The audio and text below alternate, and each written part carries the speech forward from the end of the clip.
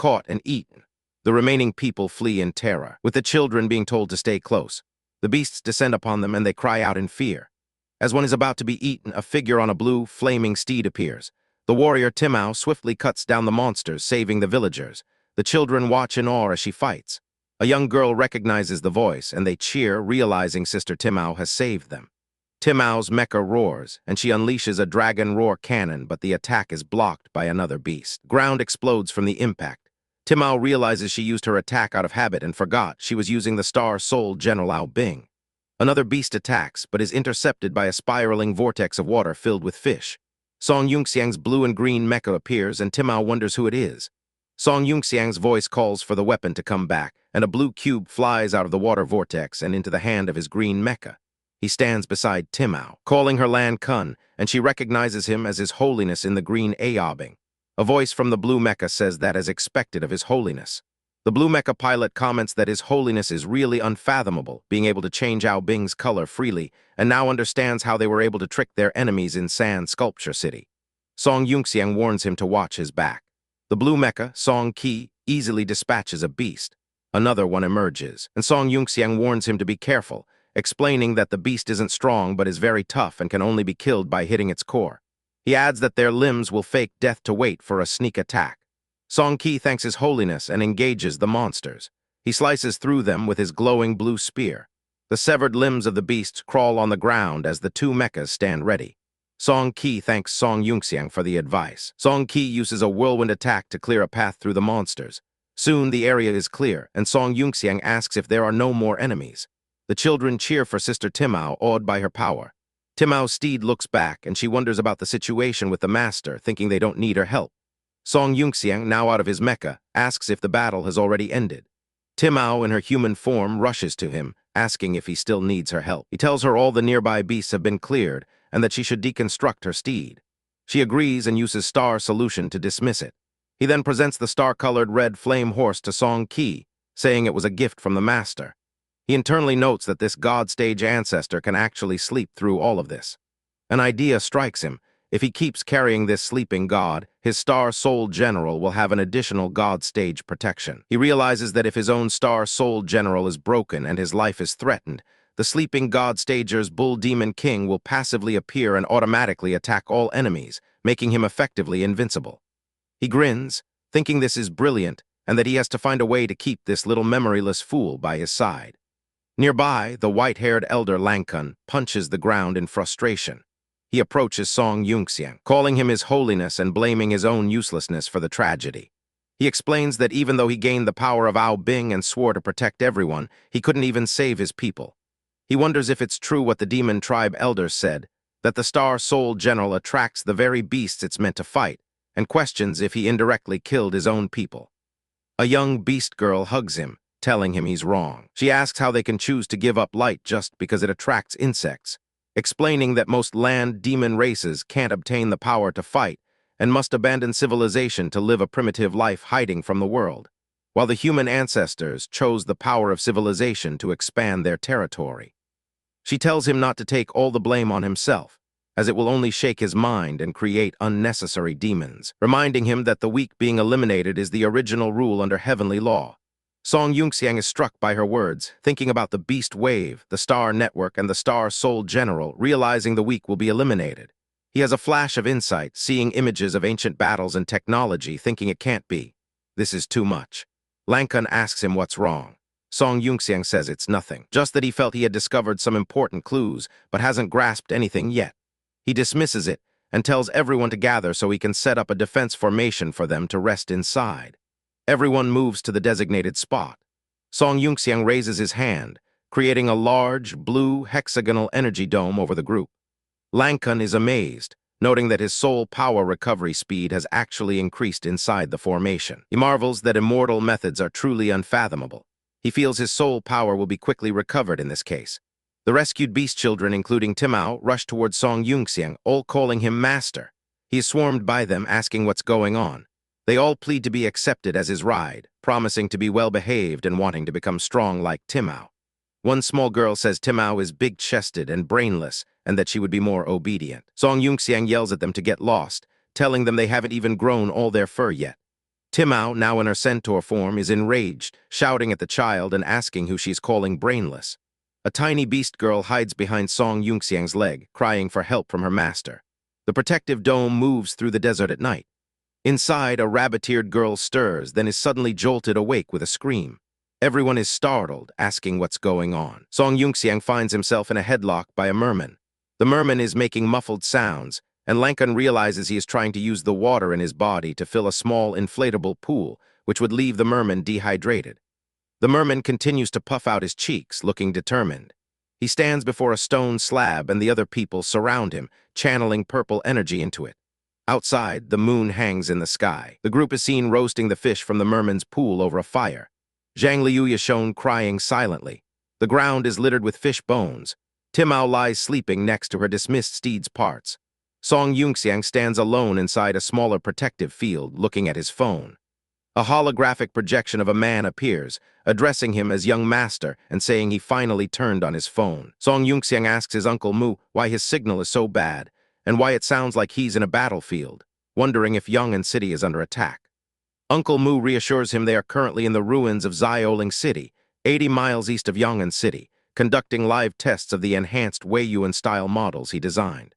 The test is between 50 Weiyuan-style city guards and 5 Weiyuan-style Song family shadow guards. In the ruined city, the city guards are told to be careful, as the Song family shadow guards are all elite experts. A lone shadow guard mecha stands amidst smoke and ruins. In the 6th block of Xiaoling City, 3 city guard mechas are positioned, their captain worried about facing 3 opponents. He acknowledges it will be difficult and orders his team to be cautious and call for reinforcements to surround the enemy from the back. He notes that in this exercise, they have 50 units while the enemy only has 5, but the Song family's shadow guards are individually strong and have new and improved machines. He thinks that if they can eliminate these 3, it will be a big hit for them. He requests battlefield information support. A report comes in that Shadow Guard Unit B4, Sung Qiu's squad, has encountered the enemy. The report continues that Shadow Guard Unit A2, Song Qi, is reporting back to Song Qiu's squad, identifying 2 enemy teams with 10 machines in the area, with no tactical ambush or support units nearby. Song Qiu acknowledges the report and tells his squad to proceed. His subordinate asks if he needs sniper support, but he declines, saying he can handle 10 of them alone. He tells the other 2 to take the other battlefields, as this is his solo mission. The lone black mecha of Song Qiu faces off against the 10 city guard units. The city guards are surprised to see only 1 machine coming. Their captain curses, wondering who this lone pilot thinks he is, and orders a 3-4-3 formation. He gives the command to start shooting. They open fire, but the bullets bounce harmlessly off Song Qiu's mecha as he charges forward. He dodges their barrage with incredible speed. The captain shouts that he's coming right at them and orders everyone to take him down. They surround him, but he easily evades their attacks. He weaves through the squad, disabling them one by one. One pilot screams as he's taken down. The captain shouts, "Now die," as he attacks, but Song Qiu effortlessly dodges and slices his mecha in half. Song Qiu's mecha is revealed to have a hidden blade in its arm, surprising the captain, who realizes they have a new kind of built-in weapon. A pilot screams as he is cut down. Song Qiu activates a swirling energy blade. The remaining pilots try to block him, but their weapons are no match for his glowing sword. They marvel at his power, questioning what kind of sword it is that can't be blocked. The captain bets he can't use the glowing sword for long and orders his remaining units to attack from the front and back. Song Qiu deflects all their attacks with ease. He then discards his sword, which shatters, leaving him seemingly unarmed. The captain gloats that he has no weapons now and tells him to go to hell. As they charge, Song Qiu unleashes a barrage of missiles from hidden compartments in his mecha. The city guards are obliterated. The last remaining pilot curses that he even has a hidden weapon.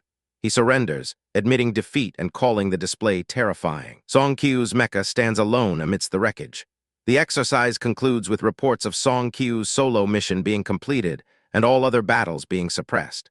Uncle Mu reviews the report, noting the exercise ended even earlier than he expected.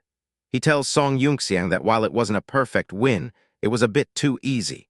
He explains that the machines given to the Shadow Guard were all enhanced models for solo combat, making it a bit unfair for the city guards, as the Shadow Guard's strength is not as great when fighting off large beasts. He then changes the subject, asking when Song Yunxiang will be able to return to Yong'an City, as the Lord wishes him to return as soon as possible. Song Yunxiang asks what's wrong. Uncle Mu informs him that someone from the Xia family reported his deeds during the beast wave in Yuending City and his saving of the second prince. And the royal family has decided to honor him and are already on their way to Yongan City, expecting to arrive within 3 days. Chapter 36. A woman clad in red armor thinks to herself that this kind of advanced formation technique is so sophisticated that likely no one else on the entire eastern continent could perform it so easily. Below, a man in a black coat speaks into a holographic interface, telling Uncle Mu not to worry and that he will be back as soon as he can. He then rejects Uncle Mu's offer of shadow guard protection, stating that he already has a top-notch free bodyguard with him. After signing off, he chuckles to himself, admitting that he was just kidding and still needs the escort, then uses a voice transmission to call out to the woman watching from above, playfully warning the thinly dressed senior not to catch a cold in the wind. He notes that Neja's host is still secretly observing him and decides to tease her a bit. He transmits his voice again, inviting her to join them for a drink by the fire within the formation. The woman in red, Neja's host, realizes that the kid has always been able to sense her aura and is annoyed that he dares to tease her with voice transmissions. She wonders if he is afraid to come near her because of his free bodyguard. Deciding there is no way to deal with her anyway, the man dismisses the thought for now. Later, in the general's mansion in Sand Sculpture City, people are wailing and mourning. A woman in red, Mai Jin, grieves over a portrait, lamenting that her father's body was completely crushed by the Milan bastards, and declares that Sand Sculpture City is now at war with the Pingshan holy sect. A subordinate tells General Mai Jin that the city still needs her leadership. Mai Jin decides it's about time to address everyone, announcing that they have lost a hero today. As she speaks, she receives news that her brother Mai Tong was also tragically killed in the battle. She feigns shock but inwardly celebrates, thinking it's good that one less obstacle remains, leaving only the good-for-nothing Mai Tai. People rush to comfort her as she collapses in supposed grief. She then stands and declares that they have lost 2 heroes, ordering her father's photo to be moved to make room for the courageous warrior Mai Tong. She rallies the citizens of Sand Sculpture City, urging them to turn their pain into strength and remember that only true victory will bring comfort to the dead. Meanwhile, her other brother Mai Tai is still missing. Back in the desert, a glowing blue barrier dissipates as someone commands it to unlock. The man in black, Song Yunxiang, tells a blue-skinned man, Lan Kun, that he is returning to Yongan City and is leaving him and his companion to take care of the girls. Lan Kun assures His Holiness that they will escort them home safely. Another man, who looks like a captured noble, is also present. Lan Kun states that he wishes to take his uncle back to Longhai City for punishment by the king, his father. Song Yunxiang explains that he has sealed the captive's heart with a formation, reducing his cultivation to the early yellow stage, and provides a talisman that, when crushed, will cause the captive's heart to explode if he misbehaves. Lan Kun thanks His Holiness and promises to join him in Yongan City as soon as possible. He adds that even though he cannot arrange for soldiers from Longhai Kingdom, as the host of Star Soul General Ao Bing, he feels he must do something to fight the beast wave. Song Yunxiang expresses his gratitude and looks forward to seeing Ao Bing on the battlefield, then offers Lan Kun a gift of several pills. Lan Kun looks at them in confusion. Song Yunxiang explains that the green ones are rejuvenation pills, the red ones are speed pills that can triple one's speed, and the golden pill can forcibly raise one's cultivation by a stage for a short time, which should be enough to deal with beasts in the southern wilderness. Overwhelmed, Lan Kun and his companion stare at the pills. The companion whispers that they could make a fortune or even gain the throne by selling them to the king, but Lan Kun shuts him down, stating that a mere throne is nothing compared to the priceless treasures given by His Holiness. Lan Kun promises not to waste the precious pills. Song Yunxiang then turns to his 2 companions, a white-haired girl named Fei and a red-haired woman named Timao, asking if they want to go to the city for fine delicacies or back to their tribe. Timao excitedly chooses the delicacies. Yunxiang chuckles, thinking he can easily trick a 400-year-old ancestor with amnesia. Timao informs her tribespeople that she will be following her master to cultivate and won't be returning for a while. They wish her well and ask her to bring back treats, while Fei expresses her desire to go with the master as well. The 2 groups part ways. Neja's host watches from a distance, thinking that while she's curious about Ao Bing's host, the mysterious kid and the god stage ancestor seem more interesting. The tribespeople set off for home, excited to return after 5 years of captivity. Yunxiang rides on his mount but senses he is still being followed and decides to tease his pursuer a little more. He abruptly stops his mount, telling his companions they are running too slowly. He declares he will show them something and summons a specially modified super floating shuttle from a vortex of energy. He tells them to hurry up.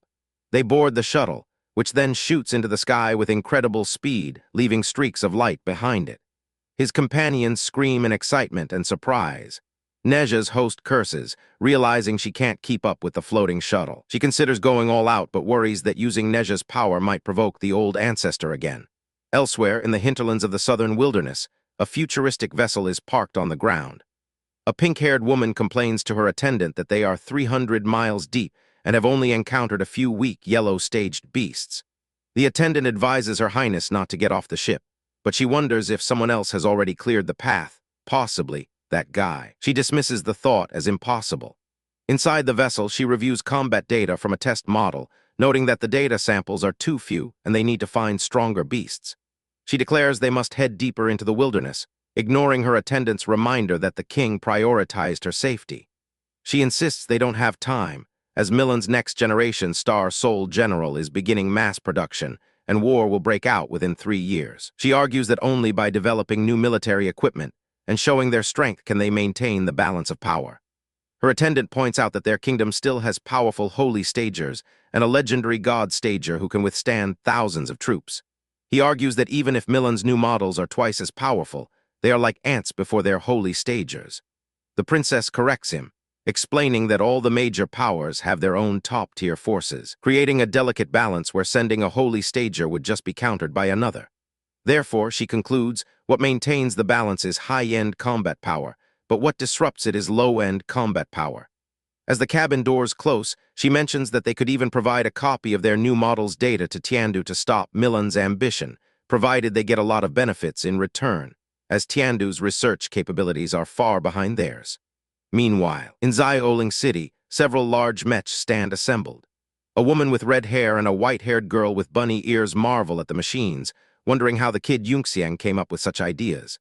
The bunny-eared girl decides she'll ask him to modify her broken sword when he returns.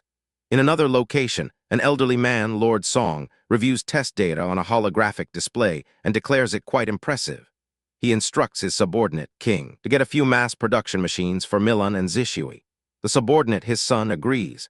An aide explains to another man that Yong'an City will provide the materials for Dean Gu's academy to maximize production, adding that the next batch will be ready in a couple of days, though there is a significant shortage of materials. Back in the desert, Song Yunxiang lands his floating shuttle. He confirms with a device that this is the place. He recalls fighting alone to protect refugees during the last beast wave and ending up in this area. He remembers being suddenly transported to a place with a giant gate, where the statues in front of it came to life and attacked him. It was at that moment he first heard the voice of the Star Master system as it activated, warning him of a fatal attack. The system planned a safe escape route for him, identifying an exit behind him. He followed the instructions and safely left that place. The system has been with him ever since. He stands in the same spot now, holding up his hand as if to activate the system's interface, which he notes only he can see. His companions, Timao and Fei, watch him, wondering what their master is doing and if it's time to eat. They see him just standing with his hand lifted for no apparent reason. Timao asks if they need to take a break. Yunxiang waits, but the location is correct and the Star Master System isn't responding. He finds it strange that there's no response. He decides to forget it and tells his companions they should keep going. They get back on the shuttle with Fei disappointed that they aren't going to eat. He flies off, concluding that the secret realm can only be entered once. Meanwhile, in a private room in Yong'an City, the heads of the 5 major first-line families are gathered for a meal. The host, Kong Zhang, watches as the others drink with apprehension. Another head, Chen Ziyan, asks Kong Zhang not to beat around the bush and just say what he has to say.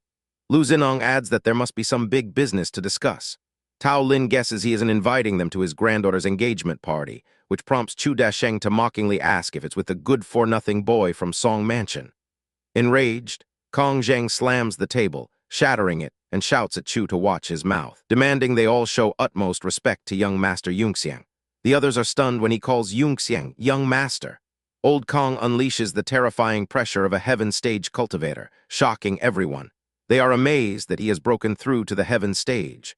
Kong Zhang tells them he has invited them to grant them a tremendous opportunity.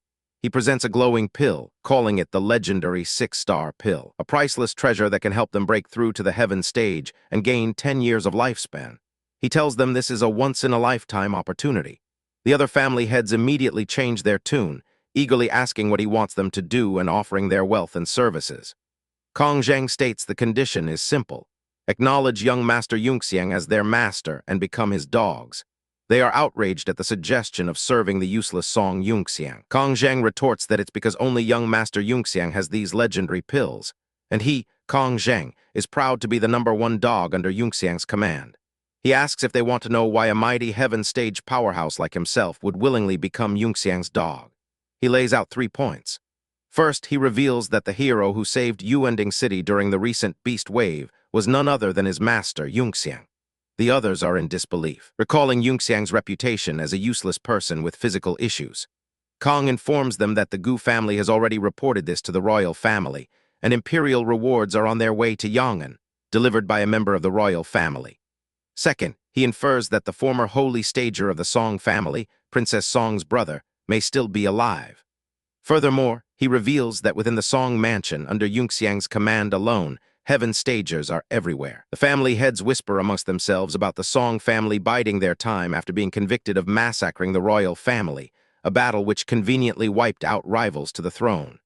Kong Zhang quiets them for his third and most important point. A subordinate announces that semi-holy Zhu is here.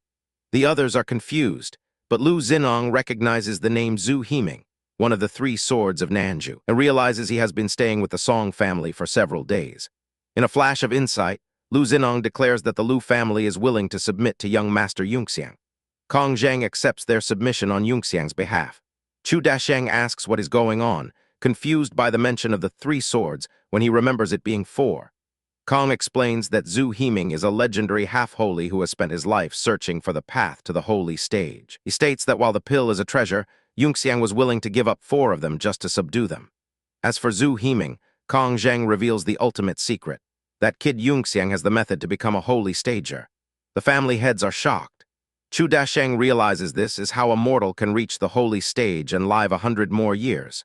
He declares that attaining the holy stage is the most important thing and pledges the Chu family submission, calling himself the rabid dog of young Master Yunxiang. The other heads, Tao Lin and Chen Ziyan, quickly follow suit, pledging their allegiance. They all toast, agreeing that becoming Yunxiang's dog is the most brilliant decision of their lives. As they celebrate, Kong Zhang keeps a pill safe and thinks to himself that he is glad he did not fail young Master Yunxiang in subduing the 4 families. Meanwhile, on the 3rd floor of the Yong'an Grand Restaurant, a man in a coat thinks about Song Yunxiang's second aunt, the once most beautiful woman in the city, and decides it would be appropriate to gift her some health products. He spots a woman in a hat who seems familiar, then notices a cosmetics store and decides to buy a gift for Miss Yunjin, wondering if she'd prefer cosmetics or clothes. In a hair salon, 2 women enter a private room. The stylist shows them the most popular hairdos.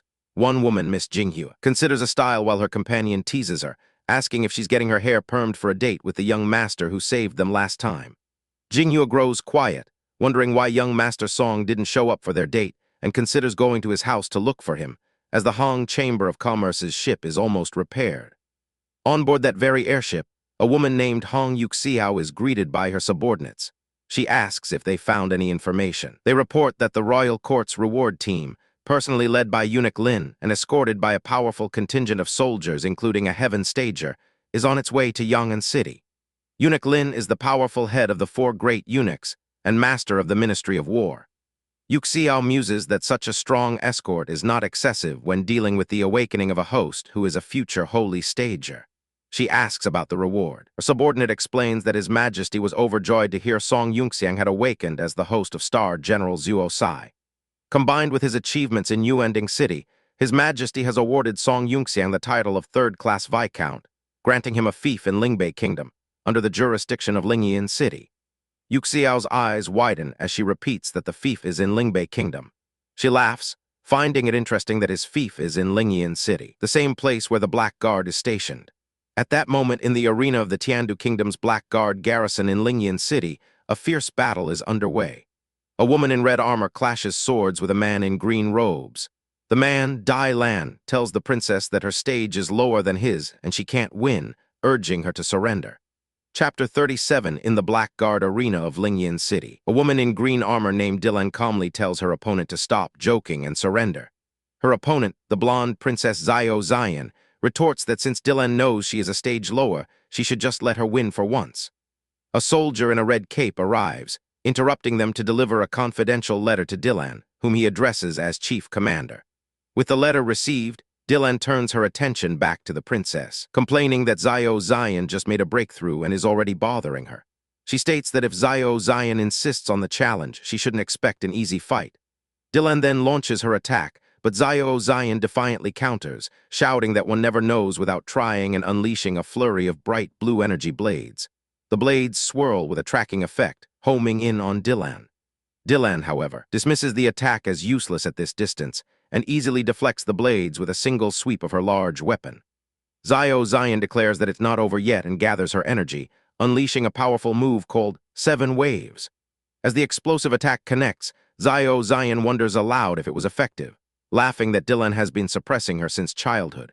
From the smoke of the blast, Dylan emerges completely unscathed and executes a falling moon slash, a massive crescent of green energy that carves a deep trench in the arena floor, narrowly missing the defeated princess. Dylan stands over her and demands she admit defeat, to which Zio Zion can only stare in disbelief, wondering how Dylan has no scratches on her despite being only 1 stage higher. Panicked, the princess finally screams that she surrenders and begs Dylan to stop. Dylan lowers her weapon as Zio Zion's golden armor dissolves into particles of light. Zio Zion calls Dylan a monster, complaining that she's impossibly strong despite being a year younger. Dylan dryly points out that this makes Zio Zion 30 years old, a middle-aged young lady who needs to be more mature. Enraged, Zio Zion shouts that she will always be 18 and storms off, telling Dylan to shut up. The soldier reports to Dylan that the team assigned to honor the newly awakened host, Song Yunxiang, has departed under the leadership of eunuch Lin. Later that night, Dylan asks Zio Zion if she knows Song Yunxiang, the host of Star Soul General Zuo Sai. Zio Zion confirms the connection, explaining her grandmother was from the Song family, before getting flustered trying to calculate their exact familial relationship. Dylan then mentions she heard about a marriage engagement between Zio Zion and the boy, which leaves the princess utterly shocked. Zio Zion flies into a rage, accusing Dylan of being out of her mind and threatening to kill her as she summons her Star Soul construct. Dylan remains unfazed and summons her own powerful construct, Star Soul General Guan Yu. Immediately intimidated, Zio Zion backs down, abruptly claiming she has soup simmering at home and must leave. She insists she isn't afraid but has unavoidable circumstances, promising to challenge the Black Guard again before hastily flying away. Dylan dispels her Star Soul and contemplates the news that Song Yunxiang has truly become a host. The scene shifts to the Song Mansion, where a man looks at the moon, hoping his old masters are well. Another man approaches and reports on the successful breakthroughs. He himself broke through during the day, and 2 others are currently attempting it with King Dai guarding them. He reflects that if the young master can mass-produce high-level warriors so easily, the continent's power structure will change. Inside a cultivation room, a maid named Zissou celebrates her breakthrough to the Earth stage, feeling powerful and vowing that no one will call her a brainless glutton again. She daydreams about the young master praising her when he returns. King Dai shushes her, reminding her not to disturb the other 2 maids, as their state of mind is crucial for their imminent breakthroughs. One of the meditating maids, Liani, grits her teeth through the pain, determined to succeed for young Master Yunxiang. Her mind drifts back 10 years to her first meeting with him in an alley in Yang'an City.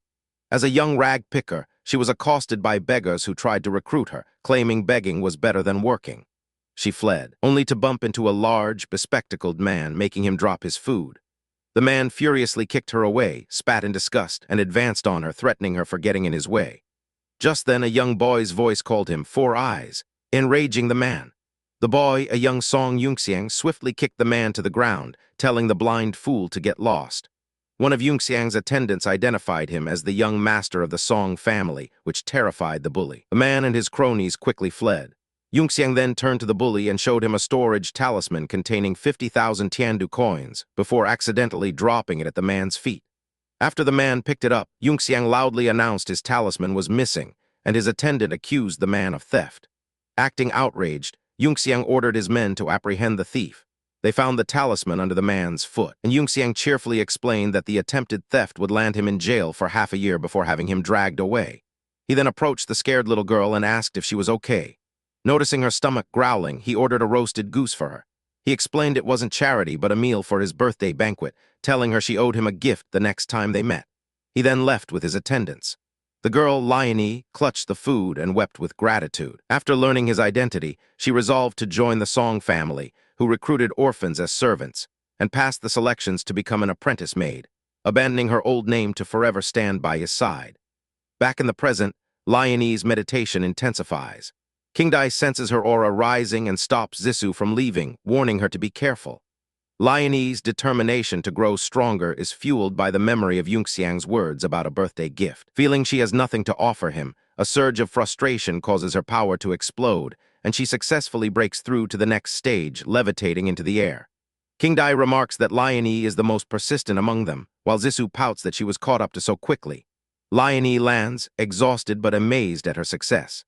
As the others congratulate her, Song Yunxiang appears in the doorway, announcing his return. The night before, at the West Courtyard, a young man named Cheng Yi takes his leave from Song Yunrui and his mother. As Yunrui escorts him out, Cheng Yi suggests they visit some elegant places to fulfill a fallen comrade's last wish. Yunrui coldly refuses, stating he has no interest in such vulgar entertainment and must train, assigning his attendants to go with Cheng Yi instead. Once alone, Yunrui scoffs at his cousin's weakness and reviews his own brutal training regimen, which he has doubled in intensity to defeat Song Yunxiang. Early the next morning, as Yunrui completes his grueling workout, Song Yunxiang flies past on a mechanical sword. He cheerfully praises Yunrui's hard work and says goodbye as he heads for the East Courtyard. Yunrui is initially enraged by the condescending encouragement, but then he freezes, sensing Yunxiang's aura is far stronger than before. He realizes with dawning horror that Song Yunxiang must have broken through yet again. Chapter 38. A futuristic jet lands at the Song Mansion East Courtyard, and Song Yunxiang disembarks with his two new companions, a red-haired woman and a small, horned girl named Ono. Ono looks around and asks if this is her master's home as they walk towards the main building. A servant sweeping nearby happily greets Song Yunxiang, welcoming the young master back. Two men standing guard, one in red and one in green, also notice his return. Song Yunxiang greets them as Uncle Ma and Uncle Abe, asking why they are there. The man with the eye patch, Uncle Ma, explains that the maids are attempting a breakthrough using the pills he provided, so they have been standing guard out of concern. Song Yunxiang decides to check on them, at which point Uncle Abe asks about his two new companions. Song Yunxiang introduces them as the two people he brought back from the Lower Domain Kingdom, stating they are now members of the East Courtyard. He introduces the red-haired woman as Timao, but hesitates before naming the small girl. He has a flashback to a dark, demonic scene and decides it is better not to reveal her true name, Zhang Liu, for now. He simply calls her Ono. Timao introduces herself as the master's ride, while Ono silently wonders if their roles are gatekeeper and driver, hoping for a cook. Song Yunxiang chuckles and says he will go check on the maids first. As they walk away, Timao suddenly looks unnerved, telling Song Yunxiang that she can sense the two men they just met are human elites with a terrifying aura. Song Yunxiang finds it strange that the demon's sensitivity is so remarkable. He internally questions why Uncle Ma and Uncle Abe didn't react to Ono, the sleeping god, and why the mansion's defenses weren't triggered, while Ono just asks if they are going to the cafeteria. He theorizes that Ono's god stage power is being suppressed by a protective layer of soul power, which makes her seem like an ordinary demon, but decides to ponder it later. The scene shifts to a street in Yang'an City's West District. Three men stumble out of a building, one yawning loudly. One of the men thanks Mr. Cheng for his hospitality the previous night. Mr. Cheng, looking hungover, regrets falling asleep drunk and complains about his headache. His companions praise his impressive drinking capacity, saying he drank over 20 bottles by himself and could defeat 1,000 soldiers. One of them suggests finding a breakfast stall to sober up, and Mr. Cheng agrees to let them lead the way. As they walk, they spot a beautiful woman in a long red dress. Mr. Cheng's companions comment on how stunning she is. Mr. Cheng, however, blushes and feels that something is wrong. When his friends ask what's the matter, he tells them that the woman is quite dangerous. He claims his instincts, based on his experience in wooing women, tell him she is a very dangerous older woman. Back at the Song Mansion East Courtyard's cultivation area, Song Yunxiang announces his return. His maids rush out, crying and overjoyed to see him, tackling him in a group hug. He playfully tells them not to wipe their noses on him, as he was only gone for a few days. He turns to one of the maids, Kingdai, and praises her for her hard work. He pats his maids on the head, congratulating them for all reaching the Earth stage and promising to reward them handsomely. He notices one maid, Songlin, has not yet broken through and decides not to disturb her, telling the others to go outside first. Kingdai offers to stay behind to guard Songlin and prevent any mistakes. Outside, the maids ask who his new companions are. Song Yunxiang introduces Timao and Ono to the maids, Lion-Yi and Zissou. Ono sniffs the air and notes that one of the maids carries the scent of food, deeming her trustworthy. The maid, flattered, tells the little girl she has good taste and thinks she's pretty cool. Song Yunxiang dryly observes that this must be what they call birds of a feather flock together among foodies. A man named Uncle Mu approaches and greets young Master Yunxiang. He informs Song Yunxiang that Marquis who knows he is back and is waiting for him in the central courtyard. Song Yunxiang instructs his two maids to familiarize Timao and Ono with the place, get Timao a bath and new clothes, and find some food for Ono, while he goes to see the old man. Uncle Mu confirms the arrangement and they head to the central courtyard. Meanwhile, the mysterious woman in red has arrived at the Song mansion, leaping over the rooftops. She lands in a courtyard, musing that the boy actually brought the god stager ancestor home and calling him bold and reckless. She senses another aura, a holy stage presence, and smirks, realizing the fool she was looking for had only pretended to be dead. In the underground courtyard of the Song Mansion's central area, two old men are conversing. One of them, the third uncle, coughs. The other asks if he is all right. The third uncle explains that he felt a powerful aura nearby and forcefully activated his soul power to sense it. He concludes they have an unexpected guest and suggests they go take a look. The other man offers to go check, saying it's not appropriate for the third uncle to show himself. The third uncle agrees to observe from the shadows first, ready to take Yunxiang and leave if things go south.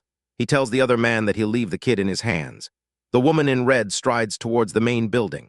Guards suddenly appear, surrounding her and telling her to stay put.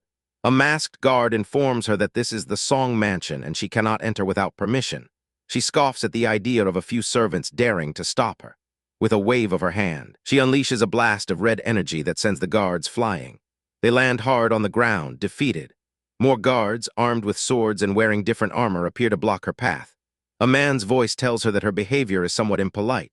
The woman is surprised that the humble Song Mansion has hidden trump cards. Inside, Song Yunxiang peeks through a window, shocked that the red woman has chased him all the way there and wonders what she wants. An old man steps out of the building and orders everyone to stop. The guards acknowledge the Marquis's command. From behind a pillar, the third uncle watches the scene unfold. The woman in red glares angrily, shouting for the fool to get over there and saying she knew he didn't die after all. The Marquis is stunned, addressing her as Zio, and asking if it is really her. She huffs, asking why he looks so old and ugly now. The Marquis smiles warmly, telling Zio that she still has the same charm as 100 years ago and is as beautiful as ever, which makes her blush. Song Yunxiang, still watching from the window, wonders where they are going and if there will be any watermelon to watch, a slang term for drama. The Marquis dismisses his men. Song Jin is ordered to stay on standby and not go near the courtyard, reporting any situation immediately. A bald man in a floral shirt, semi-holy Zhu, apologizes to the Marquis for the inconvenience. The Marquis asks him to keep the matter a secret for the Song family, and Zhu assures him he understands the importance. Zhu adds that he has already bet the rest of his life on this kid.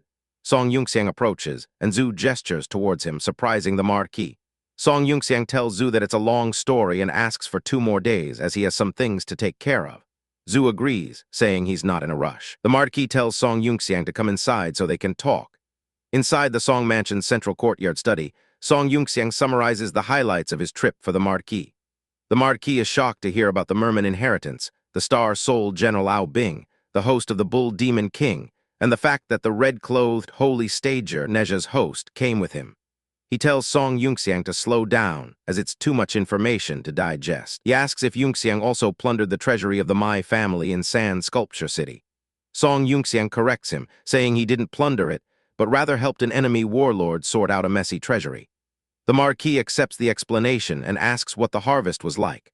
Yunxiang replies that it was not much of value, just some refining materials, herbs, and some god stage relics. The Marquis explains that god-level relics are extremely rare artifacts that assist in breakthroughs, and tells Yunxiang to keep them secret to avoid attracting covetousness. Song Yunxiang internally notes that the old man must have misunderstood. thinking he only got a small piece, while he reflects that the relic is actually a high-density crystal of compressed soul power that could be a stable source of consumable energy. The Marquis asks if he got all the missing herbs for the alchemy, and Yunxiang confirms he has everything they need. He presents a storage talisman containing the herbs from the Hong's Chamber of Commerce and those they collected themselves, and announces he will start refining the pills now. He then mentions that the third uncle has reunited with an old friend who is likely in desperate need of pills. The Marquis recalls that the royal reward team will arrive in Yang'an City the next day. They will rest for the night and come to the mansion early the day after. Song Yunxiang is confident, stating that 2 days is more than enough time, as it only takes him 1 day to refine the pills. He adds that having a fully recovered holy stager on their side is a trump card, as the team's true intentions are uncertain. The Marquis trusts his judgment and tells him to get started, mentioning the family has prepared an alchemy site and equipment for him. Song Yunxiang says he doesn't need any special setup, just his room. He tells the Marquis he will go back to the East Courtyard to refine the pills and to tell any outsiders that he is exhausted from his journey and needs a day's rest, asking not to be disturbed. Meanwhile, in the underground courtyard, Xiaowei asks the third uncle if he was heavily injured in the battle at the Emperor's tomb after being ambushed by a holy stager. The third uncle explains that it's complicated. The severe injury was real, but the ambush was fake, part of a plan by a kid from the Nanrong family to fake his death. Xiaowei calls him a bad old man, saying she knew he wouldn't die so easily. He laughs, recalling the terrifying beast wave in the southwest 100 years ago, where he was ordered by the emperor to support the lower domain kingdom. He narrowly escaped death 9 times, earning the nickname 9 Lives Undying Bird. He laments that no matter how powerful a holy stager is, they will ultimately lose to time.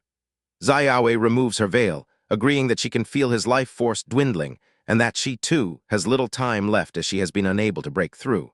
She asks why he has set foot on Tiandu's territory, questioning if he came just to see an old friend. She reveals she didn't come just for him. She followed Song Yunxiang all the way from Sand Sculpture City. The third uncle asks what happened with Yunxiang. She says nothing happened, but she has a strange instinct that there might be an opportunity for her with this kid. The third uncle laughs at her instinct, but she replies that she has always felt it's been accurate since 100 years ago. In his room in the East Courtyard, Song Yunxiang prepares for alchemy, activating a complex formation. He muses that by integrating the formation language of the northern continent, the sealing technique of the eastern continent, and the virtual alchemy of the southern continent, he has created a completely new alchemy technique surpassing those of the spirit human race. He activates the system. He proudly names his new method the Cosmic Super Invincible Alchemy Technique. He admits to himself that he's not very good at naming things and decides to just begin.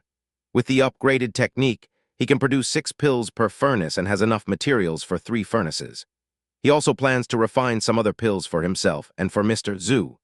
Feeling tired from driving all night, he decides to just lie down and act as a tool for the formation, supplying soul power and letting the Star Master System handle the rest. As the automated alchemy process begins, its progress is tracked by a percentage counter, starting at 5% and slowly increasing to 18%, then 48%, 52%, 58%, and 65%.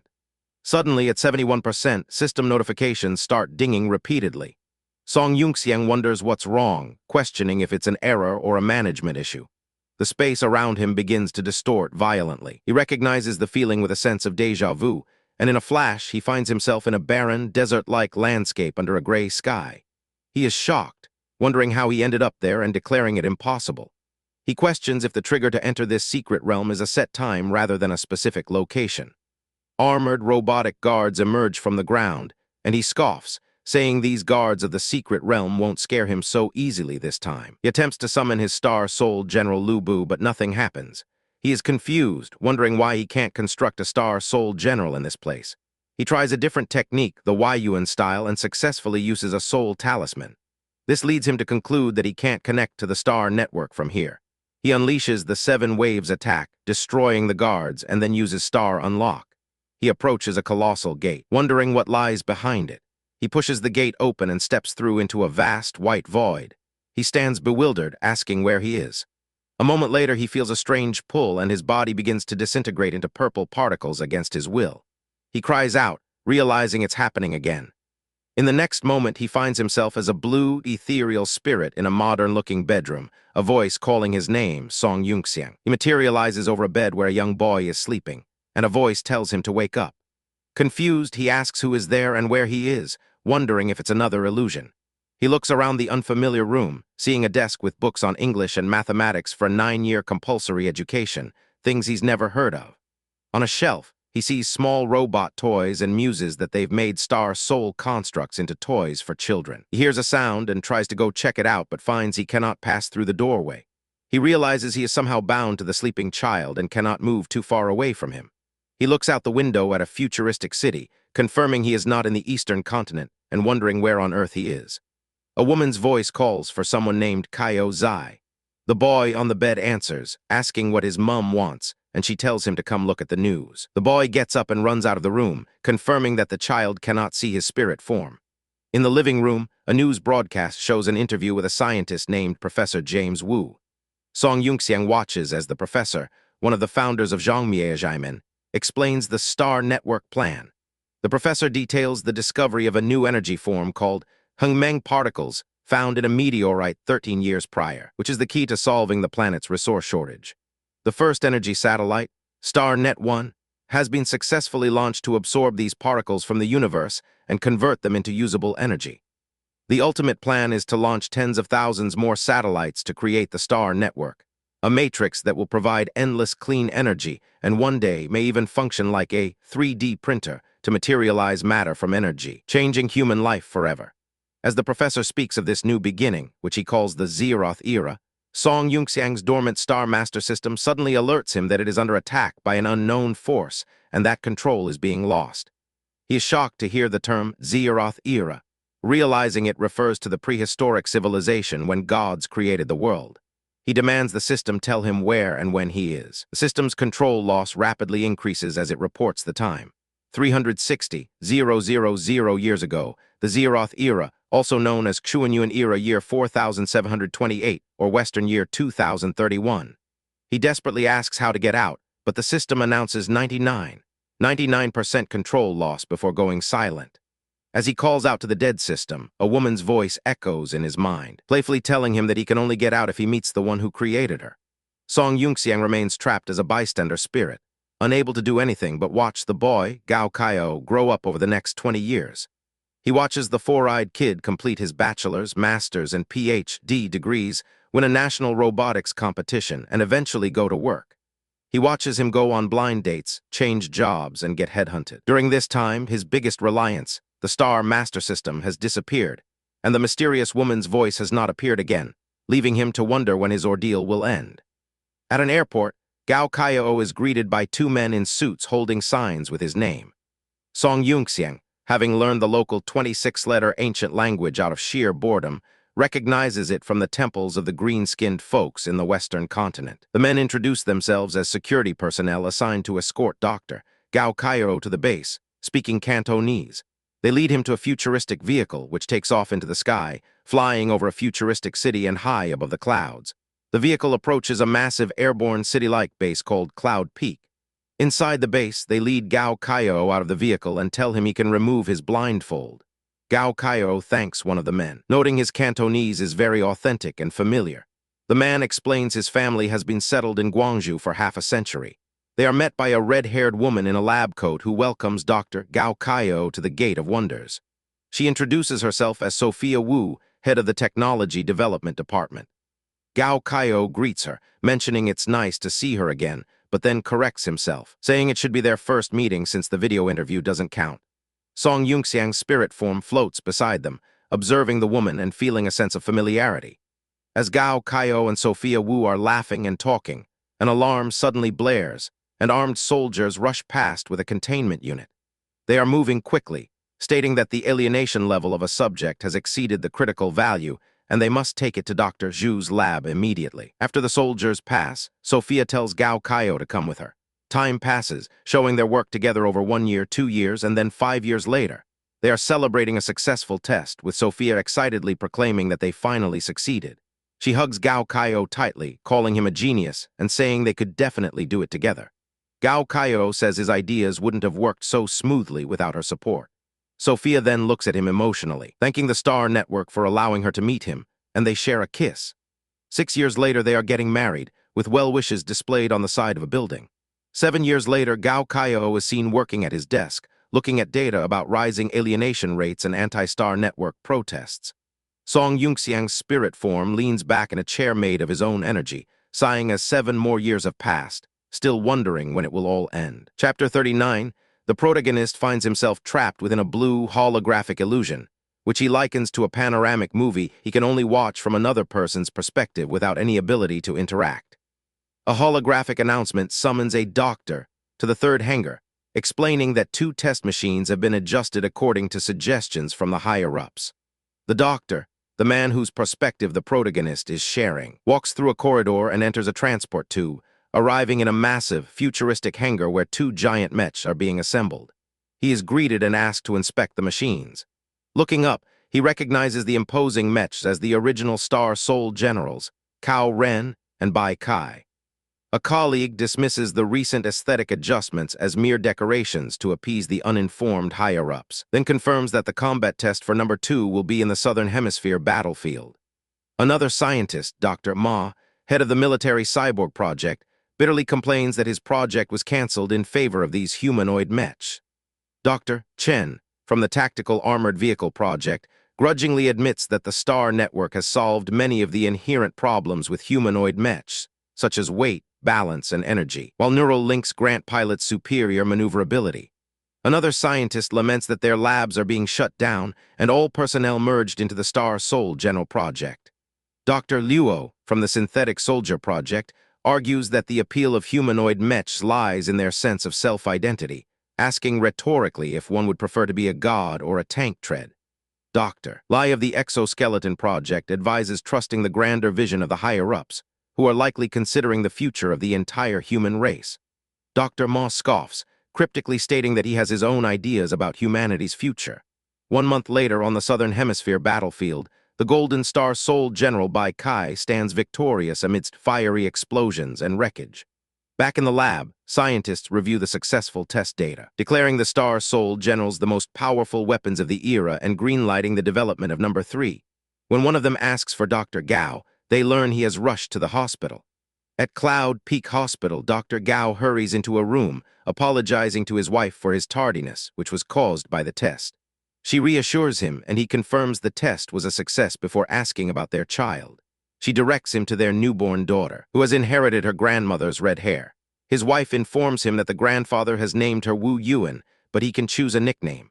Reflecting that the current 12th month is known as the month of returning stars, he decides on the nickname Xinghui. As he holds the baby, he is overjoyed to see her open her eyes and smile. He then presents a gift for her, a pendant made from crystals that supposedly fell from the core of the Star Master. As he places it on the child, a bright light shines from it, and the protagonist realizes with a shock that he has been trapped in this decades-long illusion for the sake of this baby. The blue energy around him dissipates, and he finds himself back in his room, realizing no time has passed in the real world. He frantically calls out for the Star Master System. As he clenches his fist in frustration, a small, red, chibi-like entity appears in a flash of light, cheerfully announcing its presence. The protagonist lunges to grab the creature, but it playfully evades him, calling him third-level trash and taunting that he's too weak to catch it. It then introduces itself as the master of his Star Master System. The figure laughs, clarifying it was just kidding before revealing its true identity. A12, a specialized superintelligent assistant created by the Great Doctor, Wu to intervene when the host, number 1, deviates from the preset plans. The protagonist dismisses this, stating he can feel that the soul power he is providing is what manifests its image. He declares that makes things simple and promptly activates a ceiling formation, trapping the AI. A12 is shocked and demands to know how the small fry host dares to be so disrespectful. He grabs the tiny figure and tells it to drop the arrogant act, demanding to know its true functions and value. A12 yells for him to let it go, screaming that his access to the system is illegally obtained, and he's just a pirated trash user who can't use the system's full functions without its help. Intrigued, he asks about these illegally obtained permissions. A12 huffs that his access was stolen from someone else, but when pressed for details, who it was stolen from, what the Star Master System is, or what the Star Circle Project is, it admits it doesn't know or lacks the permissions to access the information. Infuriated, he asks what good a trash AI that knows nothing is and threatens to cut off its sole power. Panicking, A12 insists it's useful and can check the records left on his end, even if it can't access the star network. He releases the seal and asks what it can check. A12 displays a holographic screen showing his clone star soul generals, battle records, and system storage, noting he has only used 1% of the space and mocking the rubbish inside. It promises that with its help, he can become a great existence, but he cuts it off, asking if it can check the acquisition time and usage duration of his star master system. A12 examines the data and grows confused, noting a discrepancy. The system was activated recently, yet its usage duration exceeds a century, leading it to conclude there must be a bug. The protagonist, unsurprised, then asks if it can summon other star soul generals, but A12 replies it can only summon copies of those he has already acquired. He dismisses it as completely worthless, comparing it to pantsless farts, which sends A12 into a fit of rage. After he clarifies the unflattering metaphor, A12 insists its existence is critical, even if just for chatting. He asks what crucial assistance it can provide, and it lists a series of functions like predicting danger and managing storage, all of which he points out are basic functions the system already had. He states a preference for the original, emotionless system unless A12 can prove its irreplaceability. He then mentions that it's not even as good as Little Blue, which throws A12 into a panic, demanding to know who Little Blue is and if he has other wild AIs. He threatens to replace A12 with Little Blue entirely, rendering it useless. Desperate to prove its worth, A12 displays the repair data for Star Soul General Cao Ren, claiming it can summon more computing power to accelerate the process from over 1,000,000 seconds. A12 nervously suggests 3 days, then 3 hours, but he demands it be done in 3 minutes. Half an hour later, he stands waiting in a shielded courtyard, impatiently asking where Cao Ren is. A12 explains that there is something wrong with the copied data, as it seems to be a version that shouldn't exist in this era. He accuses it of making excuses, but A12 announces it has completed the repair anyway and tells him to try out his new power. He initiates the construct sequence, but the materialized Cao Ren is malformed, possessing 6 fingers on one hand. A12 panics, promising to try a backup. He has a bad feeling but constructs it again, only for it to appear as a bizarre, asymmetrical mess. He asks if it's kidding him. A12 nervously suggests he try it anyway. A third attempt with another backup results in a strange, one-armed, human-bird hybrid. Fed up, he dispels the creation and furiously calls A12 a useless piece of junk. He traps it in the ceiling formation again as it begs for another chance.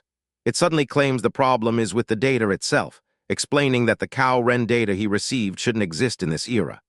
It elaborates that a Star Soul General is composed of a Star Seal, the host's key to the network, and a General Soul, the client-side data. Although the permissions key is authentic, the data itself was tampered with by someone. It is now downloading the latest correct version from the Star Network. This makes him recall that the Ao Bing he copied was also different from the original. A12 confirms with 65% certainty that the Star Master System is effectively a plugin for a larger network. After A12 confirms the new download is complete, he tells it he'll trust it one more time. He initiates the construct sequence, and this time, a perfect Star Soul General Cao Ren materializes. The mech then undergoes a star color change, turning golden and purple. He tests its new weapons, summoning a Phoenix Chainsword before the mech transforms into a Phoenix form. Satisfied, he dispels it and confirms with A12 that the issue was indeed tampered data. He then asks A12 to check the Ao Bing he copied. A12 finds an issue. The cold killer dragon form, which should only unlock at the heaven stage, was unlocked in advance, not by the system, indicating he inherited data from the previous host, Lan Kun. This confirms his suspicions. He realizes that since the copied Cao Ren and Ao Bing were both altered, the Bai Kai he copied from Nan Rong likely is as well, as all 3 original hosts were connected to a single mysterious individual. To prove his theory, he decides he must find Nanrong and copy Bai Kai again. Returning to his room, he decides to continue refining pills for his 3rd granduncle.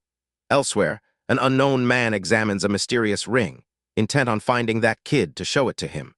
The next morning, outside the Song Mansion, 2 guards wait for the arrival of the Gu family. One, Zhu, complains about being up so early, but his companion reminds him Dean Gu was instrumental in getting Song Yunxiang the imperial reward. Soon, Dean Gu arrives with his entourage. Zhu greets him, surprised to see he hasn't returned to Yuending City yet. Dean Gu explains he is on vacation.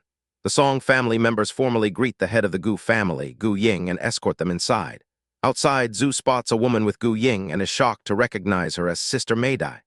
Inside the main hall, after the initial greetings, a purple-haired girl named Yu Jiang excitedly reunites with Meidai, her long-lost friend from Tay Island. Meidai sadly recounts how the beast wave 5 years prior destroyed their home. The adults sacrificed themselves, but sea beasts attacked their escape boat, leaving only a few children, including herself, as survivors. She explains she is not working for Milan but for Beimu Mercantile, a company she and other survivors started with the help of the Hong Chamber of Commerce. Nearby, a servant spies on them, unable to understand their Tay language. A man named Mr. Ma appears and reassures her they are just old friends reminiscing, telling her to continue her guard duty.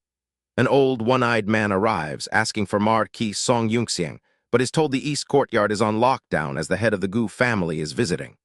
Back in Song Yunxiang's room, his third granduncle is stunned to see a longevity pill, along with jade skin, anti-aging, and rejuvenation pills. He is so ecstatic about the cosmetic pills that he declares them 100 times more valuable than the one that extends his life, and he tries to formally bow to Yunxiang in gratitude. Yunxiang stops him, and his granduncle offers to find him concubines as a reward, which he quickly refuses. They decide to proceed with taking the pill immediately. Yunxiang activates powerful formations to enhance the pill's absorption and heal his granduncle's old injuries. The old man consumes the pill, and a massive wave of energy erupts from him as he feels his vitality being restored. Yunxiang's formation captures the overflowing energy and channels it back into his granduncle's body. Impressed, his granduncle asks if he could look at the decaying defensive formations on the southern wilderness Great Wall, and Yunxiang agrees. Yunxiang then leaves to meet the Gu family. Alone with his meditating granduncle, he summons the AI-A12, ordering it to repair the old man's hidden injuries. He threatens to promote Little Blue if A12 fails. He then asks if it can regenerate his uncle's missing arm. A12 explains it can't violate the laws of conservation of matter, but could regrow the limb via tissue cultivation with the right equipment, though it cannot repair a soul vein. As A12 works, Yunxiang contemplates stockpiling spiritual herbs. At the same time, in the Lin mansion, Zunxia wakes up screaming in pain. He tells the woman in his bed, Miss Lin, that something urgent has come up and he must leave. He promises to become a Star Soul General's host and return to formally marry her, elevating her family's status. As he leaves through the window, he feels a sudden disconnect and realizes his connection to the Star Soul General Cao Ren is gone. He clutches a ring in disbelief, knowing the previous host should be dead, and wonders what has gone wrong. Chapter 40, a young man named Zun Zia introduces himself as a 19-year-old talent who is currently single. He holds up a black ring, explaining that he unexpectedly obtained it while recycling ancient resources. According to the seller, the ring came from an ancient resource cave in the central continent and is likely a product of a civilization from several eras ago. He reveals that a mysterious old man named Mr. Du resides within the ring, who not only guided him to become a Star Soul Master, but also prophesied that he would become the host of Cao Ren. With Mr. Du's help, Zun Zia gathered freelance professionals in Yang'an City to form the White Dragon Gang, dedicating themselves to the ancient resource recycling business. By leveraging their advantages in information and channels to profit from price differences, he started from nothing, and in just a few months became an outstanding young entrepreneur in the city. Now, he moves freely among the major noble families and wealthy young ladies of Yang'an City, completely smitten with them. According to Mr. Du, the current host of Cao Ren, an old man, has only a few years left. Once he dies, Mr. Du will help Zun Zia become the new host. He fantasizes about a future where, like a protagonist from a novel, he will receive titles and rewards from the court, achieve a holy stage cultivation, and enjoy a harem full of beautiful women, bowing as he is granted the title of nobleman by a court official. He daydreams about all the women who will be his, including the arrogant school belle, the silly and sweet girl, the cold female assassin, and the sexy young wife. However, he states that his ring and he have encountered the biggest challenge of the year. The scene shifts to Zun Zia, dressed in ragged clothes, being forcefully pushed back by 2 guards. They shout at him to get lost, telling him that the Song Mansion of Marquis is not a place just anyone can approach. After the guards throw him to the ground, one tells the other to be careful as they have an important guest coming today, and they can't let this sneaky guy cost them their jobs. Lying on the ground, Zun Zia curses them, calling them lowly gatekeeping dogs and spits. He vows that when he becomes a host, He will demolish this miserable place and leave not an inch of grass standing. He then speaks to his ring, asking Mr. Do about the cultivation stage of the 2 guards he just encountered. A voice from the ring tells him that if he had listened and diligently cultivated these past few months, he wouldn't have been troubled by a couple of underlings. Dronzer retorts, asking why he should waste his time working so hard now when Mr. Du promised that once he becomes the host of Cao Ren, he will have no more cultivation bottlenecks and can ascend directly to the holy stage. He worriedly asks Mr. Du if he was deceived. The voice from the ring reassures him that it can indeed raise his body to the holy stage, but first he has to get the Star Soul General, Cao Ren. Standing in the distance, Dronzer asks if it's true that the current host is really inside the marquee mansion. Mr. Du confirms it, sensing that the person's vitality is flourishing, the life force that was about to be extinguished ignited once again. He warns that they can't wait any longer and must go stop him. Dronzer complains that the security is far stronger than he imagined, and there's simply no way to get in. He then has an idea, telling Mr.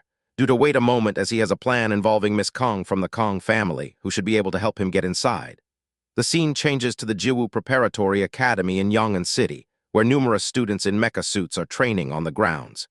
Inside classroom 3A, a student with brown, spiky hair sits at his desk, gazing at a photo of a girl on his phone, thinking to himself that Miss Xingxin is still as charming and radiant as sunshine today. He clenches his fist, resentful that the damn Song Yunxiang embarrassed him in front of Miss Xingxin at a dinner party a few days ago. He believes that as a loser, he is no longer worthy of walking beside the goddess and must defeat Song Yunxiang to redeem his shame. Suddenly, the classroom door slides open and a student shouts for Kong Xingxin. The boy is stunned as Kong Xingxin stands in the doorway, asking who he is. He is starstruck, thinking about how beautiful she is and how gentle she looks, realizing that one of the 4 school goddesses actually spoke to him. Kong Xingxin impatiently asks if he needs something from her, dismissing him as a useless otaku enchanted by her beauty. The flustered boy stammers that there is a man looking for her at the back gate of the school, asking her to come over immediately. She scoffs, saying she won't meet anyone just because some cat or dog calls for her, and tells the boy that the break is about to end and she doesn't have time. As she's about to turn away, the boy mentions that the man's surname is Zun. Her expression immediately changes, and she asks if he means Brother Zunxia. She excitedly tells the boy she's got it and will go right away, shoving him aside as she rushes out of the classroom. The boy reaches out, trying to warn her that the person doesn't seem like a good person. As he stands there dejectedly, another student, Song Yunrui, grabs him by the collar from behind, asking who was looking for Kong Xingxin just now. Outside, Song Yunrui leans out of a window, yawning with boredom. She decides to skip the morning classes and go sleep on the rooftop instead. As she walks down the hall, she wonders if her brother is back yet, having heard he might return tomorrow. She then spots Kong Xingxin, whom she calls an annoying green tea, walking down the path below. She peeks around the corner, wondering who the man is waiting outside the gate. She hides and watches them, noting that there's some drama, and she really hopes that idiot Song Yunrui can see it too. Outside the school, Kong Xingxin shyly asks Brother Zunxia why he came to the school to find her. He pulls her aside to a more secluded area, telling her not to let other teachers or students see them. He angrily asks why her communication bracelet was turned off, questioning if she knows how hard it was for him to come looking for her. She apologizes profusely, explaining that the school requires them to turn off their devices during school hours and asks him not to be angry, noting that he must have something urgent if he's in such a hurry to find her. He softens his expression, telling her it's okay and that he's not blaming her, admitting it was his fault for getting mad. He explains that he has a really urgent matter and needs her help with something. She eagerly tells him she'll do whatever he needs her to do, thinking to herself how handsome he is even when he's angry and how she wants to be with him again. He asks if she can take him to the Song family's marquee mansion to find someone. She is surprised but agrees, asking what he wants to do there. She privately wonders if he knows about her situation with Song Yunxiang and is going to personally teach him a lesson, feeling touched that he would do this for her. He tells her not to ask, stating it's a man's business and women shouldn't interfere as long as she helps him get in. She agrees immediately, saying she'll talk to her grandfather right away. She makes a call, asking her grandfather to help her bring a friend to the Song family, adding that her friend is a serious person. However, her grandfather's voice erupts from the phone, forbidding it. He yells at Kong Xingxin, telling her that important guests have been coming to the Song family, and if she dares to ruin young Master Yunxiang's important affairs, he'll personally skin her alive. After the call ends, she apologetically tells Zunzia that her grandfather had something come up, but not to worry, she'll find her father to help, as he's the lord of the city and there shouldn't be a problem if he intervenes. But when she calls her father, he also sternly tells her not to get involved in anything related to the Song family anymore, advising her to pretend the engagement never existed and stop having delusional thoughts. She confusedly asks what he's talking about. Defeated, she tells Zunzia that they might be busy and asks if he can please wait a few days if he's not in a hurry. Zunzia's face contorts with rage, and he yells her name, accusing her of trying to brush him off. A dark aura surrounds him as the voice of Mr. Du emanates from him, stating that since she can't do anything about it, she shouldn't blame him. Zunzia tries to tell Mr. Du not to worry and that he'll figure something out, but Mr. Du says there's no time and that he'll have to take matters into his own hands, asking to borrow his physical body. Before Zunzia can react, purple energy tendrils shoot out from the ring on his neck. He screams in agony as the energy surges through him, a voice announcing that the Starlink protocol has been activated and is commencing data entry. His body convulses as the purple energy overtakes him, and after a final scream, he collapses, now under Mr. Du's control. The possessed Zunzia slowly stands up and viciously kicks Kong Xingxin away, shouting that she's just a useless piece of trash. She tearfully asks what's wrong with him and why his voice sounds so hoarse, pleading that she isn't useless. He clears his throat, his voice returning to normal as he tells her he wasn't talking about her. With a purple symbol glowing on his cheek, he apologizes for being rude, explaining he is in a hurry. He helps her up, thinking to himself that forcefully seizing the vessel cost him 30% of the talent limit. He looks at his hand, musing that this kid's women have been used as his source for a while, and by absorbing their soul power, there should be a way to get more. He notes that the body is still too weak, and that by relying on the energy stored in the black ring, he can barely reach the heaven stage, which he needs before obtaining Cao Ren. He turns to Kong Xingxin, telling her it's his fault for not being able to help her brother Zunzia, and that he has no choice but to make a desperate move. She looks confused as he envelops himself in a dark purple aura, telling her it's nothing and that she should go back now. A student watching from the school building is shocked, recognizing the immense power of the heaven stage. Mr. Du leaps effortlessly over the wall, noting the observer is at the earth stage and would be a good source of power. But he has no time to deal with him now as he must see what's going on with the old guy who has risen from the dead. Kong Xingxin stares in utter shock, thinking he is so strong. She concludes that her brother Zunzia had hidden his true strength for so long, and revealed it now for her.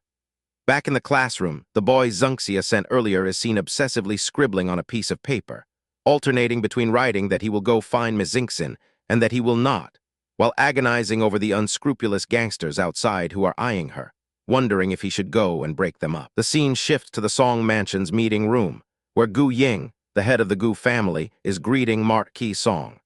Everyone takes their seats, and the Marquis expresses his surprise that the head of the Gu family would personally come. Gu Ying exchanges pleasantries, praising young Master Song for his outstanding success in the battle at Yuending City. The Marquis humbly replies that his grandson Yungxiang has been a bad boy since childhood and his achievements are thanks to his year at the academy. The dean, Gu Ying, dismisses the compliment, stating it's all thanks to the Marquis's strategic planning and that Yungxiang has outstanding talents and profound luck, destined for a bright future. She notes that the Song family now has 3 titles and their rise is approaching again. The Marquis, intrigued, says he has long heard that Dean Gu is known as the Lady Huge among women and would like to hear her thoughts. As the adults continue their political maneuvering, Song Yungxiang sits at the table, looking utterly bored and letting out a yawn. He thinks to himself that these big shots always beat around the bush and waste time, wishing they would just be straightforward. Meanwhile, Mr. Du has arrived on a rooftop overlooking the Song Mansion's east courtyard. He senses his target is in that courtyard, noting that although a formation is blocking him, he can still feel the damned bastard. He assesses the guards, sensing 2 young people at the early heaven stage and 3 at the early earth stage outside, plus 2 heaven stagers inside. He scoffs that a small family fallen to the edge of exile still possesses such a foundation. Convinced that they won't stand a chance against his abilities, he spots a lone girl who seems foolish and decides to enter from her side. In a control room, Song Yungxiang receives a message on his wrist device that the young master's prediction was correct and the guy really sneaked in. He is told that the turtle is in the jar and he should prepare himself. He gets up from his chair, telling 2 maids that their guest has arrived and they should go. In the east courtyard, Mr. Du lands, confident that he wasn't caught by the rubbish guards. Suddenly, a hand clamps down on his shoulder from behind. It's Song Yunxiang, who tells him he did a nice job sneaking in, but there won't be a next time. A massive, grid-like ceiling formation erupts from the ground, trapping Mr. Du inside a cage of light. Mr. Du is shocked, recognizing it as a ceiling formation from the damned Guardian clan and wondering why it would appear here as his power is suppressed. Song Yunxiang demands to know who he is and what he was trying to do by sneaking into his Song mansion. Mr. Du laughs, saying that suppressing his power with formations doesn't matter, and activates the black ring on his finger, which glows with a purple light as he declares he will invade his mind. Song Yunxiang finds his consciousness in a vast, digital space with a purple grid, wondering where he is. He remembers the last thing he heard was about the black ring invading his inner world. The shadowy form of Mr. Du appears, correcting him that it's not his inner world but Song Yunxiang's, which he has now invaded. Song Yunxiang remains perfectly calm, observing that this is indeed his inner world, and the soul power fluctuation is identical to the black ring, and the cow Ren he copied from Zunxia in his previous life. Mr. Du introduces himself and is surprised by the kid's calm demeanor, thinking he's 1,000 times better than Zunxia and would be the best vessel if only he were a host. When asked his intentions, Mr. Du states he just wants to reclaim what rightfully belongs to him. Mr. Du asks how Song Yunxiang knows the secret ceiling formation of the Tomb Guardians, but then dismisses it, saying it doesn't matter, and offers to make him his disciple. Song Yunxiang scoffs, asking why a weakling would be worth his while to become a disciple of. Enraged, Mr. Du reveals he is a 6th-level holy stager from 400 years ago and the first and original host of Cao Ren. He boasts that he can give him 40 years of combat experience and guide him to the semi-holy stage. Song Yunxiang laughs dismissively, calling a mere 6th-level holy stager a little shrimp, and stating that in his previous life he broke through to the 13th, 14th, and 15th levels and has accumulated 100 years of combat experience. Furious at being called a little shrimp, Mr. Du attacks, vowing to extract his soul and imprison it in the black ring for eternal torture. Song Yunxiang calmly reminds him that this is his inner world. He effortlessly creates a massive blue energy shield, completely blocking Mr. Du's dark energy blast. Mr. Du is stunned, unable to comprehend how Song Yunxiang can still use power in the inner world he invaded. Song Yunxiang clenches his fist, shrinking the shield into a tiny orb of light, and declares he will summon his Cao Ren. As a massive blue mecha begins to form, Mr. Du shouts that it's impossible and summons his own Cao Ren, a dark, skeletal version with a glowing red eye. A small, orange-haired female spirit appears by Song Yunxiang's side, remarking on how messy his inner world is and how she can come and go as she pleases. Song Yunxiang summons his own version of Cao Ren, a sleek blue and gold mecha. Mr. Du's Cao Ren charges forward, declaring it doesn't believe this version is real either and that he will die. The two massive mechs clash in a furious battle, their blades sparking as they collide. Song Yunxiang declares that in his inner world, everything is under his control and he can adjust things as he pleases. The battle rages on, with both mechs trading powerful blows. Mr. Du's dark mecha is damaged on the chest and tries to fly away to escape. Song Yunxiang's Cao Ren gives chase, sprouting massive blue energy wings. The spirit companion beside Song Yunxiang gleefully points out that this version of Cao Ren can't fly. Mr. Du's mecha is helpless as it's relentlessly bombarded from above by a massive volley of purple energy beams. After the smoke from the explosion clears, Song Yunxiang's mecha stands victorious. Suddenly, a smaller, golden-armored mecha appears behind Mr. Du's damaged machine, stabbing it through the back with a weapon identified as the Phoenix Feather Chain Sword. The golden mecha unleashes a spinning attack, wrapping the dark Cao Ren in glowing chains that bind it completely. A final, massive beam of energy obliterates Mr. Du's machine, leaving only the victorious golden mecha hovering in the air, dark shadowy wings unfurling behind it. Chapter 41. The giant golden mech with glowing pink wings hovers ominously over a black and gold mech that has been forced to its knees on the cracked, dark ground, all set against a vast, purple digital grid. The pilot of the kneeling mech identifies the golden mech's aura as star color, a rare phenomenon he can scarcely believe he's seeing. He wonders if it could truly be star color, recalling that the Doctor had once spoken of it as a special disguise used by the Star Master System's copy Star Soul Generals to deceive the Star Network, leading him to question if his opponent is the Doctor himself. The kneeling mech pilot, Xiao Du, calls out desperately, asking if the Doctor is the one controlling the vessel and identifying himself as Xiao Du. He repeats his name, his voice filled with a pleading tone. Inside a blue, circuit-filled mindscape, the protagonist is baffled by his opponent's sudden submission. He vividly remembers the ghostly warning from Neja's host to beware of the doctor, now pondering if this is the same person. From within his golden mech, he considers the possibility that Xiao-Du is merely feigning madness as a deceptive tactic. Deciding to play along to gather information, he addresses Xiao-Du, acknowledging his star soul as Cao Ren and calling him arrogant for supposedly forgetting his mission. Xiao-Du, still kneeling, humbly begs for forgiveness for his disrespect. The protagonist commands him to release. In response, Xiao-Du's large mech begins to retract its components, unlocking its star soul as he thanks the protagonist for his forgiveness. The massive machine deconstructs, leaving a cloaked, white-haired figure to land gracefully on the ground. Back in his inner world, the protagonist discusses the situation with his small, red-haired AI companion, confirming she is invisible to others. She retorts, assuming he's ashamed of her, but he clarifies it's for tactical reasons, as he plans to leave his mech and confront the man directly. His mech dissolves into light, and he appears in his human form, approaching the now-revealed Xiao-Du. The protagonist coolly asks Xiao-Du if he remembers what he was told. Xiao-Du, with his head bowed, affirms that he has always kept the doctor's teachings in mind. With a smirk, the protagonist questions why he acted so recklessly then, adding condescendingly that he has made no progress over the years. Xiao-Du admits his mistakes and asks for a chance to explain, which the protagonist grants. Xiao-Du recounts the battle at the Emperor's tomb, where the doctor was trapped by the enemy. He was awakened from a black ring to assist, but failed to retrieve Cao Ren because the vessel he possessed was too weak. He explains that the doctor escaped by opening the gate of the foreign land, which swept their enemies into the chaotic void of space. He claims to have spent the last decade trying to retrieve Cao Ren, his story punctuated by the image of a dark, purple glowing ring.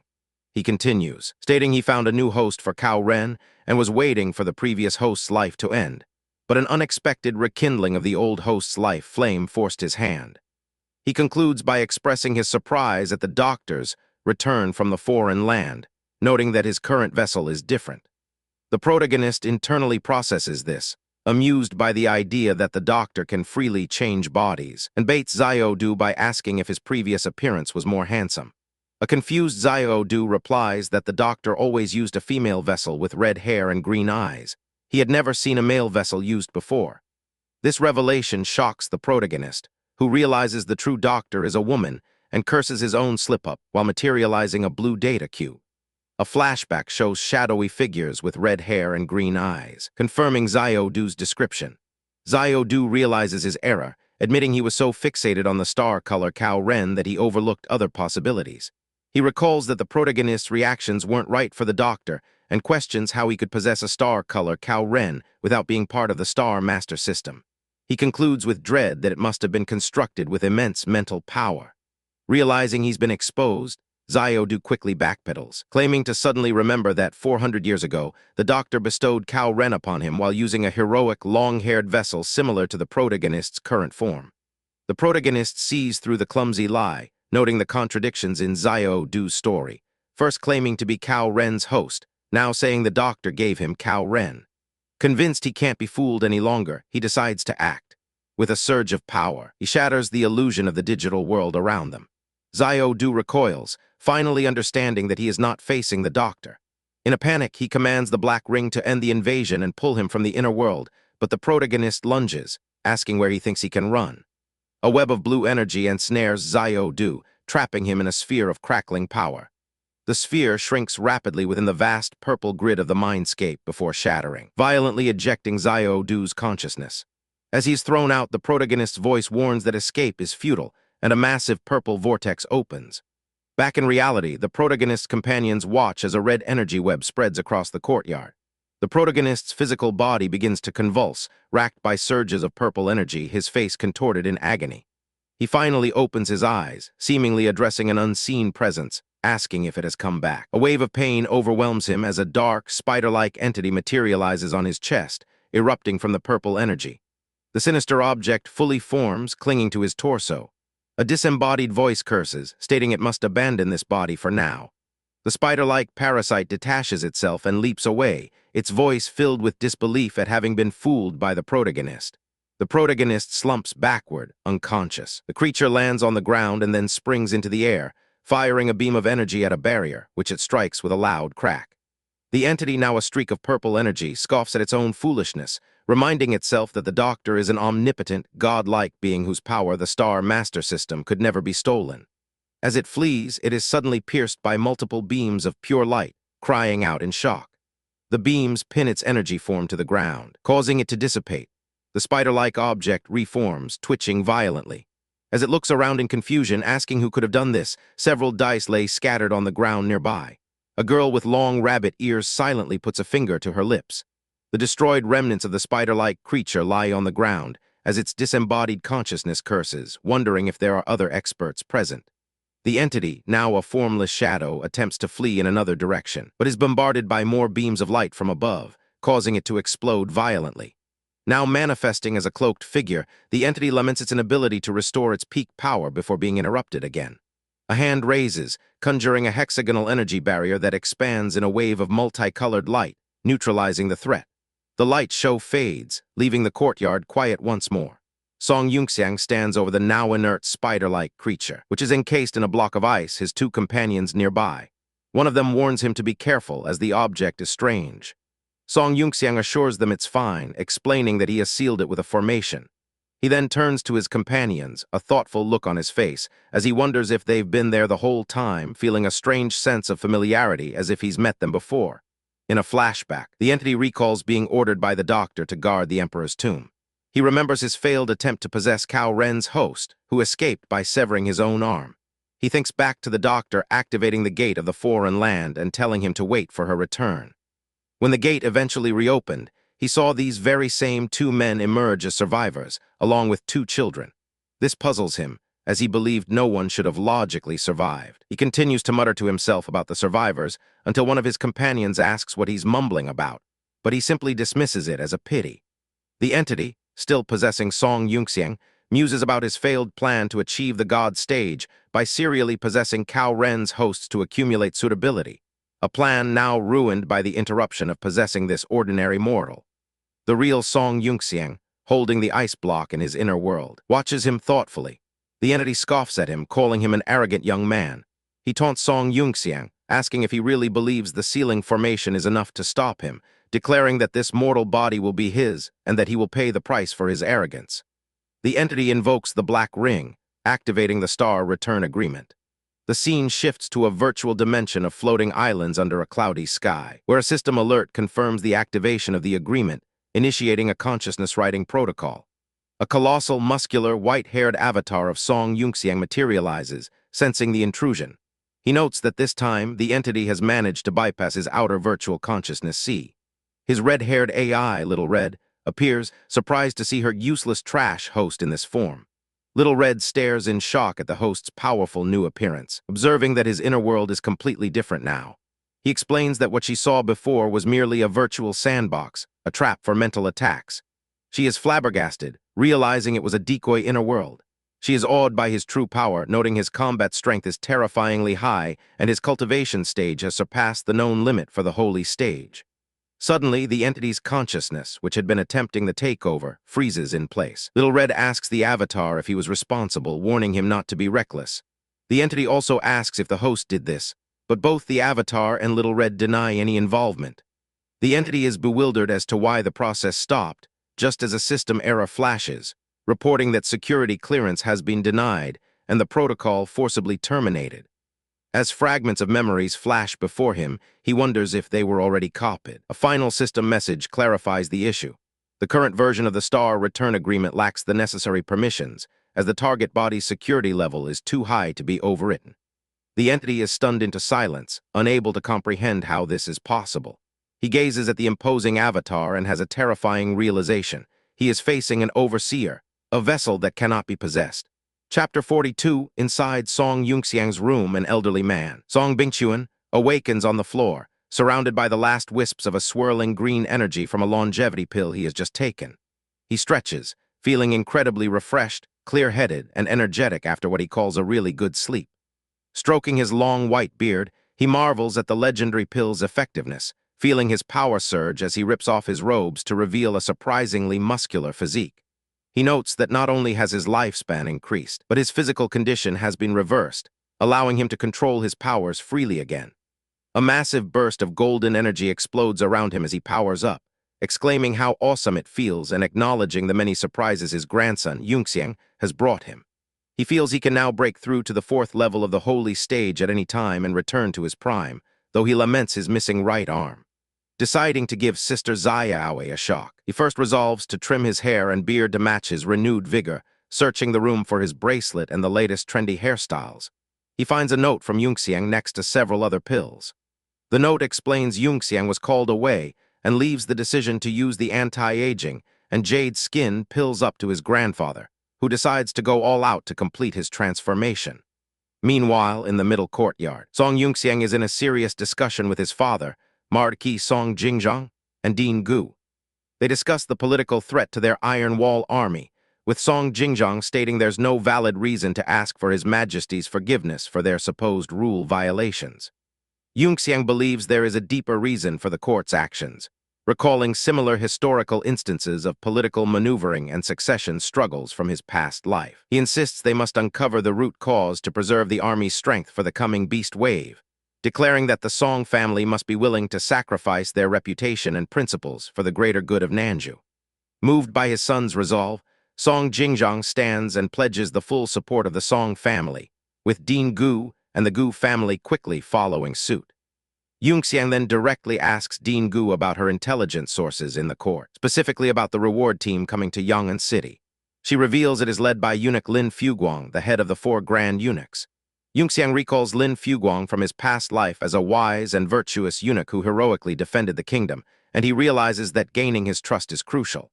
As he contemplates how to prove the threat of the beast wave, recalling a soul jade core he possesses, he receives a call. It is from manager Hong, inviting him to dinner with Miss Hong Yuxiao of the powerful Hong Chamber of Commerce. Yunxiang recognizes this as a golden opportunity to gain the intelligence he needs and eagerly accepts. Aboard a massive passenger ship, Hong Yuxiao is preparing for the meeting, surrounded by a hangar full of mechs intended as gifts. She tells her subordinate that her true leverage is not wealth, but the Hong Chamber's unparalleled intelligence network, which she believes is the key to a long-term relationship with the promising Song Yunxiang and a victory in her own succession struggle. Back at the Song mansion, the discussion continues, revealing that Yunxiang's act of saving the second prince has dragged the Song family into the succession conflict between the princes. Frustrated by the political infighting, Yunxiang decides to wait for his meeting with Miss Hong before making any further plans.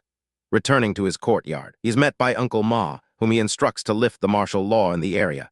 As he enters his room, he's confronted by a dramatically changed Song Bingchuan, who now appears decades younger with a new hairstyle and an open shirt, posing and asking what Yunxiang thinks of his new look. Yunxiang stares in shock, demanding to know who this stranger is. Bingchuan laughingly reveals his identity, and Yunxiang is stunned to see his third grandpa so transformed. While Yunxiang finds the new hairstyle unusual, Bingchuan thinks it's very trendy and declares himself completely satisfied with the rejuvenation. After some playful banter, Yunxiang gets serious, asking if his grandfather can now properly use his star soul general, Cao Ren.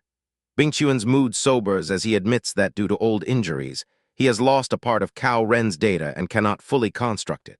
To his grandfather's utter shock, Yunxiang offers to help fill in the missing data, suggesting that he would want to appear in his most perfect form for the beauty waiting for him. In the courtyard, Yunxiang activates a powerful triple-layered formation that seals the area from all detection. Bingchuan, amazed by his grandson's skill, begins the construction. The Star Soul General Cao Ren materializes, but it is incomplete and flickering, surrounded by cherry blossom petals. Yunxiang summons his system AI, a small fiery fairy named Little Red, who cheekily offers her assistance. After Bingchuan gets over the shock of the Little Red bug, Yunxiang grabs his hand, allowing Little Red to analyze his soul data. While they work, the maids Zio, Zissou, and Ono are caught trying to sneak into the kitchen for food, having been put on the cafeteria's blacklist for eating too much. Back in the courtyard, Little Red completes her analysis, revealing 2 options: upgrade Cao Ren's data from the Star Network or overwrite it with Yunxiang's own improved version. Yunxiang realizes this overwrite method might be how the mysterious doctor gave Mr. Do his advanced Star Soul data. He chooses to use his own data, and the replacement process is finished in seconds. A stunned Bingchuan is urged to try out his new toy. He initiates the construction, and a brand new, complete, and significantly more powerful Cao Ren materializes before him. Thrilled with his upgraded mech and feeling invigorated, Bingchuan challenges Yunxiang to a sparring match, promising to suppress his power to match his grandson's.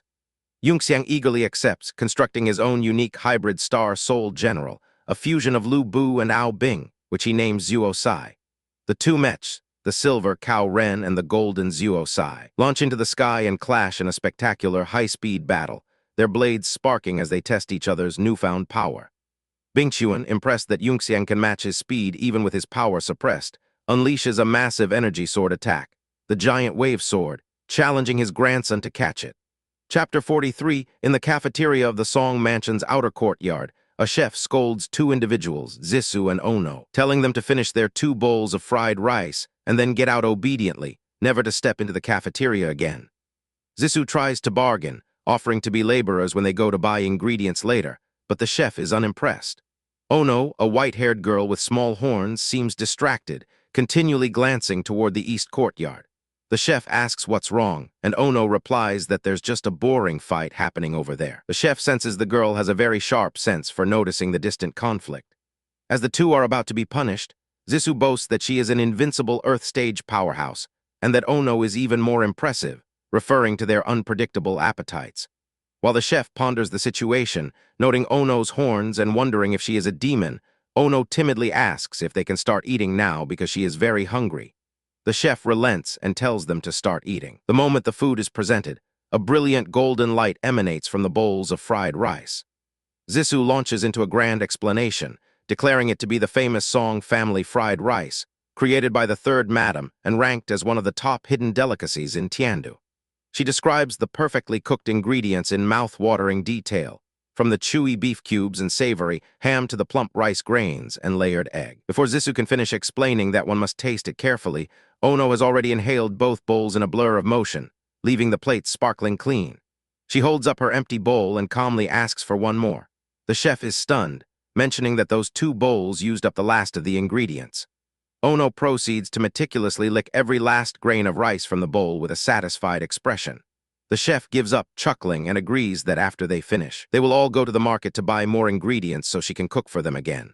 As they prepare to leave, she wonders what kind of demon tribe Ono is from and questions if demons eat beef, deciding it should be fine to put in the fried rice. She makes a mental note to get Ono a hat to cover her horns while they are out. Meanwhile, in the Song Mansion's middle courtyard, a woman in a red dress, Huyan Zayawe, senses subtle vibrations coming from the direction of the east courtyard. She notes that while it feels like a battle, her soul power can't detect any fluctuations.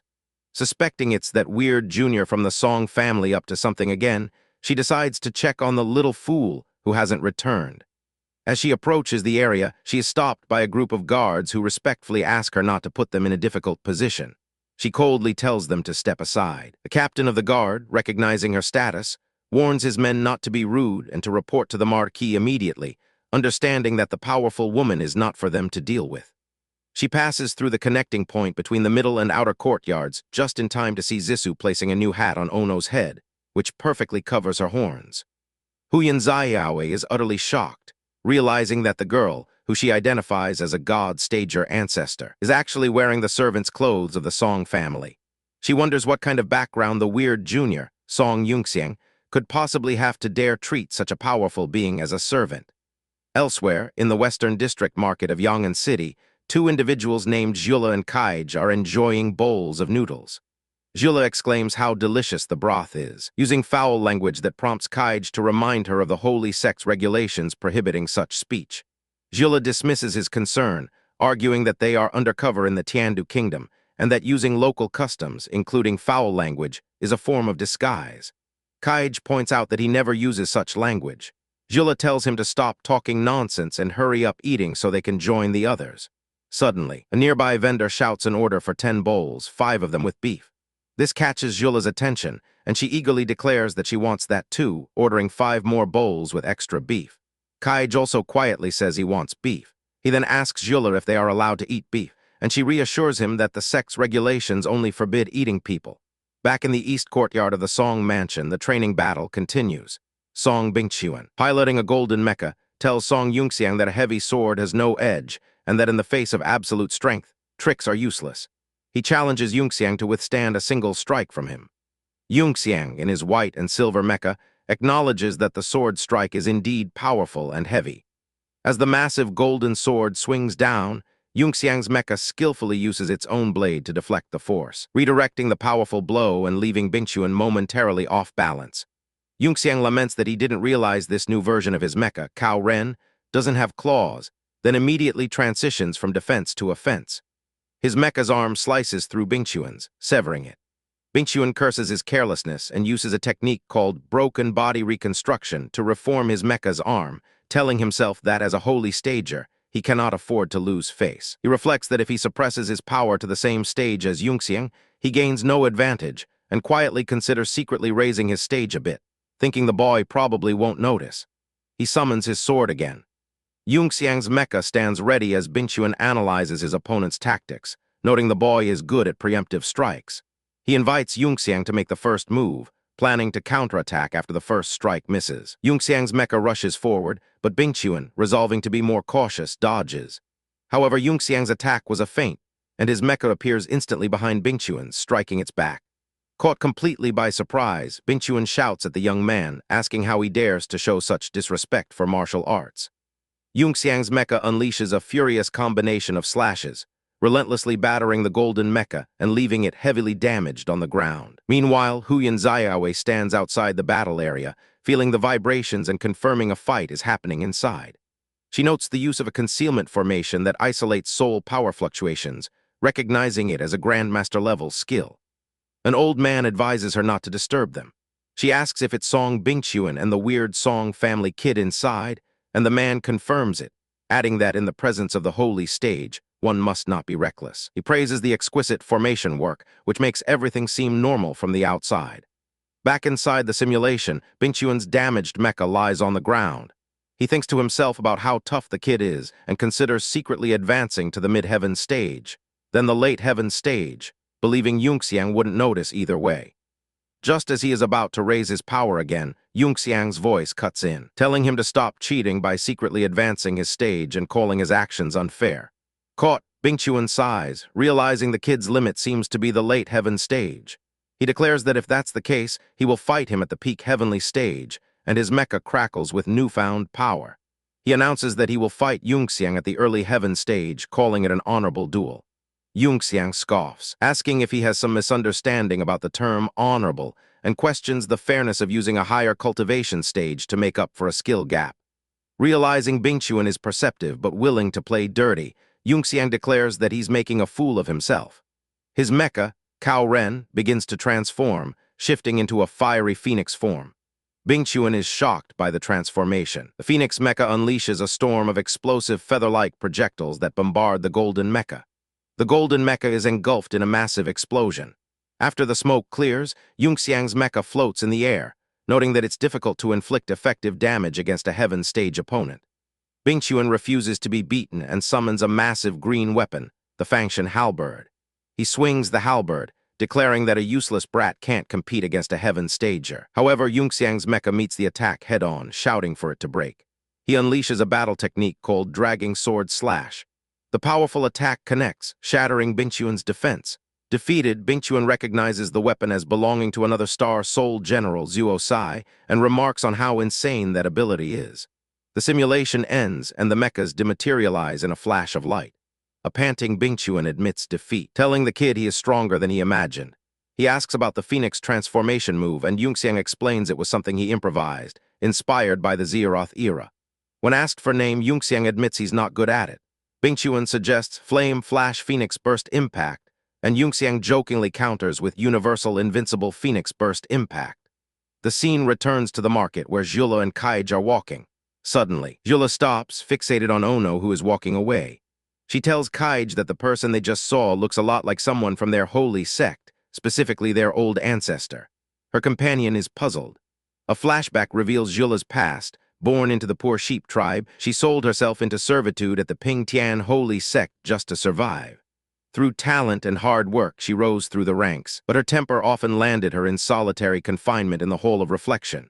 It was there that she saw ancient paintings depicting the sect's founder, who had attained the path of immortality in the southern wilderness before traveling north to establish the Milan kingdom. Back in the present, Jula stares after Ono, her mind racing. She tells Kaij that the girl looks a lot like the ancestors' painting in the Hall of Reflection. Kaij says he's never seen it, which surprises Jula, who boasts about how often she was sent there for punishment. As they talk, she realizes Ono is gone and wants to chase after her, but Kaij stops her, reminding her their ancestor hasn't been seen in 200 years and that they have a meeting to get to. As they walk away, Jula connects the dots: the southern wilderness, the path of immortality, and the girl who looks like their ancestor. She starts to voice an incredible theory, but Kaij cuts her off, telling her to save it and hurry. Just then, the concealment formation over the Song Mansion's east courtyard dissolves. Huyan Xiaowei and the others rush in to find Song Bingchuan, who has been miraculously restored to his youthful appearance, looking handsome and dashing. Everyone is stunned, unable to believe it's him. He greets everyone cheerfully, boasting about his recovery and asking if they are jealous. He explains that not only his face, but his entire physical body and cultivation have been restored. Huyan asks how this is possible, and he deflects, instead pointing out his new hairstyle. He reveals that Yunxiang gave him some worthless pills. Yunxiang tries to downplay it, but Bingchuan insists they are priceless treasures, rare even in the 1,000-year history of the eastern continent. He then reveals he saved half of the pills for Huyan Xiaowei, stating there's no point in returning to his peak alone. He pleads with her not to say no. To discuss the rejuvenation pill in private, he summons his transformed Cow Ren mecha and, telling her to hold on tight, flies away with her at high speed. The old man left behind asks Yunxiang if third uncle's behavior will be all right, and Yunxiang says it should be fine. The old man then asks about their sparring match, and Yunxiang humbly states that he barely won after Bingchuan suppressed his stage. The old man praises Yunxiang's potential, noting that third uncle was one of the greatest talents in his prime. He then changes the subject, asking if Yunxiang could get him a set of those pills too. While the old man has no interest in returning to his youth, another man excitedly says he is interested and asks Yunxiang to prepare a set for him. Yunxiang agrees, adding that he also needs to prepare a set for Mr. Zhu's entry into the holy stage. In a dark alley in Yang'an City, a green-haired young woman, Princess Gongsun Zhanjin, meets with a group of informants.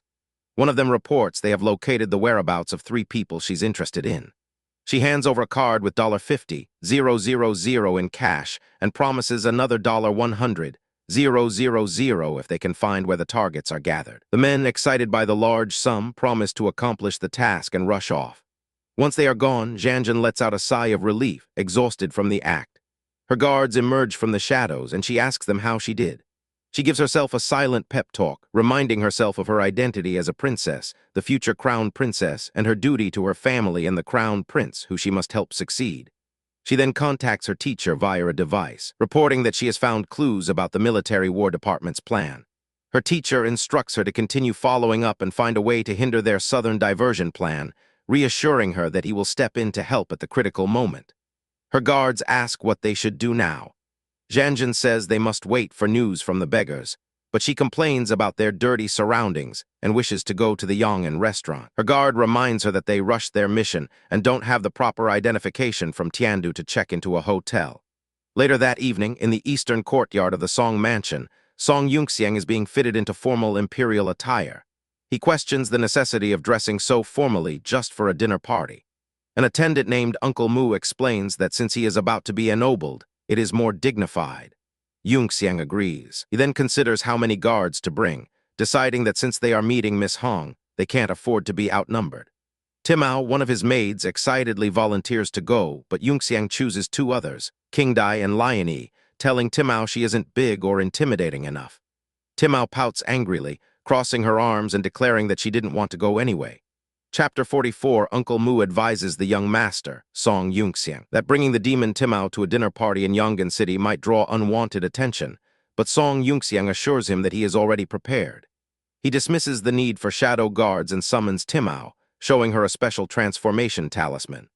Timao asks what it is, and he explains that in his past life, he studied talismans to blend in with the demon race, and that a reverse operation can mask her demonic characteristics. He tells her to try it, placing the talisman on her forehead, which envelops her in a green light. The transformation completes, leaving Timao in a human form with long red hair, though she remarks on a strange sense of imbalance. Song Yunxiang reassures her she will get used to it and instructs his men to find her shoes and clothes, explaining that he made the talisman in a hurry and didn't include clothing in the formation. He then hands her a small device, explaining that pressing it will revert her to her original form, as it was made hastily for one-time use, and he promises to make her a better one later. He asks for Zisu's whereabouts, and Uncle Mu reports that she and her small companion emptied the outer courtyard cafeteria's food store and went shopping with the staff. Elsewhere, in a futuristic hangar, Zisu tells her companion that senior sister Dongxi from the intelligence team has found clues about the South diversion plan and that it is time to go.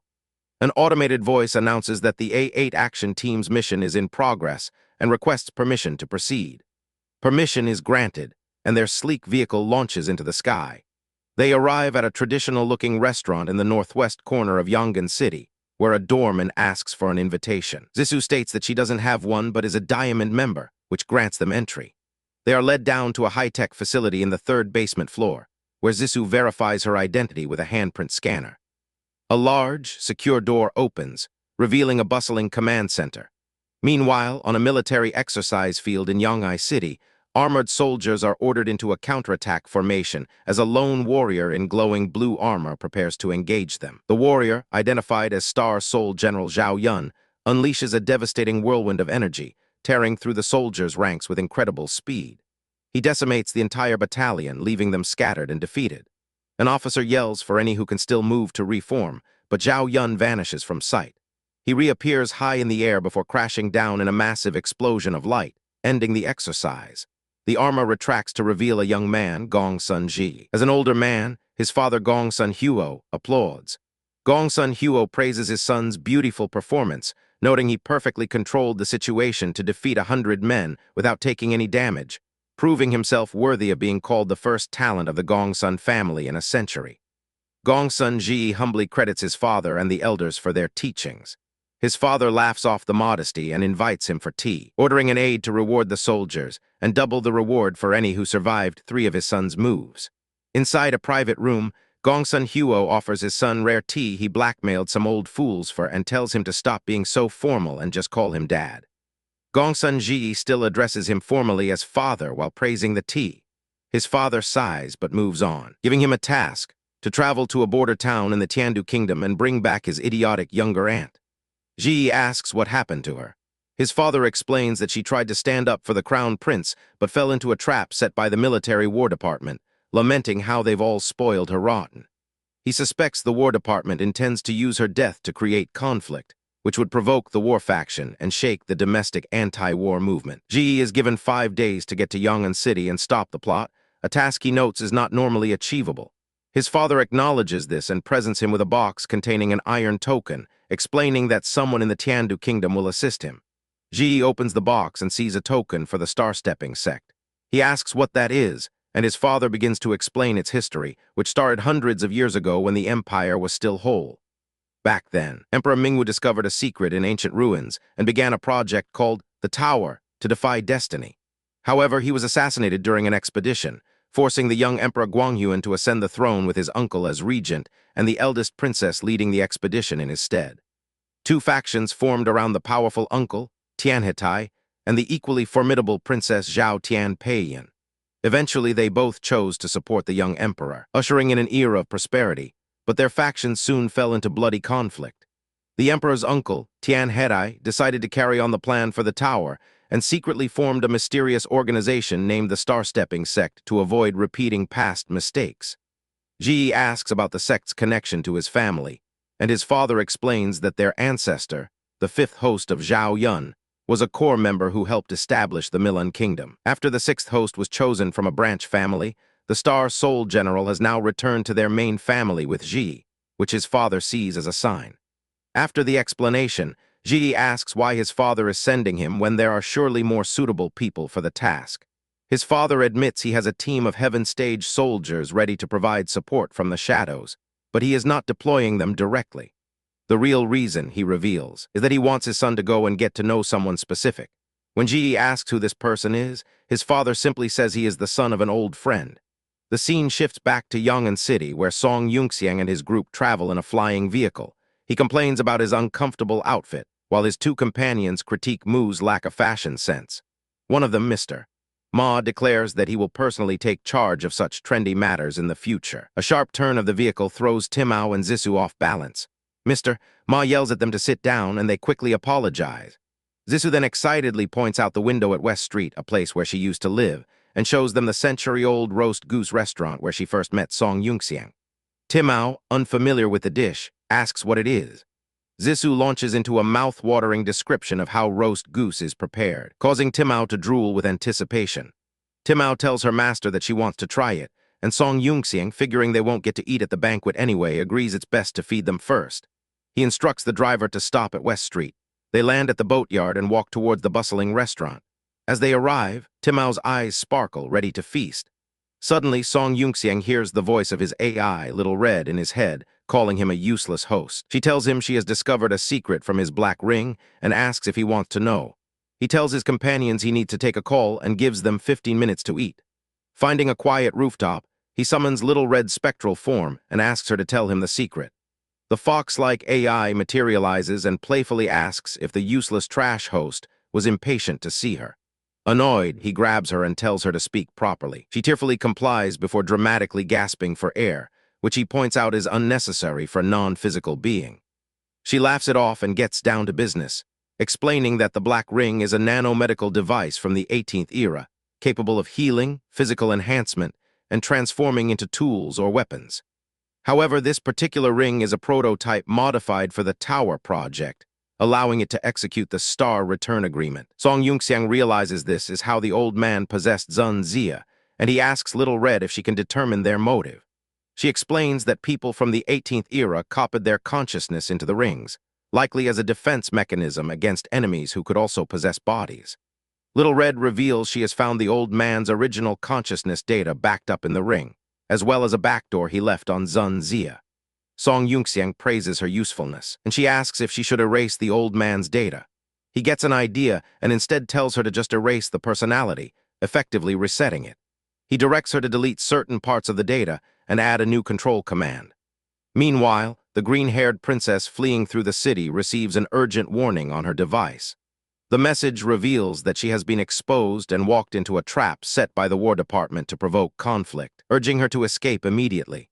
She realizes she's been deceived and is caught in an encirclement formation.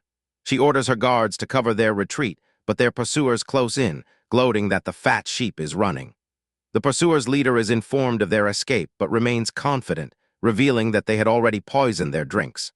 Far away, a woman named Sister Dongxi receives a report that her plan has failed and her people are exposed. Learning that the War Department set a trap to incite war, she declares they will switch to Plan B, eliminate the Gongsun family member themselves and frame the War Department. Back on the rooftop, Song Yunxiang takes the modified ring to test it out. He activates it, telling Little Red to assist as his consciousness is pulled into a digital space. Inside, the old man's consciousness data is now under his control. Little Red is impressed that he hacked the backup data to fight fire with fire. Song Yunxiang says it's not over and uses his new control to access the backdoor on Zun Zia's body. In the Song Mansion's underground prison, Zun Zia's eyes glow red as the possessed consciousness takes over his body. The puppet laughs, but Song Yunxiang finds the laugh unsatisfactory and experiments with different ones, noting a serious control delay. Little Red suggests using a formation to strengthen the connection and reduce the lag. As guards approach the cell to investigate the noise, the puppet retreats, leaving them to find Zun Zia sitting quietly and wondering if he was sleepwalking. Song Yunxiang concludes that with the delay fixed, Zun Zia will be a perfect puppet, which he decides to name Blame-Taking Vest No. 1. Little Red excitedly declares that she wants a controllable body too so she can personally try all the earthly delicacies she'd been seeing. After she begs him, Song Yunxiang sighs at her being another foodie and says that while seizing a body is inhumane, he has an idea. He asks if she'd mind a prisoner with darker skin to play with, and she eagerly agrees. The scene returns to the green-haired princess and her guards, now cornered and weakened by poison. Their pursuers mock their powerlessness, crediting the poison from the Milan Kingdom. Suddenly, the pursuers are struck down by an unseen attacker. A man appears before the princess, introducing himself as Song Yunxiang of the Song family and asking if she needs help. She scoffs, saying she's not so easily deceived. He chuckles that she is smart and says, "Transform." His appearance shifts into that of Dronzer, and he reintroduces himself as the leader of the White Dragon Gang, stating that since she saw through his disguise, he'll be honest. Chapter 45, a man confirms that since the woman has seen through his disguise, he will no longer hide the truth. He introduces himself as Dronzer, the leader of the White Dragon Gang. The green-haired woman looks up at him, bewildered, asking what had just happened and how he had suddenly turned into another person. Dronzer calmly reassures her not to worry, explaining it was just a small trick involving disguising. He reflects on the saying that in the martial arts world, one must play it bold, using disguises to avoid trouble and escape blame. He continues that those who live by the edge of the blade all have their own ways to protect themselves. He then compliments the woman, expressing surprise that besides her stunning beauty, she also possessed such extensive experience of the martial world, having seen through his disguise at a glance and praised her for having both intelligence and beauty. She lets out a small laugh, calling him a smooth talker. Suddenly, a large group of armed men swarms the area, shouting that the fat sheep is here. Dronzer looks up from under his hat, unconcerned by their arrival. One of the newcomers confronts him, identifying him as Dronzer of the White Dragon Gang, and asking if he and his companion are members of the Helping Hand Gang based on their attire. The leader of the Helping Hand Gang addresses Dronzer, stating that this is a private grudge between them and the girl, and that their two gangs have always stayed out of each other's business. He warns that he has already sent a signal for 300 more of his brothers, and asks Dronzer to do him a favor by handing over the girl so the White Dragon Gang can stay out of the situation. Dronzer smirks, questioning the notion of staying out of each other's business, and suggesting it was more like a situation where two tigers couldn't share one mountain. Behind him, the green-haired woman desperately pleads for him to help her escape, promising she can pay him for his trouble. The woman offers 100,000 Tiandu coins for his help. Dronzer turns to her, initially dismissing the reward and grandly stating that when one sees injustice, one should step in to help. He claims to feel an immediate bond with her that cannot be measured in money. His tone then shifts as he explains that his line of work has rules, requiring a deposit of 1/3, and that her offer was obviously not enough. However, seeing her sincerity, he declares he will make an exception and accept a mere 10% deposit. The woman is left speechless and confused by his bizarre haggling. Turning back to the Helping Hand Gang, Dronzer announces that this is no longer about staying out of each other's business, as the woman has already paid a deposit, settling the matter. The Helping Hand Gang leader demands to know what he is trying to do, to which Dronzer simply states that they have 300 men. With a furious roar, the gang charges forward. Their leader lunges at Dronzer with a powerful punch, but Dronzer simply states that it's not that he doesn't want to show respect. He continues that he just can't quite figure out the man's age before effortlessly dodging the attack and knocking the leader unconscious with a single blow. The gang members panic, shouting that their leader has been knocked out and calling for the 4 great guardians. 4 imposing figures step forward, as the gang members cheer, confident that the guardians will take down this bastard. The guardians themselves taunt Dronzer, calling him a price-gouging thief and vowing to kill him for attacking their century-old gang. They order the 4 great guardians to take him down. Dronzer calmly activates his star soul construct. Blue energy erupts around him as the construct materializes.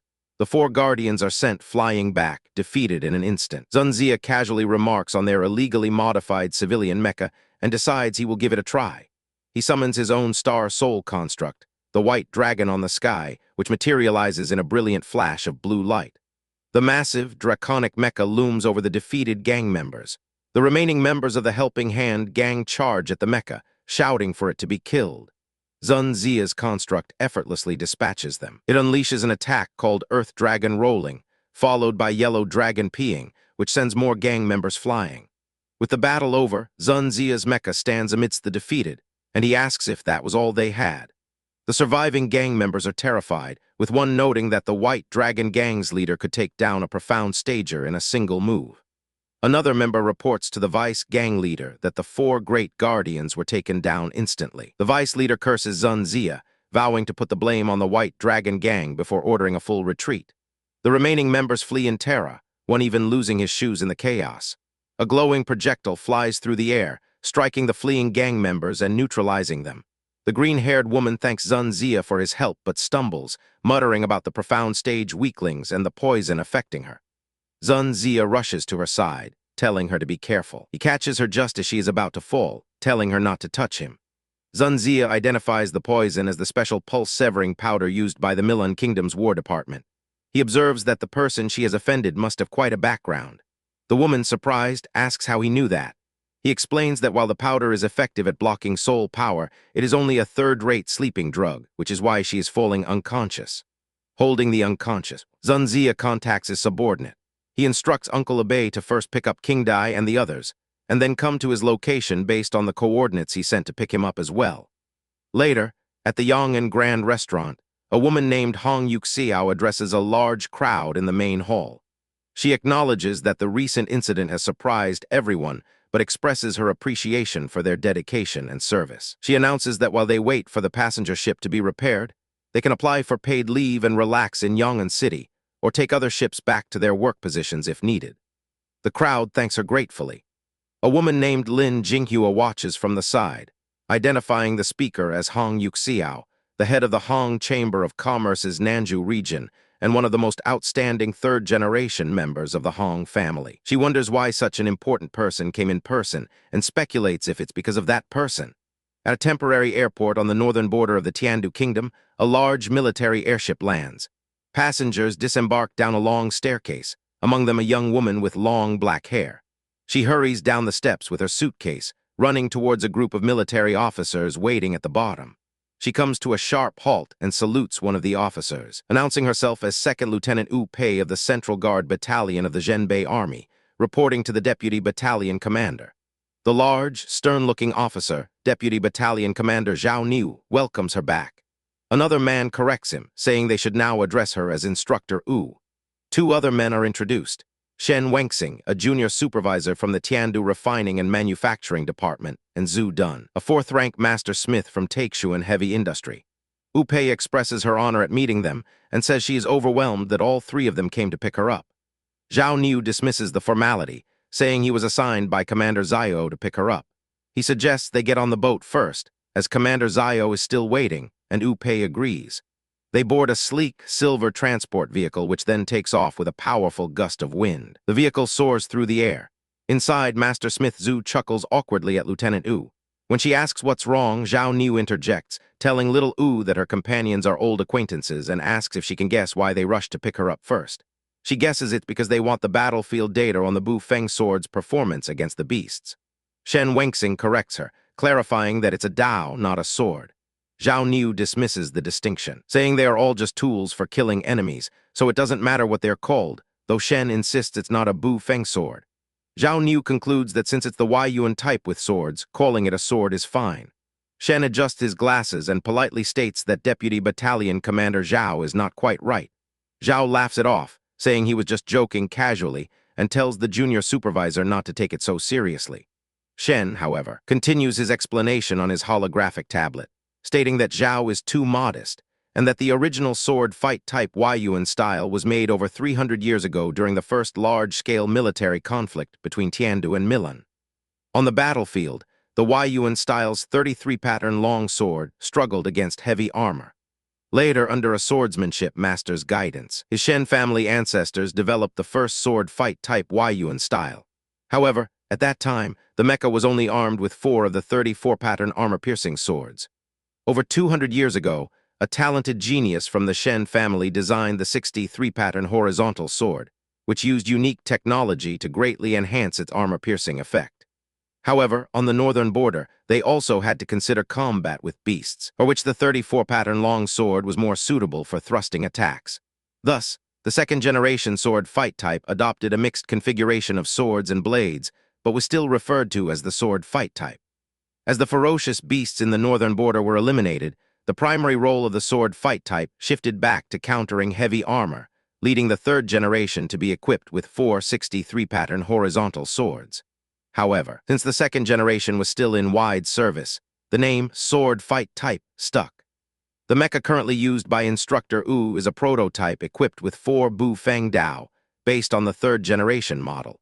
3 years ago, his company received a commission from Commander Zio to improve the 63-pattern horizontal sword for countering heavy armor. They improved the blade with a triple composite material coated with the rare material Yaejin from the Yikong mountain range, finally manufacturing the indestructible Bu Feng Dao. Unfortunately, due to the high cost of Yaejin, only 3 prototype mechas were made. The second was seized by Milan, and the first was severely damaged during its retrieval, leaving only the third prototype in Lieutenant U's possession intact. Shen explains that their team faced penalties for poor performance, their promotions are out of reach, and the project has been stalled due to a freeze on the research and development budget. This is why they are so eager to see the battlefield data on the Bu Fengdao's performance against beasts, and they both plead with Lieutenant U to share it. Wu Pei hesitates, but Zhao Niu gives her the go-ahead, explaining that the transfer procedures have already been approved. Wu Pei complies, writing on a datapad. She finishes her signature and confirms her approval. She then pulls out an encrypted drive, telling the junior supervisor that all the battlefield data from the Battle of Yuending City is on it. Shen and Zhu grab the drive eagerly, thanking her profusely. As Shen reviews the data, his eyes widen in excitement, realizing it's just as he expected. Weapons with a Yaejin coding greatly enhance soul energy attachment, allowing them to inflict much greater damage to beasts through slashing attacks. He muses that this data is crucial. If they can apply the Yaejin coding to the next generation of mass-produced mechas, he will surely come out on top at the Master Smith Conference, and the long-dormant Shen family will once again become the leading smithing family under his leadership. Filled with excitement, Shen tells the pilot to stop the boat, saying he and Master Zhu need to return immediately to study the data. He tells Wu Pei and Zhao Niu not to worry about seeing them off, as it's more important for them to meet Commander Zhao. Their transport ship lands, and the 2 men disembark and head off on their own. Wu Pei and Zhao Niu's transport continues on its way to the temporary commander's mansion, situated amidst a vast, forested landscape. Inside the Zhenbei Army commander's temporary office, a figure stands looking out a large window. A soldier reports to the commander, announcing that Lieutenant Wu is here to see him. The man in the office, who is Commander Zhao Chong, acknowledges her as Instructor Wu, the tester for the sword fight-type prototype. Zhao Chong, the Peak Heaven stage commander of the Zhenbei Army, grants her entry. The doors open, and Wu Pei and Zhao Niu enter. They walk down a long red carpet and salute, with Zhao Niu and Wu Pei reporting to the commander. Commander Zhao tells them they've worked hard and invites them to take a seat. After they thank him and sit down, he addresses Wu Pei directly, stating that he has read her previous report, which specifically mentions the Star Soul General Zuo Sai's host, Song Yunxiang. He brings up a holographic display showing battle footage and asks her to confirm what she saw, specifically that Song Yunxiang used secret combat techniques like the Moonfall Slash to help the Jiwu Academy. From the commander's mansion at the Zhenbei Army garrison, Wu Pei confirms what she saw, describing the techniques of 7 steps to the stars and Moonfall Slash. She reports to Commander Zhao that she can confirm it, explaining that Song Yunxiang caught her attention by appearing in a peculiar manner, floating with soul power combined with the unique movement techniques of the Black Guard. She adds that he was once a famous student in a class she was responsible for, but there were some not-so-good rumors about him. When the commander asks what kind of rumors, Wu Pei explains that it was said he was born with an incomplete soul vein, allowing him to maintain a construct for only 3 minutes, and there were also some indiscretions in his personal life. Commander Zhao wonders if he was just pretending to be a fool to catch others off guard, finding it quite different from his father's attention-seeking nature. Wu Pei continues her report, stating that later, Song Yunxiang demonstrated the Black Guard's secret technique, 7 steps to the stars, skillfully navigating through the beams emitted by a beast. Then, with a single Moonfall Slash, he released a soul power slash to kill the ferocious beast from a distance. She adds that as far as she knows, those 2 techniques are the signature skills of Commander Dai Lan of the Black Guard. When Commander Zhao asks if she's seen them before, Wu Pei confirms that she was fortunate enough to witness Commander Dai Lan using them on the battlefield. She recounts that during the Northern War over a year ago, her Central Army's Wu Wei Battalion was responsible for defending the Liangyaku areas on the eastern front line. Commander Zhao recalls that battle, cursing the Tay mercenaries. Wu Pei continues, explaining that at the time, their main forces were in a stalemate with the Milan army on the northern border front. The Milan's guerrilla general, Yimang, dispatched the Red Ghost Legion to flank the Liangyaku areas from the eastern line, attempting a surprise attack to cut off their supply line. Her battalion was ordered to intercept, but the enemy's combat strength was several times greater than theirs, and countless brothers were killed or injured. The Red Ghost Legion's forces charged relentlessly, clashing fiercely with their mechs. As the battle raged, the enemy forces began planning a surprise attack from the sky. Their airships unleashed a powerful barrage, forcing the Tiandu forces to spread their formation. At that critical moment, Commander Dai Lan personally led the Black Guard to provide support. The Black Guard only had one Cloud Dragon-class airship, while the Milan side had 6 small modified airships from the Red Ghost Legion. Confident in their advantage, the Red Ghost Legion attempted to encircle the Black Guard's airship and capture it. A fierce battle ensued between the two sides, with both firing their weapons. The airships engaged in a devastating exchange of fire.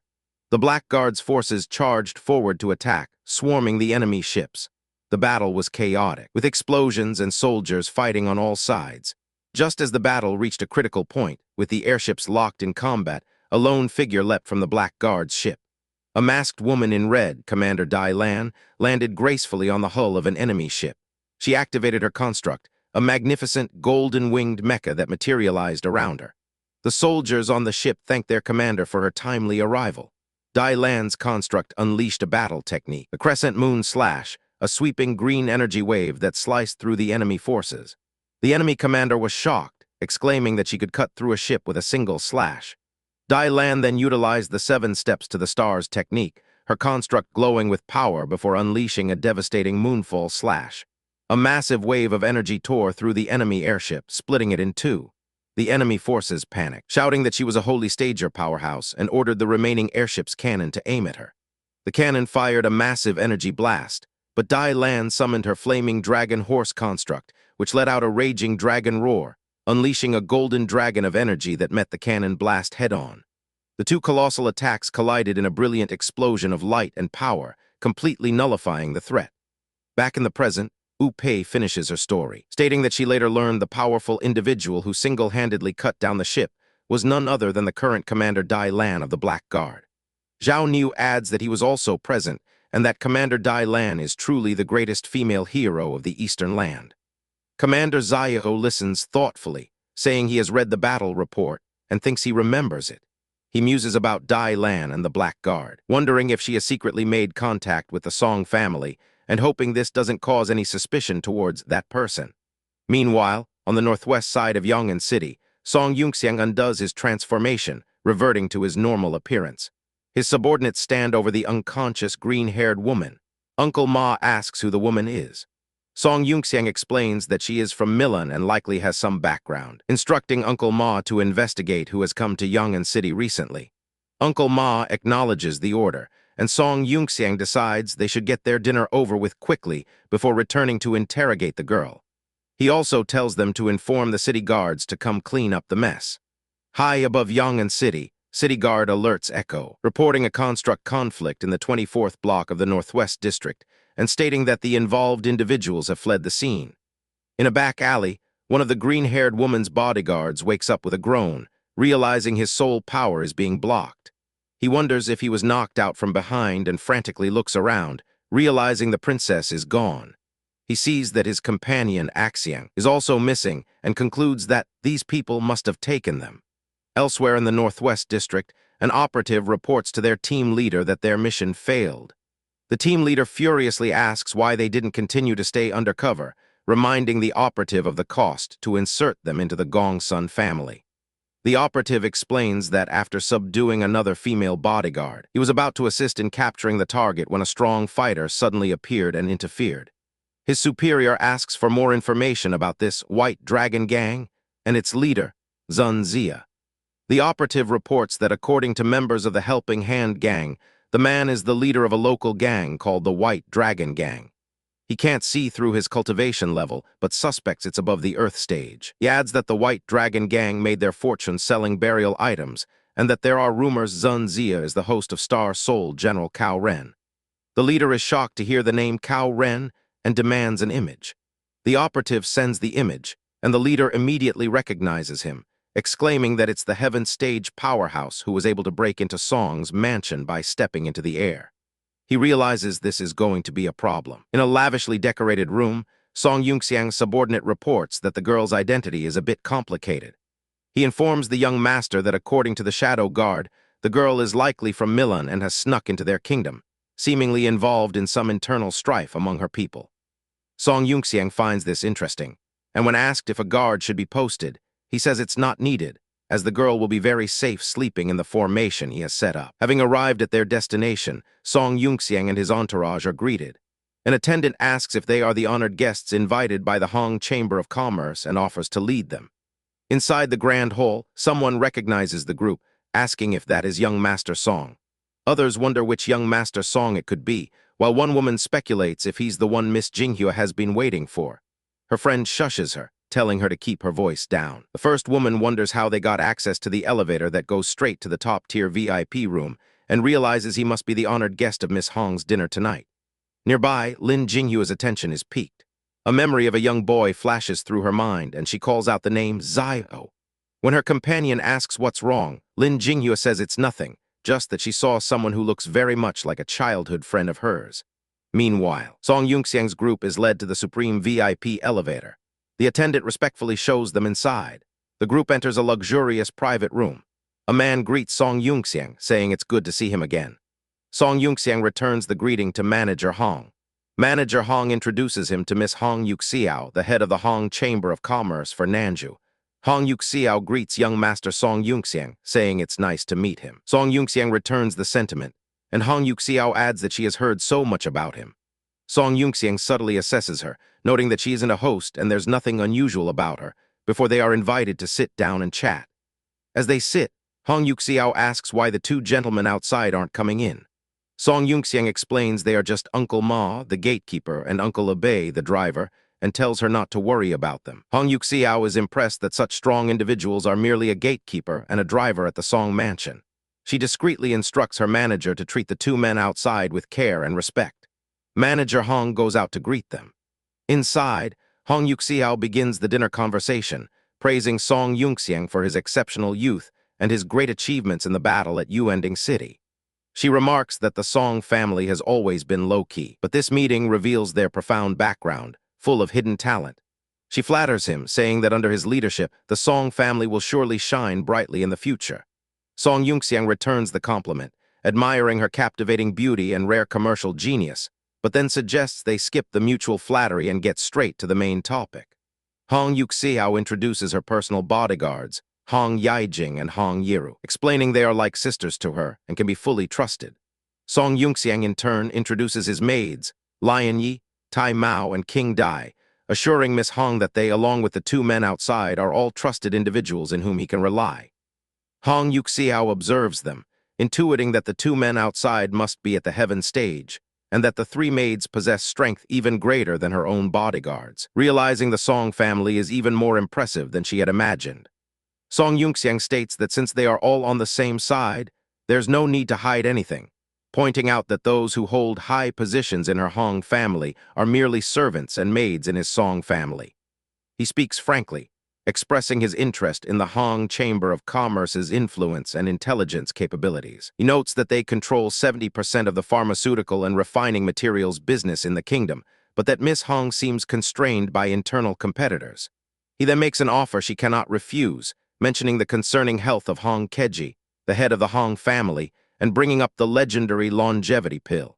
He pointedly asks if she would really want such a treasure falling into the hands of others within her family. Outside the room, Manager Hong apologizes to Uncle Ma and Uncle Abei for the inconvenience and offers to set up another table for them in the side hall. They decline, saying they can stay where they are. Uncle Ma finds Manager Hong's face somehow familiar, but when he asks if the manager has ever been to Nanju, Manager Hong denies it, saying he must be mistaken. After apologizing again for the mistaken identity, Manager Hong offers them tea instead, which they accept, and he tells them to carry on with their work. Meanwhile, in the Zishui Kingdom, an urgent military report arrives for Huangzhang. An attendant informs her that the King Yao army has sent an urgent report. The report states that the princess's ship has gone missing in the southern wilderness. Their last message indicated they were ambushed and suspected they had encountered an Origin Star Soul General who can control thunder. Huangzhang contemplates this, murmuring about the southern wilderness and an Origin Star Soul General who can control thunder and lightning, a worried expression on her face. High in the airspace northwest of Yang'an City, a fleet of official airships approaches. A representative of Yang'an City's Lord, Kong Fan, announces that they have come to welcome the Honorable Grand Eunuch and requests permission to land. Permission is granted, and the lead airship descends towards a grand landing platform. The ship lands gracefully, its ramp lowering to reveal an honor guard. City Lord Kong Fan formally greets the Grand Eunuch and all the honorable officials, but the eunuch tells him he's being too kind. As the officials disembark, Eunuch Lin instructs them to stand up and speak. They thank the eunuch. Above, unnoticed in a cloaked compartment of the ship, Song Yunxiang's subordinates observe the proceedings. One of them focuses on the officials' clothing, identifying them as embroidered uniform guards. Another notes that the Star Observatory and the Palace Attendant Bureau have also sent young officials. Uncle Ma recognizes one old man and remarks that they seem to be enemies of the Song family. He decides to take some pictures to report back to young Master Yunxiang later. Down below, City Lord Kong is asked if he has made the proper arrangements. He confirms that everything has been arranged, and they will take a detour to enter the city through the North Gate, leading them directly to the post station where guest rooms and local delicacies have been prepared. The eunuch asks why they aren't entering the city directly and need to take a detour. Kong Fan explains that entering directly would take them through the Northwest District, a residential area, and such a grand procession might cause a disturbance among the common people. He adds that the city government officials are already waiting at the North Gate, which is also closer to the post station. The eunuch commends Lord Kong's love for the people and agrees to follow his arrangements. However, Lord Yuan from the Ministry of Personnel scoffs at the idea, calling City Lord Kong cunning. He complains to Lord Bao from the Ministry of Revenue that he's heard the Northwest District is poor, and Kong is just taking a detour to avoid affecting his own performance evaluation. Lord Bao tells him to calm down, remarking that a small border town offers little political or financial gain, and that even the first-tier families here would be considered struggling middle class in the central capital. He laments the Song family's relegation to such a remote corner. Lord from the Ministry of War agrees that the Song family brought this upon themselves, remarking on the unfairness of fate now that the old one is dead and only a young one remains. Lady Cao from the Star Observatory coyly notes that the old fellows from the 6 ministries didn't just come to watch the drama, but might even be planning to stir up some trouble. She turns to Lord Shangyuan from the Directorate of Armaments, mentioning that the Song family member being ennobled has a close relationship with the second prince. She asks if they will just sit back and do nothing if the 6 ministries cause trouble at the banquet. Lord Shangyuan nervously denies any familiarity with the Song family member. Lady Leng from the Embroidered Uniform Guard interjects sternly, declaring that the Song family member is a pillar of the nation and their ennoblement is of great importance. She warns that if any fool acts recklessly and damages His Majesty's authority, the Embroidered Uniform Guard will not forgive them lightly.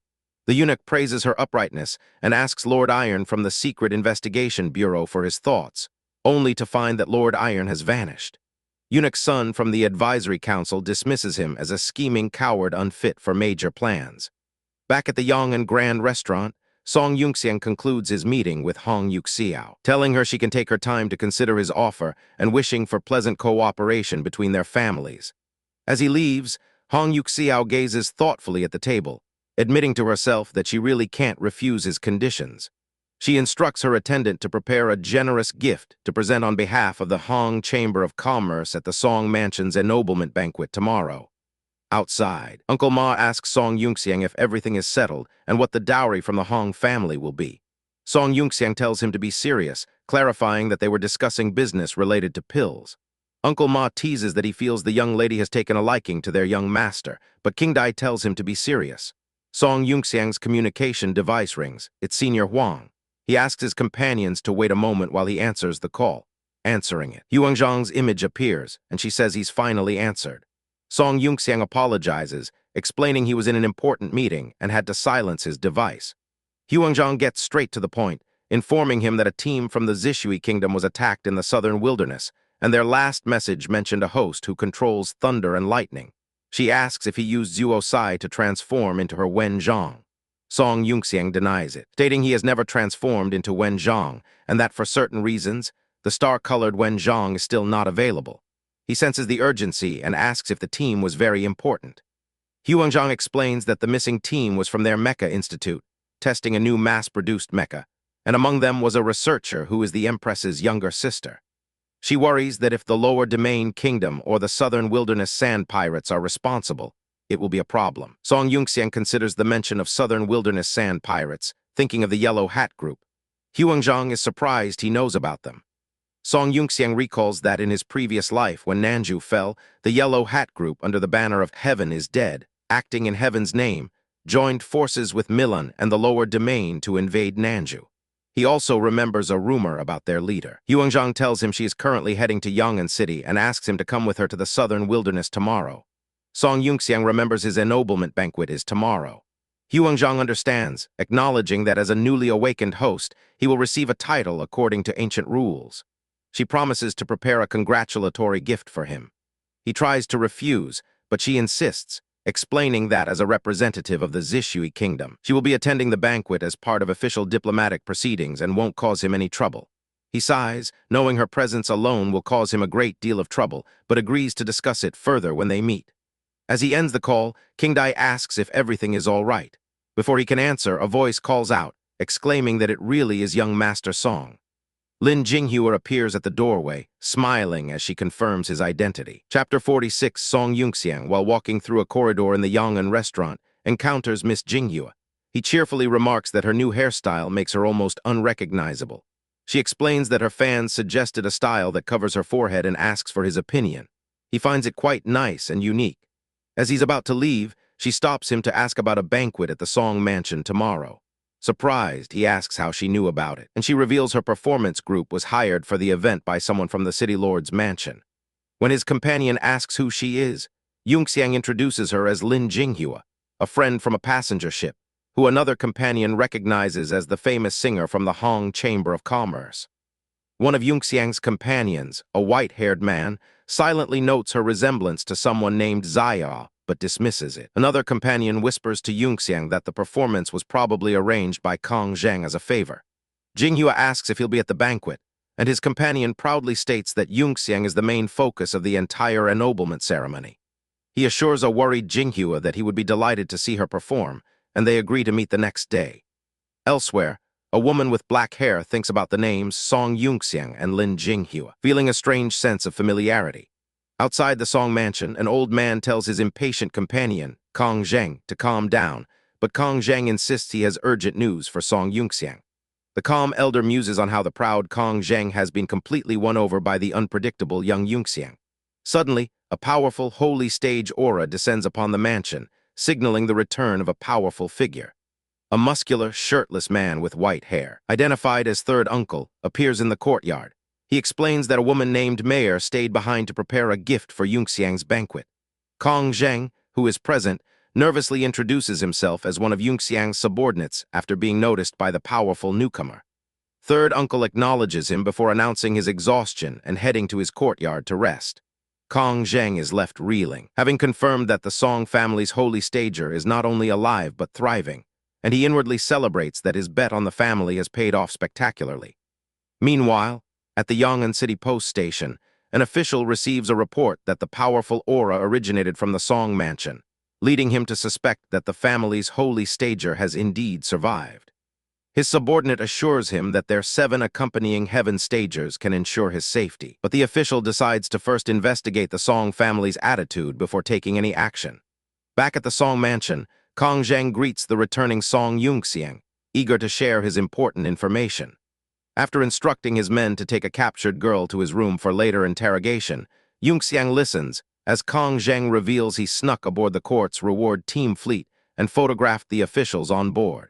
At the front gate, another young master of the family watches the ceremony preparations with frustration, complaining to his elder about Yunxiang's unbelievable luck in becoming a host for a star-souled general.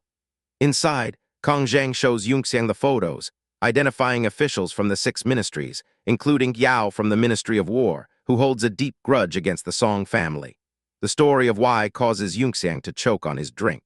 Kong Zheng continues, pointing out figures from the Palace Guard and the Embroidered Uniform Guard, a secretive and feared intelligence agency. He then identifies a female officer from the Star Sky Supervisory Office, Lord Shangyuan from the Military Equipment Supervisory Office, and finally, the head of the entire delegation, Grand Eunuch Lin, one of the Emperor's most trusted men. Yunxiang finds it strange for such a high-ranking individual to be present for a simple title ceremony and ponders whether the Grand Eunuch is a friend or foe. His thoughts are interrupted by King Dai, who reports that she has subdued the forces in Yang'an City and arranged for them and a theater troupe to attend the banquet. As a reward for his efforts, Yunxiang gives Kong Zhang a heavenly spirit pill, promising more rewards for good work. Alone, Yunxiang reflects on how his actions have begun to alter the course of history, wondering what the future now holds. In the city lord's mansion, Kong Xingxin throws a tantrum, refusing to attend the ceremony until her father scolds her into compliance. In her room, she fumes over Song Yunxiang receiving a title before her brother, Zun Zia. Elsewhere, a woman with green-streaked hair awakens in a strange room, where a man introduces himself as Zun Zia, explaining he rescued her from attackers. She thanks him, and he reveals they are at the Song family's residence. Shocked, she questions his presence there, and he tells her to remain calm, revealing his true identity as a secret agent who has disguised himself as Song Yunxiang to infiltrate the family, whom he suspects of colluding with the Milan kingdom.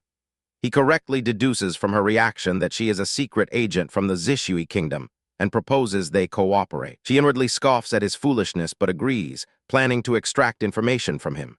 To show his sincerity, he tells her the Song family is colluding with General Yi Wang of the Tay mercenary group, whose battles against the Tiandu army are merely for show. He proposes a plan. He will distract the head of the Song family while she, now going by the name Sun Zhan, searches for evidence. To facilitate this, he arranges for her to pose as a maid in the east courtyard. As they talk, he senses an intruder has triggered a trap he set and leaves to investigate. At the courtyard wall, Song Yunxiang confronts the situation, explaining to his guards that a rat detected his formation and fled. He decides against a search, anticipating some undercover activity due to the important guests arriving tomorrow. Elsewhere, a cloaked figure reflects on their narrow escape from the Song Mansion's clever formation, shocked to realize how many heaven stagers Yunxiang commands.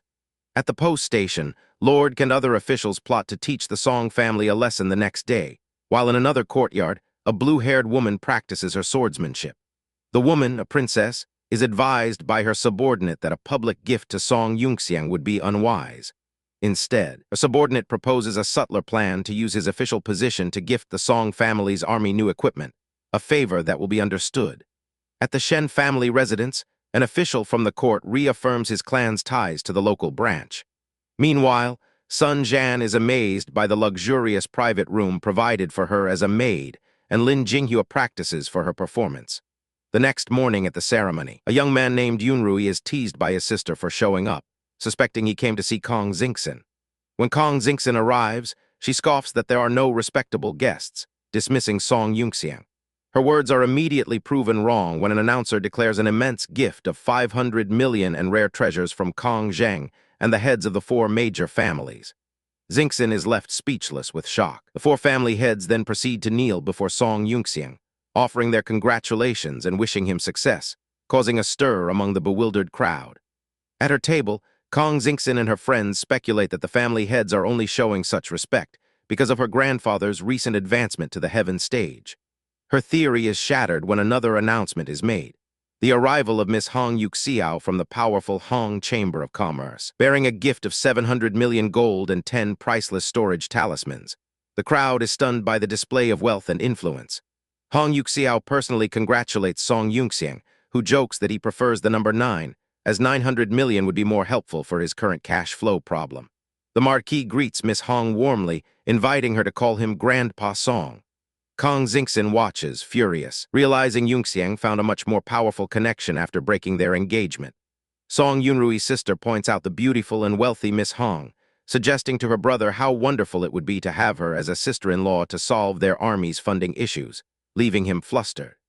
Just as Kong Xingxin dismisses the Hongs as mere merchants, the ceremonial bells of the court ring out, and a massive eunuch ship descends from the sky. The Grand Eunuch and his delegation arrive. The Marquis and the Song family greet them respectfully. The Grand Eunuch praises Song Yunxiang's remarkable presence, calling him a dragon among phoenixes. Yunxiang humbly replies that the Grand Eunuch is being too gracious. Chapter 47, an official in elaborate robes smiles, remarking that young Master Song is indeed extraordinary, and he turns to ask an attendant if the ceremony platform and incense table have all been prepared. The white-haired attendant gestures respectfully, confirming that everything is ready and asking them to proceed this way down a long red carpet where a grand ceremony is underway. In the crowd, someone stumbles and is told to stand properly. A young woman with flowers in her hair is flustered, saying she's got it. but then she stares in shock at the officials in red robes. She asks her father how this is possible, since as a city lord, he can only wear a green robe. She exclaims in astonishment, wondering why so many high-ranking officials are present for a mere award ceremony for Song Yunxiang. The scene shifts to a bustling temporary cooking area in the Song Mansion's outer courtyard, where a head chef urges his staff to cook faster, as they need to prepare 200 dishes before the auspicious time. A head maid with orange hair announces that the first dish room is full and that newly prepared dishes should be temporarily stored in the second. A new maid with green-streaked hair shyly says hello. The new maid introduces herself as being from the East Courtyard, sent by Sister Kingdai to help. The head maid, upon hearing this, instructs her to go to the first dish room, check the quantities, and start loading the prepared dishes onto the serving carts. The new maid arrives at a door, wondering if it's the correct one, and peeks inside. She is awestruck by the magnificent display of countless exquisite dishes arranged together. Hearing a noise, she whispers that someone is coming, but finds herself standing confused in the seemingly empty room. Inside, a group of young maids are secretly stuffing their faces with the banquet food. The new maid confronts them, asking what they are doing and startling them. She introduces herself again and asks if they need any help. One of the maids says she scared them, then confirms she is the new maid. The green-haired maid asks what they are doing, pointing out the dishes are for the banquet and questioning if it's appropriate for them to eat them. The other maids exchange glances, thinking the new girl seems a bit slow and deciding to fool her. One of them, a small girl, introduces herself as Miss Song Yunhua from the West Courtyard and claims they were ordered to check the quality of the dishes for the VIPs. She invites the new maid to help with the inspection and tells another maid to give her a piece to try. The new maid hesitates, saying it seems inappropriate, but another maid leans in and insists that the head chef just asked her to do it right now. She is then handed a ginkgo lily crystal cake and told it is her task to inspect it. She takes a bite and chews with puffed-out cheeks, her expression suddenly shifting to one of overwhelming joy. She has a vivid vision of herself in a field of lilies, describing the fantastical texture of the cake dancing on her tongue, the refreshing fragrance of ginkgo, the delicate elegance of lily, and the sweet bursts from goji berries. She comes back to reality, still on the floor, declaring the cake a true gift from nature and a work of artistic enjoyment.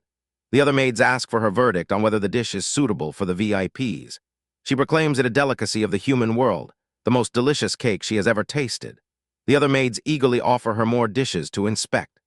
The scene shifts back to the ceremony platform, where an official informs the Grand Eunuch that the auspicious time is moments away and suggests they take a short rest. Elsewhere, a woman remarks that it's perfect timing, as the award ceremony is about to begin, while her companion comments on the grandeur worthy of the Tiandu kingdom.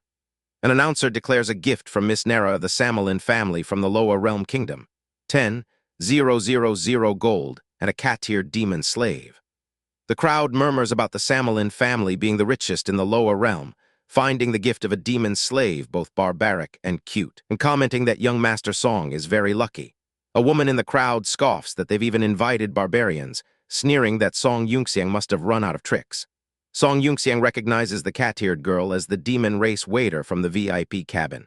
The girl, Zio Meng, bows and declares that she will now be his servant. As Song Yunxiang moves through the crowd, an onlooker comments that he is truly blessed with good fortune. Suddenly, an announcer declares a gift from young Master Zhang Dagui of the Zhang family from Central, 50 million in gold and a chest of spiritual materials. Zhang Dagui smirks at Song Yunxiang. Song Yunxiang gives him a subtle side-eye glance. Zhang Dagui is thrilled, thinking that Song Yunxiang must be pleased with his gift. He then notices a group of prominent figures from the court arriving, including members of the Ryuan and Bao families, realizing that Song Yunxiang is held in high regard. In the shadows, a figure notes that the Bao family has a holy stage backer and are the maternal family of the crown prince. A group of officials discusses the guests, deeming the Zhang family clueless and noting the Song family has fallen to inviting merchants just to make up numbers. A senior official suggests they should investigate the Song family's ties to foreign commercial entities. Nearby, a man asks his companion why people are lining up. The companion explains it's a ceremonial protocol representing the king of Tiandu. The first man scoffs that the kingdom's obsession with such feudal rules is why it has become so corrupt. His companion agrees, calling them a group of corrupt fools, when a white-haired man suddenly appears behind them, asking who they are. The white-haired man smiles and tells them to continue their conversation, then walks past them onto the main ceremony platform. He kneels with a smile. A younger man from the Song family rushes to him, addressing him as third uncle and pleading with him not to cause trouble. The third uncle retorts, asking if the Song family is supposed to kneel for this worthless thing if he doesn't intervene.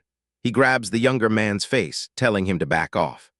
Guards step forward, declaring that the platform is only for the direct line of the Song family. An official apologizes to the Grand Eunuch, explaining that the man is an elder of the direct line. Younger family members whisper among themselves, having never seen this uncle before, speculating that he couldn't be an illegitimate child since even their fourth uncle lacks the right to be on the platform. A group of elders recognize the man, and one named Brother Kong seems particularly excited. An attendant informs the Marquis that the auspicious time has arrived. The Grand Eunuch is also informed and announces that they shall prepare to proclaim the decree. The announcer commands the members of the Song family to kneel and receive the decree. The crowd begins to kneel. However, the white-haired man stands defiantly, declaring it ridiculous. He proclaims that the Song family is a holy stage family and wouldn't kneel even for the king, let alone a mere decree. An official whispers that the privilege of not kneeling only applies if a holy stager is actually present, which is no longer the case since the Song family's holy stager died 20 years ago. Lord Hu from the Ministry of Rites confirms this is the custom. An old official challenges the white-haired man to bring out their holy stager if he's alive. Otherwise, they should stop making things difficult for Grand Eunuch Lin. The white-haired man laughs and tells them to open their eyes, dramatically announcing that he is Song Bingchuan and has been standing on the platform the whole time. The officials are stunned, repeating his name in disbelief, as he looks far too young and was believed to be dead or dying. The Grand Eunuch recalls that while Song Bingchuan should be an old man near death, this person does bear a resemblance to an old painting of him. One official accuses him of being an imposter. In response, Song Bingchuan tells them to experience his aura and unleashes a powerful golden energy that floods the platform with immense pressure. The officials cry out, recognizing the undeniable aura of a holy stage master. Song Yunxiang calmly tells his third grandpa that it's enough and to withdraw his divine powers, which Song Bingchuan does. Song Bingchuan then turns to the Grand Eunuch and asks if they shall begin. The Grand Eunuch, recovering, thanks young Master Song for his understanding. The Grand Eunuch formally apologizes to Song Bingchuan, the Marquis of the Four Seas, admitting they were foolish and blind to not recognize him and asks him not to hold a grudge. Song Bingchuan tells him to announce the decree. The Grand Eunuch proclaims that since a holy stager is present, the family may receive the decree with a bow instead of kneeling. He reads the royal decree, which praises Song Yunxiang for his heroic deeds in saving the second prince and defeating enemies of the kingdom. In recognition of his merits, the king confers upon him the title of Baron of Lingbei County, granting him land and soldiers, and exhorts him to remain loyal. The decree concludes by urging all citizens to look to him as an example of dedication. The Grand Eunuch presents the scroll, and Song Yunxiang bows, humbly thanking His Majesty for the great favor. The Grand Eunuch congratulates him, predicting a bright future for the Song family. Song Yunxiang then invites the Grand Eunuch and all the officials to a banquet he has prepared. As they leave the platform, two young women of the Song family discuss the shocking revelation, speculating that the elder's miraculous recovery is connected to Song Yunxiang. As they walk, a man in red robes from the Zhai family furiously confronts Song Bingchuan, calling him an old bastard and accusing him of deceiving his grandparents and disgracing their family's name. Song Bingchuan casually dismisses him, claiming not to remember his grandmother and boasting about his past conquests. The Zhai family man lunges forward in a rage, but is held back by his companions. A man from the Bao family then steps up, arrogantly stating that even if Song Bingchuan is alive and at his peak, he is only a third-level holy stager. He boasts that his Bao family also has a holy stager and one of the current 8 generals, so they do not fear him. Song Bingchuan nonchalantly asks how many holy stagers the Bao family has. The man proudly declares they have one at the peak 3rd level, same as him, and countless at the heaven stage. Song Bingchuan smirks and says he's sorry before unleashing a colossal pillar of golden energy that erupts into the sky, revealing his immense power. The crowd is thrown into an uproar by this display and the revelation that the Song family's holy stager is alive and youthful. Guests scramble to contact their families, realizing their congratulatory gifts were inadequate. A rival family is in disbelief, with the father smacking his daughter and telling her she was tricked by that street rat Song Yunxiang, who had lied about Song Bingchuan's condition. The girl refuses to believe it, convincing herself it must be an illusion created by Song Yunxiang. Suddenly, another streak of light appears in the sky as a figure descends in a burst of fire, and the crowd gasps as a second holy stager arrives. A beautiful blonde woman holding two large crystals lands gracefully. The announcer declares a gift from Lady Huyan, two cracked crystals. The crowd is stunned, realizing the Song family now has two holy stagers present. The Grand Eunuch watches in disbelief, realizing his plan to quietly observe is ruined. Song Bingchuan mockingly asks the Bao family members if they still dare to call their holy stager over to play. Lady Huyan approaches the Grand Eunuch, who confirms she is the ancestor of the Huyan family from the lower realm. She ignores him and walks directly to Song Yunxiang, presenting her gift and whispering her thanks for his pills, promising that the Huyan family will remember his kindness. Song Yunxiang replies that her presence is honor enough and whispers back that she can call him Yunxiang. She insists on calling him Sir, stating that she has never seen an alchemist as skilled as him in 100 years. Song Yunxiang then asks his third grandpa to escort her to the inner hall, and Song Bingchuan introduces her to the Grand Eunuch, who only manages a simple O. An attendant of the Grand Eunuch angrily accosts them for their disrespect, but Lady Huyan coldly tells him there's no room for recklessness in front of a holy stager. The Grand Eunuch watches them leave, thinking to himself that His Majesty was right. The Song family has more than just Song Bingchuan. Elsewhere, two women are caught sneaking over the wall of the estate. They claim they got lost. One of the women had suggested they sneak in to avoid paying the gift money required for entry, confident in their Earth stage skills. However, upon landing, they both feel a vibration from their stage suppression devices, realizing they've been detected by a military-grade surveillance formation. The pink-haired woman reassures her companion that their devices will disguise them as ordinary people, so they just need to follow her plan to blend in.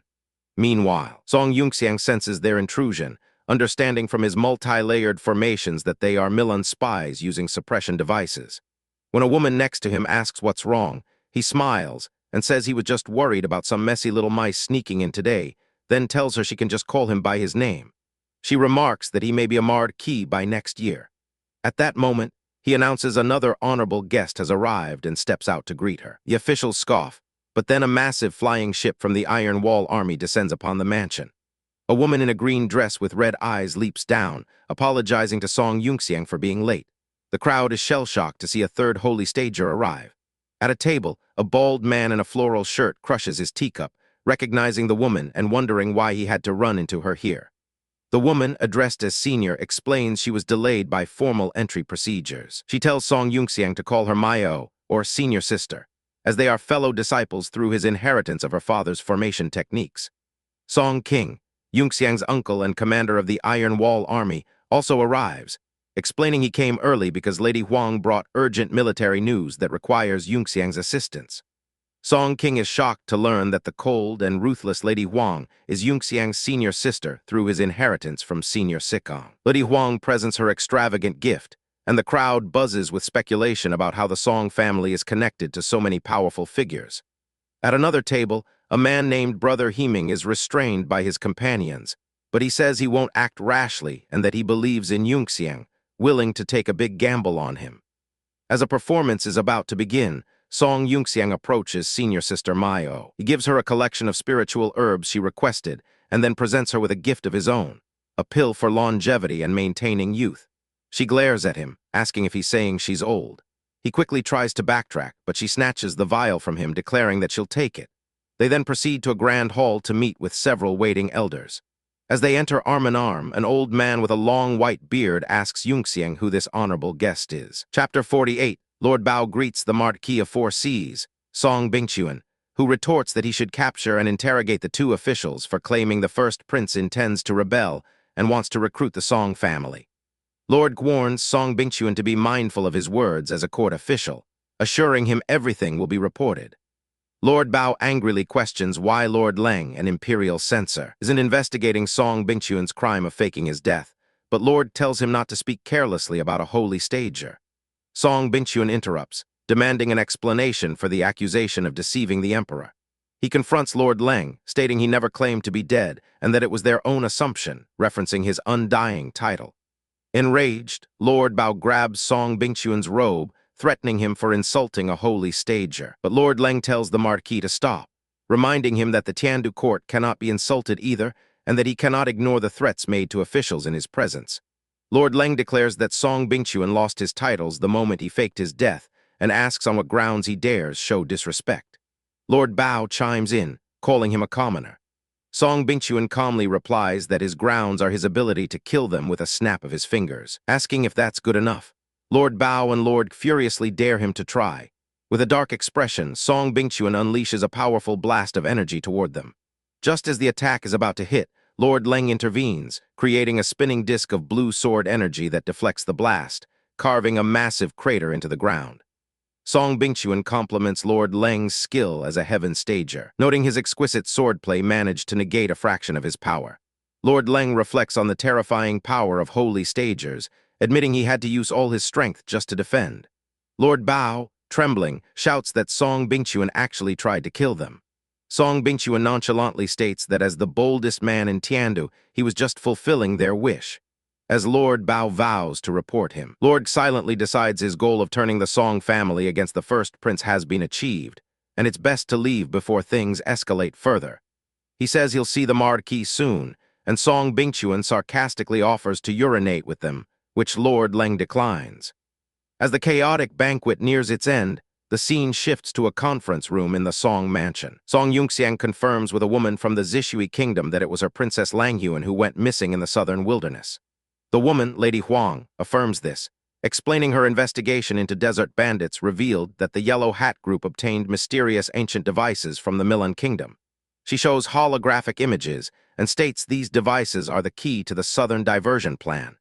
Meanwhile, a flashback to the banquet shows two young women, one named Jula, observing the exchange.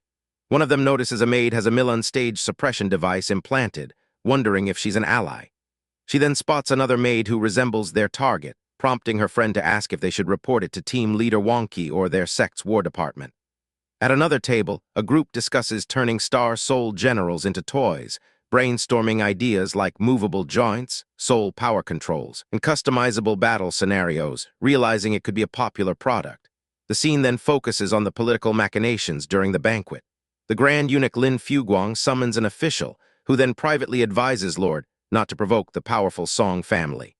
After the official leaves, Lord muses on how Lin Fuguang now wants to appease the family he once wanted to act against. Lord Bao approaches, asking if the Grand Eunuch blamed him. Lord feigns distress, telling Lord Bao that the Song family is now too powerful to offend and that for the sake of the first prince, he will put aside his personal honor to try and recruit them.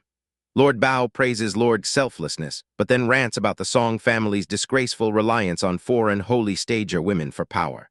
Their conversation is interrupted by Song Bingchuan, who is listening from a nearby roof. The two officials are startled. Lord, recovering quickly, extends an invitation for the Song family to serve the first prince, offering to forgive past grudges. Song Bingchuan scoffs, pointing out the first prince is not yet the crown prince and dismisses the offer. Annoyed, Lord Bao warns him not to be unappreciative. Song Bingchuan smirks, asking if they are implying the first prince is plotting a rebellion. The officials angrily deny this, and Song Bingchuan calls out to Lord Leng, who is watching from a distance, to come and comment.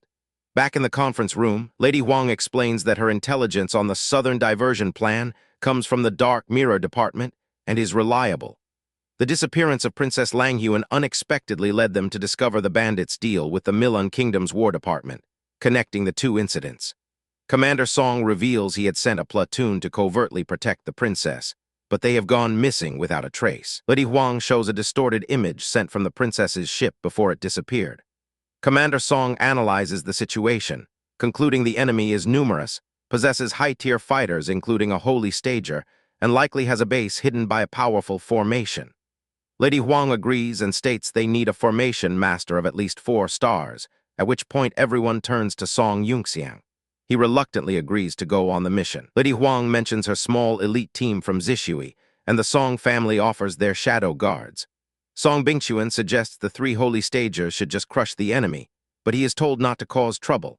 In a private room elsewhere, Lord Bao and Brother Yuan discuss Lord's strange behavior, concluding he is not truly on the first prince's side.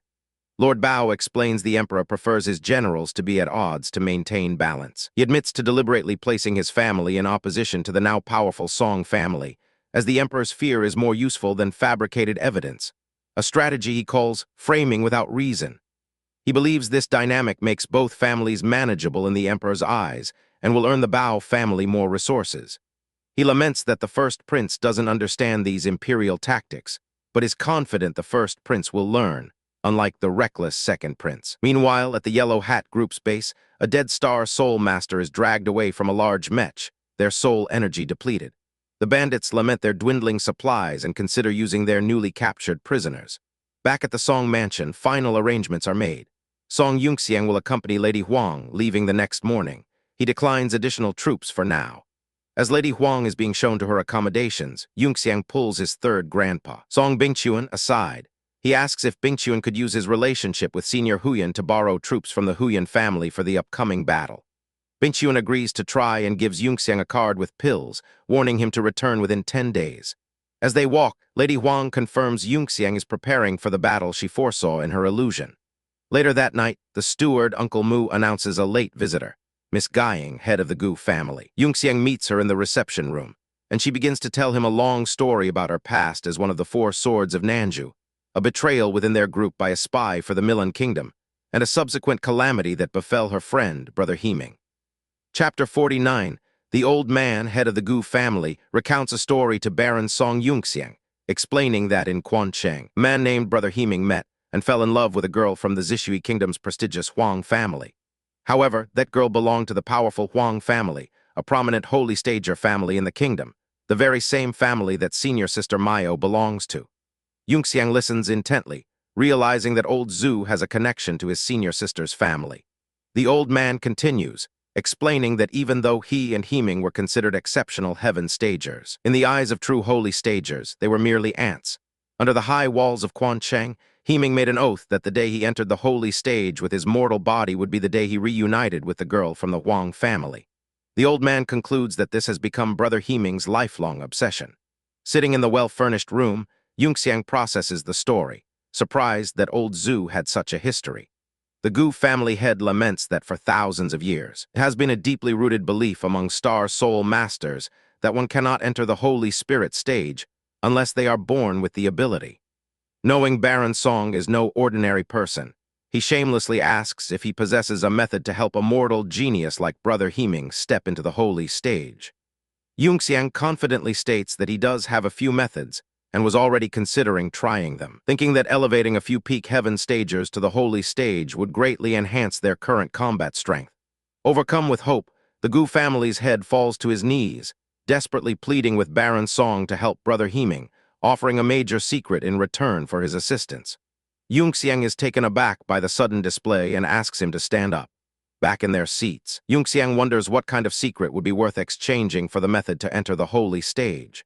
The Gu family head reveals that the secret is related to the Emperor's Tomb's secret realm, specifically a battle that occurred there more than a decade ago. Later, at the Grand Inn in Yang'an City, the Grand Eunuch Lin asks his servant, Sun Jiuchen, how long he has been in his service. Sun Jiuchen respectfully kneels, replying that he has served in the inner court for 10 years since entering the palace at age 8, and it has been 3 years since he became the Grand Eunuch's disciple. The eunuch acknowledges his long service, noting that while his talent is average, his loyalty and diligence are valued by His Majesty, and it is time to give him more responsibility. Sun Jiuchen humbly bows, thanking the Grand Eunuch for the promotion. The eunuch tells him the thanks belong to His Majesty and unfurls an imperial decree. The decree states that due to Sun Jiuchen's loyalty and diligence and the instability in the southern border cities, he is being appointed as the supreme commander of the Iron Wall Army, tasked with overseeing the entire southern border joint defense line. Sun Jiuchen vows to spare no effort and not to fail His Majesty's grace, promising to carefully oversee the military without the slightest negligence. The Grand Eunuch then provides him with a folder containing detailed information on the defense line, informing him that he will personally accompany him to his new post in a few days. Back at his residence, Yunxiang dismisses Master Gu, instructing Uncle Mu to see him off and to send for a man named Aga. As Master Gu leaves, he tells Yunxiang that he and old Zhu will wait for his notice. Master Gu departs, patiently waiting for the good news from the Baron. Alone, Yunxiang ponders the new information about the Emperor's Tomb's secret realm, deciding he must investigate further rather than just taking Master Gu's word for it. He sits, certain that he must help the old heaven stagers break through before the beast wave arrives. but he is unsure how long his necessary investigation into the Yellow Hat group in the southern border will take. He pieces together clues from his past life, linking the Beast Wave to the Milan Kingdom and southern bandits, making the journey unavoidable. He realizes that even a 10-day trip will cause significant delays, so he considers a new strategy. With the power of the Black Ring and the Faceless Mask, he thinks he might be able to operate a side account for dual-line operations. The remote connection of the ring still needs optimization, but once it becomes more stable, he can proceed. At that moment, Aga announces himself at the door. Yunxiang lets him in and instructs him to go to the Shadow Guard's prison immediately and bring him the intruder named Zunzia. After Aga leaves, Yunxiang summons his spiritual assistant, Little Red. She appears with a flash, sarcastically congratulating the useless trash host for receiving a title, then cheekily pointing out that Baron is the lowest rank, making him the useless trash Baron. Yunxiang dismisses her jokes and asks her to help him continue optimizing the Black Ring's connection, before handing her a strange jade core and asking her to identify it. Little Red examines the object, her form glowing as she scans it. She identifies it as a controlled jade core for an independent star terminal. Yunxiang is surprised, and Little Red elaborates that the information on the core has been artificially erased by someone. Based on her comparison, she determines it's a counterfeit, likely made between the 18th and 29th eras. Yunxiang marvels at the advanced civilization of ancient times and asks what an independent star terminal is. As Little Red tries to explain, her systems begin to glitch. The term is encrypted and requires higher authorization from the star network than her host's low permissions allow. Annoyed, Yunxiang asks if she knows anything at all. She retorts that she can connect to the database but is limited by his low permissions. He waves it off as unimportant and asks how to use the device. She scoffs at the useless trash host for not even knowing how to activate it, but reluctantly agrees to guide him. She zaps the jade core, which begins to glow, and hands it back to him. Following her instructions, Yunxiang holds the core as it erupts in a blinding green light that envelops him. He is instantly teleported into a digital space, a vast grid with floating data cubes. He wonders where they are, recognizing the sensation of teleportation as being similar to entering a secret realm. He questions if this is also a secret realm and decides to test its properties. He summons his star soul, and a massive energy construct materializes before solidifying into his armored general, Lu Bu. The general undergoes a star color change, its armor shifting from blue to a formidable red and black. Yunxiang is amazed that he can construct his origin general here, confirming the space is connected to the star network and can be physically entered. Lu Bu then summons its Fangshan halberd. As Little Red asks what he's doing, the general swings the massive weapon, striking the digital ground with incredible force. After a few powerful swings, the general disappears and Yunxiang reappears, catching the startled Little Red. She angrily asks why he was cutting up the grounds, and he explains he was just testing if the space could be changed. She chides him, saying he could have just used the controlled jade core for that. Realizing his oversight, Yunxiang now understands how to use it. A new Lu Bu construct appears. He notes that this jade core is almost identical to the one from the Longhai secret realm, except this one can create an entirely new secret realm from scratch. He manipulates the core, and the digital landscape transforms into a world of cliffs and rushing water. A massive black fortress rises from the ground, created by his will. He commands Star Unlock and approaches the tower, entering through a shifting digital door. Inside is another empty grid space, which he realizes he must also build himself. He asks Little Red if he can create areas with altered time flow. She thinks it's possible and encourages him to try. Yunxiang activates the core, and a control interface appears, showing he can adjust the time flow to be up to 12 times faster than reality. He calculates that a year inside would only be a month outside. A groundbreaking idea strikes him. If he can bring others in, he could create a training ground. He imagines recreating the illusions from the secret realm to simulate the southern wilderness battle, similar to game dungeons from his past life in the Zeroth era. Meanwhile, back in the Song Mansion, Augur and Zunzia stand outside Yunxiang's locked room, confused because he should be inside, but they can't sense his soul power.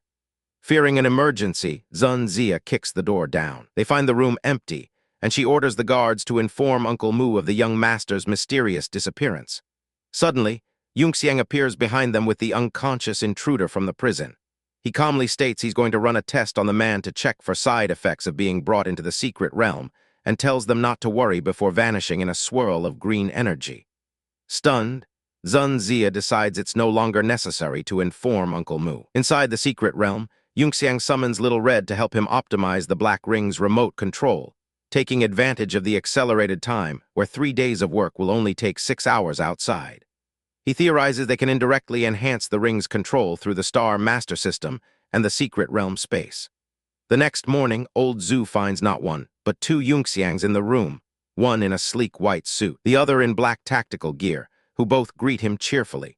Old Zhu stares in disbelief, asking if he's seeing double. They explain it's not a reflection, both of them are him. Yunxiang clarifies that he used a special method to create a second identity. One version will go with senior sister Mayo to the southern wilderness, while the other stays home to prepare for the upcoming battle. The black-clad Yunxiang announces he will leave to find Mayo, entrusting the home base to his other self. The remaining Yunxiang sighs, admitting it's tiring to play 2 roles, but he can rely on Little Red to manage things. He then goes to greet senior sister Mayo, asking if she is ready to depart for the Iron Wall Army's camp to board the Zishui ship.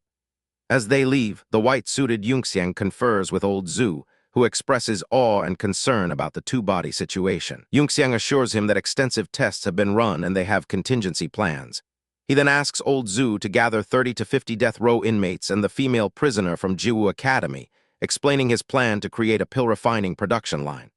3 days later, deep in the southern wilderness, a large white mech scans the terrain, reporting no sign of their target and preparing to move to the next location. On the command bridge, Mayo expresses frustration over their fruitless 3-day search. Yunxiang calmly explains that bandits wouldn't operate near their own nest and points to new locations on the map where he believes they'll find clues. Mayo orders a change of course. At the same time, in Yang'an City, a cloaked man enters a shop and recites a code phrase. The shopkeeper asks for a token.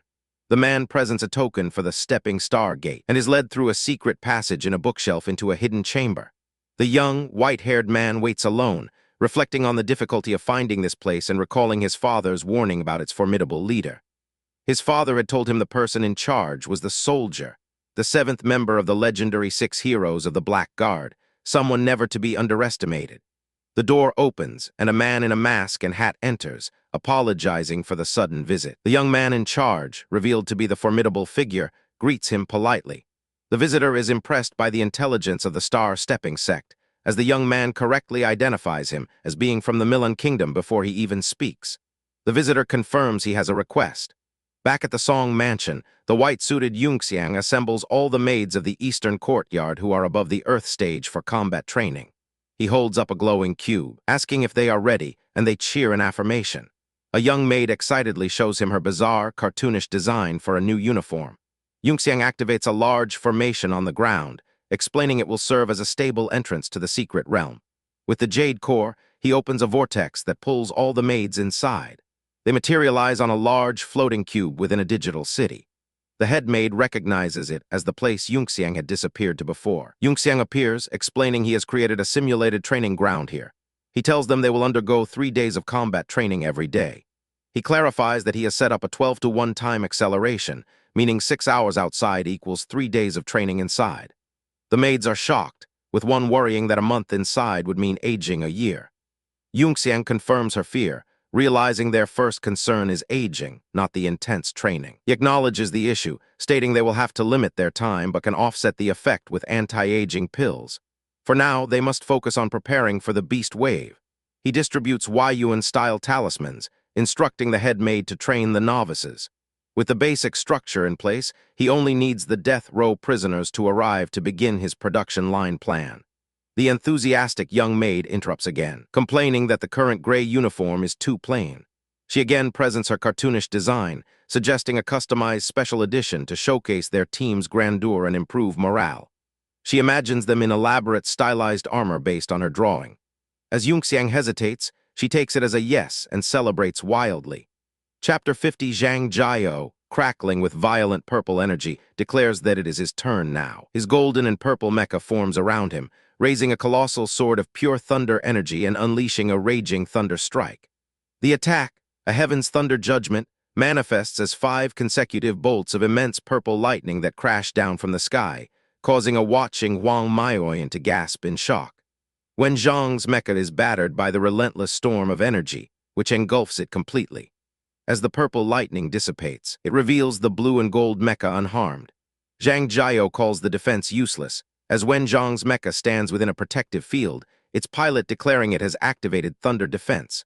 A massive pillar of golden light erupts from Wenzhong's defensive position, striking back at Zhang Jiao. In response, Huang Maioyan commands her star-souled general to go, launching a sky-piercing drill attack. The mecha's components reconfigure into multiple sleek, drill-like projectiles shimmering with blue energy. These drills, surrounded by crackling yellow lightning, converge on Zhang Jiao's location, but he stands his ground, purple energy swirling around him as he intercepts the attack head-on. He catches the drills, but Wenzhong's mecha then fires numerous golden thunder lances from its back. The lances rain down from above in a deadly barrage, striking Zhang Jiao's mecha from all sides. Huang Maioyan tells him he can't escape as she initiates her next attack, the Nine Heavens' Divine Resonance. The golden thunder lances continue their assault, piercing through Zhang Jiao's armor. He counters with a Golden Palace Thunder Smite while simultaneously maintaining his thunder defense, as a man in a pilot's helmet inside the ship orders the activation of the Peace Domain. Huang Maioyan initiates the sky-piercing Annihilation Formation. A massive sphere of golden energy forms, trapping Zhang Jiao's mecha within a maelstrom of crackling power, slamming him with intense force. Wenzhong's mecha controls the energy field, as Huang Maioyan channels her power into the attack. The strain is visible as Wenzhong's mecha emits a pained grunt. Zhang Jiao screams in rage as he is overwhelmed by the purple and gold energy storm. His mecha unleashes its own ultimate attack, a raging thunder and heaven's judgment, telling his opponent to explode. The resulting explosion creates a massive crater in the desolate landscape, leaving behind lingering smoke and sparks of energy.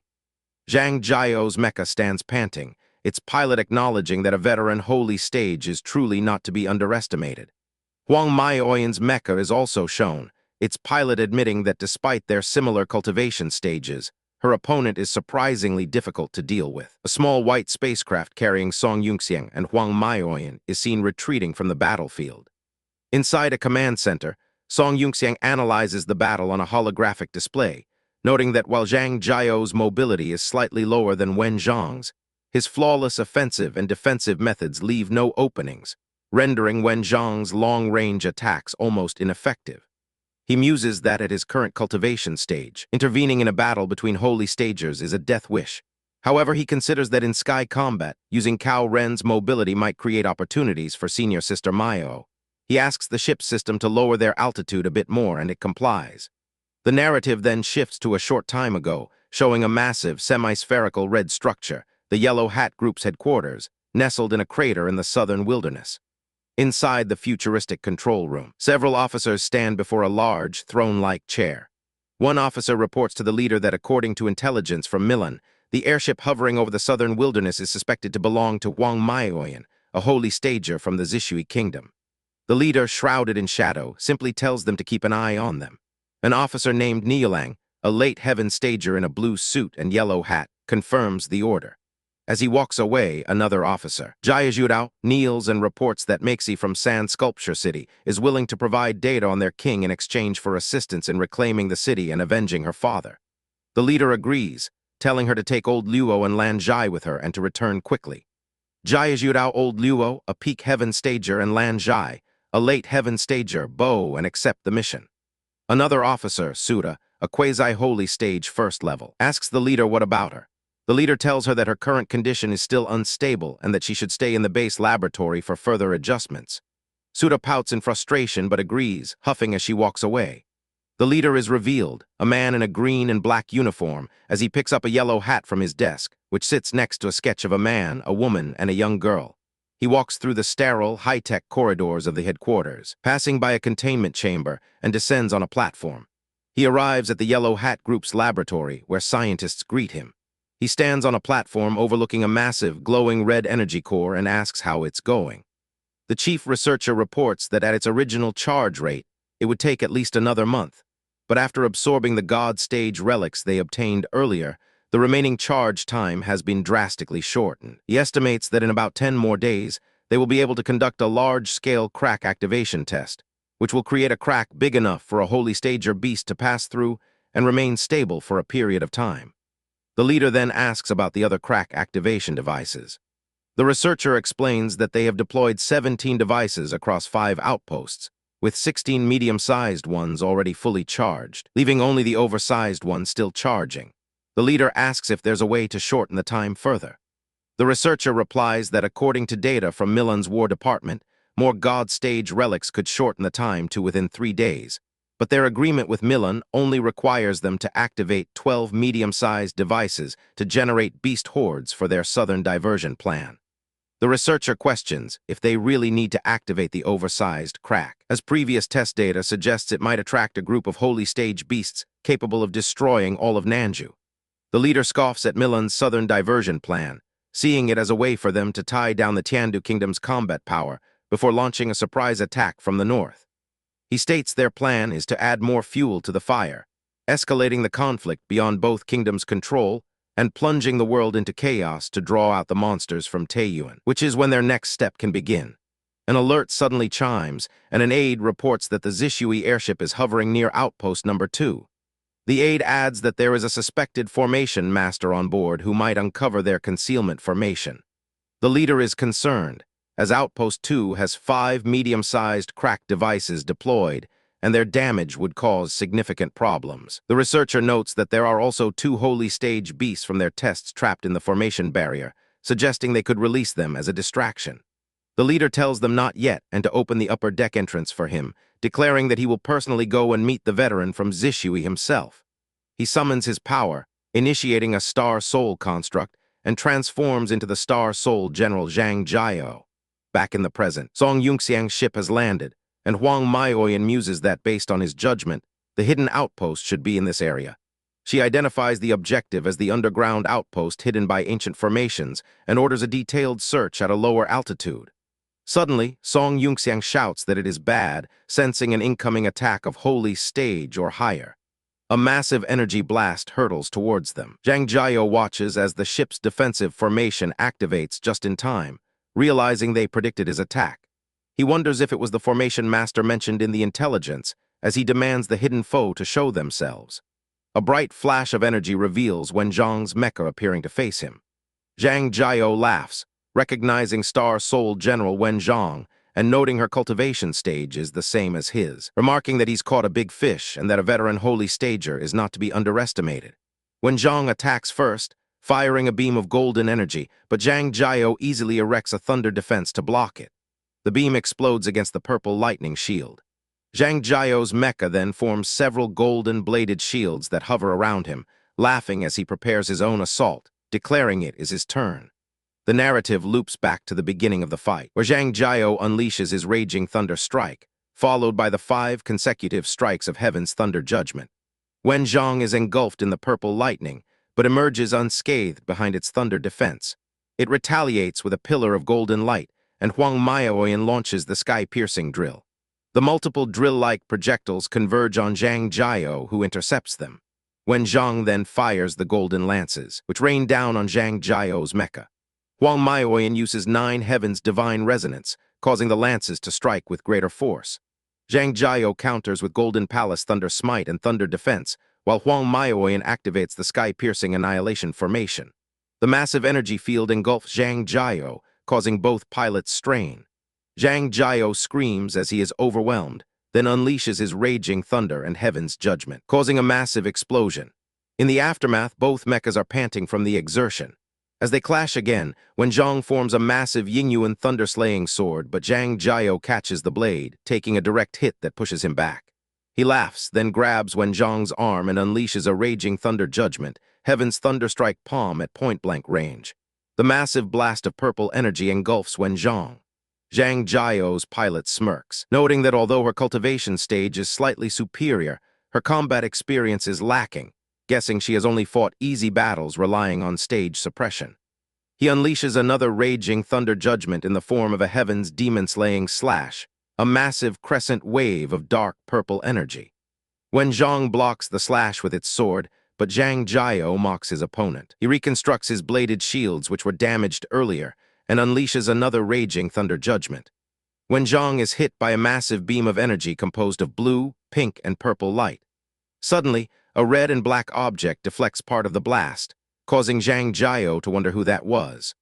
A new red, black, and silver mecha with large wings appears in the sky, announcing its arrival and apologizing for the bother. Wang Maioyan recognizes the pilot as Song Yunxiang. Zhang Jiao is enraged that a mere ant dares to interfere in a holy stager battle and tells him to get the hell out of there, launching a volley of his thunder lances at the newcomer.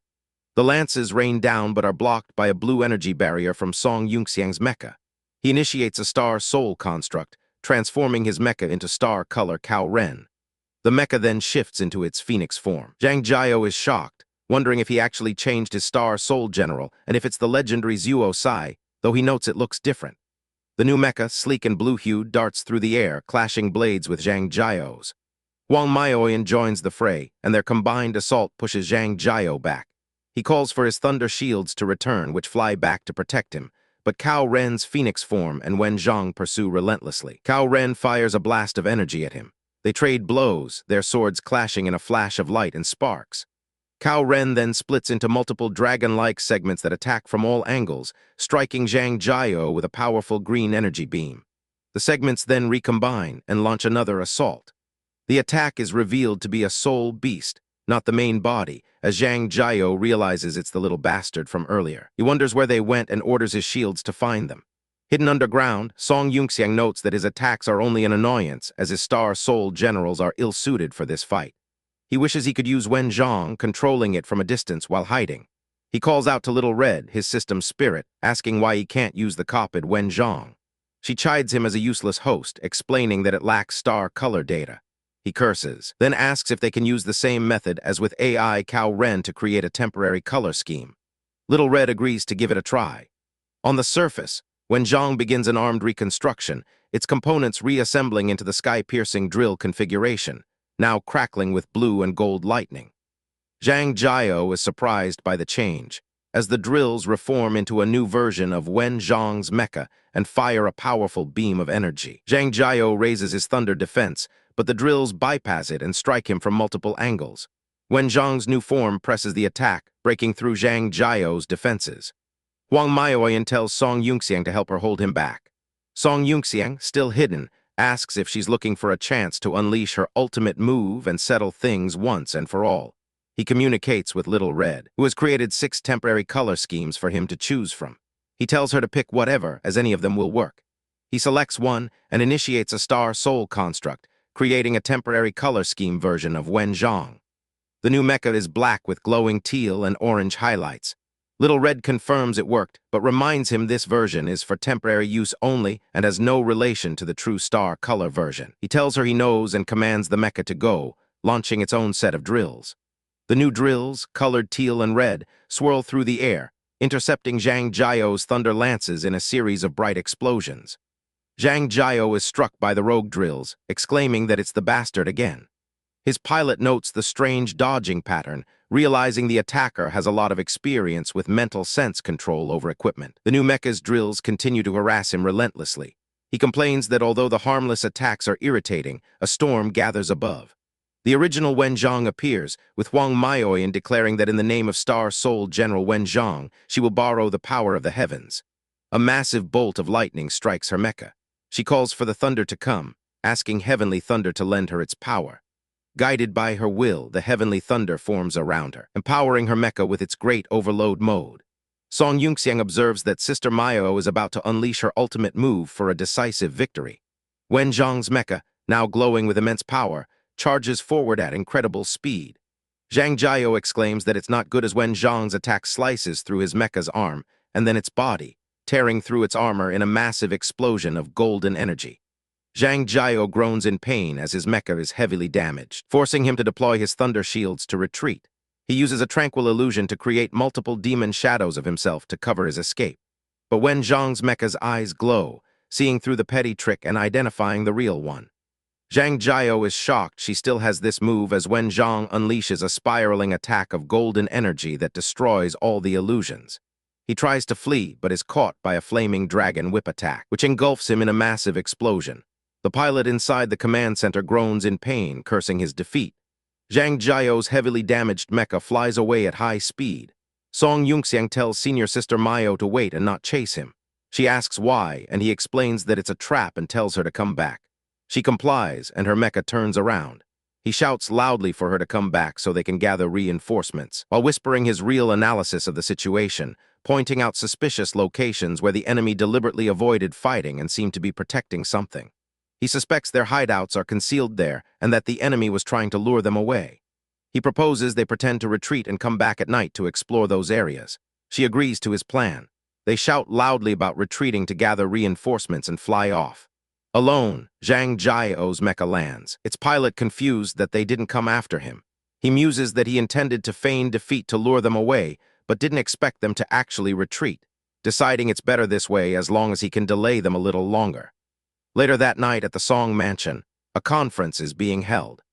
Song Yunxiang explains his battle preparation and training plan, revealing that an unprecedented beast wave from the southern wilderness will soon erupt. He states that all the warriors of Yanggan City, including the Iron Wall Army, Red Luan Army, Song Family, Jiwu Academy, and Gu Family, must work together and use every possible means to prepare for battle. One of the leaders expresses disbelief about a beast wave. An old man with a long white beard affirms that he believes what Yunxiang said is true. A representative from the Gu family agrees to mobilize all their resources to support the plan. The head of the Jiwu Academy and the Taixun industry also pledge their full cooperation. The leader of the Iron Wall Army agrees to mobilize his elites the next day to join the training plan. The leader of the Chiluan Army also agrees to cooperate fully, and the Song family elder agrees to send half of the shadow guards. Song Yunxiang clarifies that they cannot train everyone at once due to the secret realm's limited capacity, so they will start with core members and commanders experiencing a simulated beast wave. When they express confusion, he says it's better to experience it firsthand. He activates a device, and 10 minutes later, the leaders are seen exhausted and battered, having just come out of the extremely realistic simulation. They are astonished by the Soul Jade Inheritance's secret realm, especially the fact that time flows 12 times faster inside. Song Yunxiang dismisses them for the day and asks them to bring the first batch of participants tomorrow. As they leave, Mr. Zhu is asked to wait a moment. Mr. Zhu jokes if Yunxiang has something good to share privately. Song Yunxiang asks if a method to ascend from the mortal stage to the holy stage counts as something good. Mr. Zhu is stunned, realizing Song Yunxiang has truly gathered all the necessary components he mentioned before. Song Yunxiang confirms that everything is ready: the pills as a catalyst, the formation as support, and the Star-Soul Dual Meridian Guidance technique for ascending. However, he admits there are still risks involved, and they are lacking a volunteer who can disregard life and death to serve as a test subject, wondering if Mr. Zhu would be willing to take the lead and be the first to test this path for everyone. Chapter 51. The scene opens on the forbidden experiments being conducted deep in the southern wilderness at the Yellow Hat Group's headquarters. Inside a futuristic laboratory designated as Experiment Zone Number 1, a female test subject is suspended inside a large liquid-filled tank, her body connected to countless red tubes and wires. A junior researcher reads a report to his superior, stating that super-enhanced soldier experimental subject C025, also known as Asura, has failed her 14th round of enhancement modulation. Her current stage is quasi-holy level 1, with breakthrough progress stalled at 76%. The superior, a man with goggles, dismisses the failure and orders the junior researcher to simply keep increasing the injection dose of the leftover shedding mix, and to begin the 15th round of testing. The junior researcher hesitates, expressing concern that continuing to increase the dose could negatively affect the subject's lifespan and mental state. The superior coldly asks, "Huh?" prompting the junior researcher to nervously apologize, explaining he was just worried that if the subject dies, it might mess up the experiment. The superior reassures him that it's fine, mentioning that the clone project at Base 3 is proceeding smoothly, and they won't have to worry about losing materials soon. He boasts that once they acquire the data from Sand Sculpture City and use their quasi-holy stage soldiers as a core, the Yellow Hat Group will have an invincible army to dominate the eastern continent. He is then informed that Milan's War Department has shown a strong interest in their modulation technology and offered to trade God stage remnants for it. The superior scoffs at the offer, saying God stage remnants are no longer rare treasures, and that their own treasury has enough to last for years. He decides they will simply give Milan the technology and the super-enhanced soldiers, as it aligns with their leader's wishes. He reveals his plan to let Milan disrupt the current situation, which will ultimately help the Yellow Hat Group achieve their leader's vision of a new era where all imaginations become reality. As a final thought, he decides to also give Milan the student they captured during the beast wave in U-ending city. He notes that even though the Zuo Sai Soul Jade isn't with the boy, the lucky kid seems quite adaptable to enhancement modulation and would make great material. The scene shifts to the wilderness near the Yellow Hat Group's base 2, where Song Yunxiang is being carried by senior sister Mayo inside a protective energy bubble. He tells her she can put him down now, as they've arrived at their destination. Once on the ground, he conjures a glowing, complex holographic cube between his hands. He confirms that this is the secret base, hidden under an ancient formation as he expected. He tells Mayo they should sneak in and see what they can find, but as she starts to lift him again, he protests, saying it's close and he can walk the few steps on his own. Mayo ignores his pleas, stating that flying is quicker and there's no need to waste time, before swiftly descending with him into a deep chasm. After she sets him down at the bottom, he approaches a wall and begins to interface with the ancient formation's language, his hands glowing with blue energy. He identifies the very ancient language, noting its double concealment as well as alert and defense protocols. Mayo watches, amazed, thinking to herself how unbelievable it is that he not only deciphered her father's sealing formation, but also added a whole new formation language she had never seen before. She muses that Song Yunxiang is probably the most talented person she has ever met in the field of formations, also possessing alchemy skills, and that keeping him in Tiandu is a real waste. Song Yunxiang declares that it's done, and with a final push of his hands, a large, circular, glowing blue portal materializes in the rock wall before them. They step through the portal into a vast, futuristic underground complex. He explains to Mayo that their comms wristbands have no signal here, so he hands her a sound transmission talisman, telling her he created a backdoor in the formation system when he hacked it, which will allow them to communicate. They agree to split up and scout the area. The scene then cuts to a hangar within Base 2, where a man in a blue suit and yellow hat interrogates a group of captured women, demanding they hand over the construction data for their next-generation mass-produced machine or face a fate worse than death.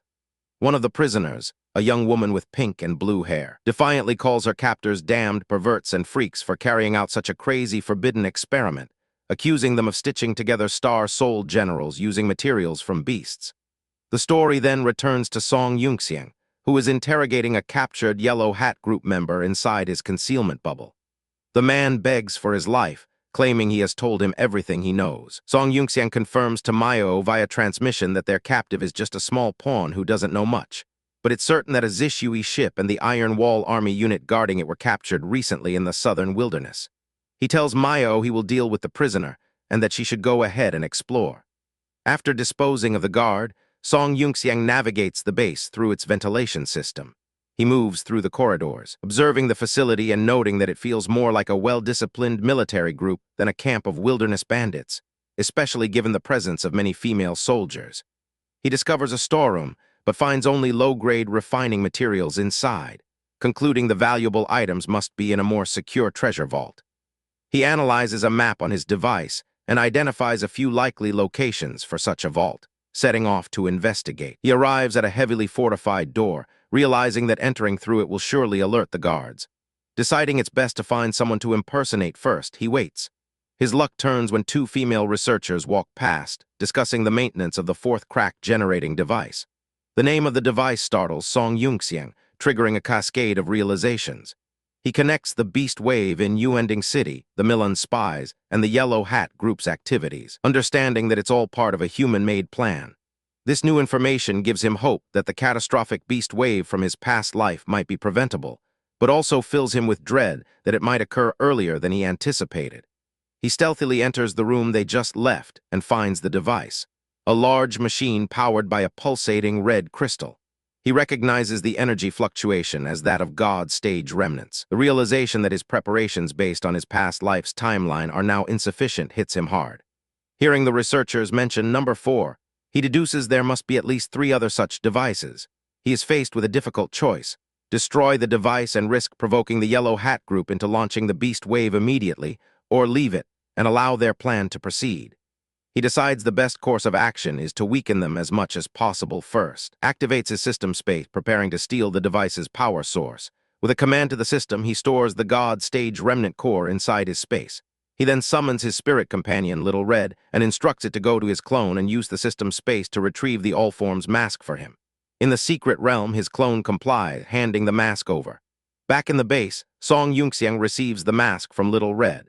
As he prepares to use it, the two guards outside the room express confusion, one of them asking the other if there weren't 3 researchers inside, as he thought he saw a third person. Soon after, the real researcher exits the room and walks down the corridor. From a vent above, Senior Sister Mayo contacts Song Yunxiang via voice transmission, reporting that she has found the princess and the others. She confirms that while the enemy has many people, there are no holy stagers among them. He instructs her to hold her position and not make a move until he gets there. He informs her that he's found 4 of the crack-generating devices, has swiped the equipment, and tampered with them to mislead their enemies. He tells her they need to rescue the prisoners quietly and delay their discovery for as long as possible before he directs her to his location in the hangar. The scene shifts to the hangar, where the man in the yellow hat is brutally beating the captured soldiers. A green-haired woman is dragged from the cell and forced to her knees, her soul power suppressed.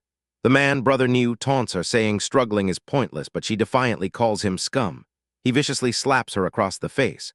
She spits blood in his face, enraging him further. He kicks her hard in the stomach and orders his men to beat the other female soldiers to death, but to spare the pink-haired researcher for now. Later, outside the hangar, Brother New discusses the prisoners with a subordinate, who suggests using the stubborn women as materials for their experiments. Brother New tells him not to rush, as he has a feeling the researcher has a noble background, and orders the intelligence team to investigate her. A female operative arrives and informs them that a Zishui warship with a holy stager appeared near the base earlier, likely to rescue the prisoners, but their leader effortlessly drove them off. Convinced that the women are valuable hostages, Brother New decides to keep them alive for a potential ransom. Meanwhile, Song Yunxiang informs Mayo that he has a way to walk right into the hangar unnoticed by impersonating an officer he just saw. He uses the all-forms mask to transform into Brother New. He approaches a massive, sealed door, and as it slides open, he is confronted by a horrifying sight. A monstrous, stitched-together creature, a fusion of a star soul, general, and various beast parts, suspended by thick cables in a vast chamber. He is shocked, recognizing the abomination as the Nanju ghost from the Longhai secret realm. The realization dawns on him that in his past life, the Yellow Hat Group was involved in the Battle of Yuending City, and that this monster was what became of Old Zhu after his defeat, turned into one of their test subjects.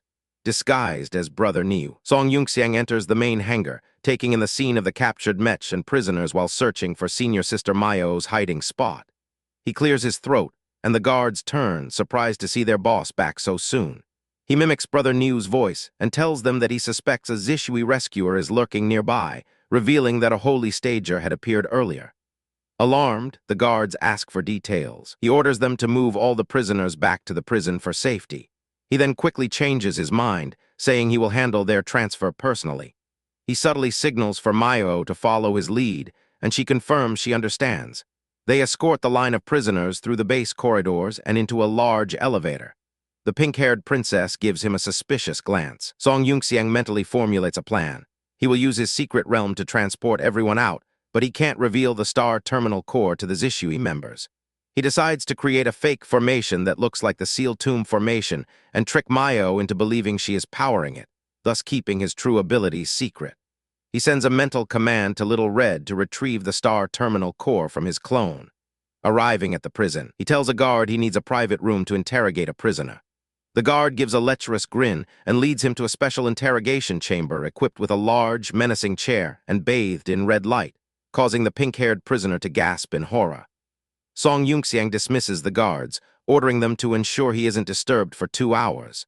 As he approaches the bound princess, she backs away, warning him not to come any closer. He tells her to stay still so he can untie her, but as he touches the ropes, she lunges forward and bites his hand ferociously.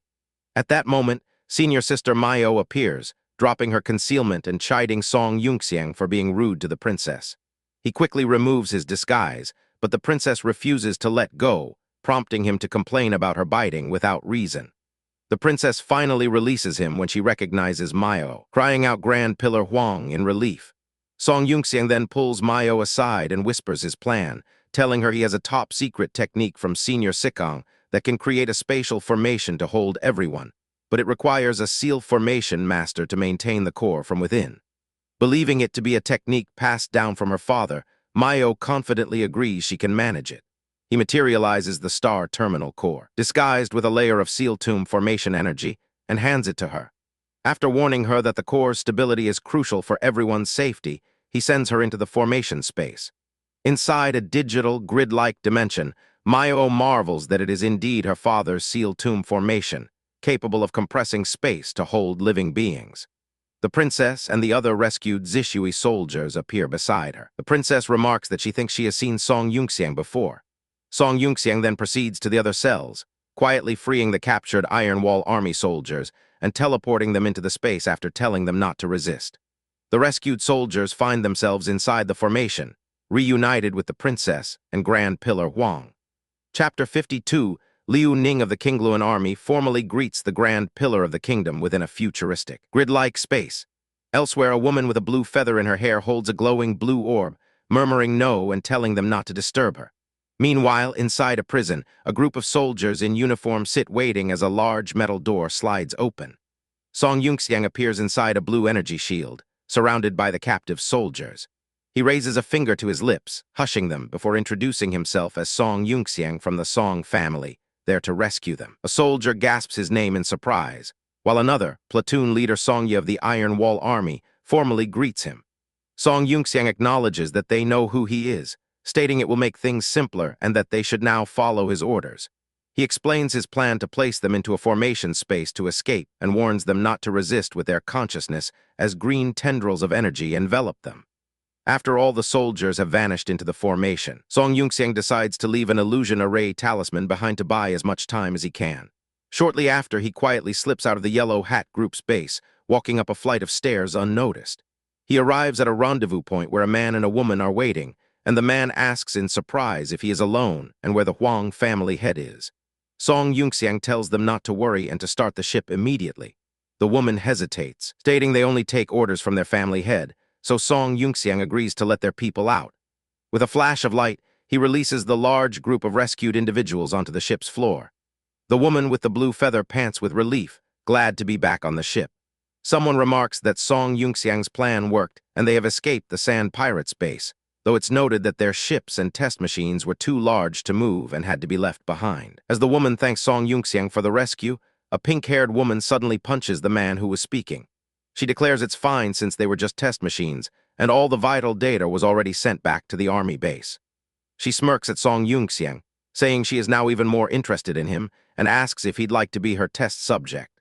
The woman with the blue feather steps between them, warning the princess not to mess with her little junior so casually. As sparks fly between the two women, Song Yunxiang intervenes, stating the priority is to escape, and tells senior sister Mayo to order the ship to depart. The crew is ordered to set a course for Yang'an City at full speed. Song Yunxiang muses that it will take at least 2 days to reach the city and hopes for an uneventful journey. He quietly instructs a small red orb, Little Red, to return the All-Forms mask and star terminal core to his clone, which it confirms. Thinking that his work here is done for now, he decides to rest and focus on his clone's training the next day. The next morning at the east courtyard of the Song Mansion, several futuristic ships land and deploy their ramps. A group of women in red uniforms, commanders of the Qingluan army, disembarks. The lead woman, Song Zio, reports to a man named Uncle Mu that her contingent of 6 has arrived for the special training. Uncle Mu instructs them to proceed to the east courtyard, and they greet him as chief instructor. He corrects them, saying he is just the steward now and to stop using his old title. As they walk, one of the commanders asks Song Zio if a nearby chubby man looks like her father, but Song Zio shushes her. The two men, Commanders Song Qi and Song Nong of the Iron Wall Army, greet Uncle Mu, who is surprised to see them. Song Qi boasts that for a top-secret program, it had to be them, the most reliable men of the mansion. They reminisce about the last time the 3 of them fought together during a beast wave, when the 3rd madam assigned them to a team she called the Mighty Combat Squad. They laugh about how they had to beg her not to change their last names and wonder how the 3rd madam and the 3rd young master are doing.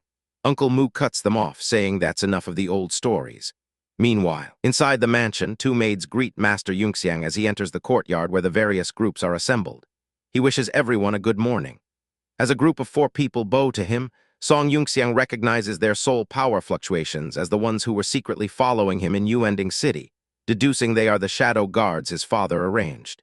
He looks at one of them, a man with a scarred face, and recognizes him as Song Ki from his childhood. The man introduces himself as a member of the Shadow Guard Special Operations Team, explaining that being his servant was part of his mission to protect him. Song Yunxiang laughs, asking if the others are also part of the arrangement, which Song Ki confirms, stating the Marquis formed a special team to protect him in secret while he was at the academy. He introduces Song Qiu, and then the masked Yingliu and the tattooed Tumi, who cheerfully greets the master. Yingliu reminds Song Yunxiang that Tumi used to be a maid in the south courtyard, but he looks flustered, admitting he doesn't remember. Tumi is disappointed, explaining that she had tried to transfer to the East Court to be with him but was rejected, so she joined the Shadow Guard instead. She tearfully recounts how she fought through the trials just to be able to watch his back from the shadows and is overwhelmed to finally meet him openly. Another woman steps between them, coolly suggesting that Tumi could have just continued watching from the dark. Tumi retorts, calling the woman a little lotus who just broke through the earth level. Just then, Song Yunjin, the commander-in-chief of the Chiluan army, arrives and greets her big sister before formally saluting Song Yunxiang as Sir. Her subordinate panics at the formality, while Song Yunjin introduces the rest of the Chiluan army commanders, who all salute him. Song Yunxiang waves awkwardly as Tumi and the other woman cling to his arms. Song Yunjin silently judges him, disappointed that the city's #1 playboy is still flirting on such an important occasion. The other commanders are surprised they cannot sense his cultivation level, while another is shocked that King Dai has reached the heavenly stage. Someone asks the Iron Wall army commanders if they are the only ones attending, and they explain that the others were delayed because the army encountered some troubles.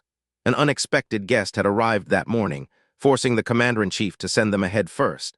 In a flashback, a soldier reports via video call that they were successfully rescued from the southern desert bandits by Master Yunxiang. His commander orders him to compile a report and return to base immediately. Elsewhere, a man named Song Shuai is being addressed by Eunuch Lin, who asks if he is done with his work. Song Shuai apologizes for being slow due to an urgent military matter. The eunuch dismisses his apology, saying His Majesty is merciful and presents a scroll as a token of forgiveness. The eunuch then commands General Song to take the order. At the same time, a man in a military uniform enters a toilet stall and locks the door. He checks a device that confirms the Nanhuangsha bandit base has been exposed and Zishui has escaped. This information is received at a secret Mayan base in Yang'an City, where an operative panics. His colleague, Chuoba Bo, asks what's wrong and learns that a top-level encrypted message has been received on a dormant channel. Chuoba Bo is shocked to realize it's from their secret agent planted in the Iron Wall army by the Right Director himself. He immediately orders a connection to the Right Director on the emergency channel. Once connected, Chuoba Bo formally greets the Right Director, a masked man with white hair who demands an explanation. Chuoba Bo relays the agent's message about the exposed base and escaped prisoners, asking for instructions. The Right Director orders him to notify the Yellow Hat Group to verify the situation and to have team leader Wonky activate several emergency plans. Chuoba Bo acknowledges the order and decides to inform the Yellow Hat Group himself. Meanwhile, at the southern wasteland Great Wall, an imperial decree is being read, praising General Song King's loyalty and skill before promoting him to the Ministry of War in the capital. The decree states that eunuch son Juchen will take over command of the Southern Wilderness Defense Line to ensure its security, while Song King will retain his title as Commander-in-Chief of the Iron Wall Army. After completing the handover, he is to proceed to Beijing immediately. The eunuch congratulates him and tells him to accept the order. Song King kneels and thanks the minister for his grace. Back at the Song mansion, Song Yunxiang learns of the decree and thinks the situation doesn't look good, a dark premonition of the Right Director and the eunuchs flashing in his mind. He hopes they won't cause trouble before the beast tide. The Iron Wall commanders note how much Master Yunxiang has changed in a year, remarking that men grow up quickly after hardship. Tumi covertly sends a signal from her wrist device. Song Yunxiang decides not to wait any longer and begins the training. He holds up a glowing green construct, telling everyone to prepare for impact and not to resist. Green energy envelops all the participants, teleporting them away. At the same time, on a ship flying over Dongju, a woman named Dylan is watching a holographic feed of Song Yunxiang. Her blonde companion teases her about having a perverted interest in her cousin, even having him secretly photographed. The princess reminds Dylan that she was the one who begged for help after hearing about the secret training. She declares herself Song Yunxiang's eldest cousin, but Dylan questions her seniority. The princess proudly displays a family tree she drew, but Dylan points out she forgot that the old Marquia's wife was the late Emperor's sister, Princess Rue. The princess tries to connect the dots, realizing her own relation to the Supreme Emperor, and her mind comically short-circuits from the complicated lineage. Dylan ignores her, watching the feed and wondering how Song Yunxiang can so easily control the Jade Core left by the Madam. Inside the Star Terminal Jade Core space, Song Yunxiang is relaxing on a beach chair when a simulation screen beeps. He sighs, wondering why the Chiluan army was wiped out so quickly for the third time and questions if he made the simulation too difficult. Uncle Mu appears and asks permission to test the new Yuan mech in the simulation to better prepare the soldiers. Song Yunxiang agrees, hoping it will help them last longer, but the screen soon flashes with all dead again. Annoyed, he tells Uncle Mu to enter the simulation himself and show them how it's done, instructing him to tell the others to focus on survival. He grants everyone new mech and gives Uncle Mu special permission to move between groups. With the simulation updated, he decides to check on Old Zoo's progress. He teleports to another part of the space where a large crystal floats, noting with interest that Old Zoo has already reached the inner demon illusion stage much faster than expected. Deciding it's worth a look, he creates a magic circle and enters the illusion. Inside, in a desert landscape, an armored figure representing Zhu Himing confronts another mech, calling its pilot Yuan Jiyuri a traitor. Yuan Jiyuri pleads that he came with good intentions, but Himing attacks, telling him to prepare to die. Their mechs clash violently until they are both destroyed in a massive explosion. The two warriors emerge from the wreckage and continue their duel on foot. Himing is defeated, and as he lies bleeding, he laments being blind to the fact that his sworn brother was a spy for the Milan Kingdom. The victor corrects him, saying his name is Chuoba Zhu. Chuoba Zhu sincerely invites the defeated Himing to the Milan Kingdom, promising they have what he seeks, the method to ascend from the mortal stage to the holy stage. He reveals their War Department has made significant progress on what they call the False Holy Project. The scene shifts to a new simulation, the Southern Wilderness Beast Wave. The Great Wall is under siege by a massive horde of beasts. A commander orders a fan-shaped artillery barrage on the 3rd Battalion's wall. The artillery mechs unleash a devastating volley, clearing a path. Commander spots a horrifyingly large beast in the distance and orders the 2nd Battalion to use the opening to retreat and support the 5th Battalion. The simulation then moves to a besieged Yong'an city, where winged beasts attack civilians. A powerful sniper shot takes down one of the creatures. The sniper reports he's providing support, but Tumi, the one who fired, is told not to waste her energy on NPCs, as she's attracted all the beasts to their position. She smirks, declaring it's her time to hunt, and leaps into the fray, unleashing a torrent of flying swords that decimate the horde. Meanwhile, other teams fight desperately to defend the Song Mansion within the illusion. One warrior is saved by a timely sword strike from a female teammate, whom he thanks. Back at the Great Wall, the 5th Battalion, led by Song Nong, struggles to hold the line against the overwhelming swarm. A soldier reports that the 4th Battalion has collapsed and the 3rd is doomed, commenting on the brutal realism of the simulation. He watches the chaotic battle, hoping Song Nong is okay. Chapter 53, meanwhile, inside Elder Zhu's inner demon illusion, a giant, translucent blue projection of Song Yunxiang observes the scene. He identifies the situation as the False Holy Project, a forbidden method that forcibly transforms the body to the holy stage by injecting external soul power. Song Yunxiang recalls that in his previous life, this method had reached a stable combat level during Milan's invasion of Tiandu. Identifying the illusionary figure opposing Zhu Himing as the old monster Chuo Ba Zhu from the Milan Army's War Department. He wonders if Milan began supporting the Southern Sand Pirates decades ago, or if they obtained these methods from the Yellow Hat Group. In the illusion, the figure of Chuo Ba Zhu tempts Zhu Himing, asking why he hesitates to join the Milan Kingdom so they can unite the Eastern continent and restore the Heavenly Empire. Zhu Himing just laughs, declaring that he won't fall for those tricks again. He proclaims that this time he won't be swayed, as someone has already helped him find his own path. A massive surge of golden energy, forming a swirling dragon, erupts from his body as he channels his power, shouting that he will reach the holy stage. The golden energy explodes outwards, shattering the illusionary figure of Chuo Ba Zhu.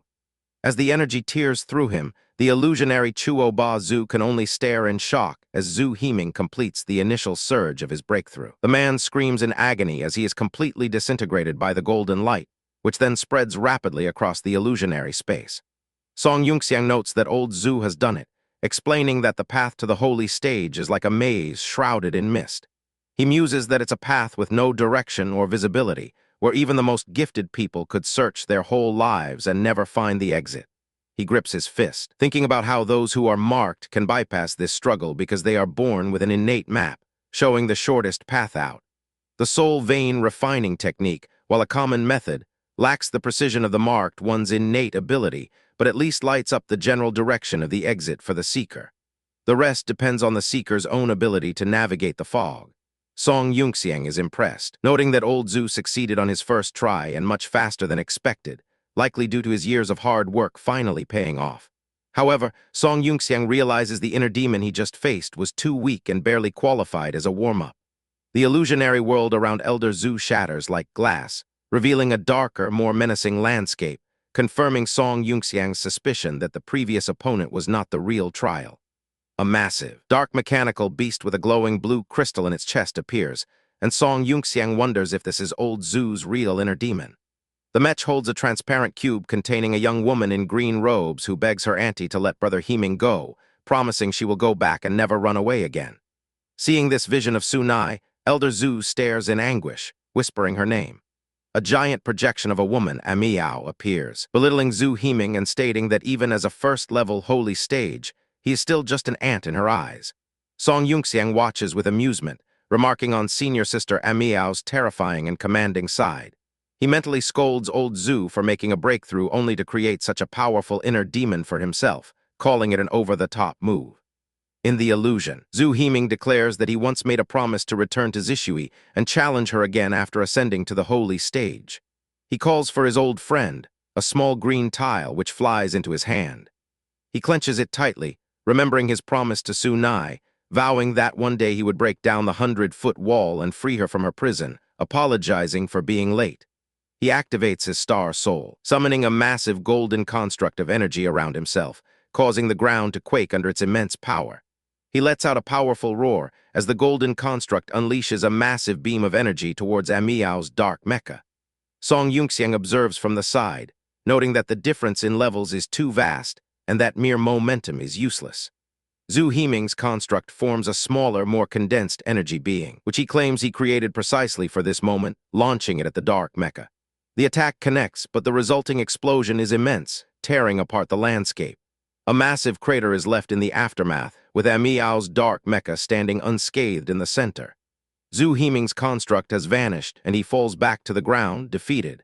Song Yunxiang comments that Zhu Heming brought this upon himself, having already broken through, but still creating such a powerful inner demon as a form of self-punishment. Lying on the ground, his power fading, Zhu Heming questions how this is possible. Song Yunxiang grows alarmed as he sees Elder Zhu's soul power disappearing, his cultivation dropping back to the mortal stage. Zhu Heming despairs, wondering if human power is ultimately unable to overcome fate, just as Song Yunxiang himself was unable to break the destined laws. Annoyed, Song Yunxiang retorts that Zhu Heming is the one who brought this on himself, so he shouldn't be blaming others. Sighing, he decides he can't just stand by and watch Elder Zhu fall back, so he will cheat a little to help. The scene shifts to a large-scale battle at the 5th Battalion's defense area on a massive wall. A commander orders the 6th Squad to provide cover while the rest follow him up the wall. The soldiers affirm the order as they charge into battle amidst explosions and laser fire. Another unit rushes to reinforce the 5th Battalion's position just ahead, arriving to find a sky filled with shrieking beasts. One of the mecha pilots spots a whole swarm of flying beasts and curses their bad luck. The enemy is identified as a swarm of Bifang, and the soldiers raise their shields to brace for impact, but the beasts' attacks are relentless. The sheer volume of purple energy beams from the Bifang swarm is overwhelming, and the soldiers scream as their formation is broken. The commander grits his teeth as their lines are torn apart by the relentless assault. The battle rages on the top of the wall, with beams of blue energy firing back at the swarming beasts. The chaos is immense as the soldiers are pushed back. The commander orders the artillery squad to prepare the hive cannon for anti-air combat. On his command, they fire, unleashing a massive volley of missiles that streak into the sky. The missiles find their targets, creating a spectacular display of explosions that takes down numerous Bifang. The commander then orders the shooters to get ready, and they unleash another volley of energy blasts into the sky.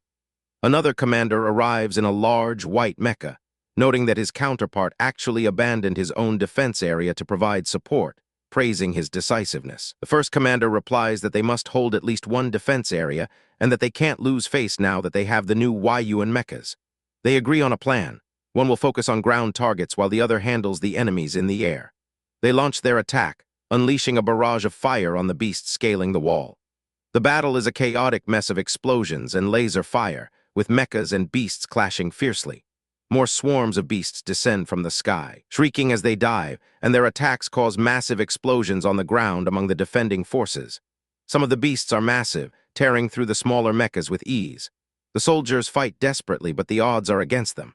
The wall is peppered with explosions from the aerial assault. A massive beast dives down, unleashing a powerful energy beam that cuts through the defenders.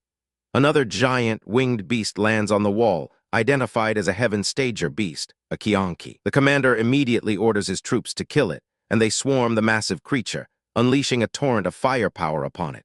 The battle becomes a close-quarters brawl, with one soldier screaming as he is crushed.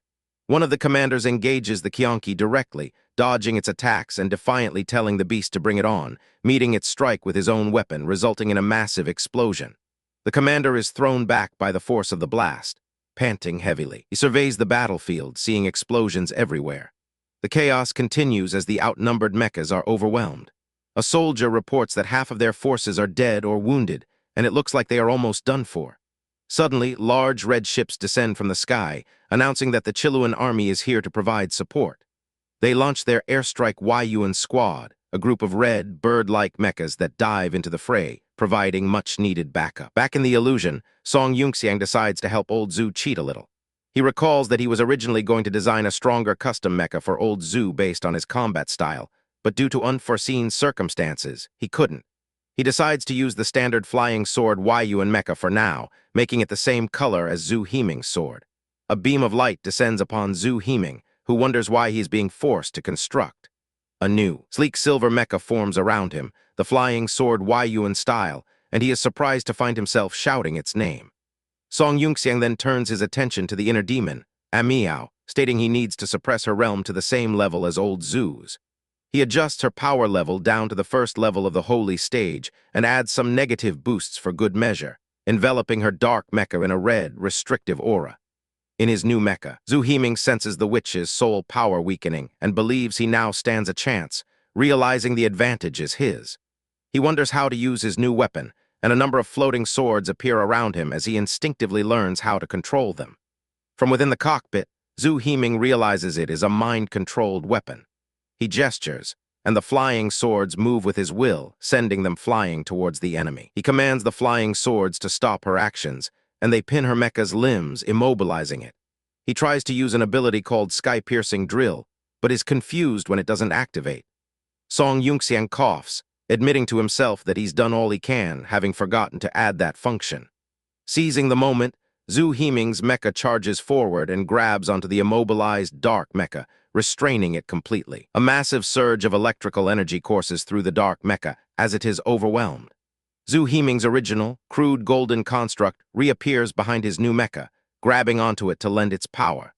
Zhu Himing declares that the inner demon is just the physical form of his own fears and obsessions. He states that the path of swordsmanship is to slay one's inner fears and break through obstacles with the sword in hand. He proclaims that today, Zhu Himing will use his sword to slay his inner demon and truly break through to the holy stage, shouting for it to shatter. His sword, glowing with immense golden energy, slices through the dark mecha, which is engulfed in a cataclysmic explosion of light. The dark mecha begins to disintegrate, and its core, a crimson, skull-like entity, cracks and shatters. The entire construct dissolves into nothingness. Zhu Himing's Yuan mecha also dissolves into particles of light, leaving him standing alone in the now blank space. He walks forward in his casual attire, and a golden, ethereal projection of Song Yunxiang appears before him. Zhu Himing whispers Song Yunxiang's name and offers a simple thank you as the golden figure dissipates into motes of light. The last of the golden particles fade away. In his spectral form, Song Yunxiang concludes that Old Zhu has cleared his mind and overcome his inner demon, deciding it's time to go out. Back in the Star Terminal secret realm, Song Yunxiang opens his eyes. He sees Elder Zhu levitating in the center of a large magical circle, bathed in the golden aura of the holy stage, and concludes that the breakthrough is complete. He thinks that all Old Zoo needs now is a little time to stabilize his new stage. Curious about the simulated battle, he decides to go and check on its progress, and a portal of light opens before him. Meanwhile, deep in the southern wilderness, a pulsating red orb lies dormant in the desolate landscape. At the Yellow Hat Group's HQ command room, a man in a yellow hat slams his fist on his console in fury, shouting that his subordinates are a bunch of useless idiots. He orders an aide to immediately organize a combat team and chase after their escaped targets. He also asks for progress report on when they can bring back the god stage remnants from Sand Sculpture City. He then inquires about the status of Suda and if it is ready to launch, but is told it needs more time, though it can be forcibly interrupted. He decides to go after the escapees himself, stating that letting them get away might cause trouble, and to be on the safe side, he orders his men to prepare and start the beast wave early. His subordinate questions the order to start the beast wave, and the man in the hat asks what's wrong. The aide reports that they haven't finished powering up the stabilizer yet, and if they start too soon, there's a 76% chance the beast wave will escalate to an uncontrollable magnitude. He explains that the crack generation device uses only 40% of its energy to open the crack, with the rest powering a restriction stabilizer, which is meant to control the size of the crack and the strength of the beasts that come through. Without the stabilizer, the results would be catastrophic. The original plan was to use 12 devices to tie up the Tiandu Kingdom's military, but their true agenda is to unleash a beast tide large enough to consume Nanju and draw out the monsters from Taeyuan. Their ultimate goal is to plunge the world into chaos. They discuss Taeyuan's political doctrines, noting that in reality, their actions are all about maintaining a balance of power and preventing the reunification of the Eastern continent.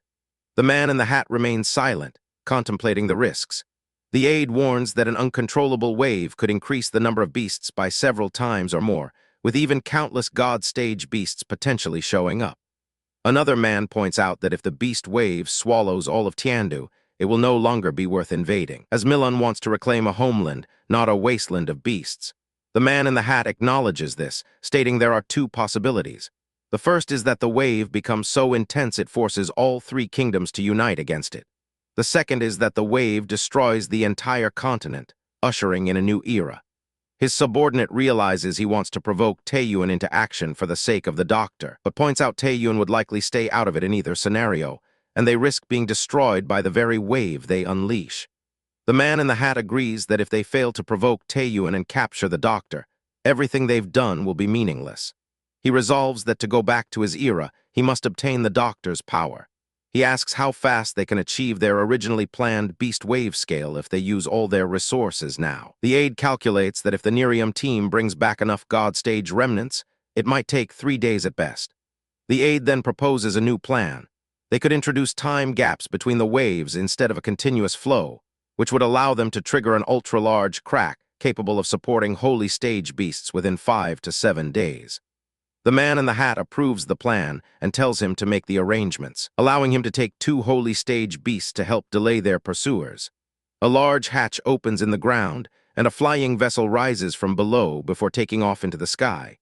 The vessel flies over the desert, heading towards Sand Sculpture City and the Mai family mansion. Inside the mansion, the man in the yellow hat swiftly kicks a guard, sending him flying. The room is filled with defeated guards as one of the Mai family members asks if they are the Yellow Hat Group and what they want. A woman with a purple veil, Mai Zai, walks into the room, flanked by her allies. One of the downed family members recognizes her in disbelief, clutching his chest. A man with long hair, Mai Jin, confronts her, asking what she's trying to do by teaming up with sand bandits and if she wants to rebel. She tells him to stop the nonsense and surrender. He claims their father was killed by someone from Milan, but she retorts there's no need to argue, as her allies have already confessed. He pulls a small, bandaged object from his robe and accuses her of being a monster who plotted against their father and used him as bait, declaring her unworthy of being a son. He smirks, saying heh, and asks if she really thinks these few people are enough to make him surrender. He throws down 2 smoke canisters that erupt in a massive cloud of white smoke. Mai Zai is surprised by the sudden move. Outside, Mai Jin is seen leaping from the mansion and activating his star soul, shouting for it to construct. A dark, bulky mecha with purple and gold highlights forms around him, landing heavily on the ground before taking off into the city. He fires energy blasts back at the mansion as he flees. Mai Zai orders her group to chase him. She and her allies also activate their constructs, summoning their own unique mechas and taking to the skies in pursuit. They fly over the city's rooftops. Mai Jin dismisses his pursuers as just a few heaven stagers, confident he can defeat them once he gathers the army. He lands in a courtyard where a group of guards are stationed, introducing himself as Mai Jin, the head of the Mai family, and ordering them to protect him from an assassin. Just as he lands, a large, white, angelic mecha with scissor-like wings descends rapidly, and he looks up in shock, wondering what it is. The white mecha attacks him relentlessly, sending him crashing down into the city streets below. He looks up, shocked that the southern wilderness sand bandits actually have a small flying mecha. A black, bird-like mecha dives down and attacks him, but he parries the strike, only to be hit by the white mecha's spinning blade. The black mecha then grabs him and smashes him into the ground repeatedly, before throwing him into a cloud of dust. He looks up in confusion, wondering what this new thing is. Another dark mecha with a cape has landed, holding the bird-like one by the neck.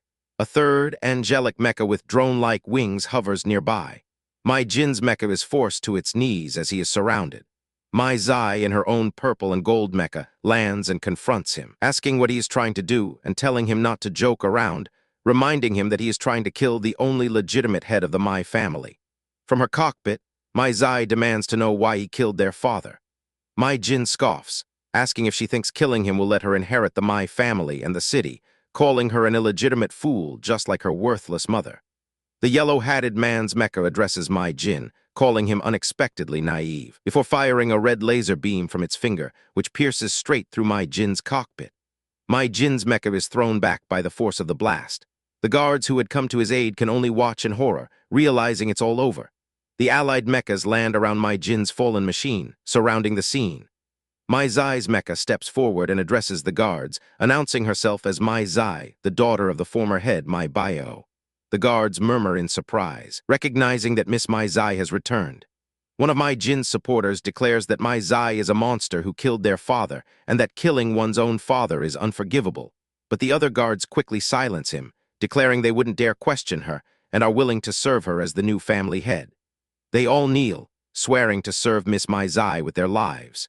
In the grand throne room, the remaining family members and servants also kneel, respectfully welcoming the new family head. They too swear to serve her with their lives. Mai Zai, now seated on the throne, notes that those who know how to adapt are true heroes, and she acknowledges the elders' loyal service, promising not to treat them unfairly and permitting them to leave.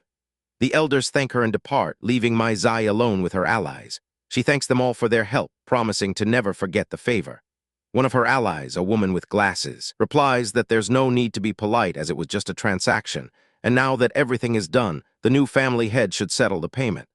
Mai Zai agrees, presenting the detailed data of the Shark Sculpture King. The man in the hat then says there's no rush and asks to be taken to the treasure vault first, stating their leader is very interested in God's stage remains. Mai Zai thinks about the treasure vault before agreeing. The scene shifts to the Milan Kingdom's military war department office in Bayhan City.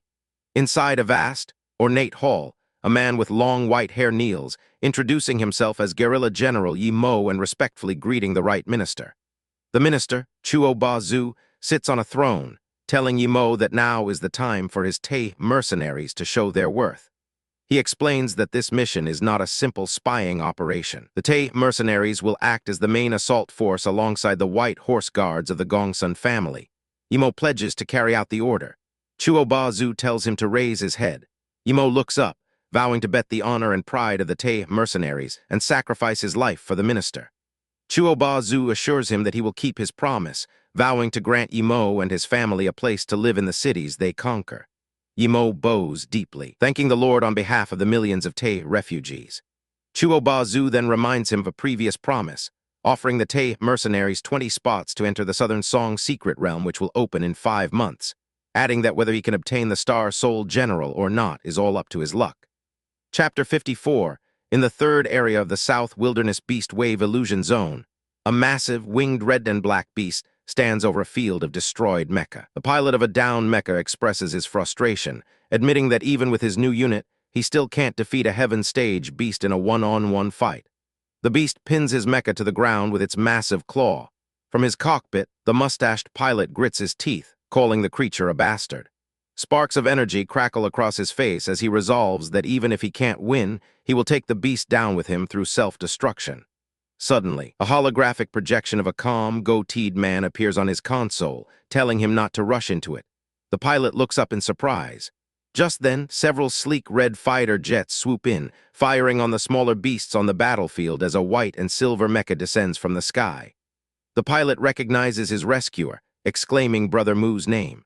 The new mecha, armed with a sword and shield, lands gracefully as the goateed man's voice explains that young Master Yunxiang wants the pilot to learn how to survive first, not engage in personal heroism.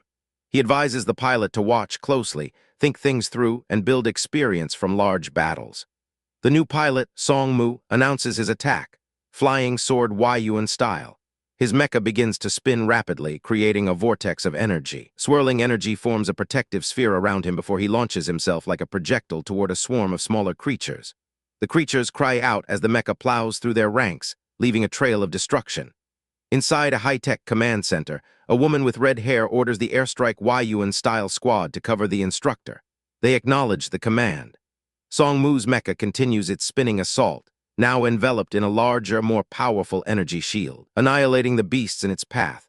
The projectile-like mecha then slams into the ground, unleashing a massive explosion of blue energy that wipes out a huge number of the enemy creatures. Having cleared a path, the mecha lands gracefully in a plume of smoke. The pilot lets out a sigh of relief. Components on the mecha's back begin to shift and transform. The unit takes to the air again, its back now configured with wing-like structures. Multiple panels on its back open up, revealing glowing turquoise components. Dozens of small, sword-like drones deploy from the mecha's back, humming with energy. Song Mu orders the flying swords to go.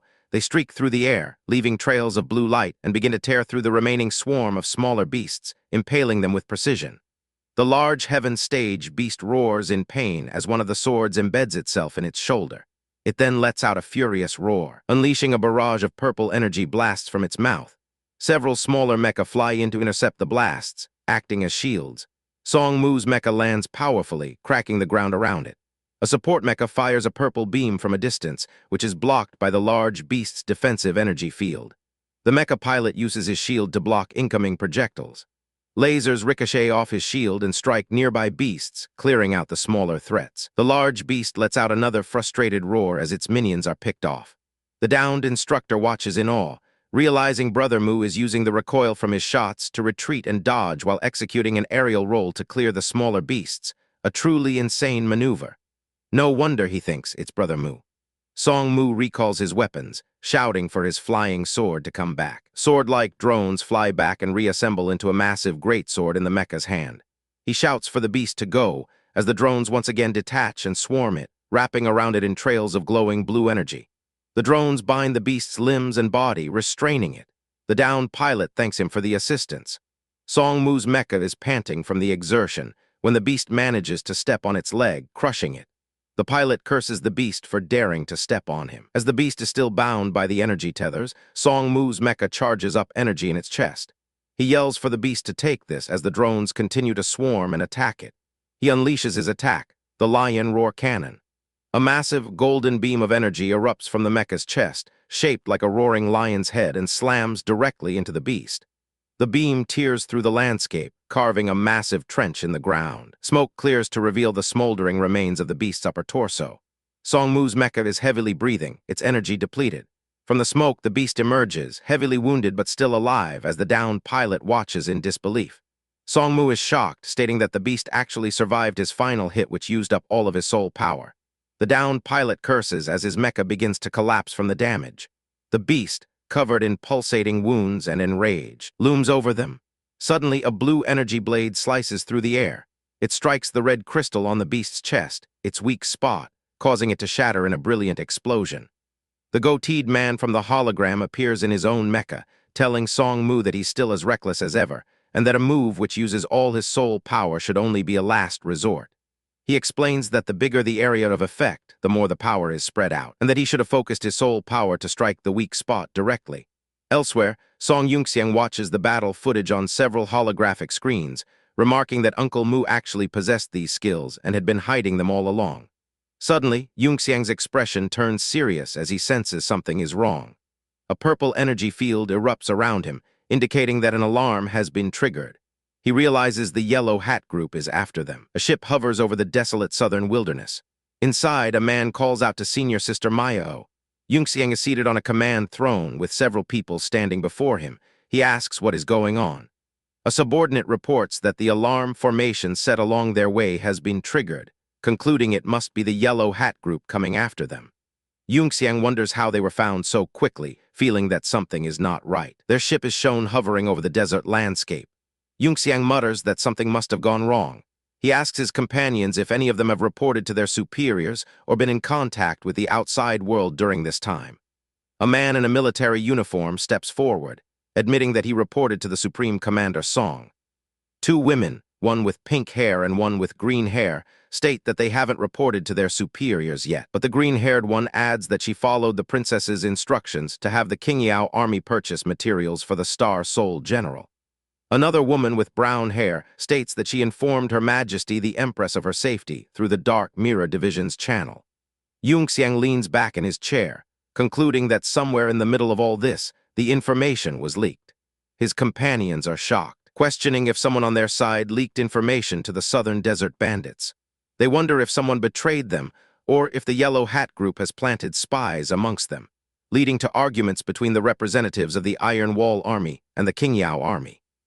Yunxiang listens to their bickering, his mind racing over the possibilities involving the Iron Wall Army, Qingyao Army, and Dark Mirror Division. He decides there must be a problem among them, and that they'll start by investigating the Iron Wall Army, realizing they need to speed up before their enemies catch up to them tomorrow. He concludes it's highly likely the beast wave will arrive much earlier than expected and instructs his clone to begin making the necessary battle preparations for Yang'an City, mobilizing all available forces from the city guard, various high-tier families, and the Mecha Preparatory School. He also orders the preparation of evacuation plans, pills, refining materials, and food supplies, stating that they are in a race against time. As his consciousness transfers, he commands them to get started immediately. Back in the Song family's middle courtyard, Yunxiang's main body stands before an elderly man. The old man asks if everything Yunxiang just said is true, questioning if the Yellow Hat group is really scheming something so big. Yunxiang confirms the situation is more serious than he imagined, explaining that he rescued the Iron Wall Army and Zishui's princess, but it seems the enemy has planted spies on their side, leading to the information leak. The old man then asks about the beast wave Yunxiang mentioned. Yunxiang takes out a golden card. He tells the elder he came to his third uncle's underground courtyard to show him something amazing and activates a formation. He summons his system spirit, Little Red, telling her to come out and open the system space for him. A small orange-haired spirit appears, complaining about being used as a tool, but Yunxiang tells her that as the most outstanding AI in history, she doesn't need human help, which pleases her. As she boasts about how awesome she is, the old man watches, intrigued by the secrets Yunxiang possesses and musing about having him fix the southern border's defensive formations. Yunxiang dismisses his uncle's stare and tells Little Red to hurry up and take out the crack-generating devices his main body seized from the Yellow Hat group's base. Little Red asks if she should take out all of them, and Yunxiang confirms all of them. 4 large, ominous-looking devices materialize in the courtyard, shocking the old man. Yunxiang explains that these are crack-generating devices, and that the Yellow Hat group has deployed them deep in the southern wilderness to artificially create a beast wave.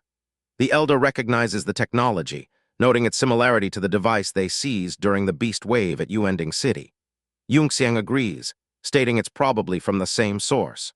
The old man is horrified, realizing that the disaster he predicted in the secret realm was artificially created. He then questions Yunxiang, pointing out the contradiction of his main body being at the Yellow Hat base while he was supposedly in the secret realm rescuing people. Yunxiang smiles, impressed that the old man noticed the details so quickly, and confirms that in theory, teleporting people is possible.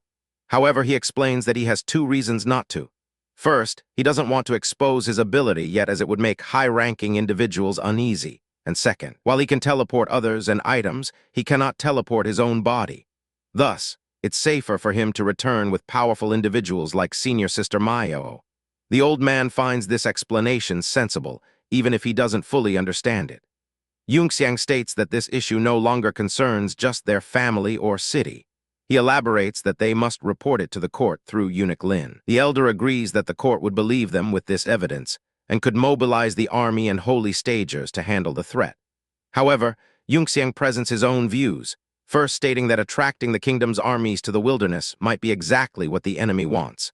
Second, he points out that the court's reporting process is too slow to handle the first wave of attacks. And third, he doesn't want to show his trump cards yet, so they should prepare for battle secretly and handle the official reporting once he is back with senior sister Mayo. The elder agrees, acknowledging that the old foxes in the court would be suspicious, and the slow process would take at least 10 days. He concludes that presenting the evidence after Yunxiang's main body returns with it in storage talismans is a reasonable plan. Yunxiang agrees, but insists they need to start preparing for battle in the next few days, suggesting they involve Lady Leng from the Embroidery Bureau. He reasons that the Bureau has the right to act first and report later, making her the perfect person to take the blame if things go wrong. The old man laughs, impressed that Yunxiang has thought of everything. Meanwhile, somewhere in the bustling streets of Yang'an City, a red-haired figure walks through an alley. She arrives at a nondescript door and knocks a specific pattern. A woman peeks through the door before letting her in. Inside is a clandestine meeting room disguised as a kitchen pantry. The red-haired woman, San, greets her master. The master asks if everyone is here and tells them to begin summarizing the intelligence they've gathered. One of the assassins reports that after Princess Gongsun contacted the White Dragon Gang, she mysteriously disappeared, and based on clues, they suspect she's being hidden by one of several major forces in the city. She lists the Yang'an City Grand Restaurant, Hong Family Shipping, and the Iron Wall Army Base as potential locations. And then she adds there is the Song family's mansion. At the mention of the Song family and Song Yunxiang, San flashes back to her various encounters with him, thinking of him as that strange person. Her master notices her distraction and asks what's wrong. In a temporary meeting point for the Taiyuan assassins, San is lost in thought. She quickly dismisses her master's concern, claiming it's nothing. The master eyes her suspiciously, then tells her to focus and stop spacing out. She declares the situation critical and that they must find the target's location right away. She orders them to split into small groups and sneak into the suspected places to check things out. She assigns 2 members to the Mecha Preparatory School, 1 to the City Lord's mansion, and San requests permission to investigate the Song family. She explains that the last time she was poisoned and almost died, it was the pills San brought that saved her, implying a debt or connection. Another member volunteers to join San's team. The master agrees, assigning the 2 of them to the Song family side, but warns them that the family is extraordinary and has many powerful individuals, so they must not let their guard down. She gives them a final warning about Nan Yin from the Milan War Department. The mission is set, and the assassins agree to report any news immediately. As the group disperses, the master sits alone in the dark room. In the side hall of the Song mansion, 2 men assure Yunxiang that they will immediately summon the heads of the major families to heed his command. Yunxiang tells them there's no need to summon them, just to arrange it directly and have all 2nd and 3rd-tier families mobilize their available troops. The city lord offers to issue the order, stating they can easily mobilize the city guards and school instructors under the pretense of defending against beasts. However, he expresses concern that evacuating the residents is no small matter, and that he'll be in trouble if no beast wave appears. The elder from before smacks the city lord on the head, yelling at him to just do what the young master says and scolding him for being nothing in the young master's eyes. The terrified city lord quickly agrees, saying he'll contact Hong Shipping to round up ships and prepare for the evacuation. In the Haiyuan family mansion in Greystone City, an old man asks Ninth Sister if she has really thought it through, noting that Neja's inheritance ceremony is no small matter. A woman veiled in red, holding a glowing artifact, replies that for years she has safeguarded the family and kept the lower realm in check, and now she is tired. She declares her desire to break free from the chains of her old fate and live her own life. The old man sighs and says he understands. He mentions that to begin the ceremony, they still need 4 4-star formation masters, which will be difficult to find in a short time. Suddenly, a muscular man with white hair, the Marquis, clutches his arm communicator, hissing in annoyance. The old man asks what's wrong. The Marquis explains that Yunxiang boy sent a message about something unexpected happening at home, and they might have to return earlier than planned. He also tells the old man not to call him Marquis again, as the title is inappropriate.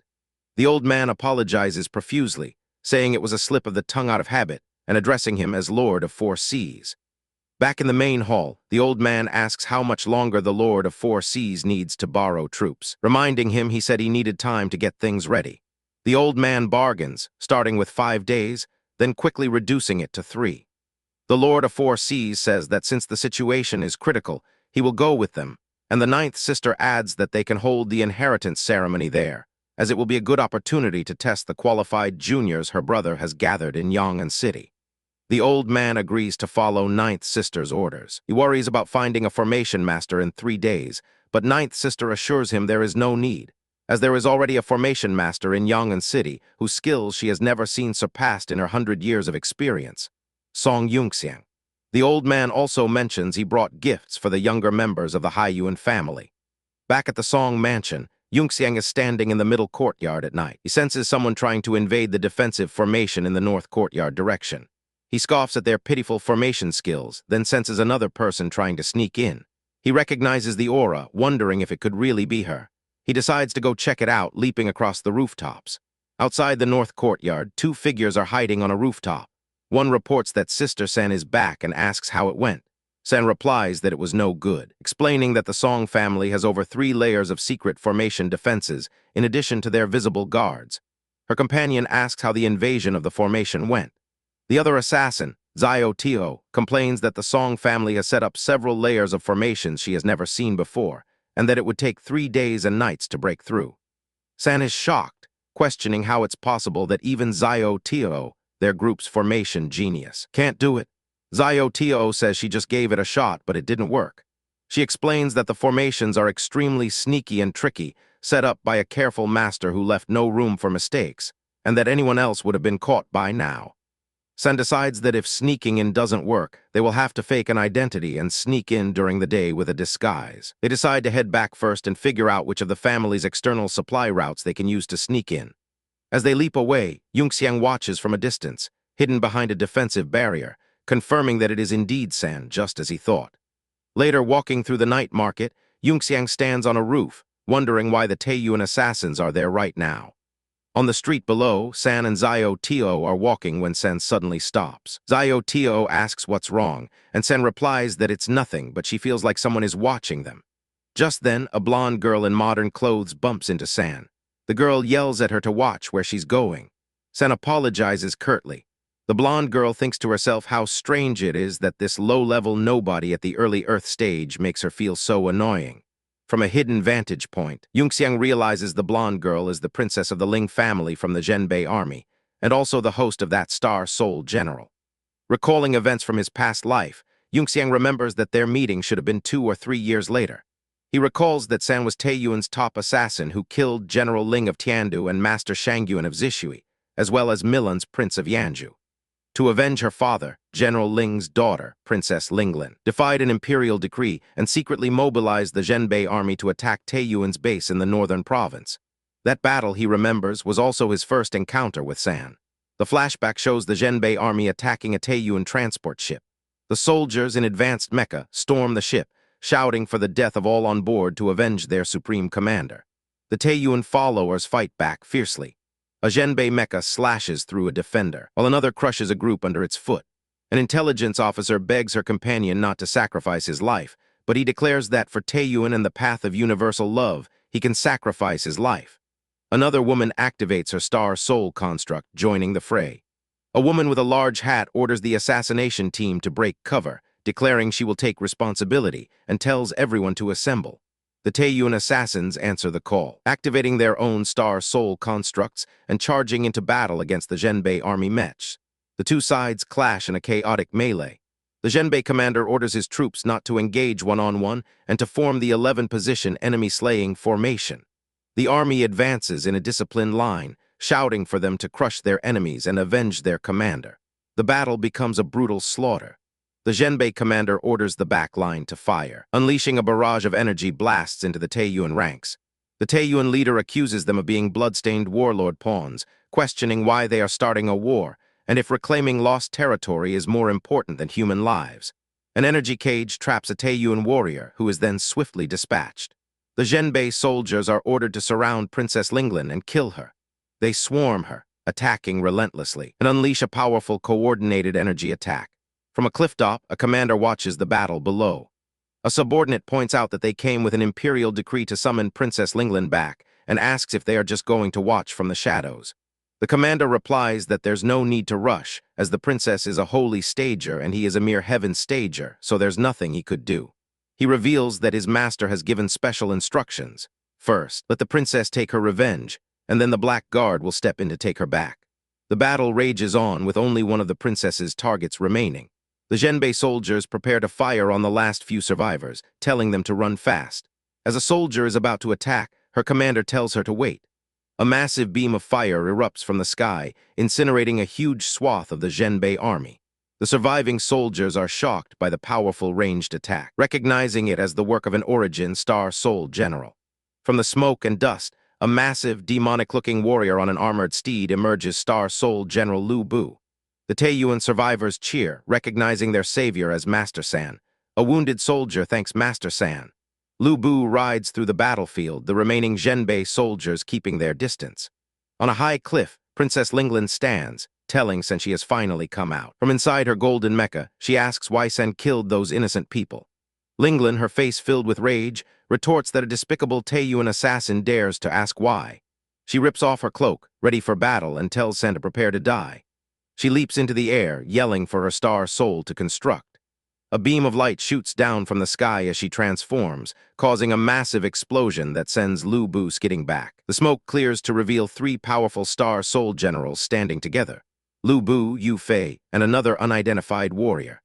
Chapter 55. An armored figure on a mechanical horse declares its name is Star Soul General Yu Fei as it lands with a massive impact, kicking up dust and debris. The general's forces, also in mecha armor, land behind it on a desolate, rocky landscape, while a different, dark-armored mecha warns someone named Master San to leave. The red-haired pilot inside the dark mecha swallows a glowing red and white pill, causing her mecha to become wreathed in fiery red energy as it rears up. From a cliff top, Master San observes in shock, realizing she is sacrificing her lifespan for power and remarking that this is just what he would expect from the Taiyuan assassins.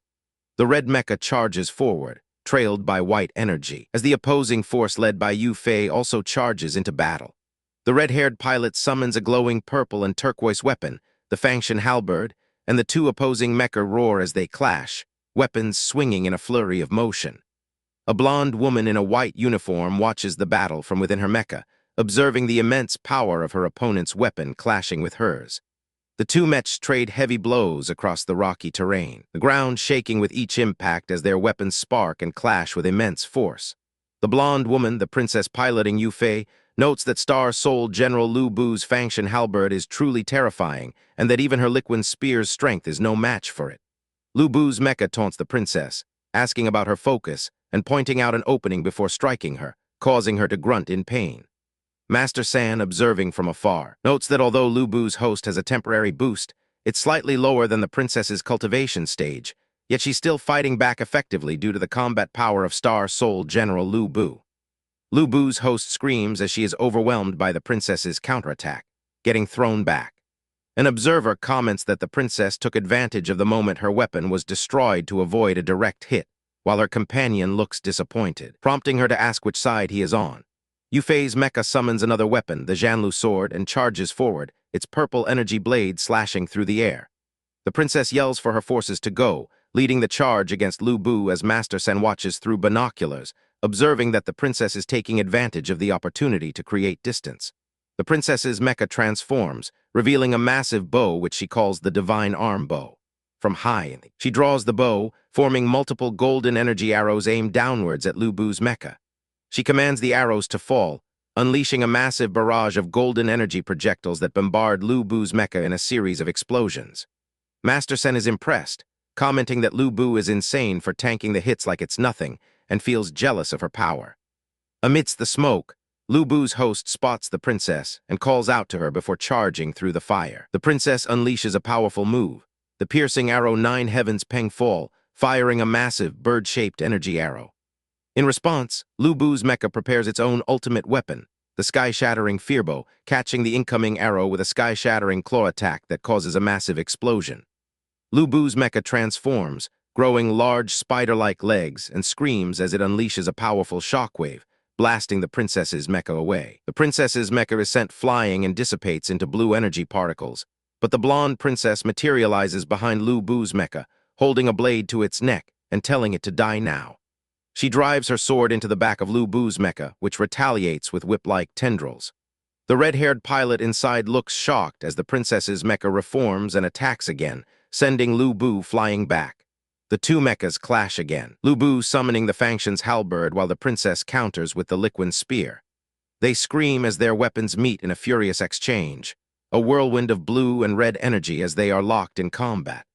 From a cliff top, Master Sen analyzes the fight, noting Lu Bu's overwhelming power but lacking variety, while the princess has all-rounded abilities but is at a disadvantage in close combat. He suddenly exclaims that this is bad as his companion reports that enemy forces are trying to surround the battlefield. In the distance, the companion shouts that it's the Milan forces approaching, a vast army under a red sky.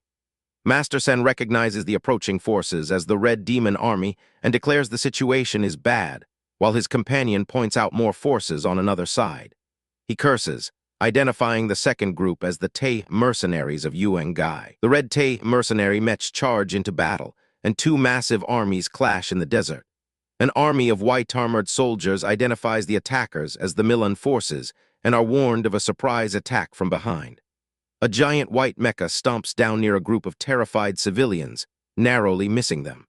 The white mechs march past the civilians without attacking, and one of them urges the others to run while they have the chance. As the two main combatants continue their fierce battle, the princess realizes the situation is a trap set by the Milan Army's War Department, smirking as she understands Taeyuan's ship crash was no accident. The battle continues with a massive explosion of red and blue energy. The red-haired pilot of Lu Bu's mecha sees that her opponents have almost all retreated and decides she should retreat too, but the princess's mecha blocks her path. The princess's mecha calls out to the red flame dragon horse, and Lu Bu's mecha and mount begin to disintegrate into blue particles. The princess angrily asks if she's trying to escape, but Lu Bu's host warns her that it's a trap by the Milan people and not to fall for it. The princess declares that even if it's a trap, she will make sure her opponent stays, but Lu Bu's host retorts that the princess won't be able to keep her and unleashes a sky-shattering, cloud-fearing bow attack. The princess scoffs and decides to test that theory, activating a powerful ability that creates a glowing golden targeting reticle on the ground. Lu Bu's mecha is struck by golden lightning bolts, but endures the attack before the princess unleashes a massive beam of fiery energy. From within the ensuing explosion, the princess's mecha emerges, transformed into a fiery red state, having removed its limiter and entered what she calls anger mode. She screams, asking where her opponent thinks she's going, and crashes down into the army of red mechs below. The princess's mecha, now a silver centaur, charges into the fray, declaring that anyone who stands in its way will die as it carves a bloody path through the enemy army. Lu Bu's mecha scoffs and unleashes a massive red energy beam from its halberd, blasting the enemy forces with a wave of red flame. The two mechas clash one last time in a devastating impact that shatters the ground. Master Sen declares that Lu Bu has lost, as his companion reports that the enemy's force is 10 times that of the Zhenbei army, which is about to collapse. Master Sen gives the order for the Black Guards to follow him, commanding all units to get ready to help the Zhenbei army. The Black Guards charge down the cliffside into battle. The Zhenbei soldiers recognize the Black Guards and are told to hang on, but the princess in her red anger mode form hesitates. She unleashes a wave of fire to save some surrounded guards, but the attack also kills one of them. Another soldier thanks her and urges her to kill the Taeyuan villain and avenge their supreme commander. Meanwhile, Lu Bu's mecha stumbles, and the red-haired pilot, now out of her mecha, realizes the pill's effects are wearing off and she must leave before the backlash kicks in. The princess's red mecha appears before her, calling her a bitch and asking where she thinks she is running. A new wave of white-armored soldiers appears, and Lu Bu's host is dismayed, though she wonders if it's her imagination that these white Milan mechas don't seem to have a killing intent towards her. She decides to flee, leaping into the air as the princess shouts for the bunch of trash to get lost, unleashing a fiery attack to clear a path through the soldiers. Master Sen observes the chaos, debating whether to step in to help the princess or his Zhenbei army brothers, but noting that Lu Bu's power is running out, he decides to chase her down. Lu Bu's host leaps off a cliff, her mecha deactivating and dissipating around her as she falls, landing unconscious on the ground below. Master San, now revealed as Song Yunxiang, lands nearby and approaches her, wondering if her weakness is a side effect from using external power. Seeing another warrior charging in the distance, He quickly picks up the unconscious woman and uses a star soul construct ability to create a massive wall of earth to block the path. The princess on her mecha horse is blocked by a gray armored man who introduces himself as Song Yunxiang, a commander of the Black Guard. The princess asks if he saw the Taeyuan dog, and he points in a direction, saying she ran off that way. The princess angrily demands to know why he didn't stop her, and he claims he is just a mere soldier of a mortal stage, with the will but not the strength. The princess calls him useless trash and rides off, ignoring him as he calls after her about an emperor's summons. The gray armor disappears, revealing Song Yunxiang in a digital space, breathing a sigh of relief as he stands over the unconscious red-haired woman. He reflects that he didn't expect the fierce assassin to be a pretty girl, and that he somehow ended up picking her up as if under a spell, which is how things first started between them. He muses that in this life, they met earlier than supposed to, and wonders how that will change things. The scene shifts to a memory of a modern city street where he sees a woman being harassed by a punk, and he thinks that maybe in this life, there's a way to prevent General Ling's death. Suddenly, the woman with long black hair turns with a cold expression, and Song Yunxiang, observing from a hidden digital space, is shocked, exclaiming "Master," and wondering how she noticed him. The woman shatters his digital concealment with a single punch to the face. She summons a bladed fan he recognizes as the Black Ring Parasite and demands to know what he did to Song Yunxiang. The man on the ground feels her holy stager's killing intent and panics, thinking he has to run. He tries to flee, but she kicks him hard, the phantom blow causing the real Song Yunxiang to feel pain. The man pleads with the master to stop, claiming he really is Song Yunxiang, but she tells him he's not and attacks with her weapon, shredding his clothes. She grabs him by the throat, choking him into unconsciousness. The punk girl from before approaches, asking what happened, and then recognizes the man, asking if it's Song Yunxiang. The master replies that he's not and pulls a white faceless mask off his face, which the punk girl recognizes as belonging to the third madam. The master tells the girl they are going to the Song family and to bring the unconscious man along. Back in the present, deep in the southern wilderness, Song Yunxiang wakes up with a scream inside a high-tech room connected to a machine. He sighs, realizing the link was cut off, but he can still feel the pain of his broken limbs.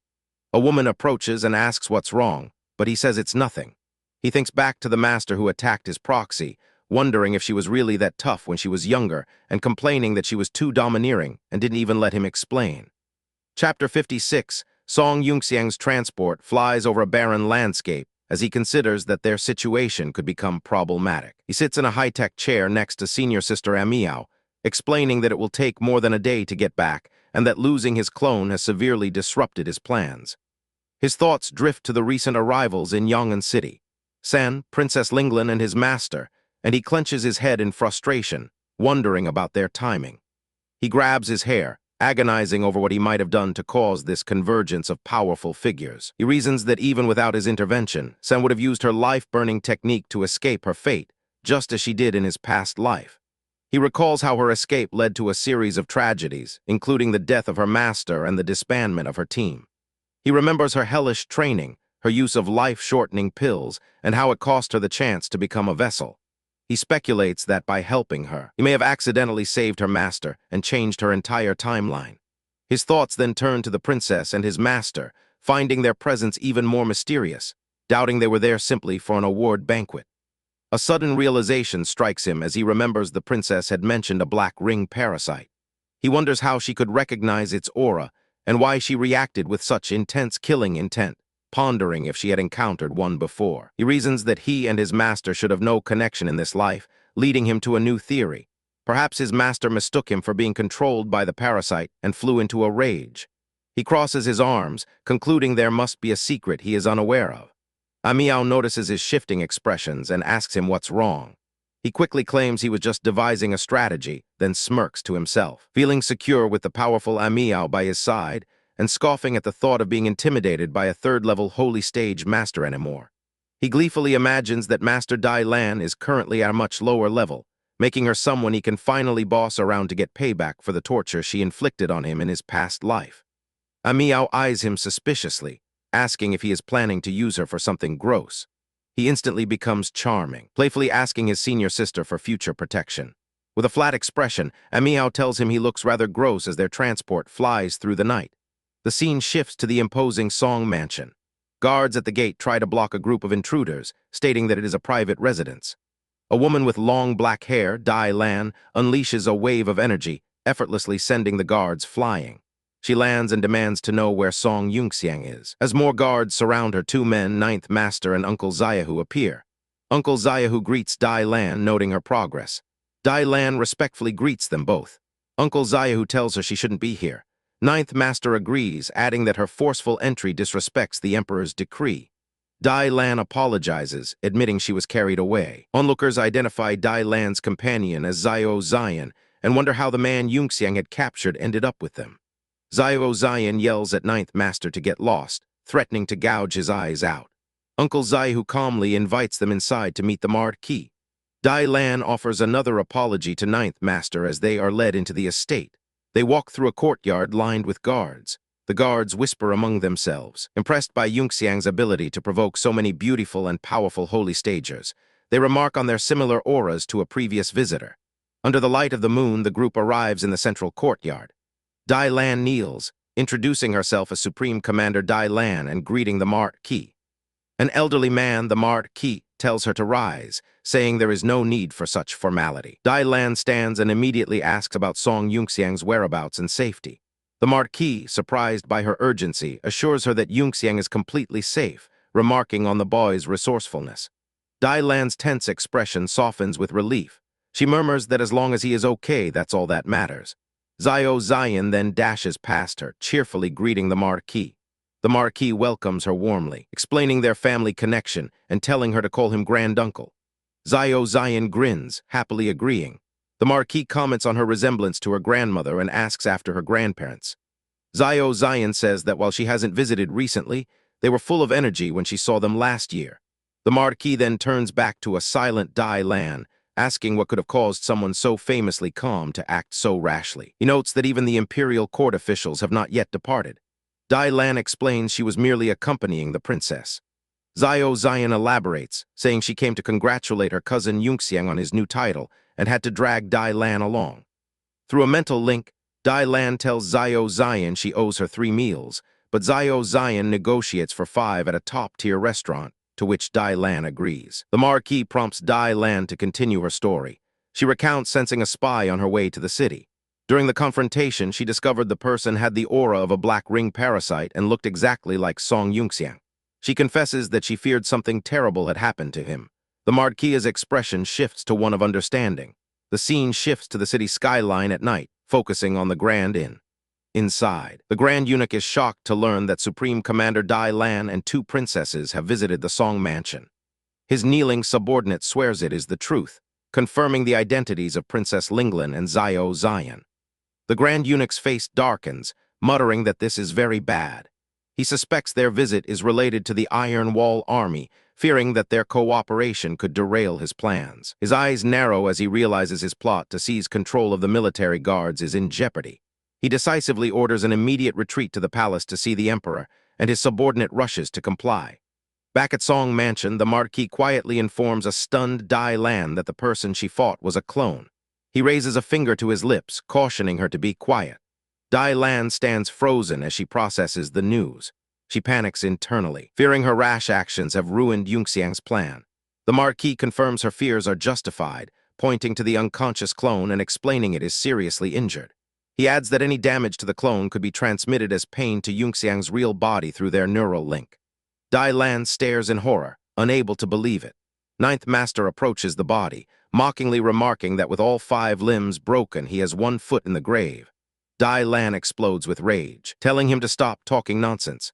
Ninth Master grins maliciously, commenting on how brutal her reaction was. Uncle Xiaohu chides her for using excessive force. Ninth Master continues his taunts, reminding her of their engagement and cruelly joking about Yunxiang's future happiness if his 5th limb is broken. A terrifying dark aura erupts from Dai Lan, her eyes glowing red as she menacingly asks what he just said, claiming she didn't hear a word. Ninth Master is struck by an invisible force. Uncle Xiaohu announces they will take the captive to the dungeon for treatment before departing. As they leave, Dai Lan remains enveloped in her dark energy. The Marquis reassures her, stating that Yunxiang is full of tricks and will be fine. When Xiao Xian asks about the engagement, the Marquis dismisses it as a joke and tells Dai Lan not to force herself. Dai Lan holds up her hand, her expression turning deadly serious as she says that's not it.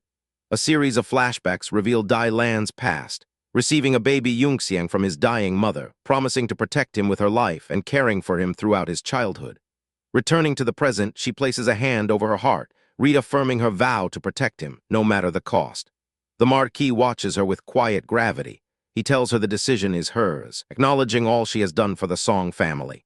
Zio Zion, though confused, grasps the essential point. Yunxiang is in the southern wilderness and in danger. She looks between them determinedly. She suggests that since they interfered with his plan, they should do something to make it right. Dai Lan silently agrees. The three stand together in the courtyard, ready to act. Far away in the wilderness, a disguised enemy ship speeds through the air. Inside, a man in a yellow hat orders the disguise removed. The ship's exterior peels away to reveal a warship, which then accelerates to full speed. An officer confirms the order as the ship leaves a blue energy trail in its wake. The powerful warship streaks across the sky. The man in the hat is informed they will intercept their target by morning and orders his crew to prepare for battle. He also gives the command to ready 2 holy stager beasts for deployment. His subordinate confirms the beasts are ready and that the ship's crack-generating device is fully charged. The leader grits his teeth, determined that their plan will not fail. The scene shifts through various locations at night. A futuristic city, officials meeting in hallways and offices, and robed figures gathering. A high-ranking official stands on a rooftop, overlooking the city. Elsewhere, a red-haired woman, San, studies documents before looking up with a faint smile. In a different location, a group led by the man in the yellow hat captures a man in robes, trapping him in a blue energy cube. Suddenly, the trap fails, and the man collapses onto a veiled woman. On the warship bridge, the leader's fist clenches as he watches a screen showing a panicked woman. His eye glows red as a sinister grin spreads across his face. After a montage of various characters in different states of rest and activity, 15,516-15,526, the next morning arrives. Aboard Song Yunxiang's ship, an alarm suddenly blares. A red warning flashes as an officer shouts that the enemy is right behind them and they are within targeting range. Amiao cries out in shock. They look at the main screen to see the enemy warship looming behind them. On the enemy ship, the leader in the yellow hat stands, declaring he will lure out their holy stager. He activates his Star Soul construct, transforming into a massive golden mecha, Star Soul General Zhang Jiao, and launches into the sky. Aboard Yunxiang's ship, Amiao detects the holy stager's power fluctuation and orders the force shield activated for defense. The ship's shield shudders under a powerful blast of purple lightning. The violent impact shakes the entire vessel, startling the crew. Outside, Zhang Jiao's mecha crackles with energy. Amiao recognizes the attacker and declares she will hold him off so the others can escape. Yunxiang warns her to be wary of a trap. Amiao exits the ship and activates her own Star Soul construct, becoming a winged blue and silver mecha known as Star Soul General Y Zhongxian. Zhang Jiao smirks, recognizing his opponent. He tries to order his forces back, but Y Zhongxian intercepts him, declaring that he is not going anywhere. The two mechas clash in a spectacular explosion of energy.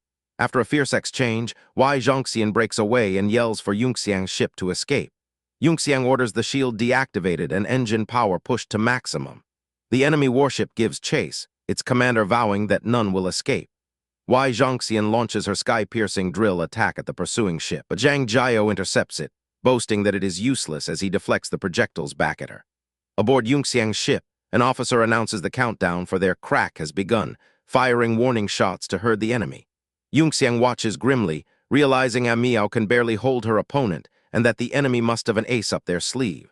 The princess comments on their ship's lack of combat power. Yunxiang's hand moves to a glowing green crystal in his pocket, thinking he may have to use it. He suddenly realizes the enemy is manipulating their movements. It's a trap. He orders an immediate course correction, but it's too late. The enemy ship unleashes a barrage of fire. The officer shouts that their plan has been discovered and orders the crack-generating device fired now. Yunxiang activates the device, launching a large black and red projectile. The device strikes the ground and erupts in a massive blast of energy, creating a space-time fluctuation. A jagged space crack tears open in the sky, and a monstrous swarm of winged beasts pours out.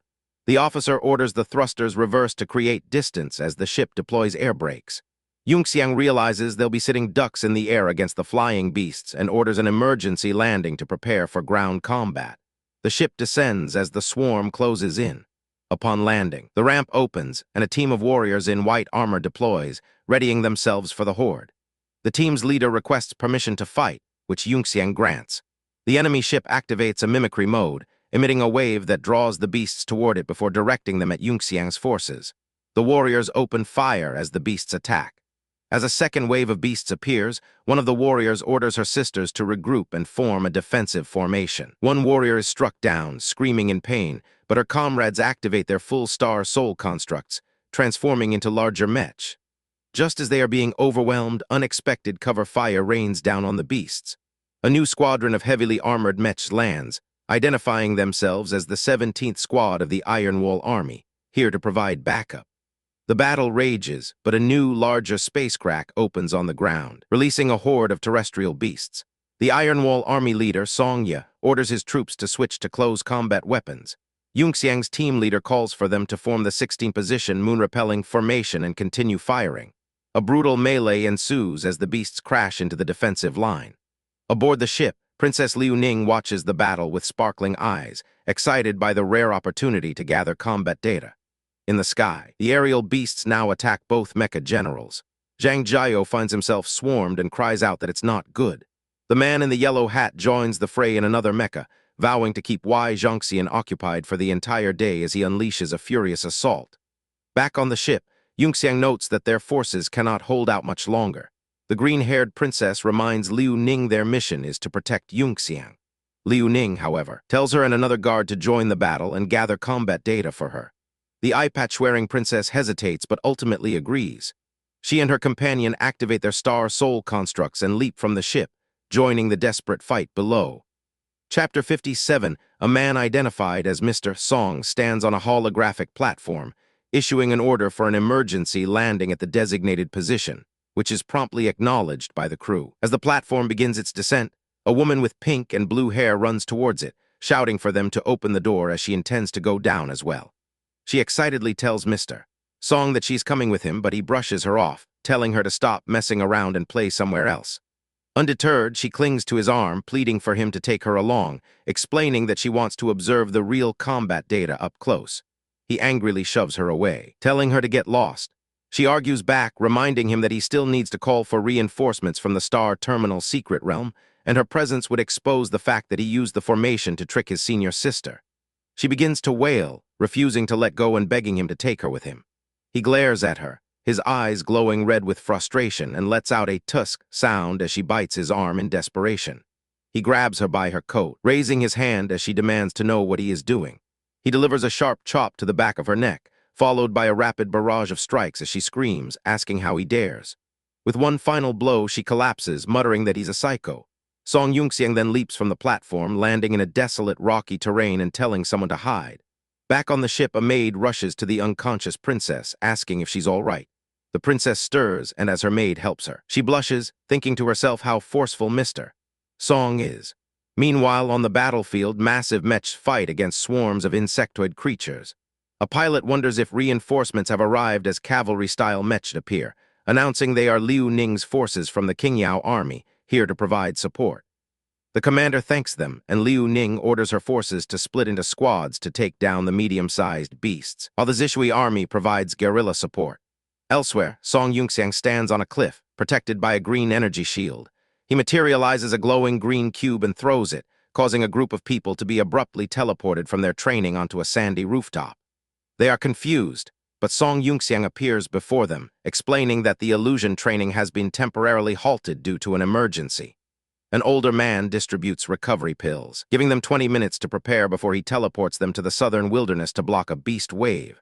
The group is shocked by the news. Song Yunxiang approaches two men, giving them items since they don't have new mechas yet, and they thank young Master Yunxiang.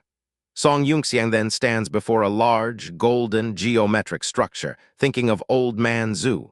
He observes the structure, noting that Old Man Zhu's soul power is still unstable, but hoping the internal time flow will be sufficient for him to recover. Deciding it's time, he dismisses the structure and rejoins the group, holding the green cube and announcing it's time to head out. The group responds affirmatively and teleports away.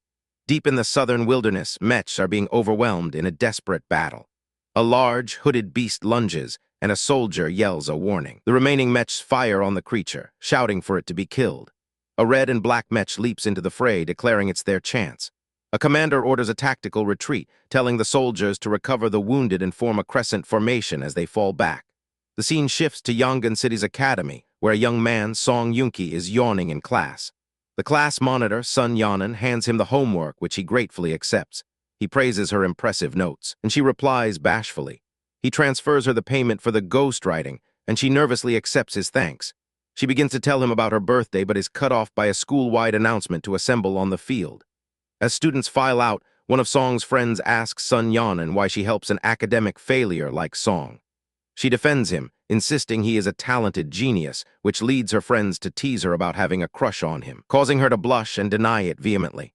On the field, an official announces that due to an impending beast wave, the school is closed. The students are in disbelief, but the official continues, stating the entire city is on emergency alert and that all third-year students and student council members must stay behind to assist the city guard. The students panic at the thought of pre-battle preparations. A young man named Song Yunrui clenches his fist. Seeing this crisis as an opportunity to surpass Song Yunxiang, he wonders where Miss Zinzin is, learning she is absent. Back on the battlefield, the situation is dire. A white mech is torn apart by a beast as a report comes in that the Grand Pillar is occupied and cannot provide support. A commander grimly orders the Iron Wall army forward. He rallies those who can still fight to the front, and they brace for a final stand against an overwhelming horde. A powerful blue energy beam slices through the enemy ranks. The blast creates a massive explosion, shocking the beleaguered soldiers, who wonder if reinforcements have arrived. A new, sleek black mecha lands dramatically in the clearing. Princess Tian Linglong, watching remotely, exclaims at the sight of the new mecha.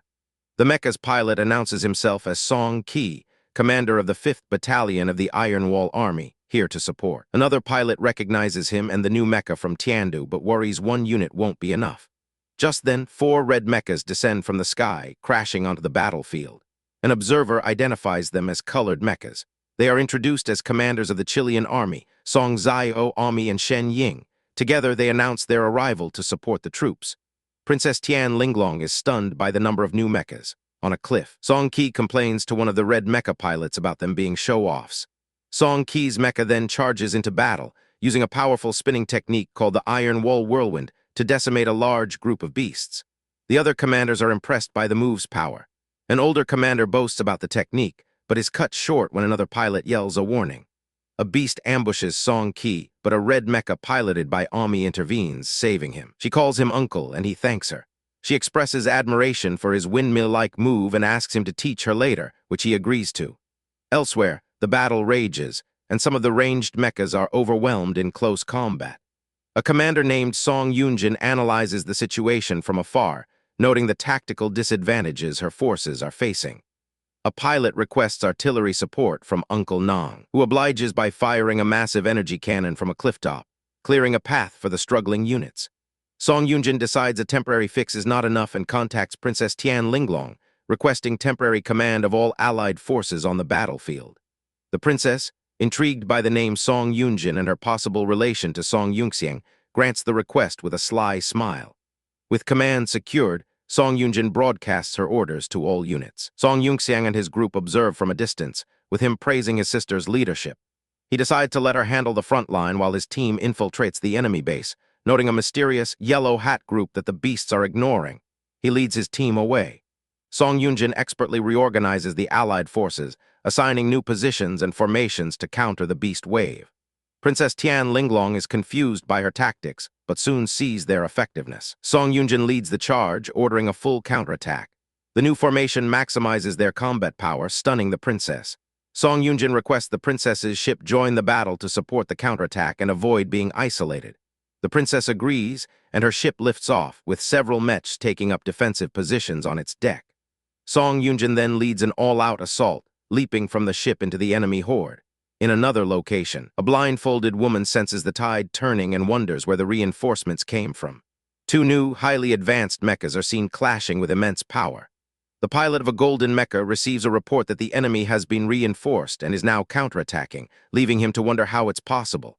Elsewhere, another figure watches the events unfold, questioning if this is Song Yunxiang's doing.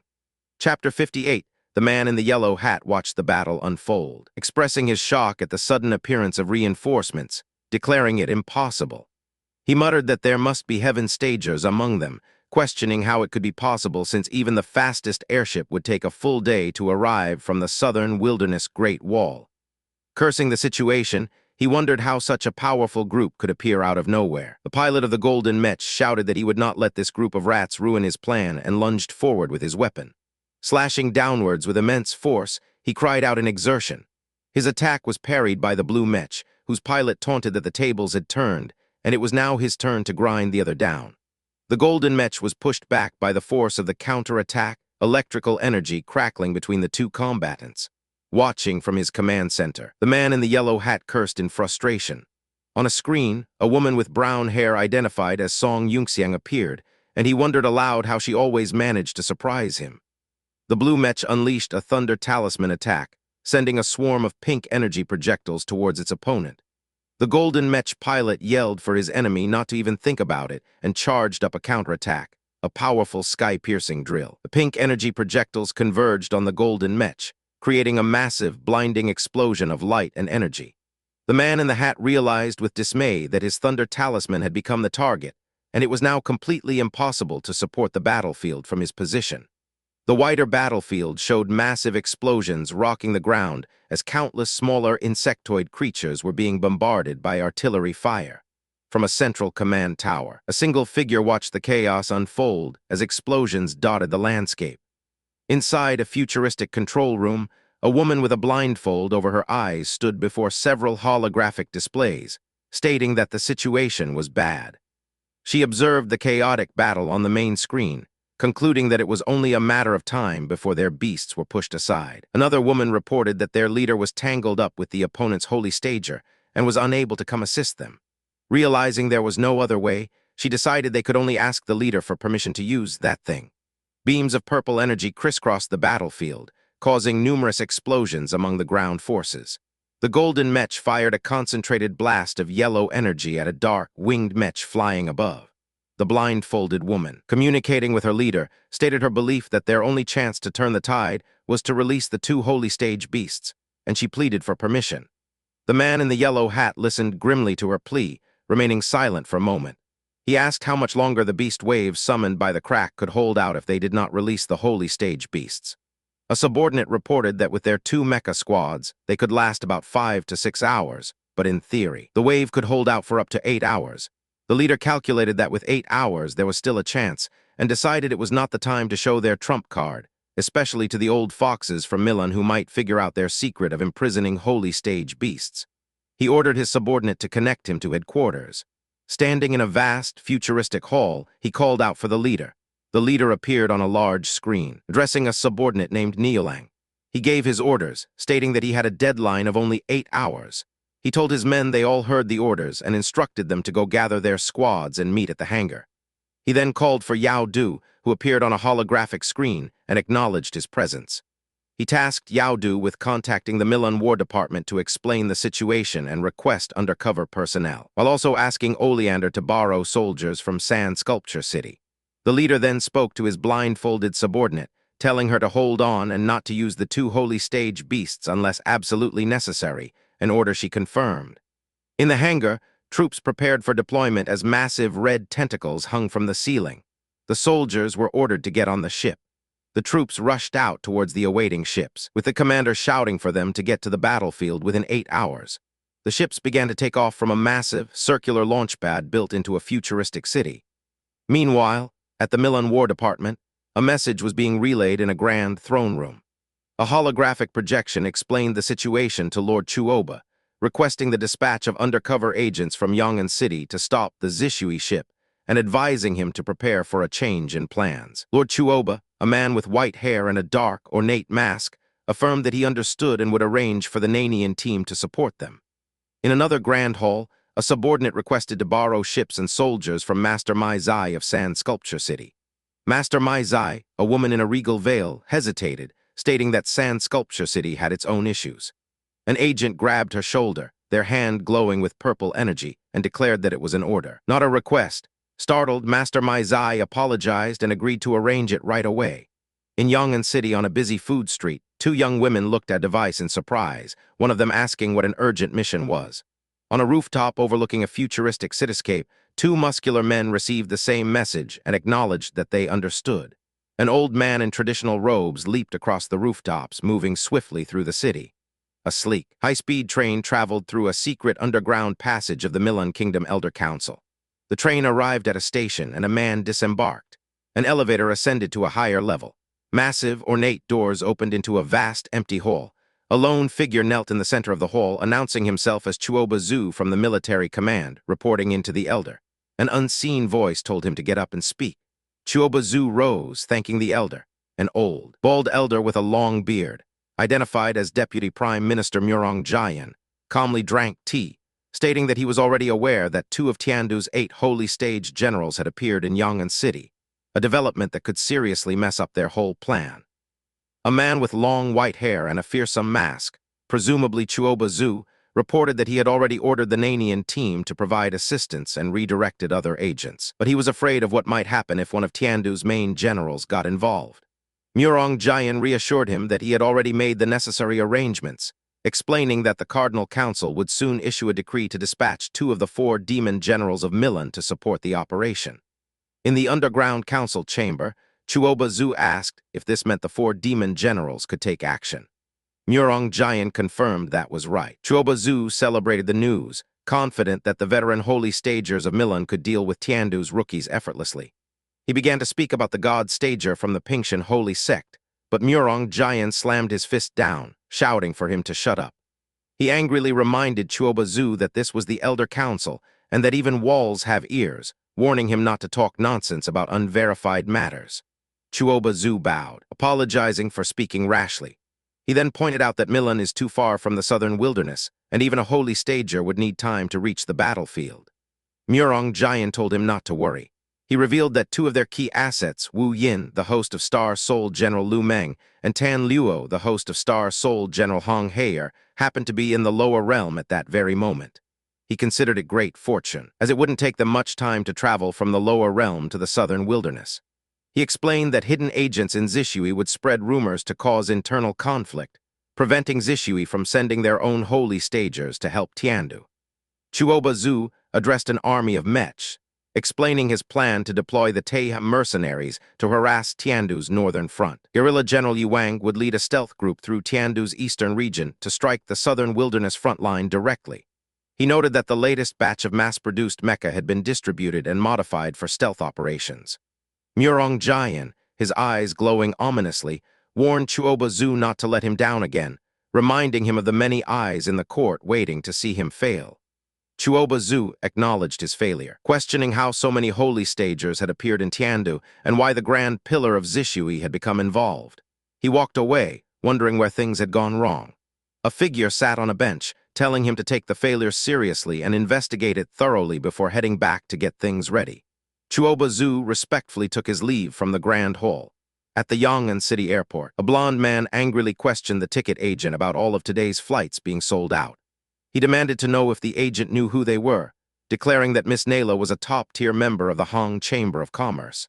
The agent apologized, explaining that the city lord's mansion had issued an emergency alert for the whole city, and the Hong Chamber of Commerce was tasked with helping evacuate residents first. His companion, a girl with light green hair, told him to stop as they walked away from the counter. She suggested they go to the shipping side instead. As they walked, she expressed her curiosity about the citywide battle preparations.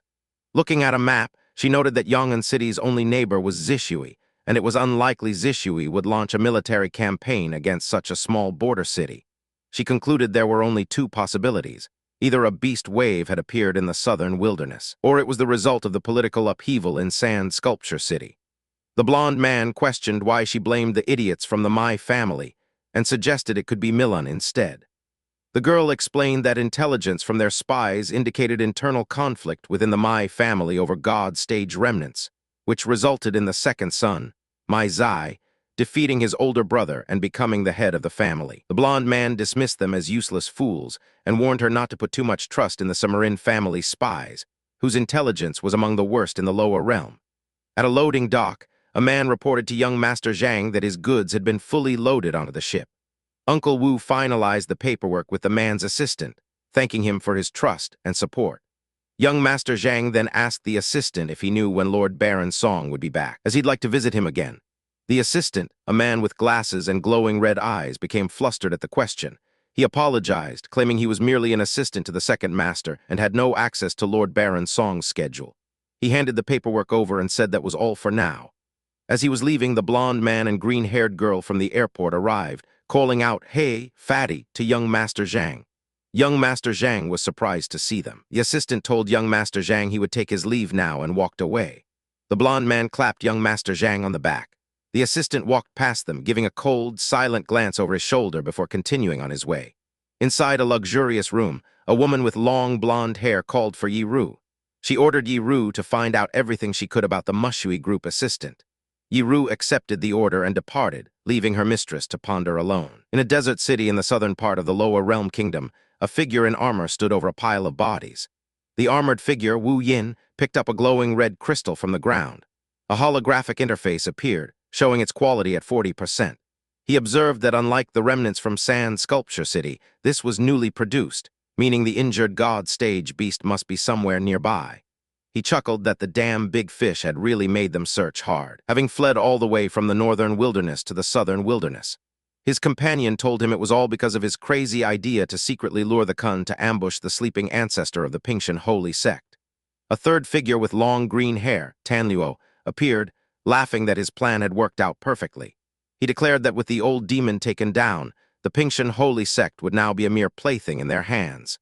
An airship flew over the Milan Kingdom airspace, gliding above a desolate, rocky terrain. Inside a command room, a man with long white hair, Yuang, was promised a participation slot in the Gan Jiang Star Soul General Secret Realm if he successfully completed his mission. Yuang pledged his full effort to the mission, expressing deep gratitude for the support and trust shown to him. He was then asked if the 10 new mecha they had been supplied with were modified and ready. Yuang confirmed that the mecha had been specially modified for stealth operations by their elite assassin unit, the Shadow Division. His superior told him that for this mission, he just needed to lead these shadow divisions to the southern wilderness.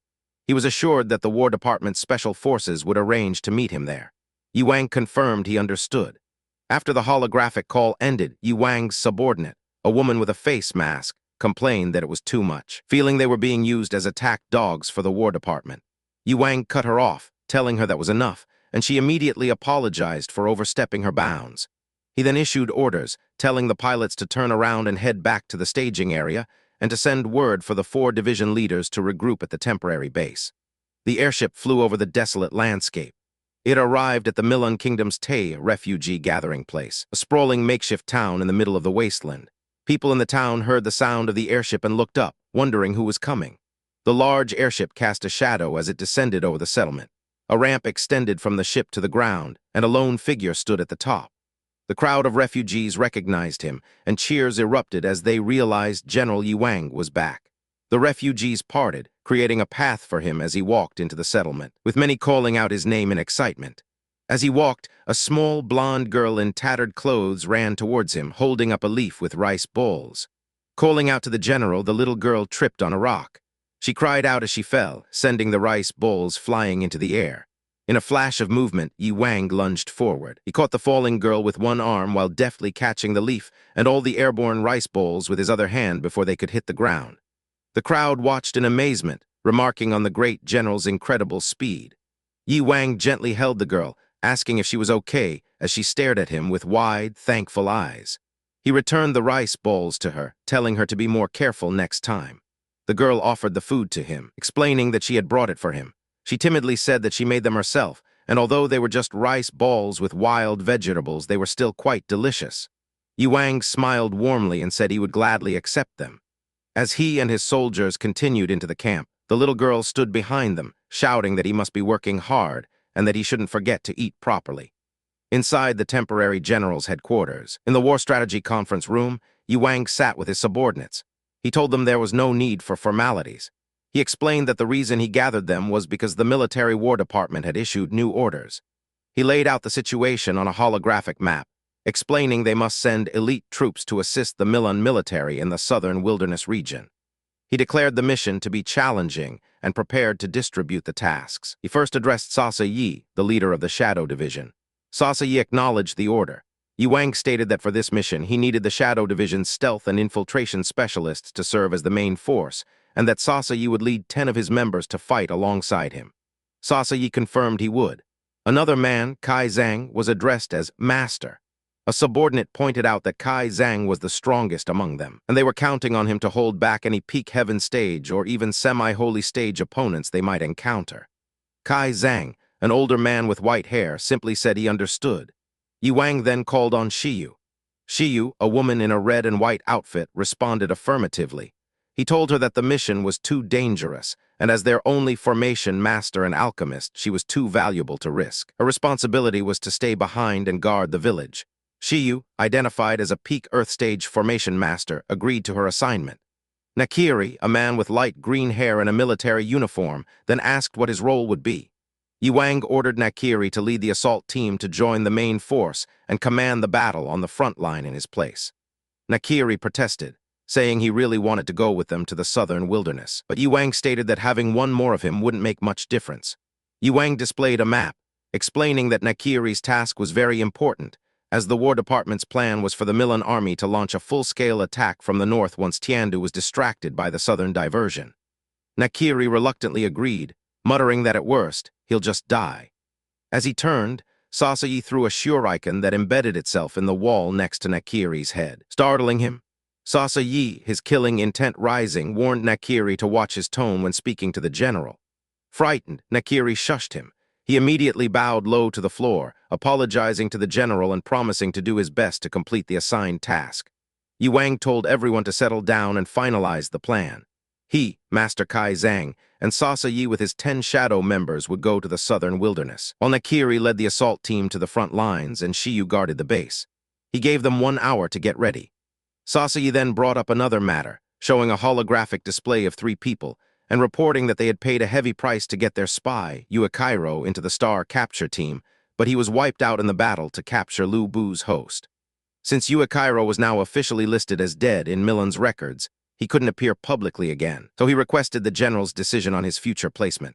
On the battlefield, explosions erupted as a fighter marveled at the 3-star soul restoration pills being distributed, questioning if they were the legendary top-grade pills. In a control room, a woman with pink and blue hair monitored the situation, noting that while Tiandu had a long alchemy tradition, the pills were being given out by a mere Chiluan army commander, which seemed overly generous. She wondered if it could be because of Song Yunxiang.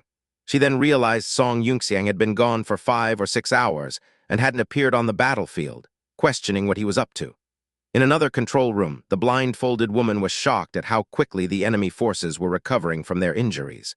She zoomed in on her display and saw soldiers using pills right on the battlefield. As she wondered if Tiandu's border army had become so wealthy, red warning lights flashed and alarms blared throughout her command center. A crewman reported that, weirdly, the cabin door had just suddenly opened. The woman learned that the main system management formation seemed to have failed, and all communications were down. As 2 crewmen approached the open door, they were ambushed by shadowy figures who swiftly neutralized them. Other guards rushed in, shouting that there was an intruder, but they too were quickly taken down in a flurry of hand-to-hand combat. A young girl with black hair fought off several guards, but one was about to strike her from behind. The guard lunged with his sword, shouting for her to die. Suddenly, a crossbow bolt pierced through the guard's sword hand, stopping the attack. He cried out in pain as he dropped his weapon. The girl cursed the guard for sneaking up on her and kicked him to the ground. Lying on the floor, she gave a thumbs up and thanked her uncle for the save.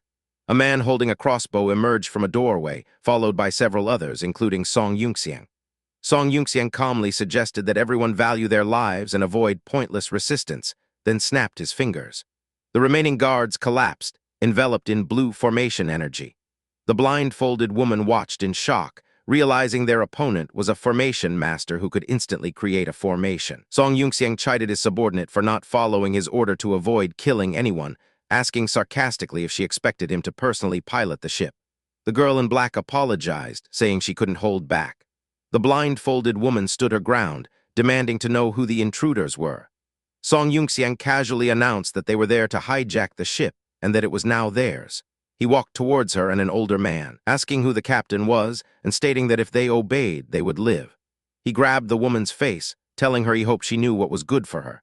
He then began accessing the ship's navigation logs on a holographic interface.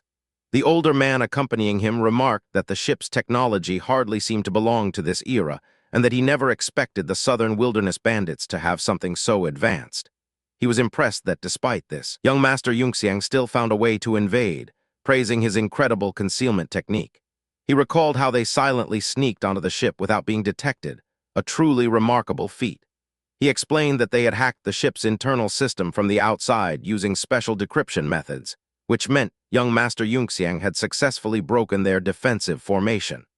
Song Yunxiang elaborated on his base infiltration tactic, explaining that with senior sister Mayo keeping the enemy holy stager busy, they could seize the base, abandon their old ship, and use this one, which could mimic beasts, to escape without being chased. A holographic interface displayed a surprising piece of information. The ship was actually made by an ancient civilization. The blindfolded captain, seeing the system being cracked, realized things were bad and decided she had to disobey her leader's order and release the two holy stage beasts early. Chapter 59. A woman with brown hair stands on the futuristic ship's bridge, resolving that she absolutely cannot let the leader's secret be exposed.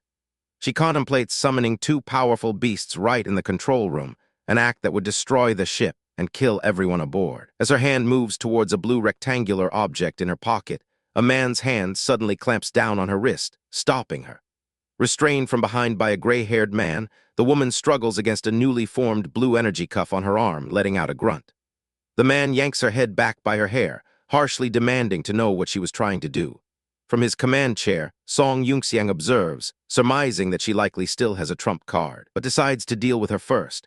With a snap of his fingers, a blue energy device materializes around the woman's neck and over her eyes, causing her to cry out as more cuffs bind her ankles and wrist. She finds herself suspended in midair by the glowing restraints, screaming in shock. Song Yunxiang sternly informs her that this is her punishment for playing dirty, and that she will now suffer a pain worse than death. The woman writhes against a dark, menacing background, pleading that her mind is being affected. She screams in pure agony, drool escaping her lips, her pleas shifting from begging to be saved to begging to be killed. On the ship's deck, several other hostile crew members are similarly restrained and screaming in torment. Song Yunxiang gestures towards them, stating that the same fate awaits them all. He coldly warns the remaining enemies that if they don't want to end up like the woman, they had better behave. He then issues orders, telling Song Qi to take the helm and Tumi to handle communications, both of whom acknowledge as Tumi hurries to her station. Interfacing with a holographic display, Song Yunxiang sees they have secured 40% control of the ship and declares it's time to initiate communication. He instructs Tumi to send a request to the Zishui airship.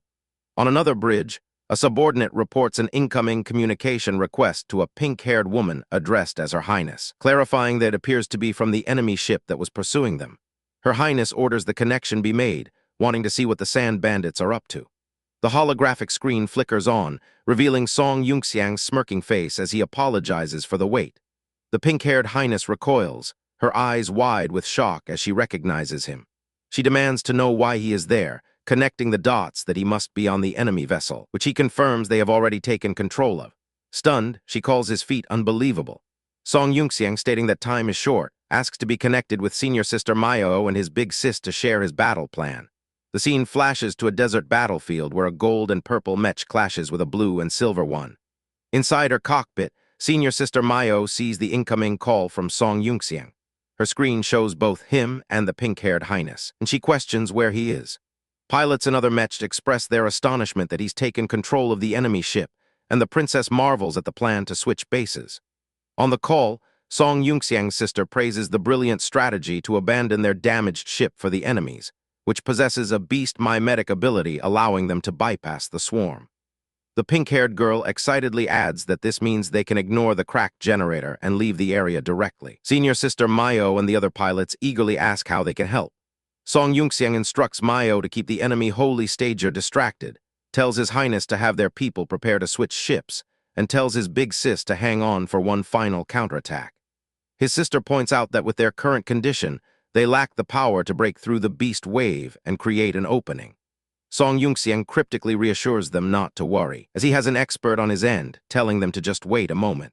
As the women wonder about this other expert, his sister has a flash of realization, wondering if it could be that person.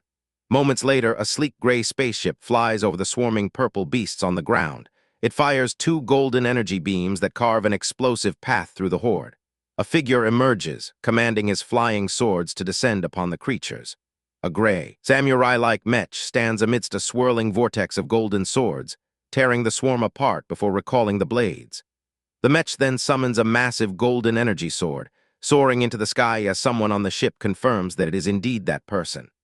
On the communication screen, his sister expresses shock, wondering if it's a holy stager's aura, while the pink-haired highness voices her disbelief at another holy stager appearing in the sky. In a brief flashback from just moments ago, after the call, Song Yunxiang tells Uncle Mu to watch things before disappearing in a flash of green light. He transports to the Star Terminal Core Realm, a digital space where he materializes before a massive tower. After checking on the made mech and alchemy formation, noting the latter's efficiency, but also its high cost in prisoners' lifespans, he heads straight for Old Man Zhu's location. He arrives to find Old Man Zhu suspended inside a golden pyramidal formation, engulfed in flames. Noting that Zhu's soul power has stabilized, Song Yunxiang unlocks the formation, which shatters into pieces. Zhu floats down to the ground, and Song Yunxiang congratulates him. He asks the newly empowered man how it feels to step into the holy stage. Zhu looks at his glowing hands, calling the sensation truly incredible as he floats into the air, exclaiming that this is the power of the holy stage. He notes his control over soul power has jumped to a new level, feeling as if he could break free from gravity itself. Song Yunxiang advises him to come down, explaining that he still needs a proper technique to truly fly at high speed. Humbled, Zhu lands and kneels, thanking Song Yunxiang profusely and saying the favor is like being reborn. Song Yunxiang smiles, replying that he could actually use Zhu's help right now. He displays a hologram, explaining their predicament. They are being pursued by the Southern Sand Bandits, their path blocked by a massive beast wave summoned by the enemy. He explains their plan to hijack the enemy's special ship and tells Zhu that only his intervention can break the beast wave, buying them the time they need to switch vessels. Song Yunxiang then hands him a jade slip containing a quick learning flight technique, the flying sword Huayuan style, which Zhu recognizes from his inner demon trial. After a quick lesson, they return to the hijacked ship's bridge. The gray-haired man is stunned to see Zhu Bansheng, whose aura has changed, and he questions if a mortal can truly break through to that stage. Song Yunxiang tells Tumi to open the hatch for Old Man Zhu. As Zhu prepares to depart, Uncle Mu watches in awe, finding it unbelievable that a mortal could enter the holy stage like a true immortal. Zhu leaps from the ship, summoning his star soul construct, a gray samurai mech, and declares the name of his new technique, flying sword Huayuan style. Standing atop a massive golden energy sword, Zhu recalls the instructions to focus his soul power and fly. The mech soars through the air, and Zhu marvels at the magnificent feeling of flying on a sword, the dream of every swordsman. He sends his flying swords into the horde below, carving through the creatures with golden light. The enemy pilot in the gold and purple mech is shocked by the sudden appearance of a new holy stage aura, wondering if the Tiandu Kingdom has also created fake holy stagers. He quickly dismisses the idea, as the aura feels too real. As he contemplates how the newcomer arrived so quickly, he is attacked by senior sister Mayo, who tells him to keep his eyes on her. He parries her strike but is pushed back, grunting in frustration as she presses her assault, leaving him no opening. On the hijacked ship, Song Yunxiang remarks that old Zhu's fighting style is perfectly suited for this battle. He muses about building Zhu a custom mech, making him hair growth pills, and even helping him propose to his love with a group of old men holy stager groomsmen. Back on the battlefield, Zhu's mech continues to decimate the beast horde. The other pilots watch in awe at his power, and the pink-haired highness wonders if the Tiandu Kingdom has mastered a forbidden secret technique. Zhu prepares a final, massive attack, and Song Yunxiang recognizes the move, shouting for his allies to stay clear. He tells them to prepare to move in once Zhu's ultimate attack is finished. The massive golden sword, a blade that shatters mountains and rivers, crashes down upon the crack, unleashing a devastating explosion. The enemy pilot is shocked at the power unleashed by a mere first-level holy stager. With the path cleared, Song Yunxiang orders their hijacked ship to charge at full speed, telling his allies to prepare to switch ships. The black, squid-like vessel flies over the decimated battlefield. The enemy pilot suddenly receives a communication failure error, realizing his ship is being stolen. As senior sister Mayo tells him not to think of running, he realizes he must deal with the new holy stager first to prevent their escape. He sends his thunder talismans after Zhu, but Mayo intercepts them, taking damage to create an opening. The enemy screams for Zhu to die. Song Yunxiang shouts Zhu's name as he sees the attack connect, telling him to switch to the 17th backup plan. Zhu grins, recalls his swords into a defensive formation, and feigns an escape. The enemy gives chase, launching another powerful attack, but it's a trap. As the enemy pursues, he is hit from behind by Maio's sky-piercing annihilation formation. The enemy pilot realizes he's been led into a concealment formation, the classic lure the tiger out of the mountains trick, as his mech crashes to the ground. Coughing, the pilot admits he didn't expect to be forced this far. He pulls a small object from his chest plate, and a red, fiery energy floats up, engulfing his mech in a powerful crimson aura. Maio is shocked as his cultivation stage suddenly rises. From his ship, Song Yunxiang recognizes the effect of a pill that boosts power at the cost of one's lifespan, wondering how the Yellow Hat Group acquired such technology. Realizing the danger, he orders his people to get on the ship and escape immediately. The powered-up enemy mech overwhelms Maio, throwing her aside and firing a massive beam that scorches the earth. He turns to the escaping ship, declaring they won't get away. As the crew scrambles to close the hatch, the enemy sends his thunder talismans after them. Song Yunxiang activates a defensive formation, creating a blue shield that blocks the attack. The enemy pilot screams in frustration that it's his ship. Song Yunxiang smirks, having correctly guessed that the man's attachment to the vessel would make him hesitate to destroy it. With their chance secured, the ship speeds away. Zhu reappears to intercept the enraged enemy, but his attacks are ineffective against the boosted foe. The enemy pilot vows to kill the little rat first and unleashes a sky-shattering death formation, trapping Zhu's mech in a sphere of lightning.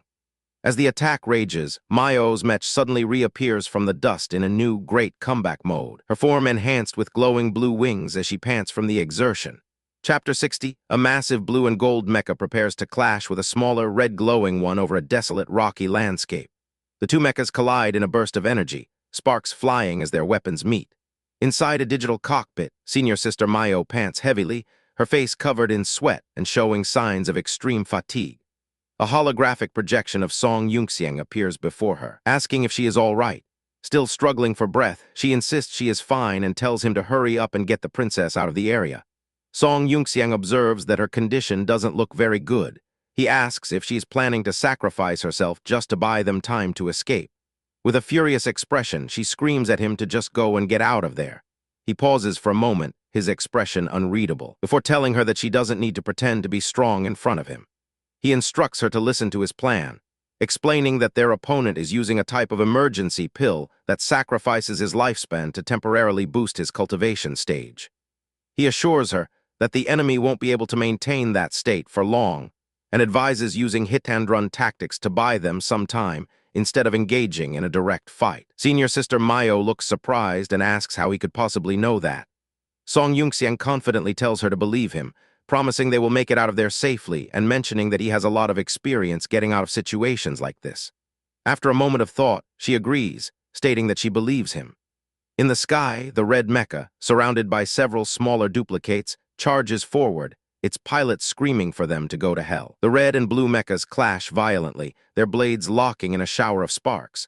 They continue their high-speed dogfight, trading blows amidst the canyons. Their blades clash again and again as they battle across the barren terrain. Inside their large, squid-like vessel, Song Yunxiang commands the crew to engage the engines at full power and head towards the 10:45 direction at full speed. The crew members all shout in affirmation. The ship's engines ignite, and it speeds away across the desert, kicking up clouds of dust. The red mecha's pilot lets out a fierce battle cry as he parries another strike from senior sister Maio's mecha. The two mechas continue to exchange blows at incredible speed, creating a blur of light and sparks. The red pilot yells as their swords lock once more. Senior sister Maio's mecha elegantly dodges and weaves between the enemy's attacks. In his own cockpit, the enemy leader, a man in a fedora with blood dripping from his nose, curses as he realizes they are using hit-and-run tactics to buy time. He wonders in disbelief how they could have figured out that the Berserk capsule doesn't last long, thinking it impossible. His mecha is suddenly struck by a volley of small energy blasts. A smaller, gray mecha appears, delivering a powerful kick that sends a crescent of golden energy forward, its pilot apologizing for the interruption. The enemy leader furiously declares that he will kill this newcomer first. The pilot of the gray mecha announces the command to conceal, and the mecha vanishes from sight. The enemy leader looks around in frustration, cursing the damn concealment formation again. He activates an ability called Taping Illusion, followed by demonic shadow confusion, which creates dozens of identical copies of his red mecha. He then unleashes an attack called Raging Thunder, Heaven's Judgment, causing immense bolts of red lightning to erupt from every single copy. The lightning coalesces into a vast, crackling net of energy he calls the Heaven's Demon Cleansing Formation, which slams down onto the battlefield in a cataclysmic explosion. The red lightning continues to strike the ground relentlessly. The attack reveals the gray mecha, now protected by a blue energy shield as it weathers the storm. A holographic communication from Song Yunxiang appears before the gray mecha's pilot, Old Man Zhu, warning him that the gap in their cultivation stages is too big and that he shouldn't be reckless. Song Yunxiang adds that Senior Sister Mayo can hold the enemy off and urges Old Man Zhu to retreat with them. The bald man calmly replies not to worry, his expression resolute as he states that he knows what he is doing. Old Man Zhu's mecha flies through the lightning storm, but takes a direct hit that makes him cry out in pain. The enemy leader spots him and says, "There you are," as crimson energy tendrils shoot towards the gray mecha. Senior Sister Mayo's mecha intercepts the attack with a thunder annihilation, creating a vortex of golden lightning. Immediately, she is swarmed by the enemy's illusionary clones, forcing her into a desperate defense against their combined assault. The enemy leader curses, realizing he doesn't have much time left. He growls that he absolutely cannot let them escape. Deciding he has no other choice, he pulls out a small data chip, stating that he'll have to bring those two out now. A flash of light bisects his body as he activates his trump card. With arms outstretched, he summons forth two entities from a glowing digital cage that manifests behind him. He commands his holy stage beasts to come forth. Suddenly, a massive, monstrous creature slams into Old Man Zhu's mecha, sending it flying. A towering armored beast with a long, white ponytail-like appendage stands over the battlefield. A crack in space-time tears open, and two monstrous beings claw their way out. The enemy leader screams the name Dijiang as the two horrifying creatures fully emerge, crackling with blue lightning. The crew on the ship's bridge look on in utter horror, their faces a mixture of shock and terror. In the command center, the entire group watches the screen as the creatures tear through the dimensional rift, their appearance terrifying. A woman with pink hair gasps, asking if those are holy stage beasts. The two grotesque, multi-armed Dijiang beasts stand amidst crackling blue lightning, surveying their surroundings. They look around menacingly. One of them opens its tooth-filled maw and emits a silent, powerful roar that warps the air. The other unleashes a series of expanding purple energy rings that blast towards Senior Sister Mayo's mecha. The enemy commander's hands glow with red energy as he initiates the control program. The eyes of the commander and both Dijiang beasts glow with a sinister red light. The commander orders them to go, telling them to capture the ship and kill the little first-level holy stage rat, referring to Old Man Zhu. The two Dijiang beasts charge, one heading for the ship and the other for Old Man Zhu's mecha. The Dijiang easily swats the massive allied ship aside. On the bridge, Song Yunxiang is stunned, wondering how the southern wilderness sand bandits possess the ability to control beasts and questioning if it's technology from a previous era. He realizes this is a terrible development, as it renders the ship's beast mimicry ability completely useless. Outside, Old Man Zhu's mecha dodges the attacks of the second Dijiang. The gray mecha narrowly avoids a blast of dark energy. Old Man Zhu commands his flying swords to attack, launching a volley of glowing blades towards the beast. The Dijiang counters by sending out a swarm of black, tentacle-like appendages that intercept the swords, resulting in a series of small explosions. The beast then conjures two swirling vortexes of dark energy and fires a barrage of dark blue energy beams from them. Old Man Zhu's mecha skillfully weaves through the dense storm of energy beams. He finds himself surrounded by a chaotic whirlwind of tentacles and energy blasts. The attacks converge on his position from all directions. He continues to dodge and parry, his golden sword a blur of motion. The sheer number of attacks is overwhelming, filling the entire area with a deadly vortex of energy. The entire battlefield is a chaotic swirl of blue and black energy with Old Man Zhu at its epicenter. From a distance, the red mecha pilot, still engaged with Senior Sister Mayo, mutters in disbelief as he watches the fight. He curses, wondering how two holy stage beasts just appeared out of nowhere. He grimly concludes that the first-level holy stager is definitely going to die facing two of them alone. Senior Sister Mayo's mecha prepares to move, its pilot declaring that she has to go and help him. The red mecha instantly moves to block her path, its pilot warning her not to even think about it. The enemy pilot orders his illusionary clones to focus their fire on her. Senior Sister Mayo is immediately bombarded from all sides by the Red Clone's attacks. The sky becomes a lattice of intersecting energy beams as she defends against the onslaught. The enemy commander smirks faintly, then says, "Now," as his main mecha intercepts the larger blue and gold one, declaring that it is his turn to hold them off. From her holographic interface, Senior Sister Mayo looks at the desperate situation, thinking that perhaps if he can fly at full speed, everything is now up to fate. Old Man Zhu is overwhelmed by the Dijiang's attacks, realizing it's impossible to avoid them all and deciding to block a hit with his mecha's shoulder armor. A massive explosion engulfs his mecha as an energy orb makes contact. He emerges from the smoke, summoning his sword once more and commanding it to come forth. He charges forward, weaving through the Dijiang's lashing tentacles, slicing several of them apart. From the ship, Song Yunxiang shouts through the comms, telling Old Man Zhu not to fight head-on just to draw their fire. He reminds him that he just stepped into the holy stage and cannot possibly defeat 2 second-level holy stage beasts, urging him to activate the concealment formation and fall back. He begs him not to make a pointless sacrifice. Old Man Zhu apologizes to Song Yunxiang, admitting that even though he knows he can't win, there are some things he still wants to try. He summons his sword to him again, a determined smile on his face, as he declares that it's because going forward no matter what is where his Tao heart lies. Old Man Zhu's mecha glows with golden energy as it flies through a storm of dark orbs and tentacles. He states that even though he knows he cannot win, he will still draw his sword and fight. He commands his flying swords to block the enemy's attacks and keep one of the beasts busy. The swords form a protective golden barrier. He turns his attention to the second Dijiang, telling it to turn around as he flies towards it. The beast opens its maw and unleashes a volley of dark, arrow-like projectiles. Old Man Zhu's mecha dodges and weaves through the projectiles, deflecting them with his sword. Using multiple afterimages, he slices through the dark energy attacks. He closes the distance, his main body flying directly towards the Dijiang's core. He continues to cut through the beast's tentacles at high speed, getting ever closer to his target. He moves like a blur of golden light, deflecting dozens of attacks.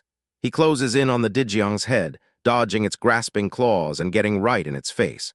In the background, the Allied ship continues its retreat. A holographic call from Old Man Zhu appears on the ship's main screen, and he yells "Hey" to get their attention. He tells everyone that while he keeps the beasts busy, they must all get out of there immediately. The bridge crew looks on with grave concern, especially the pink-haired woman. Old Man Zhu gives them a reassuring smile, telling them not to worry and that he won't die.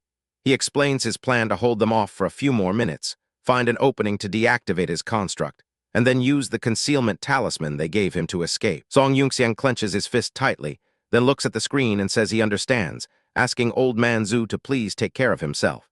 The entire bridge crew watches the hologram of their comrade with somber expressions. Song Yunxiang turns to the crew and orders everyone to retreat at full speed. A blue energy slash cuts through the air as Old Man Zhu continues his desperate battle. He is locked in a fierce struggle against the 2 Dijiang beasts, surrounded by swirling energy and dark tentacles. One beast conjures swirling blue vortexes in its hands, while the other does the same, creating a chaotic maelstrom of power. Old Man Zhu's mecha flies through a storm of blue energy orbs, and his own golden sword slashes. He slices cleanly through a dark tentacle, then dodges another flurry of attacks. He continues to carve a path through the onslaught, letting out a sharp cry of exertion. He is completely surrounded by the swirling, dark blue tentacles, the golden trail of his sword the only light in the darkness. A massive explosion of purple energy consumes the area where Old Man Zhu is fighting. He emerges from the blast, unharmed, and plunges his sword toward one of the Dijiang, yelling for it to die. His blade strikes the beast's head, shattering its armor plating. As the Dijiang recoils, the tentacles of its partner begin to shake menacingly. They lash out, grabbing Old Man Zhu's sword and stopping his attack. The Dijiang's claws begin to shake violently, and it fires a volley of energy blasts from its chest. Old Man Zhu shouts for his sword to come forth, creating a whirlwind of golden energy to defend himself. He flies away from the resulting explosion, trying to create distance. His mecha is suddenly ensnared by dozens of dark tentacles, which wrap around its limbs and torso, immobilizing it. He grunts in frustration as he struggles against his bonds. The tentacles tighten, completely enveloping his mecha in a dark cocoon. The 2 Dijiang beasts watch as their prey struggles fruitlessly. The trapped pilot curses, lamenting that he originally wanted to fight a bit longer to buy more time for his friends. He sighs, concluding that it seems he has no choice but to break free now. His mecha's eyes glow ominously as he thinks, oh no. One of the Digiong reaches its clawed hand toward a glowing talisman on the trapped mecha. A blinding arc of golden light suddenly flashes through the air, cleanly severing the Digiong's arm. The beast looks down at its severed limb in shock. Both Digiong beasts turn to stare at the source of the attack, completely surprised. A massive crescent of green energy slices through the air, cutting through the tentacles and freeing Old Man Zoo's mecha. The freed mecha is tossed through the air by the force of the attack. Old Man Zoo looks down at the desert floor in confusion. On the ship's bridge, Song Yunxiang and the crew watch the screen, and he wonders aloud if that was a falling moon slash. He whispers, "Don't tell me," as the silhouettes of two figures on horseback appear on a distant cliff edge. A flashback shows a woman telling Song Yunxiang that since he passed her test, she would make an exception and take him as her disciple. At the Black Guard's base, she explains that she had him practice the 7-star steps first so that he could always save his own life, no matter the battle situation. She demonstrates the battle technique known as 7 waves, explaining it was the famous ultimate technique of the previous Supreme Commander, which she will now pass down to him on his behalf. She tells him to watch closely as she performs the falling moon slash, an ultimate technique that gathers soul power into a long blade to strike down mid-range enemies. Back in the present, Song Yunxiang recognizes the attack on his screen and whispers its name. He realizes with a smile that it's really her. A warrior in ornate green and gold armor sits atop a flaming mechanical horse, and Song Yunxiang whispers the word master. The two riders, one in green and gold armor and the other in red and white, stand poised on the cliff. Song Yunxiang watches the screen, a look of confusion on his face as he says, huh. On the ship's bridge, an officer panics, recognizing the reckless county princess. Song Yunxiang quickly tries to adjust the beast mimic wave, but then decides to send a communication request directly. On the battlefield, as the two riders are about to engage the enemy, the princess asks MM. Her companion, a blonde woman in a baseball cap, wonders why the ugly enemy ship suddenly sent a communication request. The princess, a woman with dark glasses named General Dai, tells her to connect and check. Song Yunxiang's face appears on their screen, pleading with his master, General Dai, and Princess Zio to stop and not attack, as they are allies. Princess Zio mockingly asks if he knows them and identifies him as the captain of the ugly ship, asking if he's scared and ready to surrender now that she's here. Exasperated, Song Yunxiang covers his face and explains they are on the same side, introducing himself and stating that the Iron Wall Army, Chilean Army, and Zishui's allies are all on his ship. Both women are stunned to hear his name. General Dai asks how he ended up on an enemy ship. He explains it's a long story from a previous battle where they used a sneak attack to seize the vessel, adding that senior sister Zhuang and Old Man Zhu, whom they just rescued, are also on their side. General Dai simply replies that she understands. The green-armored general sits atop his flaming horse on the cliff. He declares that they will first take down the 2 holy stage beasts and then join the others to kill the enemy holy stager. Princess Zio agrees enthusiastically as they both leap from the cliff into battle. As they engage the Digiong, Princess Zio asks if they should each solo one. General Dai replies that to avoid risks, efficiency comes first, and they should work together to take them down. Princess Zio agrees with a grin. She unleashes an attack called Shattering Arrow, Azure Kai Mountain Crusher, firing a massive volley of golden energy arrows. The arrows rain down upon the 2 Digiong beasts, riddling their bodies with explosions. One of the beasts roars in pain as its glowing red core is struck repeatedly. One of the Digiong retaliates by firing swirling blue energy orbs. General Dai intercepts with a great full moon slash, a massive arc of green energy that slices through the beast, causing it to cry out in pain as purple blood spurts from the wound. His mecha follows up with a raging dragon roars attack, unleashing a colossal golden dragon of pure energy that completely engulfs the wounded beast. Princess Zio targets the second Digiong with her piercing arrow. 9 heavens rocks fall, firing a single, powerful flaming arrow that strikes the beast and causes a massive explosion. The second Digiong is consumed by a massive purple explosion. The 2 heroes regroup after effortlessly defeating the powerful beasts. From his command center, the enemy leader, Niulang, stares in disbelief, wondering how this is possible and why it is happening. He questions why the enemy's reinforcements have arrived while his own have not. Meanwhile, senior sister Maio's mecha continues to decimate his illusionary clones. Niulang frantically tries to use his communicator, asking what's going on and why he can't connect. A distorted image of a subordinate appears, calling for the group leader. Niulang demands to know what's happening and the whereabouts of someone named Suda. His subordinate reports that they have been ambushed by unknown enemies from a star they've never seen before, and that their communications are being interfered with. Niulang is stunned, wondering about this unknown enemy and unknown Star Soul general, questioning where all these weird people suddenly came from. He checks his tactical display and his eyes widen in shock. His screen indicates 2 more holy stage enemies are approaching from a specific direction. Looking at his main opponent, he wonders if they are coming from the lower realm. Back on the Allied ship, Song Yunxiang watches the battle on his screen, remarking that his master and the princess are indeed close childhood friends, and their teamwork is unexpectedly flawless. He looks at the remnants of an explosion, lamenting the waste of a holy stage beast's crystal core. On the battlefield, General Dai tells the princess to get ready to take down the next one. She eagerly replies that she is coming. They both charge toward the remaining Dijiang beast, which is heavily damaged but still standing. The 2 warriors attack it from both sides with a flurry of powerful slashes. Song Yunxiang issues new orders, noting that the Dijiang chasing Old Man Zhu has been pushed back. He tells his crew to switch directions to back him up, deactivate the mimicry disguise, and have all combat units stand by to help at any moment. A female officer acknowledges the command. The Allied ship turns sharply, its engines flaring as it changes course. It fires a disguised energy beam, supporting the heroes on the ground. General Dai and the princess continue their relentless assault on the last Dijiang, overwhelming it with their coordinated attacks. General Dai delivers a powerful slash to the beast's head, following up with another massive green energy slash that cuts through its body. He lands on the ground, his flaming horse kicking up dust. He unleashes another raging dragon roars attack, creating a massive explosion that finally destroys the last Dijiang beast.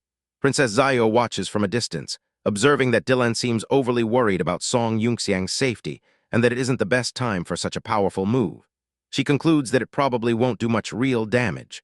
The massive fireball from the attack expands outwards, and as the smoke clears, the Allied ship flies over the now-cleared battlefield.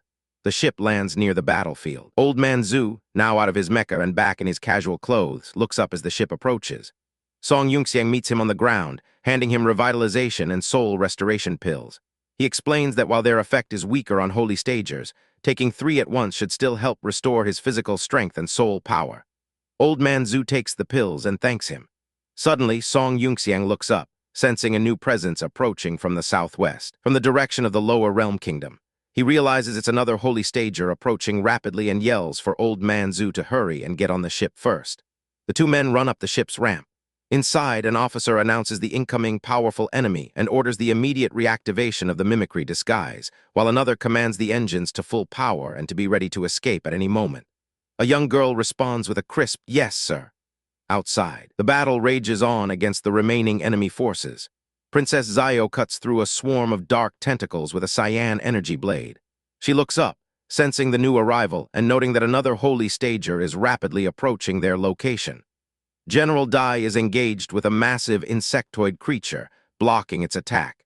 He tells the princess to focus on the current situation and take this one down first. She shouts her agreement and renews her assault on the tentacled beast.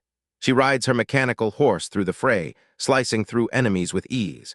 She creates a massive whirlwind of blue energy with her slashes, devastating the enemy ranks. General Dai swoops in from above, preparing to deliver a final blow. He descends and unleashes a great falling moon slash on the large, multi-armed beast. The massive green arc of energy slices cleanly through the monster's torso. A small, glowing core is exposed within the beast's body. Princess Xiao takes aim with her bow and unleashes another piercing arrow. 9 heavens rocks full. She shouts for the core to shatter as her arrow flies true. The core explodes in a spectacular blast of fire and light, creating a massive purple shockwave that expands across the battlefield. From the ship, Song Yunxiang sees a new, small, dark creature with a glowing red core flying towards them at incredible speed and shouts a desperate warning to watch out. Chapter 61. A massive purple explosion dominates the sky as 2 green energy beams shoot out from it, while a woman with sunglasses and her horned companion watch in shock from below. 2 small mechs fire the beams as they flee the blast.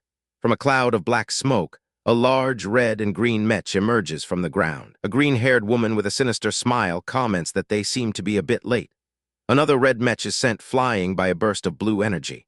The green-haired woman dismisses the opponents as weaklings, telling her companion to handle them. A new green mech rapidly assembles itself from disparate parts, its body glowing with power. An announcement identifies the new arrival as Star Soul General Lu Meng, causing the woman with sunglasses to question how one of the 4 demon generals of Milan could possibly be there. Another mech, this one blue and crackling with lightning, appears, confirming the presence of the demon generals. From a command post, observers wonder if the War Department actually recruited 2 demon generals for this fight. A man with a bloody face and sunglasses, the group leader, receives a holographic transmission from the green-haired woman, who greets him casually. He identifies her as General Tan Luo and thanks both her and General Wu Yin for their help. General Tan Luo brushes off the thanks, stating that she charges a fee for her services regardless of politeness. Another man, wearing a yellow hat, assures her that the Yellow Hat Group will ensure she does not leave empty-handed. He then privately clenches his fist, annoyed that the green-haired shorty is trying to rip them off. A woman warns that this particular Star Soul general seems a bit strange. Her companion tells her to be careful as well, as they watch the massive mechs face off. The battle erupts as a fiery mech is pushed back by a green energy slash against a cliff face. The green mech, Lu Meng, deflects an attack from another mech with its glowing green blade.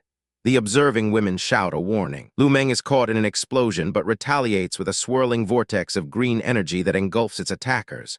A mech resembling Guan Yu blocks the energy vortex with its large halberd. The woman in sunglasses watches the clash intently. The Guan Yu mech deflects the attack, triggering another explosion.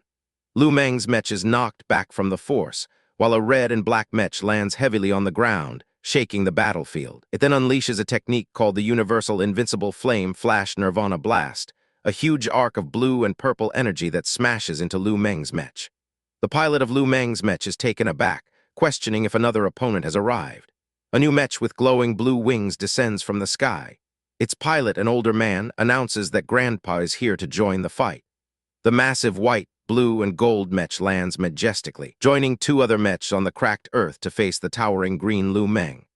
On a ship, a man observes the battle on holographic screens, noting the arrival of the enemy's holy stage.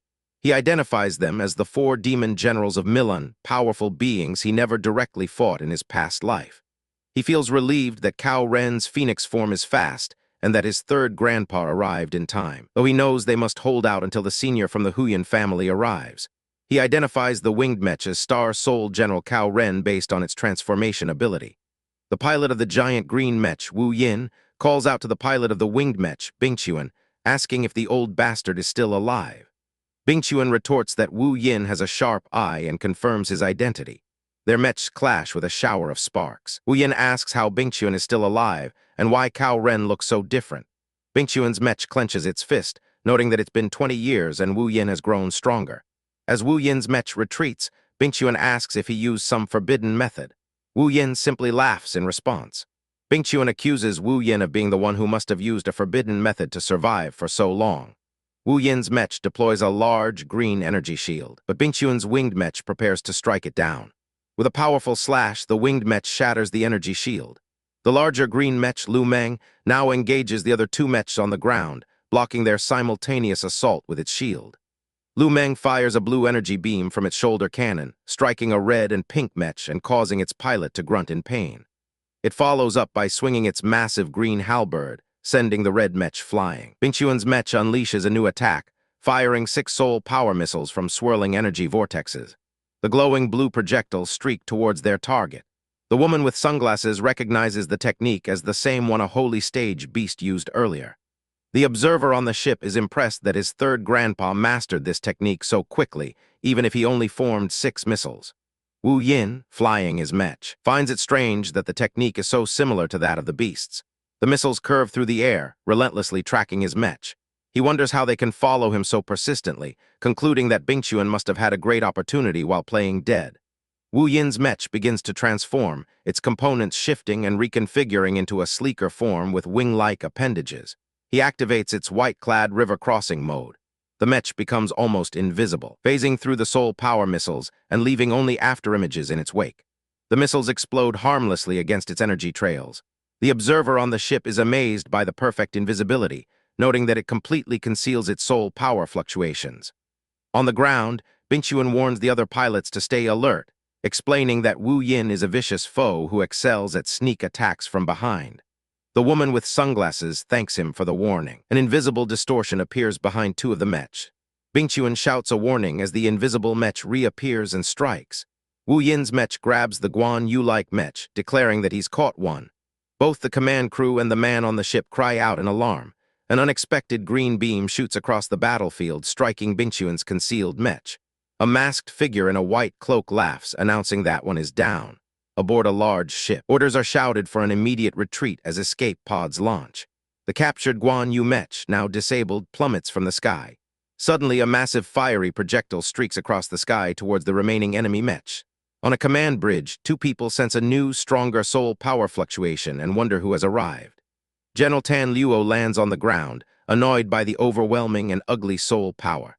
She looks up and yells, questioning how dare someone be more arrogant than her. The man in the yellow hat analyzes the new arrival's power, identifying it as Holy Stage 7th level, nearly 8th.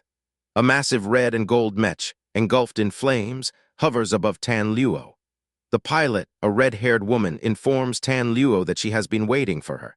She asks if Tan Luo truly believed being at the 7th level made her invincible. The woman declares she will open Tan Luo's eyes and witness the supreme secret technique of the Pingshan Holy Sect. Red energy erupts from the ground, converging on Tan Luo, who decides it's time to abandon her kitty form and use her great freedom incarnation technique. She transforms amidst a storm of green energy and sigils. The man in the yellow hat observes that her cultivation stage is rising. Tan Luo emerges taller and more mature, stating that this new form is much better.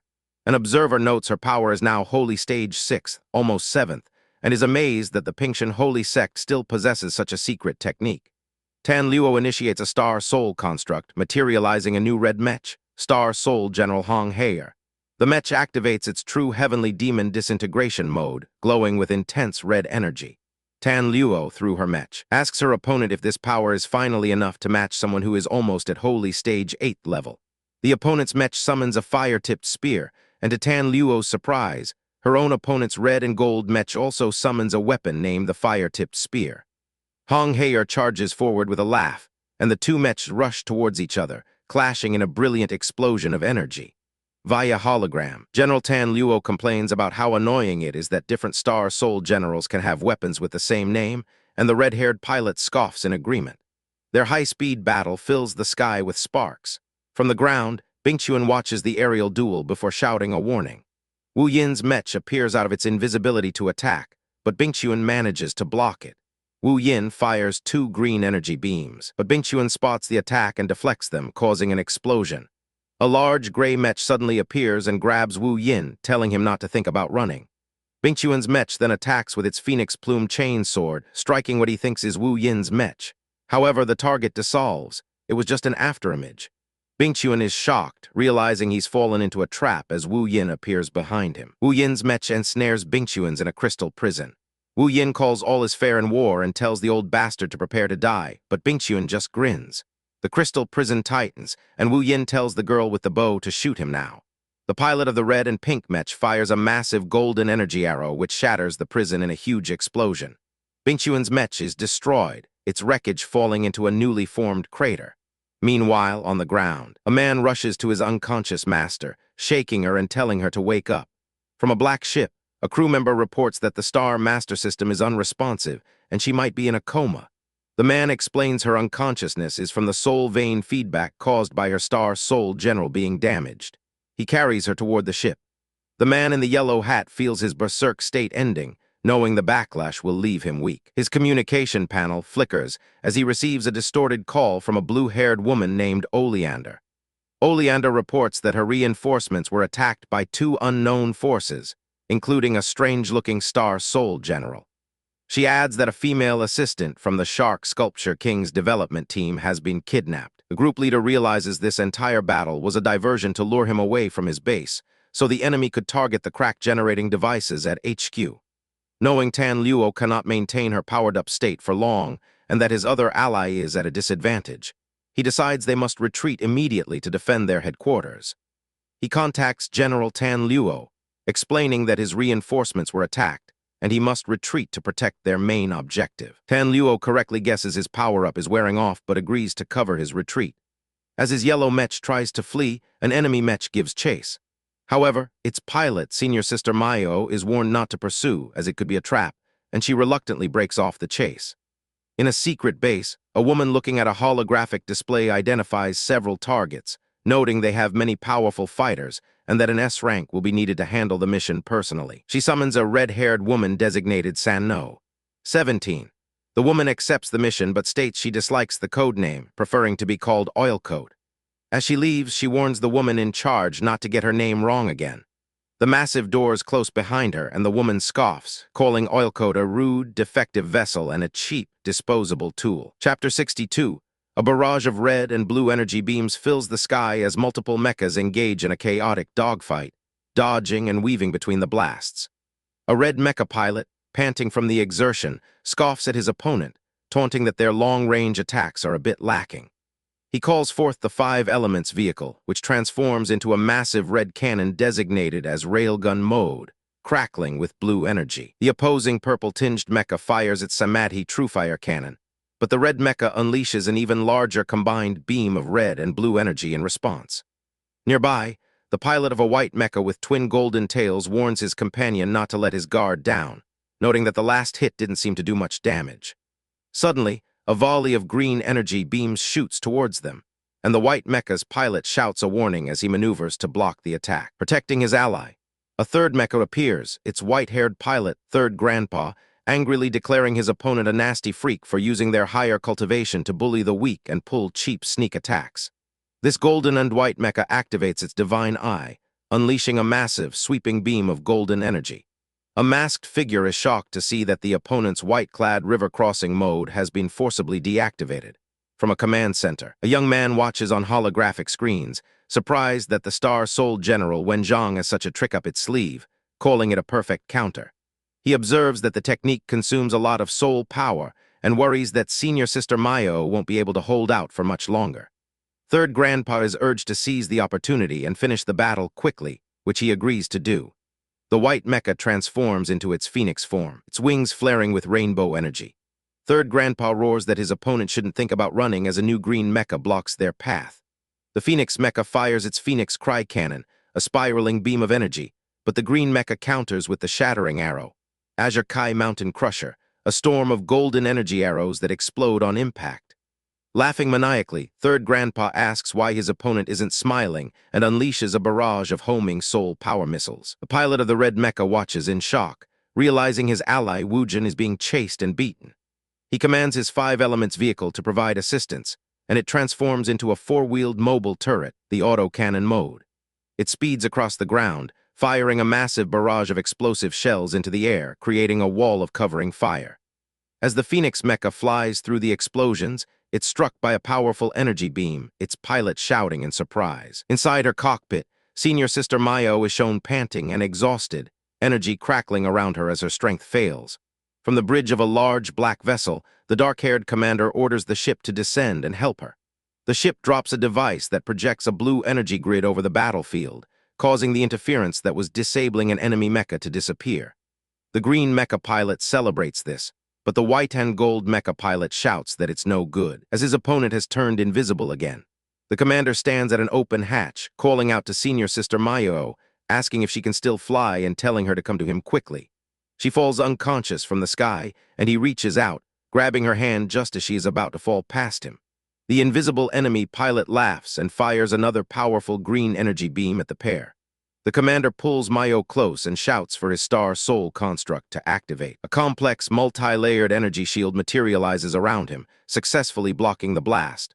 The green-haired enemy pilot watches in amazement, recognizing the technique as an advanced defensive formation, and remarking that the brat has guts to block a strike from a holy stage 4th level while only being at the Earth stage. They analyze the defense, impressed by his calm and precision under pressure, but note that it must have drained him completely. The commander, Song Yunxiang, holds the unconscious Mayo, thinking that he must speed up his cultivation. He calls forth a clone Star Soul General Zuo Sai, which transforms into the powerful Wenzhang mecha. The green-haired pilot recognizes it, just as Song Yunxiang's mecha consumes 3 pills, Transcendent, Speed Boost, and Soul Burn, and erupts in a blinding flash of power.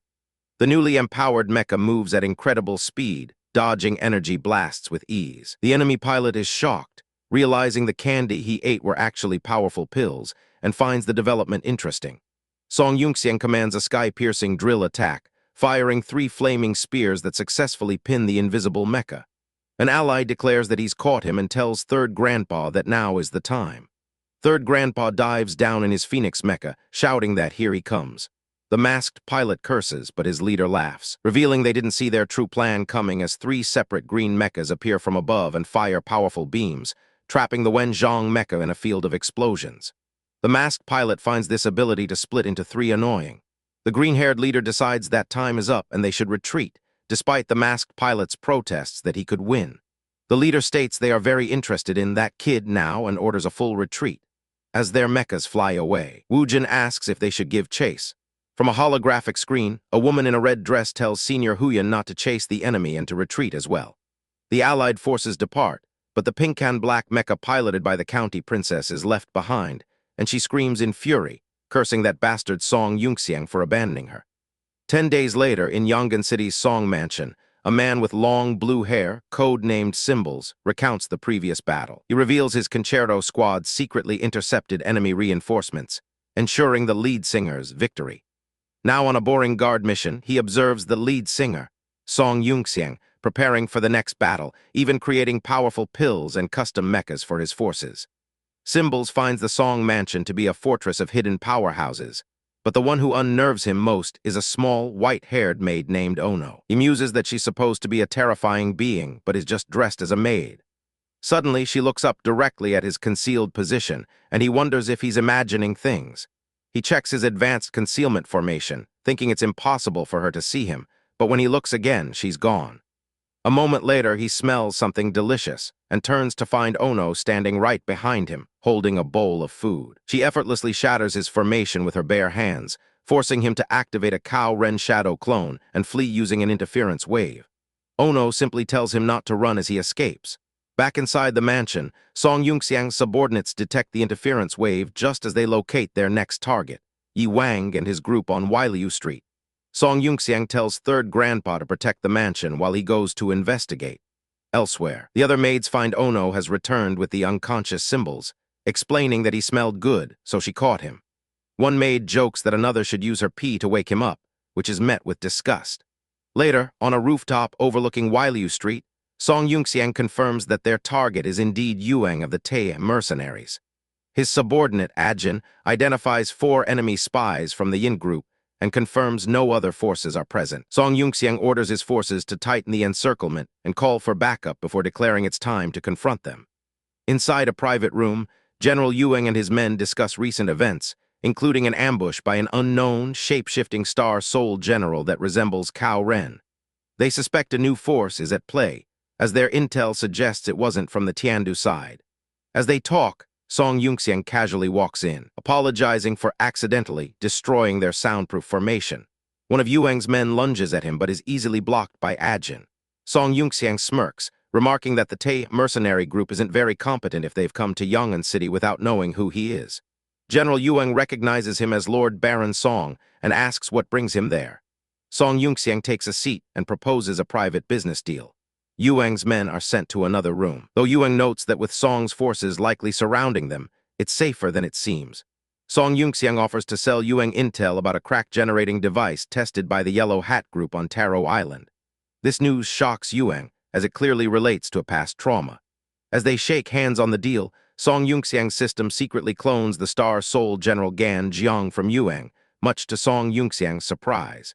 Feigning that he just remembered something, Song Yunxiang makes a swift exit, leaving the shaken Yuang to verify the damning intel. Yuang realizes the intel is not a simple conspiracy, but an open one designed to sow conflict. As Song Yunxiang walks through the city, he senses a strong enemy nearby and tells his men to spread out. He lands in a deserted alley and calls out for the hidden holy stager to reveal themselves. Tan Luo, the green-haired girl from the battle, appears, introducing herself as a chief guardian of the Pingshan Holy Sect and a demon general of Milan. She reveals she knows about his abilities, including his doctor disguise and his connection to the spirit people, whose technique he used to refine his pills. She explains that as a spirit person, she knows the legend of the person destined for the calamity. She claims she doesn't care about the continent's politics and just wants to have fun, offering him her star soul general Hong Haeyer as a sign of sincerity. She extends her hand, asking if he will accept her offer. Chapter 63, Tanluo asks Song Yunxiang what he has to say and if he's willing to accept her sincerity. He internally weighs his options, thinking that while she seems trustworthy, she is far too unpredictable to deal with directly. To ensure his own safety, he decides to pique her curiosity first, mentioning that he has some information related to the southern continent she just brought up. Her interest is immediately captured. He elaborates on the concept of a dimensional gate, a magical device capable of crossing the Gangfeng Sha Sea to reach other continents, and asks if she has heard of it. As he takes her hand, a system notification appears before her, indicating it has detected contact with a Star Soul General data holder and is beginning to read the information. She exclaims in surprise at the mention of the dimensional gate. Once the reading is complete, she confirms with a sinister grin that she knows all about it, revealing she used one to travel from the southern continent to the eastern continent. She inwardly notes that his connection to the tomb ceiling formation must link him to the tomb guardians, viewing this as an unexpected bonus. Simultaneously, a notification informs Song Yunxiang that the cloning of Star Soul General Hong Haeyer is complete. He thinks to himself how easily it worked and confirms to her that she has sharp eyes, admitting he does have a connection with the tomb guardians. She tells him to let go of her hand, and he continues his story, explaining that the Emperor's tomb secret realm is said to contain a dimensional gate, and that he himself once used it to travel to the southern continent. Tanluo presses him, asking if he has received her sincerity and demanding he summon Star Soul General Hong Haeyer for her to see. Song Yunxiang examines his hand and explains that while the process seems to have worked, he probably can't use it just yet. She leans in close, asking if it still needs time to unlock, which she finds logical and questions when it will be ready. She suddenly stops herself, realizing he almost distracted her, and demands he continue talking about the dimensional gate and the Emperor's tomb's secret realm, which is her primary interest. While being carried by him, he admits that he has never actually been to the Emperor's tomb's secret realm, only that he's heard it is located in a forbidden zone near Tiandu and is heavily guarded. Tanluo confirms this, adding that she always suspected there was a secret hidden there and that Tiandu guards it with two powerful old monsters. She muses about tricking the Milan army into attacking the imperial city to lure them away, but then dismisses the idea. He silently observes her, thinking she is quite the chatterbox. A sudden memory strikes him. In his past life, he only gained access to the secret realm because Milan had launched a surprise attack on Tiandu. He begins to wonder if she was the one behind it all. His thoughts are interrupted by a beeping sound from his wrist communicator.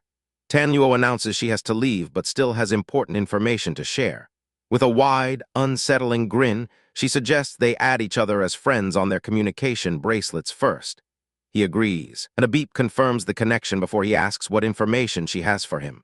She says it's nothing major and begins to float away, revealing that the Yellow Hat Group plans to launch their Southern Diversion Plan in 7 days by activating all of their crack-generating devices.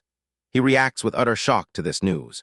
She tells him not to feign surprise, as she assumes he already knew most of it, and states that this isn't the truly important information. The real news, she reveals with a cackle, is that she plans to activate a portion of the devices 3 days early, forcing both sides into a massive, premature battle. She playfully asks if he's surprised by this turn of events. As she flies away, he shouts after her, asking why she would do such a thing. She explains that she is actually helping him, aware that his attempts to secure reinforcements from the capital are failing, and that this early beast wave will change things dramatically. She declares that he is lucky to have the great Tanluo herself helping him before vanishing into the night sky. The scene shifts to the Song Mansion, where Song Yunxiang's third grandpa yells in alarm upon hearing the news of an attack in 3 days. Song Yunxiang quiets him, reminding him that the room isn't soundproofed. The old man frets over the situation, noting the diplomatic pressure from the Milan kingdom and how Sister Zhao Y was forcibly recalled to the royal court, putting the Huyan family in a difficult position as allies of both factions. Song Yunxiang adds that he noticed Senior Huyan seemed hesitant during her last battle, as if her hands were tied. The third grandpa sighs that it must be hard for her and asks for an update from the court. Song Yunxiang reports that his clone and uncle are still waiting in the capital and have yet to see his majesty. While the second prince has promised to help, the court's stance remains unclear. Suddenly agitated, the third grandpa declares it's his turn to cultivate, ordering his great-grandson's wives out of the secret realm to guard the house while he pushes his power as far as possible. Song Yunxiang calmly rebukes him for the wives' comment, telling him not to drag his name through the mud. The old man just smirks, telling him he's destined for a lucky love life and shouldn't be ungrateful, before announcing he's off to level up and vanishing in a flash of green energy. Later, Song Yunxiang enters a digital training realm. He checks on his companions, noting that senior sister Mayo is engaged in real combat training while the princess is just messing around. Deciding to wait for Mayo to finish, he remembers the Star Soul General he just cloned and decides to test it. He enters a desolate training ground and calls for his AI, Little Red. She appears, and he instructs her to bring out the cloned Star Soul General. He initiates the Star Soul construct, and a massive blue mecha, Star Soul General Ganjang, materializes from a burst of energy. He then calls for a star color change, but the construct glitches and transforms into a small, chibi-like version. Confused, he wonders if it's poisoned. Little Red reports that the data was tampered with. Suspecting Yi Wang was tricked, he listens as Little Red assures him she can fix it by accessing the latest data from the Star Network. After a quick update, she confirms the fix, and he initiates the construct again. A new, formidable black and gold mecha with a red cape appears, wielding the dragon-sealing great sword. It then summons a soul-binding long sword. While its performance seems fine, Song Yunxiang feels something is still off. Little Red sheepishly admits her mistake, explaining it was another data branch and promises to show him her true power this time.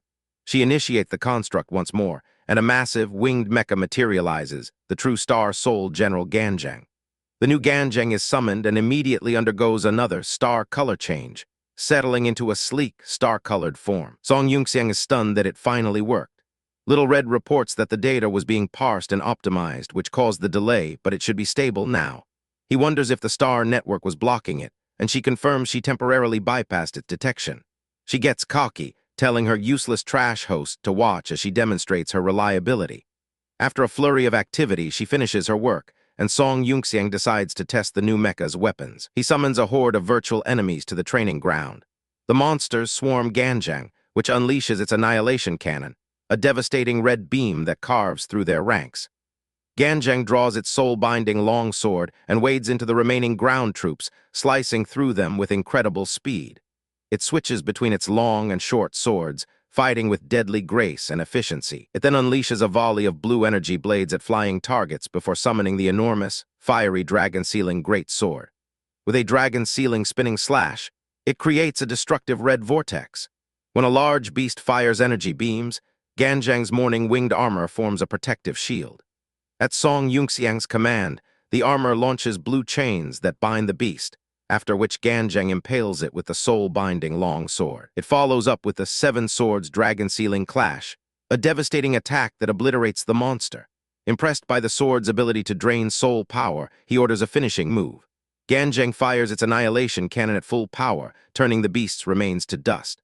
He remarks that it was a bit overkill for a mere heaven stage enemy. Little Red proudly announces that star-colored Ganjang is ready. After her hard work, she activates the final, stable version of star-colored Ganjang. The sleek, purple and white mecha appears, and Song Yunxiang is amazed that it finally worked properly. Little Red boasts that with her skills, no problem is too difficult to solve. Her pride is short-lived as Song Yunxiang's simple mention of another general deflates her ego. Eager to change the subject, she reveals she unlocked a new transformation feature while updating the data and asks if he wants to try it. He notes her blunt attempt to shift topics but agrees. Ganjang transforms into a futuristic jet fighter, the Dark Crossing mode. Song Yunxiang is unimpressed and asks if he can be a bit picky. Little Red sternly quotes big data statistics, stating that picky males often end up alone for life. This comment startles him, and an alarm suddenly appears on his interface, showing a beach location linked to the princess. Wondering if the princess is up to something, he has Little Red check the system, but she finds no anomalies. He decides to leave the training realm and investigate in person. As they fly, he questions if she accidentally let a virus in during the update, which she vehemently denies, citing her status as an invincible superintelligent AI. They arrive at the Trial Illusion's secret realm, a peaceful beach scene where Zio Zion is relaxing. Suddenly, the sky darkens, and a massive vortex opens in the ocean. Zio Zion looks up in alarm as demonic mechs and monstrous creatures pour out, swarming the beach and attacking the vacationers.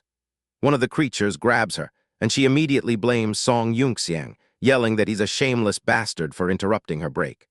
Furious that innocent illusions are being attacked, she summons her own Star Soul General, Yu Fei, a mecha on a mechanical horse, and charges into battle. He fights fiercely but finds the sandy terrain a major hassle. She unleashes a powerful arrow attack that clears a large area just as Song Yunxiang appears. Spotting him, she immediately aims her bow at him. He effortlessly deflects her energy arrow and pleads with her to stop messing around. She ignores him, vowing to deal with him after she's finished with the beasts. While she's distracted, Song Yunxiang accesses the system and begins deleting the virtual monsters. Seeing him, she yells that it wasn't him who started it, then lunges at him and puts him in a chokehold. He struggles, coughing and insisting it wasn't him while she accuses him of ruining her rest. He complains that she's poking him in the back with something before finally breaking free, reiterating his innocence. She then asks if Dai Lan is also in danger, but he confirms the alarms for her area haven't been triggered. He decides to check on her anyway, and they leave, with Little Red muttering about the master's temper. Left alone, Zio Zion becomes confused, wondering why she let him go and why she said the word again. The scene shifts to Dai Lan's illusion, a modern office building. Song Yunxiang finds himself asleep at a desk, being woken up by a female colleague. She scolds him for sleeping on his first day of probation, warning him that the chairman and CEO are visiting. Dazed, he looks at his employee ID, which confirms his identity as a probationary front-end engineer for the Black Group. He realizes with horror that he's trapped as a background character in someone else's illusion, with no sign of the Jade Core or Little Red. He then sees his master, Uncle Ma, and Uncle Abe walking down the hall in business attire. A colleague asks if he knows the big bosses, and he recognizes the man as Instructor Zhu, now Director Zhu, his new boss. His female colleague urges him to apologize. He realizes Instructor Zhu is a formation expert from the Black Guard in reality, and begins to suspect everyone in this illusion is based on his master's real-life memories. He theorizes she's using these illusions to temper her mind, and wonders if the other executives are the legendary 6 heroes. His thoughts are interrupted when his supervisor demands to see his progress on a front-end page he was assigned. As he types, the supervisor is shocked at how much he's written, while Song Yunxiang notices the code resembles real-world formation language. The supervisor angrily tells him he's out of time and will fail his probation review. Meanwhile, his master's group exits the building and is met by a convoy of limousines. A man known as the chairman emerges from a car and is greeted warmly by the group. The chairman speaks with Song Yunxiang's master, praising her for her hard work as CEO and telling her she's done well. He places a hand on her shoulder, encouraging her to give it her all and assuring her he will always be watching over her before departing with his entourage. Chapter 60, for a series of fragmented memories, show a young girl watching a futuristic city from a window as robots battle in the streets, her face pressed against the glass with excitement. Another memory shows a powerful man with long dark hair placing a gentle hand on the head of a small child. The same man, now bruised and determined, tells someone he is leaving this to them. He then reassures a young woman not to worry, promising they will definitely come back as he walks towards a swirling purple energy vortex. The young woman, holding a baby, reaches out desperately, crying out for the Supreme Commander as he flies into the vortex. The vortex closes, leaving her alone in a desolate landscape as the baby in her arms cries. The woman's eyes snap open. She looks down at the crying infant, her own tears streaming down her face as she tries to soothe him. Kneeling amidst the rubble, she tells the child not to worry, vowing that she will definitely protect him as a halo of light forms around her. She gently embraces the child. The scene shifts to the present day, outside the modern skyscraper headquarters of the Black Group. Song Lang tells Dai Lan to go ahead and give it her all, reassuring her that he will always be watching over her. Dai Lan, looking emotional, starts to say something but trails off. Wiping a tear from her eye, she promises the Supreme Commander that she will protect everything there until he and the madam return. A vision shows 2 identical-looking women with long dark hair, one comforting the other. Back outside the Black Group building, Dai Lan walks with a man, telling him that she is thankful for the chairman's support. Song Lang walks at the head of a group of executives, asking if everyone has arrived. A man with light green hair informs him that all the heads of the major business sectors have arrived and are only waiting for him, the madam, and Brother Mu.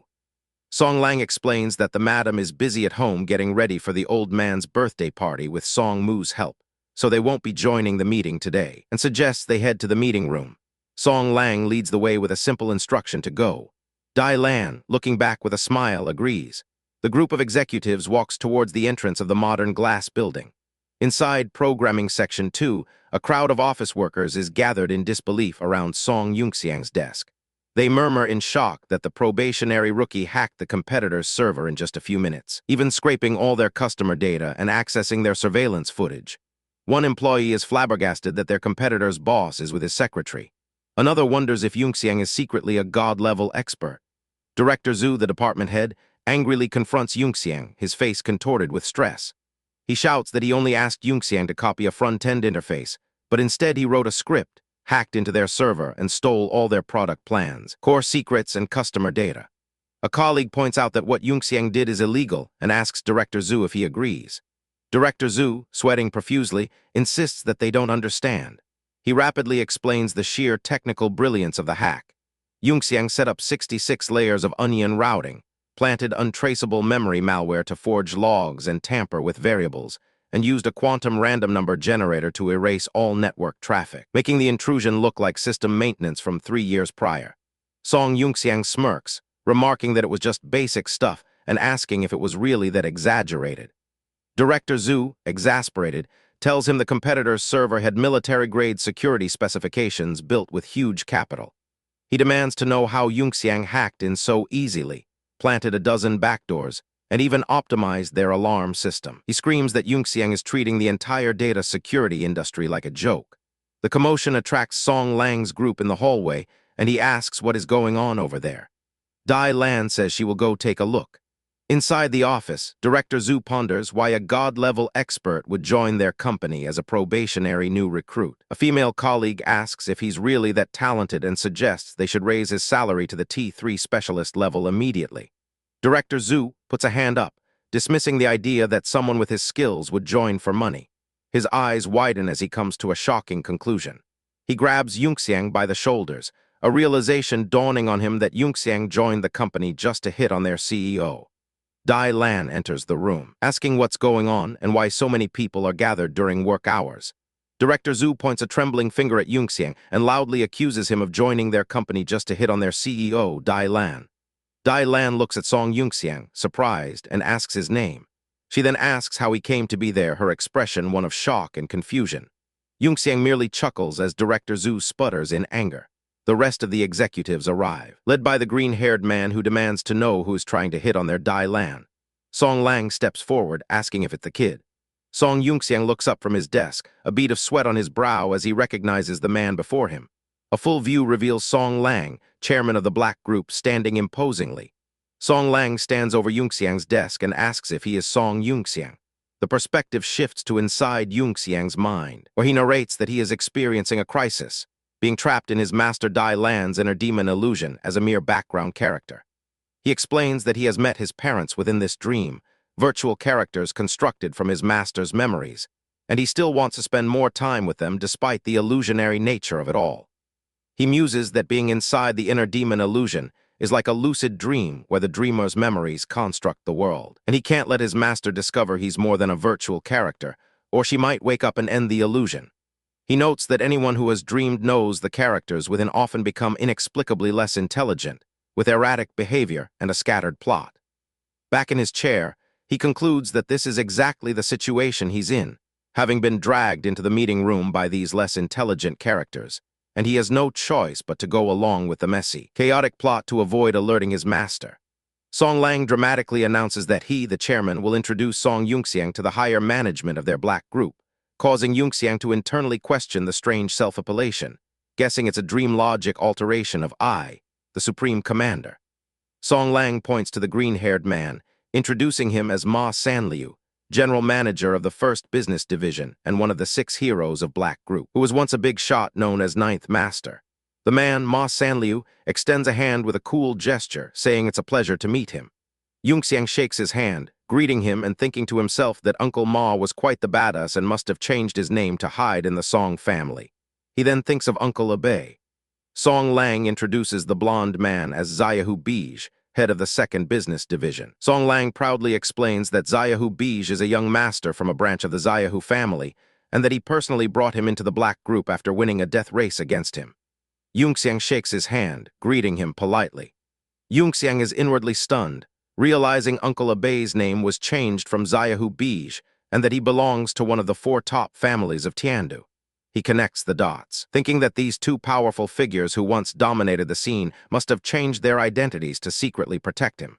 Song Lang then introduces the head of the third business division, another of the six heroes, Yu Jinlei. The man, a large, smiling individual, tells Yunxiang to just call him Old Yu. Yunxiang greets him, internally noting that he'd never heard of the canon of the six heroes in his previous life and wonders if this character died at some point. The introductions continue with General Manager Meng Buxing, who Yunxiang recognizes as his master's senior uncle, responsible for administration, finance, and HR. Meng Buxing gives Yunxiang a thumbs up, telling him he has talent and a promising future. Yunxiang greets him, recalling that he had heard of Meng Buxing in his previous life as the one who supported Dai Lan in rebuilding the Black Guard before gracefully retiring. Song Lang then points to a man with his hair tied back, introducing him as Wu Fubai, the strategist of the six heroes, head of security and the chairman's personal bodyguard. Yunxiang extends a hand, but Wu Fubai remains silent and still. Yunxiang awkwardly scratches his head, noting that General Manager Wu seems to be a man of few words, but he can't help but feel that his face is incredibly familiar, a sentiment mirrored by Dai Lan, who also looks at Wu with a thoughtful expression. Song Lang throws his arms out wide, saving the best for last and introducing himself as the former CEO of Black Group, a legendary figure, and one of the six heroes, Supreme Commander Song Lang. Yunxiang presses his hands together and bows nervously, thinking that his father was a truly over-the-top, comical character in his master's memories. Song Lang leans in close, asking Yunxiang if he's thinking anything rude, to which Yunxiang quickly denies he would dare. Song Lang then introduces Dai Lan, the current CEO, adding that even a probationary newcomer should know her, so he won't go into details. He then leans in conspiratorially, whispering that she is the child bride of his long-lost son who happens to share the same name as Yunxiang, and asks what he thinks of her as a good wife and loving mother type. Song Lang continues, saying he finds Yunxiang quite pleasing, and that having the same name must be fate, inviting him to attend the old man's birthday banquet that night so his wife can see him too.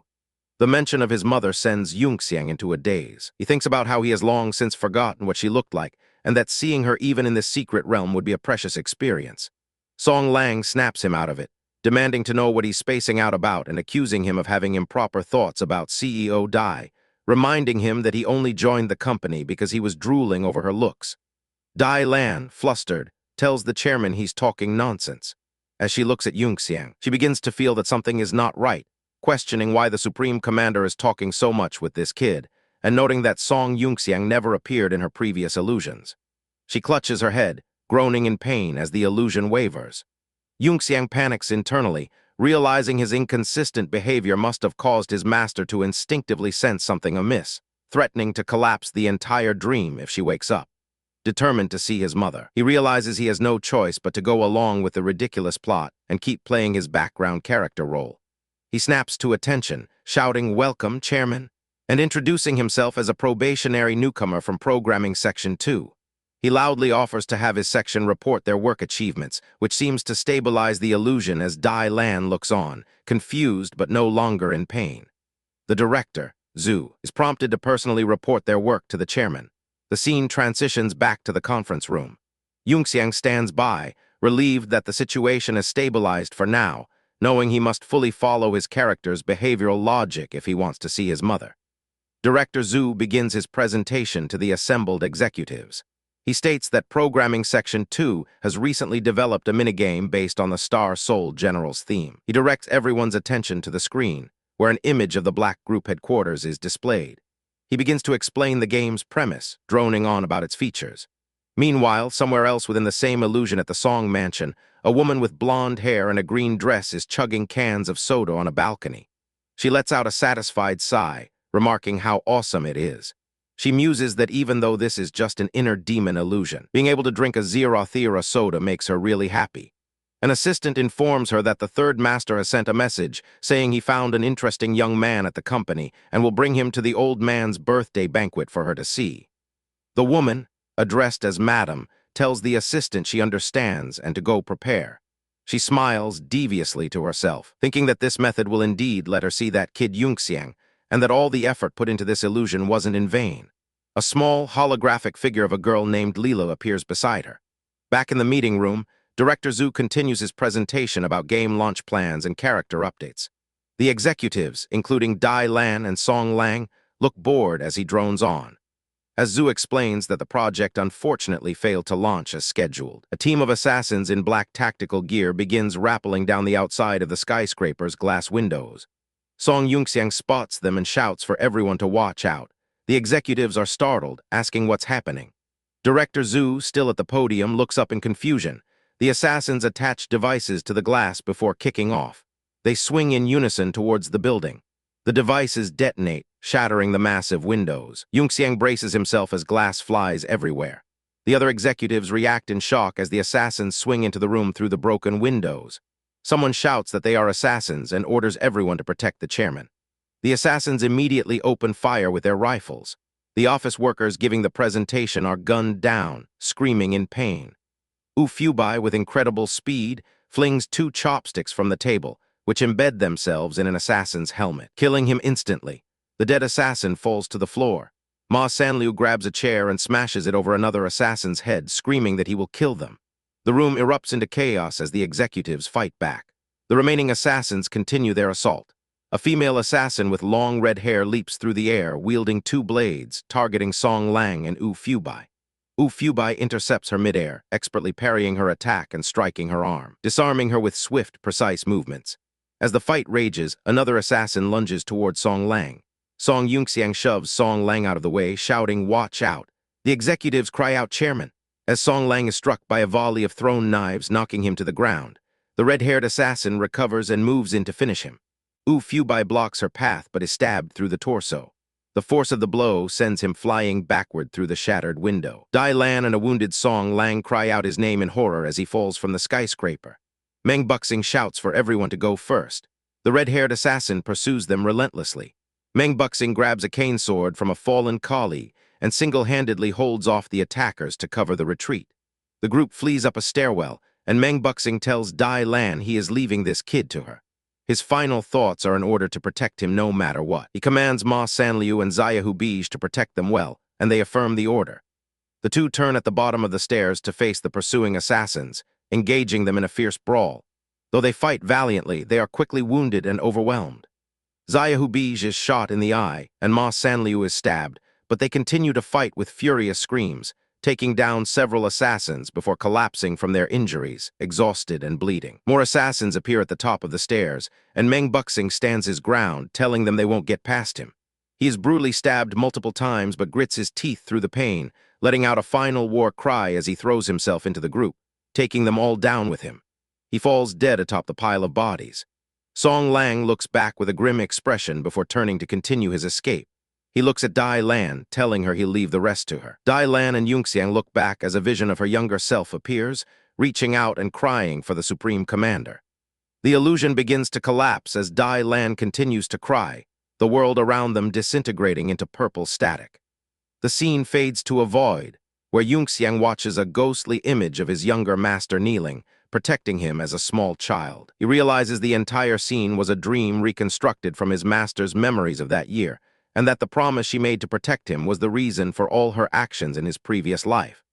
As a translucent, data-like form, he floats in a digital space. He feels that something was wrong with how events just played out, specifically that someone seemed to be missing after the battle started. In a separate digital space, Yunxiang's mother watches a holographic display as Leela reports that link stability is at 49% and advises the host to use her remaining time wisely. The mother finds it strange that the dream ended like that and wonders if it was her reckless intrusion that caused the chaos, going against the original dream where her son was supposed to attend the meeting. She decides she should try adjusting the dream a bit. Muttering that she's not very good with these formation language codes, she begins to manipulate the holographic interface. She decides to have her son appear directly as the young master of the Song family and change the meeting to a scenario where the CEO, his fiancée, brings him to the airport to welcome the chairman and his wife back from overseas. A done message flashes on the screen as she finalizes the changes, hoping it will fix things. A voice calls out Song Yunxiang's name. He awakens with a start, finding himself asleep at a desk in an office. He looks up to see a female colleague who asks if he's awake and tells him the illusion has restarted. He looks at his hands, confused by the watch and ring he's now wearing. The colleague tells him to wake up quickly, as it's still work hours and the CEO will be there soon. She leans in and whispers that he was the one who insisted on starting from the bottom of the company. He looks at her, confused by the address, young master, and the idea of starting from the bottom. He examines his new employee ID, which identifies him as being in the Public Relations Department's crisis management team. He realizes his character's background has changed and deduces that someone must be manipulating the illusion realm. He recalls the transparent state he was in just before the last illusion ended and thinks that if he can go through the loop one more time, he should be able to find the loophole, noting that the mastermind's abilities seem limited. His colleague interrupts, saying she's there to tell him that he was transferred to a different position again while he was asleep. She explains that while he was in the PR department, he got drunk during an event, beat up a client, and caused a new public relations crisis, so the HR department has decided to transfer him to the security department. She adds that they did their best to negotiate on his behalf, but it's all under CEO Dai Lan's watchful eyes. He brushes it off as nothing and asks her to tell him what's going on with him. Confused, she asks what he means. He explains that he just woke up all dazed and asks her to tell him why he would give up being a proper young master just to start from the bottom. She recounts a new, absurd backstory. He had a conflict with his school's leadership and hired a bulldozer to demolish the administration building. After being expelled, his fiancée, CEO Dai, got very angry and decided to marry him immediately so he would have to take over the group's business, which he saw as a punishment. Unwilling to lose his freedom, he made a bet with CEO Dai, declaring he would start from the bottom to prove himself. As long as he can achieve something with his own abilities, she will break off the engagement. The colleague finishes by saying that's how he ended up there, leaving Yunxiang to clutch his head in frustration at the ridiculous plot. He thinks about his fiancée and the engagement, wondering what kind of nonsense dreams his master is having, but also suspects the mastermind is behind it. The colleague warns him that he's already been in 6 departments, and if he can't stay in security, he'll be working as a cleaner. He curses, feeling that his character's jerk-level behavior is eerily similar to his own in his past life, and that this shouldn't be happening. A new woman, manager Toomey, arrives and tells Song Yunxiang to pack his things and hurry to the security department. The first colleague whispers that Toomey is the one who reported him to the CEO. Yunxiang internally notes that she could be a spy from the Black Guards. The colleague is intimidated by Toomey's kind-hearted smile. Yunxiang pats Toomey on the shoulder, telling her he'll remember this and that she should just wait. He picks up a box with his belongings and walks out of the office, heading down the corridor and into an elevator. The elevator doors open to an industrial-looking hallway, and he arrives at the security department. The colleague guides him through the large open-plan office, leading him to a door marked Special Security Operations Team, explaining that's where he's been transferred. She knocks and asks him to come in. Inside, she explains she's just helping the new colleague complete his transfer procedures. Yunxiang looks up and is shocked to see 3 familiar faces, one of whom calls out to him as Brother Yunxiang. He freezes, dropping his box as he stares at them, recognizing them all. One of the men, Zhao Lei, welcomes him to the team. Yunxiang drops his box with a thud and rushes forward to embrace Zhao Lei tightly. The man is surprised, asking if they know each other. A flashback reveals the 3 men were Yunxiang's roommates from recruit training in his previous life. Another memory shows them all dying tragically in battle. Back in the present, Yunxiang holds his friend, thinking that even if this is just an illusion, it means everything to him. He then realizes that he still has a chance to meet them again in this life after the beast wave is over, by re-entering the Black Guards as a new recruit. His friend awkwardly asks if they know each other and requests that he let go. Yunxiang steps back, apologizing and explaining that the man looks a lot like a brother of his who sacrificed his life before. Just then, his phone rings, the screen displaying the contact name, Devil Woman Dylan. He answers the call. Dai Lan's voice comes through, asking where he is. He tells her he's in the security department on the 1st floor and asks what's wrong. Dai Lan, walking through a hallway with her executives, confirms he's reported to the security department and says that's perfect. She tells him to get ready immediately, as the chairman and madam have returned from overseas, and he is to come with her to the airport to welcome them. Chapter 65. In an office, a woman announces that the chairman and madam have returned from overseas, ordering Song Yunxiang to get ready immediately to go to the airport and welcome them. As he acknowledges her, he flashes back to scenes of conflict and moments with a woman named Dai Lan, wondering to himself if the plot has changed again. On the phone, Dai Lan's voice tells him to make sure he protects himself, reminding him that his safety is what matters most, but he abruptly hangs up on her. He recalls his previous life, where his master, Dai Lan, as the supreme commander of the Black Guard, sacrificed her entire force just to cover his retreat. Feeling a deep sense of debt, he resolves to treat her better this time, even if it is only within her dream. He immediately begins rummaging through his co-workers' desks for food, explaining to one protesting colleague that a big eater like him must have something stashed away. After finding and borrowing a bag of reserve food, he moves on to the next desk. He confronts another co-worker, correctly identifying his poor sleep habits, use of jujube leaves, and weak back, demanding the man hand over his goji berries and red dates. Finding Hawthorne and Longan as well, he declares it perfect and walks off, leaving his stunned colleagues behind.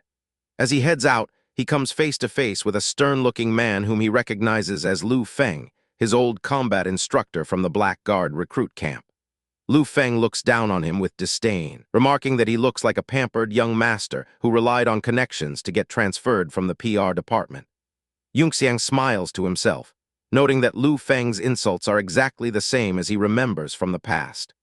Lu Feng tosses a bag of gear at him, stating that it was specially arranged by CEO Dai and that he's being assigned to Zhao Lei's team to learn from their experience. He then orders everyone to change into their S-Class mission gear and gather at the main gate in 10 minutes.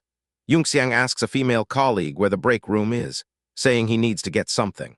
When she reminds him of the 10-minute time limit, he confidently replies that it's more than enough time to prepare some food for CEO Dai. In the locker room, the other security guards speculate about who he is, wondering how he knew so much about them, and concluding that the PR department's intelligence-gathering capabilities must be terrifyingly effective.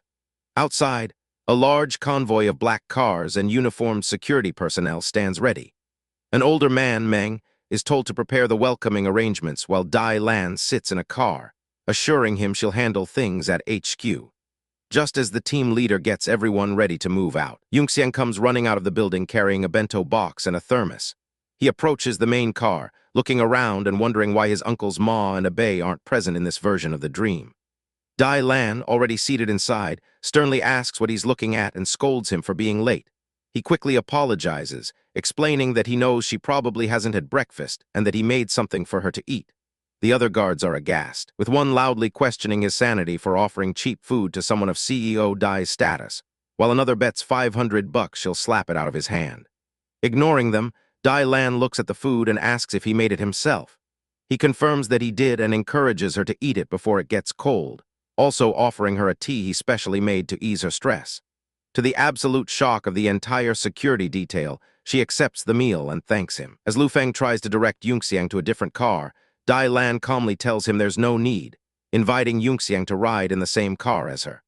The onlooking guards are rendered speechless, muttering about whether the Ice Queen is really into pretty boys. Lu Feng, furious and embarrassed, screams at everyone to shut up and get in their cars before the convoy finally pulls away. Inside the spacious limousine, Dai Lan eats the sandwich Yunxiang prepared. She whispers that it tastes good, admitting she didn't expect him to be able to cook. Taking a sip of the drink, she asks what kind of tea it is. He explains it's a calming tea made with jujube, goji berries, and other ingredients, with their medicinal effects maximized by a bit of alchemy he used. Lu Feng, sitting in the front passenger seat, watches in stunned silence, unable to believe the CEO has let her guard down so completely around a new subordinate. Dai Lan looks at Yunxiang, asking if he specially made the tea for her, noting her recent lack of sleep. He then offers to give her a scalp massage, claiming he learned a technique that can help her relax. Though she initially declines, he insists it will be quick and moves behind her seat to begin. She visibly relaxes under his touch, her eyes closing in contentment.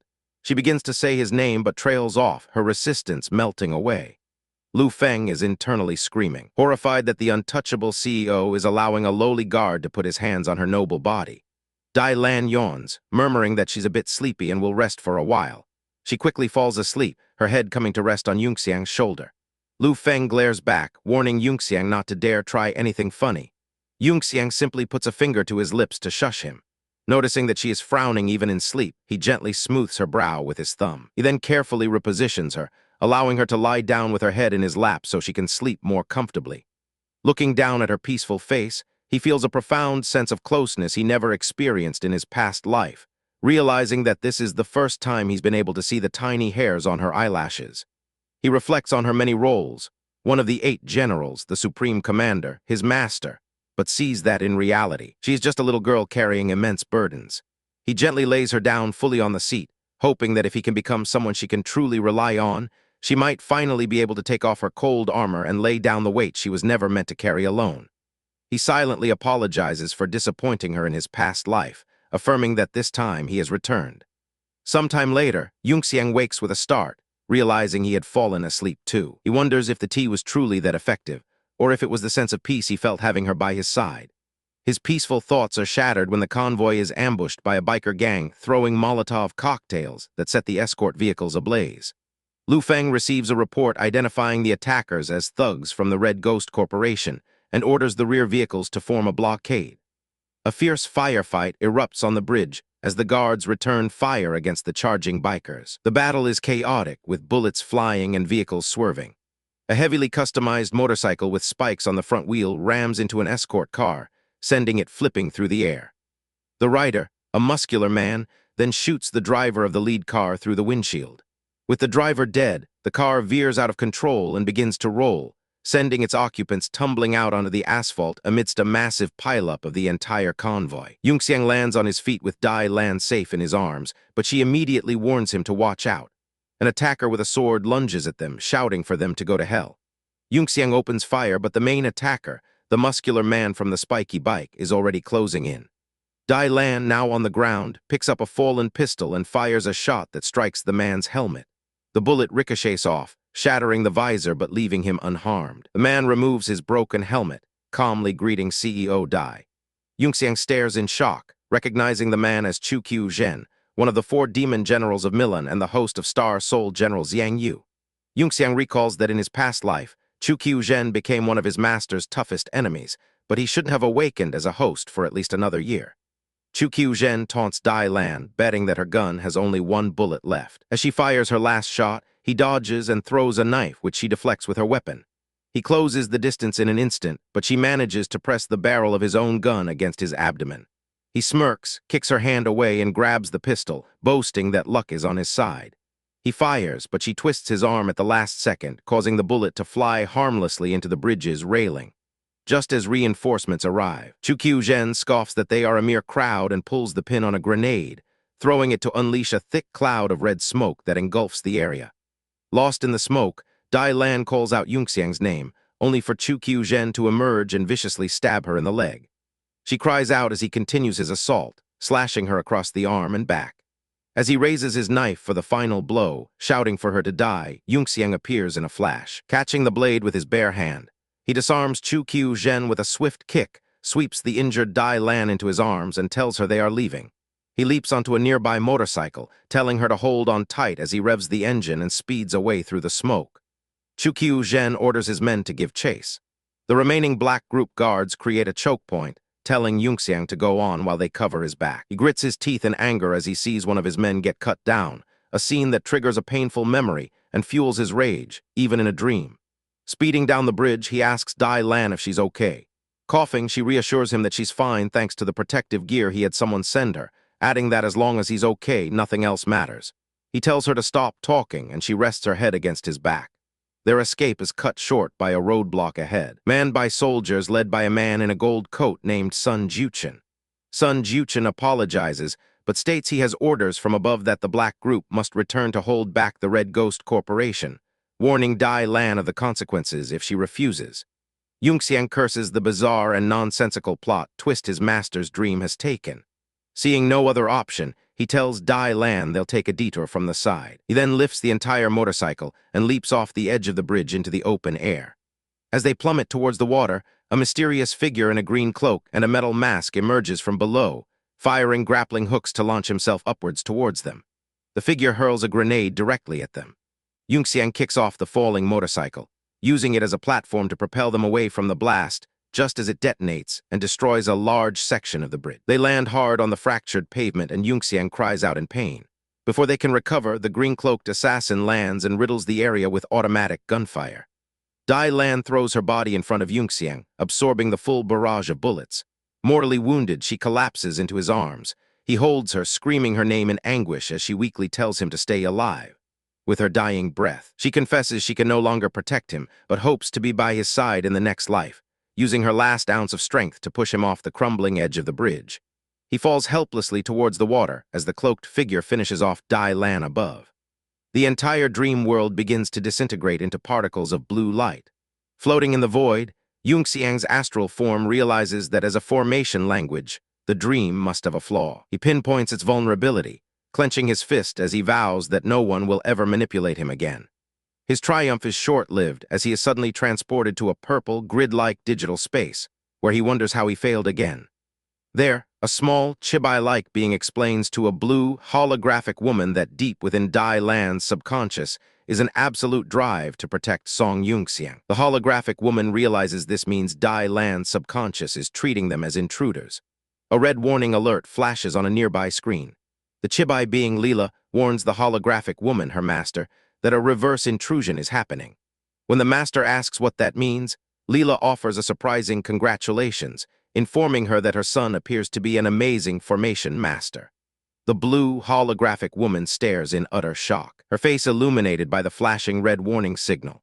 Chapter 66, the massive golden star-souled general stands imposingly on the bridge over the water under a clear blue sky. The scene shifts to a complex highway interchange surrounded by lush greenery, with cars moving along the roads. The view follows the highway as it extends across the water towards a distant city skyline.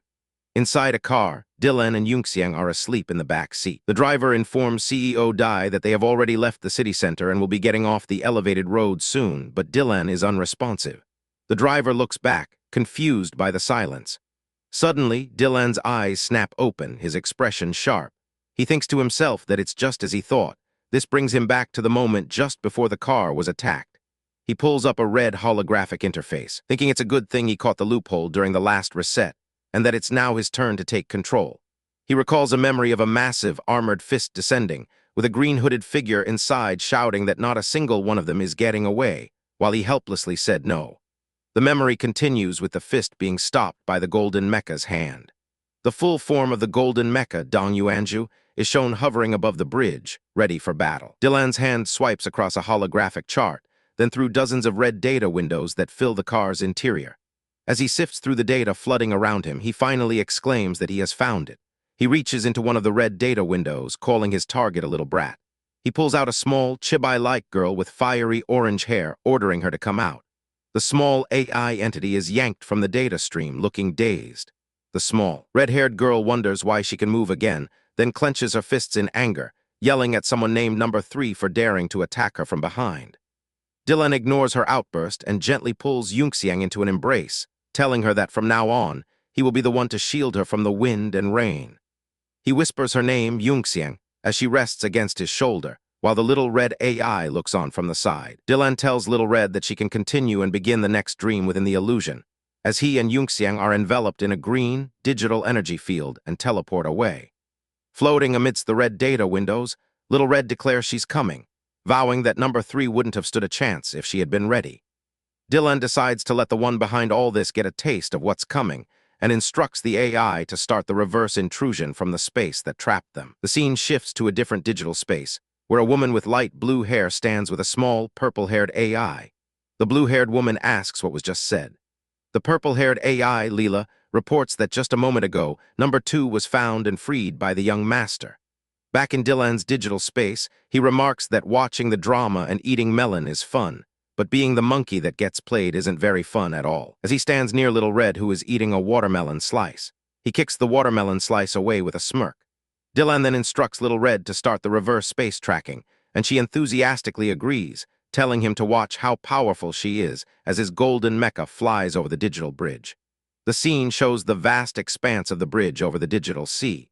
In the purple digital realm, the blue-haired woman is suddenly surrounded by red data squares, startling her and making her wonder what is happening.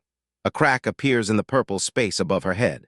Leela reports that the reverse intrusion has ended and the space structure is stable, then apologizes to her madam, explaining that the young master has fully taken over her control. The blue-haired woman looks up in disbelief, wondering if he is really that powerful. A massive golden hand smashes through the purple barrier, shattering it into pieces. The woman looks up in shock and asks what it is. The colossal golden mecha towers over her, having completely broken through into her dimension. A bead of sweat runs down her face as she thinks that this brat actually shattered the void and came forth. Dylan floats in the digital space, looking at the blue-haired woman, and wonders to himself if this person is really his mother. His star soul general speaks, telling the brat to show some manners and get down from it. The blue-haired woman's form glows and expands, initiating a star unlock sequence. The scene flashes back to the highway illusion, with Dylan holding Yunxiang as they fly through the air, telling her not to be scared. She looks at him, asking if he's okay and calling him Dai Lan, to which he replies that he's fine. She blushes slightly and tells him to let her go. She then looks down in shock, exclaiming with a huh. She realizes they are flying high above the highway and shouts it out in surprise. Below them, a gang of bikers speeds down the road. Dylan, holding Yunxiang, looks down and asks if the clowns are here. The bikers look up, one asking what's going on and what kind of vehicle that is, while another asks who that is. The leader dismisses the questions and orders his men to fire, unleashing a hail of golden energy bullets. Dylan tells Yunxiang to hold on tightly as he leaps through the air with her, causing her to cry out.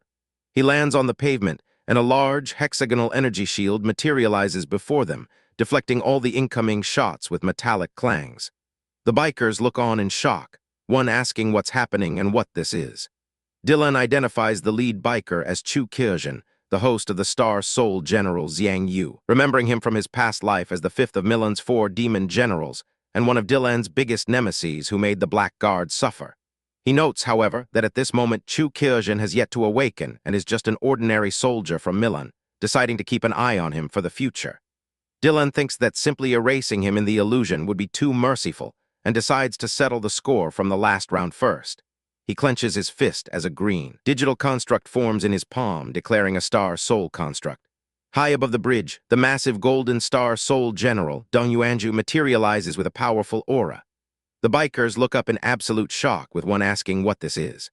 Dylan smirks and bids the clowns goodbye. He commands his general to go, Dao Yuan's sword, and the mecha spreads its wings, unleashing dozens of massive golden swords. The bikers scream in terror as the swords rain down upon them. Explosions rock the highway as the swords find their targets. The entire road is filled with smoke and giant golden swords impaled in the asphalt. Chu Kirjin struggles to push back one of the giant blades, yelling that he refuses to accept defeat. From inside the mecha's cockpit, a voice tells him to get lost. An energy beam erupts from the mecha's hand, engulfing Chu Kirjin in a massive explosion. The highway is left littered with defeated bikers pinned under the giant swords. Dylan holds Yunxiang close, telling her that in this illusion he is the master. He whispers her name. He then raises his finger and commands the Daoyuan sword to come back. The golden swords rise from the ground and fly back towards the mecha, which glows with a brilliant light. A single golden sword flies from the mecha as Dylan announces his next target on the other side. The sword streaks across the sky like a comet. It splashes into the water just behind a green-hooded figure who looks back with a speech bubble. A single golden sword flies towards a roadblock on the bridge. The sword transforms back into the towering form of Dong Yuanju. A man in a yellow coat standing at the roadblock turns around, confused. The giant golden mecha appears before him and his men, casting a massive shadow. The men stare up in terror, one asking what this is. The leader yells for everyone to hurry up and spread out as they scatter in panic. The mecha's giant golden foot stomps down on the fleeing men.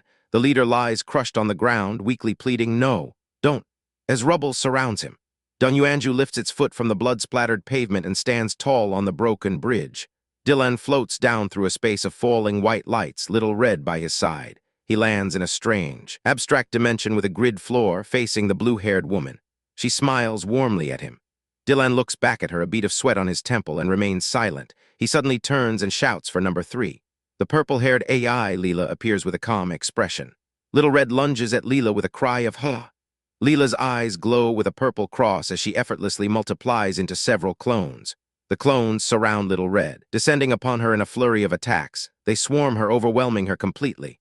Little Red cries out in frustration as she's pummeled. She is sent flying backward from a powerful blow. She yells for them to stop. Angrily, she mutters that it was a mere trick of a clone. Dylan floats down, asking if she needs help. Leela's clones create glowing teal cubes, forming a new attack formation. The blue-haired woman is surprised, wondering what kind of technique could instantly form formations and trap a super-intelligent AI like Leela. Dylan looks on confidently, telling his mother no, and stating that he can handle this himself just fine. He turns to Little Red, telling her he hopes she won't get beaten up and start rolling around later. Little Red's eyes glow red with determination as she declares that today she'll let her useless trash host witness her true power. She unleashes a massive wave of red and purple energy, shouting the name of her attack, Negative Domain. The energy wave expands, causing several large explosions that obliterate Leela's clones. The real Leela is thrown back by the force of the blast, groaning in pain. Dylan's mother watches, explaining that number 2, the one who embodies doubt and judgment, is in a sense the strongest superintelligent AI, despite her abilities and permissions not being as good as others. Little Red groans as she is struck by a beam of light, the mother continuing that because of the powers she was granted, she can suppress not only other superintelligent AIs, but even the Star Master System and stars. Little Red flies towards Leela, asking if she's the one called number 3, and calls her a damn mutt as she attacks. Leela catches Little Red's hands, her own form flickering between her and Dylan's mother, signifying a struggle for control. The mother's hand forms a gesture, and a red hexagonal symbol with the word forbidden appears. She addresses Dylan by a name, Song Yunxiang, telling him to get his AI under control and to tell her to release Leela and stop attacking. Dylan, standing nearby, just says, "Eh." He then says, "All right then," and clenches his fist, a black ring on his finger. He stands in the center of a hexagonal platform and says to activate. Dylan appears behind a restrained Little Red, telling her she's pretty much gotten all her anger out now. He tells her to let go of that purple little thing called Leela, while Little Red demands praise, asking how awesome she was and boasting that a lowly trash host like him is lucky to have her. Dylan gives a deadpan thumbs up, sarcastically calling her amazing, incredible, and truly worthy of being the strongest superintelligent AI. Little Red beams with pride, laughing that now he knows just how powerful she is. Leela is released and falls through the digital space. Dylan's mother catches her, asking if she's okay. Leela, looking beaten up, responds that she's fine. Dylan steps forward on the cloudy floor of the dimension. He stands before his mother, who is holding Leela, and says, The mother looks at him with a neutral expression. Dylan sweats nervously and blushes. Dylan stands awkwardly before his mother, scratching the back of his head. He blushes, smiles shyly, and after saying, a couple of times tells her that she is very pretty. A fist slams into his jaw with a powerful crack, sending spit flying. He is sent tumbling backward as his mother furiously yells, asking if that's the first thing he says after seeing her for the first time in over a decade, and demanding to know who taught him to behave like this. Many years ago, in an underground base of the God's Tomb secret realm, 2 glowing darts strike a metal wall. A young man in golden armor practices a battle technique called 1,000 Heavy Waves, moving with incredible speed. After the training, he stands alone in a vast, dark cavern filled with strange, tree-like structures. His armor dissipates in a flash of light as he initiates a star unlock. He stands amidst the particles of light. He walks forward, his boots stepping on the dusty ground. The young man, identified as Song Lang at 18 years old, stands tall, his clothes rustling. He looks around and remarks that this so-called God's Tomb secret realm is nothing special after all. He pulls out a glowing blue device and examines the strange, web-like structures around him. He walks deeper into the cavern, the sound of his footsteps echoing. He discovers a vast chamber filled with numerous spherical pods connected by thick cables to the structures. He walks through a field of leaves covering the ground. He finds a small hatchway leading down into darkness.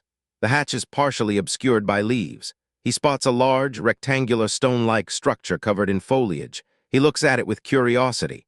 He approaches the large pod-like structure, shining his light on it. He examines a control panel, wondering what the symbols mean and how to operate it before deciding to just randomly press buttons. The large stone door groans and begins to open with a loud cracking sound. The door slides open, releasing clouds of vapor. Song Lang looks into the opening as thick smoke billows out. He thinks that this must be the final treasure, but then he sees something inside and says, "Huh." Twice as a figure is revealed within the smoke. He sees a beautiful woman's face and thinks, what a beautiful woman. The woman's eyes are closed peacefully. Her eyes slowly open. She says, "Ha." As Song Lang reaches a hand toward her, he stands before the now open pod where the woman is sitting up amidst the smoke. Her face is shown clearly, her expression calm and her eyes purple. They stare at each other in silence. The woman speaks in multiple languages, German, Russian, and finally English, asking who he is. Song Lang is momentarily confused, asking what she said. She continues asking who he is in various Chinese dialects. Song Lang smirks, remarking that he thought she only knew foreign gibberish but can speak properly now. He takes off his outer robe, telling her to take this. The blonde-haired woman looks at the offered clothing. She takes the robe and covers her naked body, her long hair flowing around her. Song Lang introduces himself as Song Lang from Tiandu, then adds with a grin that she is a little beauty and very pretty. The woman stands before him, clutching the robe, her expression unreadable. Her neutral gaze is shown in a close-up. The scene flashes back to the present, with Dylan's mother looking furious, demanding to know where on earth her son got his frivolous manner from. She stands over a cowering Dylan, her fist raised, declaring that he really looks like he's asking for a beating. Chapter 67, Song Yunxiang identifies the small, feisty orange-haired AI as number 3, prompting the purple-haired AI, Leela, to assume a combat stance. The orange-haired AI, Little Red, lets out a defiant shout and lunges forward, throwing a powerful, energy-charged punch directly at Leela. In response, Leela's eyes glow with purple, cross-shaped pupils as she instantly generates multiple copies of herself, surrounding her opponent in a flash of purple light. The clones immediately swarm Little Red, overwhelming her with a barrage of coordinated attacks. They pummel her relentlessly from all sides, their fists striking with synchronized, percussive impacts. Little Red cries out in frustration as the assault continues without pause. The clones unleash a final, combined energy blast that smashes her down into the gridded floor of the digital space. Sent flying backward, Little Red tells them to stop, her small form tumbling through the void. She manages to halt her momentum, huffing angrily and dismissing the attack as a mere trick of a clone. Song Yunxiang floats down towards her, extending a hand and asking if she needs any help. Before she can answer, Leela and her clones reappear, now holding shimmering, light blue cubes and arranging themselves into a complex formation that radiates with power. The blue holographic woman beside Yunxiang expresses her astonishment, wondering aloud what kind of technique could form such intricate formations so instantly and successfully trap a superintelligent AI. Yunxiang smirks, dismissing her concern with a simple no, and confidently stating that he can handle the situation himself just fine. He turns his attention to Little Red, telling her that he hopes she won't get beaten up and end up rolling around on the ground later. Provoked, Little Red's eyes blaze with crimson light as she declares that today, she will make her useless trash host witness her true power. She unleashes her energy, creating a massive, expanding dome of pulsating red and purple power which she calls her negative domain. The technique erupts into a series of violent explosions that tear through the digital space, completely engulfing Leela's clones.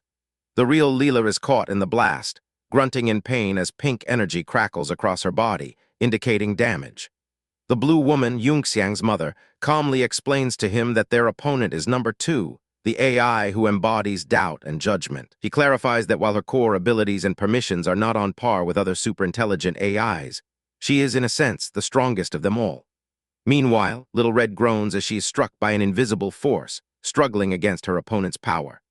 Her mother continues the explanation, stating that because of the powers granted to number 2, she can suppress not only other superintelligent AIs, but also the Star Master System, and even the stars themselves. Little Red glares at Leela, identifying her as the one called number 3 who stays in the back, just before being struck again and screaming that she is a damn mutt. Leela retaliates, unleashing crimson energy tendrils that lash out and ensnare not just Little Red, but Yunxiang and his mother as well. Yunxiang's mother raises her hand, calmly declaring the attack forbidden as a digital barrier materializes and shatters the tendrils. With the immediate threat nullified, she instructs Song Yunxiang to get his AI under control, telling him to order her to release Leela and cease her attacks. Yunxiang responds with a non-committal A, before conceding with an all right then. He makes a gesture with his hand, a ring on his finger glowing as he prepares to intervene. A large, glowing hexagonal pattern appears on the digital floor beneath them as he issues the command to activate. He addresses his AI, who is now contained within a swirling red energy sphere, telling Little Red that she has let out pretty much all of her anger now. He instructs her to let go of the purple little thing named Leela. Freed from her rage, Little Red zips over to Yunxiang, excitedly asking her useless trash host how awesome she just was and demanding praise, reminding him how lucky a lowly trash host is to have her.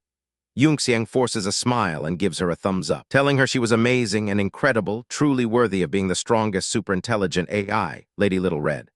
Immensely pleased with the flattery, Little Red laughs, declaring that now he knows just how powerful she truly is. As they speak, the unconscious form of Leela falls through the digital void, where she is gently caught by Yunxiang's mother. Holding the small AI, she softly asks Leela if she is okay. Leela, looking bruised and battered, weakly replies that she is fine. Having resolved the conflict, Yunxiang lands gracefully on the solid ground of the digital plane. The scene then transitions to a flashback, revealing a lush, overgrown chamber where an elderly, hooded woman stands before a large, spherical incubation pod filled with turquoise liquid. Inside the pod, a small, white-haired girl floats peacefully in a fetal position, connected by a cord. The old woman gently places her hand against the glass surface of the pod, and the girl inside seems to stir in response. The woman addresses a man named Lu Wu, informing him that she is leaving this child in his care. Lu Wu, concerned, asks his teacher if she is truly going to release the container, warning her of the potential consequences. The teacher sighs, explaining that as the last of the first-generation overseers, she has served the organization for decades of eras and has grown tired. She then gently chides Lu Wu, telling him to watch his wording, for the girl is no longer a container but a person with her own soul and free will. Looking at the pod with a gentle expression, she expresses her hope that the girl can break free from the restraints of the star network and the gate of mysteries, awakening in a stable era to live as an ordinary, simple person. She wishes for the girl to experience the fullness of a mortal life, to eat, drink, have fun, marry, have children, and feel love and family affection, along with the joys of regrets and imperfections until she naturally grows old, falls sick, and dies. Caressing the glass, she reflects that the girl is like a second self to her, then corrects herself, saying that she is like her own child. The pod, marked with the designation 09-11, holds her final wish for the girl to go and live her own ordinary life. Returning to the present, Yunxiang's mother, Jia, tells him that, as her past self had wished, she has experienced love and family and cherishes her current mortal happiness more than anything. It is for this reason, she says, that she will use her own way to stop them from carrying out the star reversal project. Leela reports to them that the link stability is holding at around 3%, which seems to be its absolute limit. Jior gazes at her son, wondering how long he lived in the last cycle to have become so skilled in formations, speculating that his talent might surpass that of ordinary people or even the overseers. A memory flashes, showing a discussion about how she is merely an extension of a great being, and that only naturally born life can fully benefit from the evolutionary possibilities brought by the primordial waves. Leela gives an urgent update, warning that the link is stuck at 3% and is already beginning to drop again, prompting Jior to wonder how far away the connection is originating from. Yunxiang clarifies that he is in K Zone, also known as Zone 5, which, in her understanding, is the place that people of the Eastern continent refer to as the Central Continent. His mother is visibly shocked, asking for confirmation that he's in the Central Continent and questioning what he means by zone. She explains that during the Zeroth era, the planet suffered a catastrophic disaster and was only barely stitched back together by the power of the star network, leaving behind difficult-to-traverse spatial turbulences between the planetary fragments. She displays a holographic map, pointing out that because some units of the star network were damaged, there are foreign lands between the eastern and central continents that the network cannot fully control. She reveals that she has been preparing to establish this cross-zone link for a long time, ever since he restarted the world, and only succeeded now through a bit of luck. Yunxiang is taken aback, realizing the gravity of the situation is far greater than he had imagined. His mother then asks why he is in the central continent, guessing there must be a hidden reason behind his disappearance. She begins to explain her own long story, recounting how she and his father, Lang, chased the doctor into the gate between realms to stop his plan, and after passing through several small zones, they accidentally ended up in the central continent. She tells him that for all these years they have been searching for another gate between realms there, but have never been able to find one. Yunxiang pauses, then reveals that he actually knows the location of one such place. His mother reacts with disbelief, demanding to know how he could possibly know that, and asking if he had also been to the central continent during the last cycle. He laughs it off, saying it's a long story, and tells her that the location is at the Jewishan sect in the northern region of the central continent, adding that she should be able to see all the details if she reads his memories. Overjoyed, she exclaims that this is great and embraces him tightly, realizing that if they can successfully find the gate, they might finally have a way for their family to reunite in the real world. An image of his stern-faced father flashes in his mind as his mother notes that the gate unfortunately leads to the northern continent. However, she speculates that since it is an artificial creation, her current self might be able to interfere with its teleportation destination. Surrounded by their AIs, she reassures him not to worry, confident that it will work. She stresses the extreme importance of this information, explaining that she needs to hurry back, access the memory data he stored in the star network before the restart, and send the gate's location to Lang. Yunxiang agrees but cautions her that the elders of the Jewishan sect are not easy to deal with, and she will likely run into a lot of trouble. He promises to also try and find a way to establish a communication channel with her before then. He has a sudden realization, remembering that in this timeline it's 60 years ago, meaning those old guys might still be little kids. A massive, powerful mecha appears behind him as he muses that if he can get through the gate, he might be able to copy the Star Soul General, Dong Yuanju, without even lifting a finger. Leela urgently interrupts, reporting that the link stability has dropped to less than 1%. His mother asks in alarm why it's dropping so fast and tells him to wait a moment. He gently takes her fading, digitized hand, reassuring her that it's all right and that she's already tried her hardest.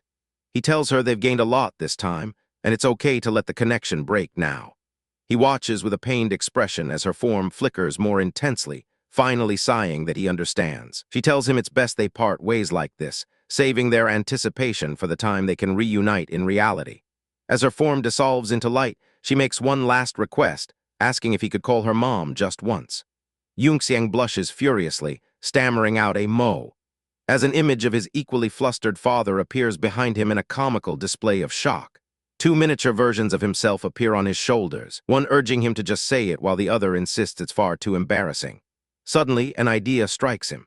As his mother's form almost completely vanishes, she faintly asks, "Huh?"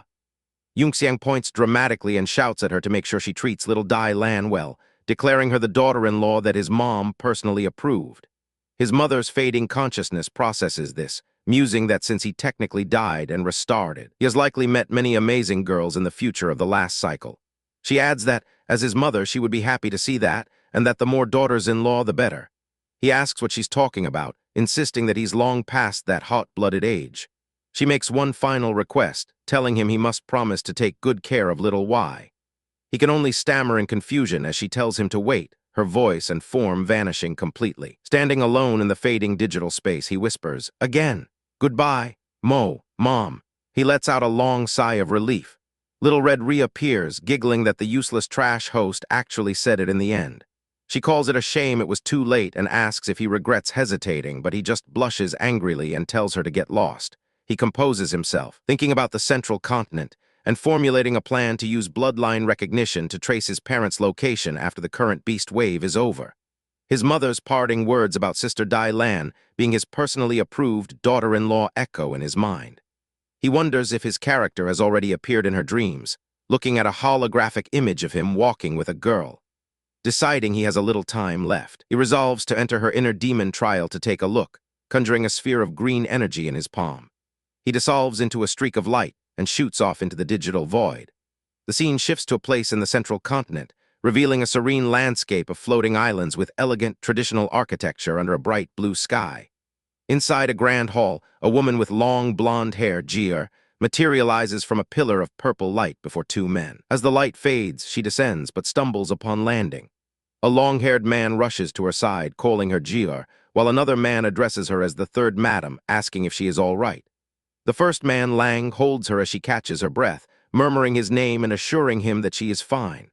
Lang asks how the contact went and if she successfully reached their son, Yunxiang. She confirms that the mission was a success. She tells him it's very good news and that he should let her link to the Star Network to read Yunxiang's memories from the last cycle, but she needs to rest first. The other man, Jin Lei, urges her not to rush and to get some proper rest, while she reassures Lang she will be fine. Lang smirks at Jin Lei, calling him a little brat who is in the way and ordering him to go prepare some food. After Jin Lei leaves, Lang turns to Jior with a suggestive smile, saying it's better to let her husband check her body first. Jior gets a mischievous look in her eye, feigning alarm and saying this is bad. Confused, Lang asks what's wrong as Jin Lei peeks back from the doorway.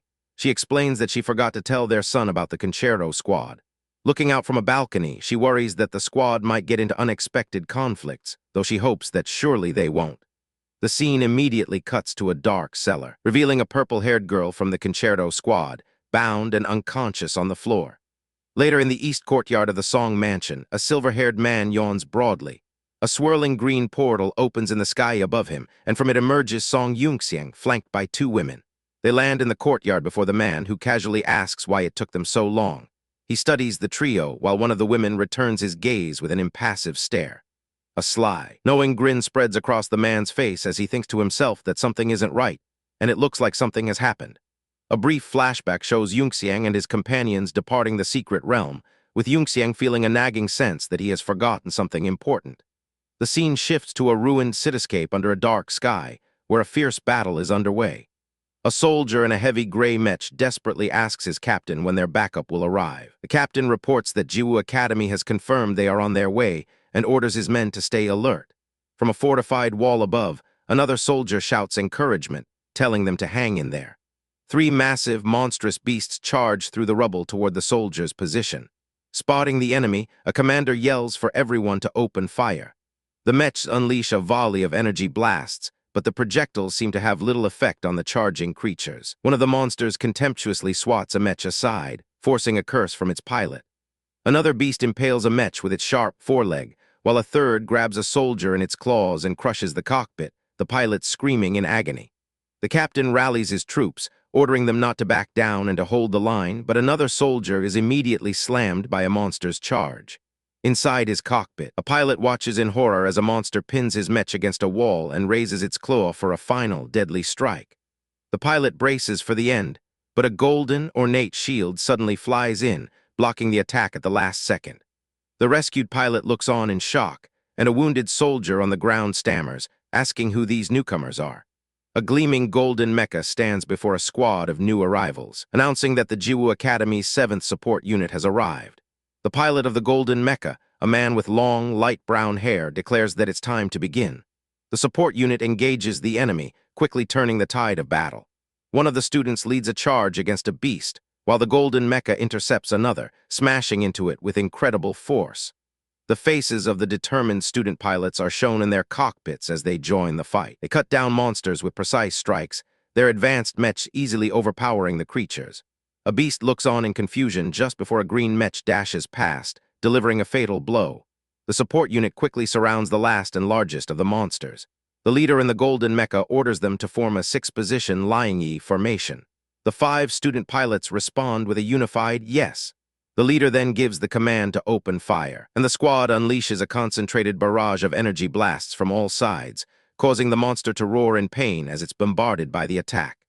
The city guard watches the coordinated assault, and their captain seizes the moment, ordering his men to prepare a counterattack and not to waste the opportunity the academy has created. His soldiers roar in agreement and charge forward. The golden mecha cleaves through a monster with its glowing blade, fighting alongside the city guard. As the battle concludes, a long-haired man issues a command for everyone to cease fire. The remaining monsters dissolve into purple energy and smoke. The golden mecha stands victorious over the dissipating remains of its foes, delivering a final, decisive stab to the head of the last creature. A voice confirms that the target is dead. The battlefield is littered with the fading corpses of the beasts. A voice from a command center announces, "Star unlock," as shimmering blue particles begin to fill the air across the ruined city. The Jiwoo Academy students stand together as the announcement is repeated. The city guard captain, Cheng Qiang, approaches the students and formally thanks them, stating that his 13th squad is grateful and that without their timely support, the consequences would have been unimaginable. The student leader humbly replies that it is simply their duty. The rescued civilians are led out of their shelter, a crowd of weary but relieved people. Captain Cheng Qiang then addresses the civilians, assuring them that the beasts have been pushed back and that they will be escorted to a safe area after a short break. Inside a secure bunker, the wounded are being treated while the Jiwoo Academy students rest. One of the city guards praises the academy's reputation to the student leader. The leader, smoking a cigarette, deflects the praise, saying they had the full cooperation of the city guard. Captain Cheng remarks on how young yet capable the students are, calling them a formidable new generation. The leader wistfully comments that if not for these chaotic times, his elite students would be enjoying a happy campus life. His wrist communicator beeps, interrupting the conversation. He excuses himself and steps outside into the ruins. Answering the call, a holographic projection of Instructor Xing appears. He asks her for a status report on the team. She informs him that there are no casualties and the team is resting and ready for orders. He acknowledges her report, then tells her the situation is urgent and that he is sending details for their next mission immediately. Returning to the students, he tells them that rest time is over and they have a new mission. The team quickly mobilizes their mechs. One of the female students asks if the mission is very urgent. The instructor confirms that it is extremely urgent, explaining that several people are trapped and critically injured. If they aren't rescued in time, they will all die.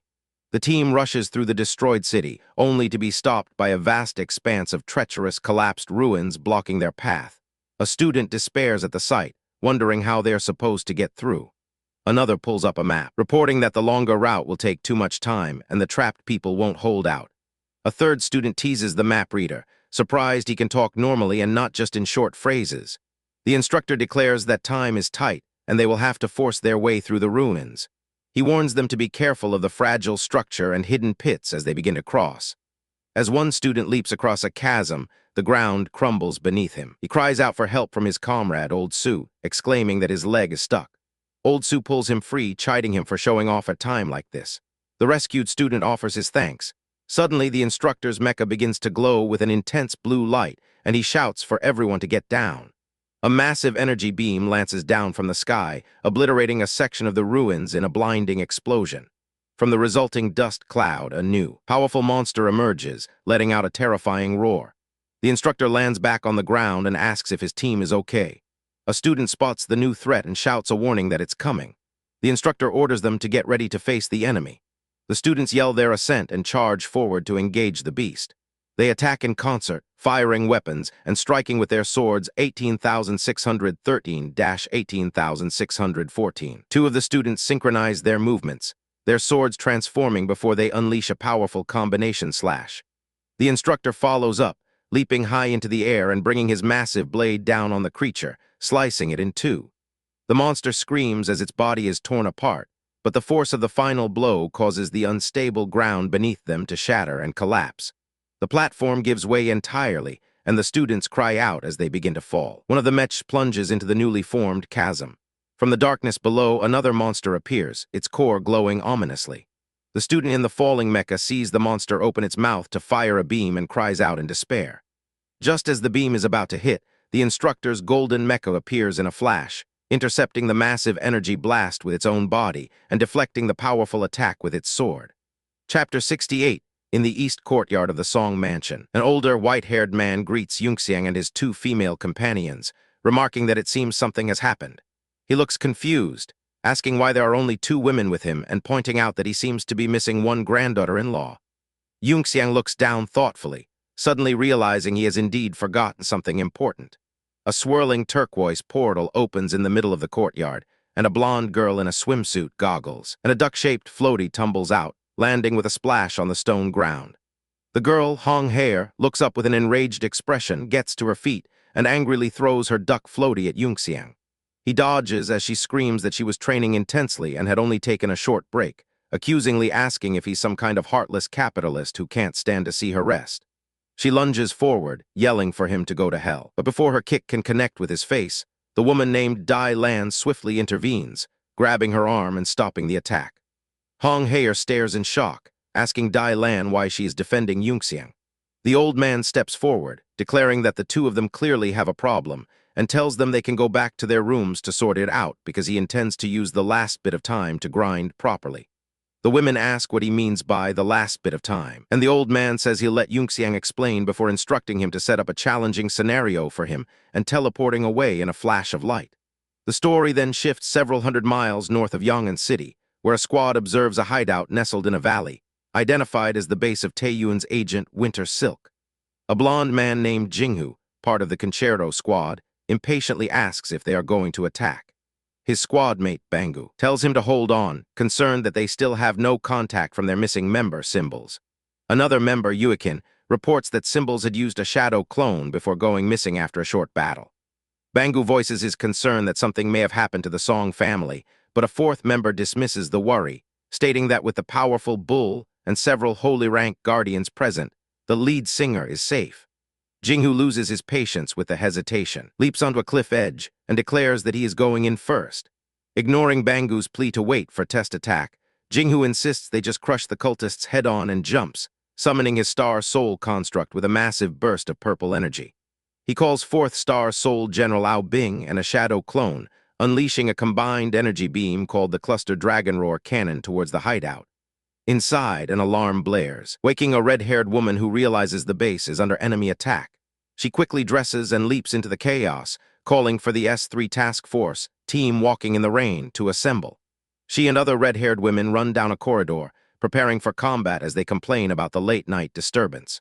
Outside, the attack slams into a golden, spherical energy shield protecting the base. Jinghu, watching remotely, is intrigued. He dismisses Bangu's scolding over the comms, calling him too slow, and unleashes a technique called Vortex Annihilation, a massive cyclone of energy that shatters the defensive shield. Bangu orders Yuakin to deploy interference waves and a concealment formation while he provides long-range support. Jinghu's mecha descends upon the ruined base, calling the inhabitants pathetic cultists as the base defenses fire a volley of missiles at him. He effortlessly deflects the projectiles and summons his frost-slaying dragon construct once more as a second volley of missiles approaches. The missiles explode harmlessly against his defenses. Jinghu watches from his remote location, filled with admiration for the power of the unmatched warrior Lu Bu's construct, which takes missiles head-on. The constructs then reform into their humanoid shapes. Inside the base, a woman in a white hat is briefed that the attackers are the mysterious four-person squad from previous intel. The red-haired team leader, ID 411313-17, orders her team to prepare for combat and requests special access to Star Soul general data. Her team runs down a deep shaft and activates their own Star Soul constructs, emerging onto the battlefield to summon their own versions of Star Soul General Lu Bu. One of the red-haired women piloting a red and black Lu Bu mecha confronts Jinghu's construct, declaring herself his opponent. A second red Lu Bu joins the fight, and Jinghu's mecha seems momentarily confused about fighting two of them at once, while the real Jinghu cries out in jealousy at the sight of so many Lu Bus. Back at the Song Mansion, the group discusses the new intelligence that the enemy will activate the crack-generating devices in 3 days. Hong Haer insists it's true and they can't afford to gamble, while Yunxiang agrees they must prepare. The old man angrily questions if Hong Haer is causing all this chaos just for fun. Hong Haer thinks to herself that the enemy leader is a lunatic. A woman states she must return to Quancheng to make preparations, lamenting that with only 3 days, she can only send Su Nai out first. The battle between the Lu Bu constructs rages on, with one of the red-haired women unleashing a frost-slaying dragon attack. Jinghu, watching remotely, grits his teeth and admits his opponent is surprisingly strong. Bangu observes that Jinghu is being overwhelmed by the two opponents. One of the women tells Jinghu's construct it isn't getting past her. She notices his energy shield and fires a physical arrow, which successfully penetrates the barrier. The squad's analyst is shocked that a physical arrow could pierce the shield. Realizing he can't win, Jinghu decides to retreat. He orders his frost-slaying dragon construct to hold the two enemy mechas back, and the red-haired woman realizes he's about to self-destruct the beast. Jinghu's core unit escapes in a vortex of wind, yelling, "See ya!" As the construct explodes, the rest of Concerto's squad retreats as well. The red-haired team leader orders her squad not to pursue, citing their limited construct time, and instead tells them to check on their injured comrade. The enemy constructs dissolve into particles of light. Back at the mansion, a man reports that getting court approval for military action will take at least a month.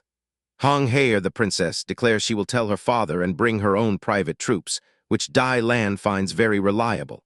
However, another man warns that the Iron Wall army is under Eunuch Sun's control. The Great Wall needs repairs, and the crack-generating device's energy is being diverted to its stabilizer, risking a catastrophic failure if the Yellow Hat Group's plan proceeds.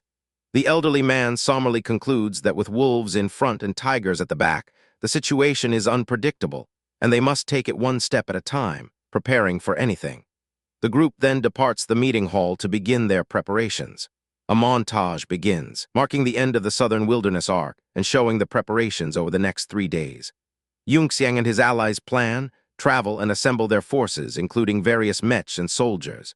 On the 3rd day, fleets of airships fill the sky over a city, and the green-haired girl, Hong Haer, stands atop a massive flying device poised over a canyon. She playfully runs along its pipes while at a nearby outpost. 2 women sit together in a peaceful courtyard before the impending conflict.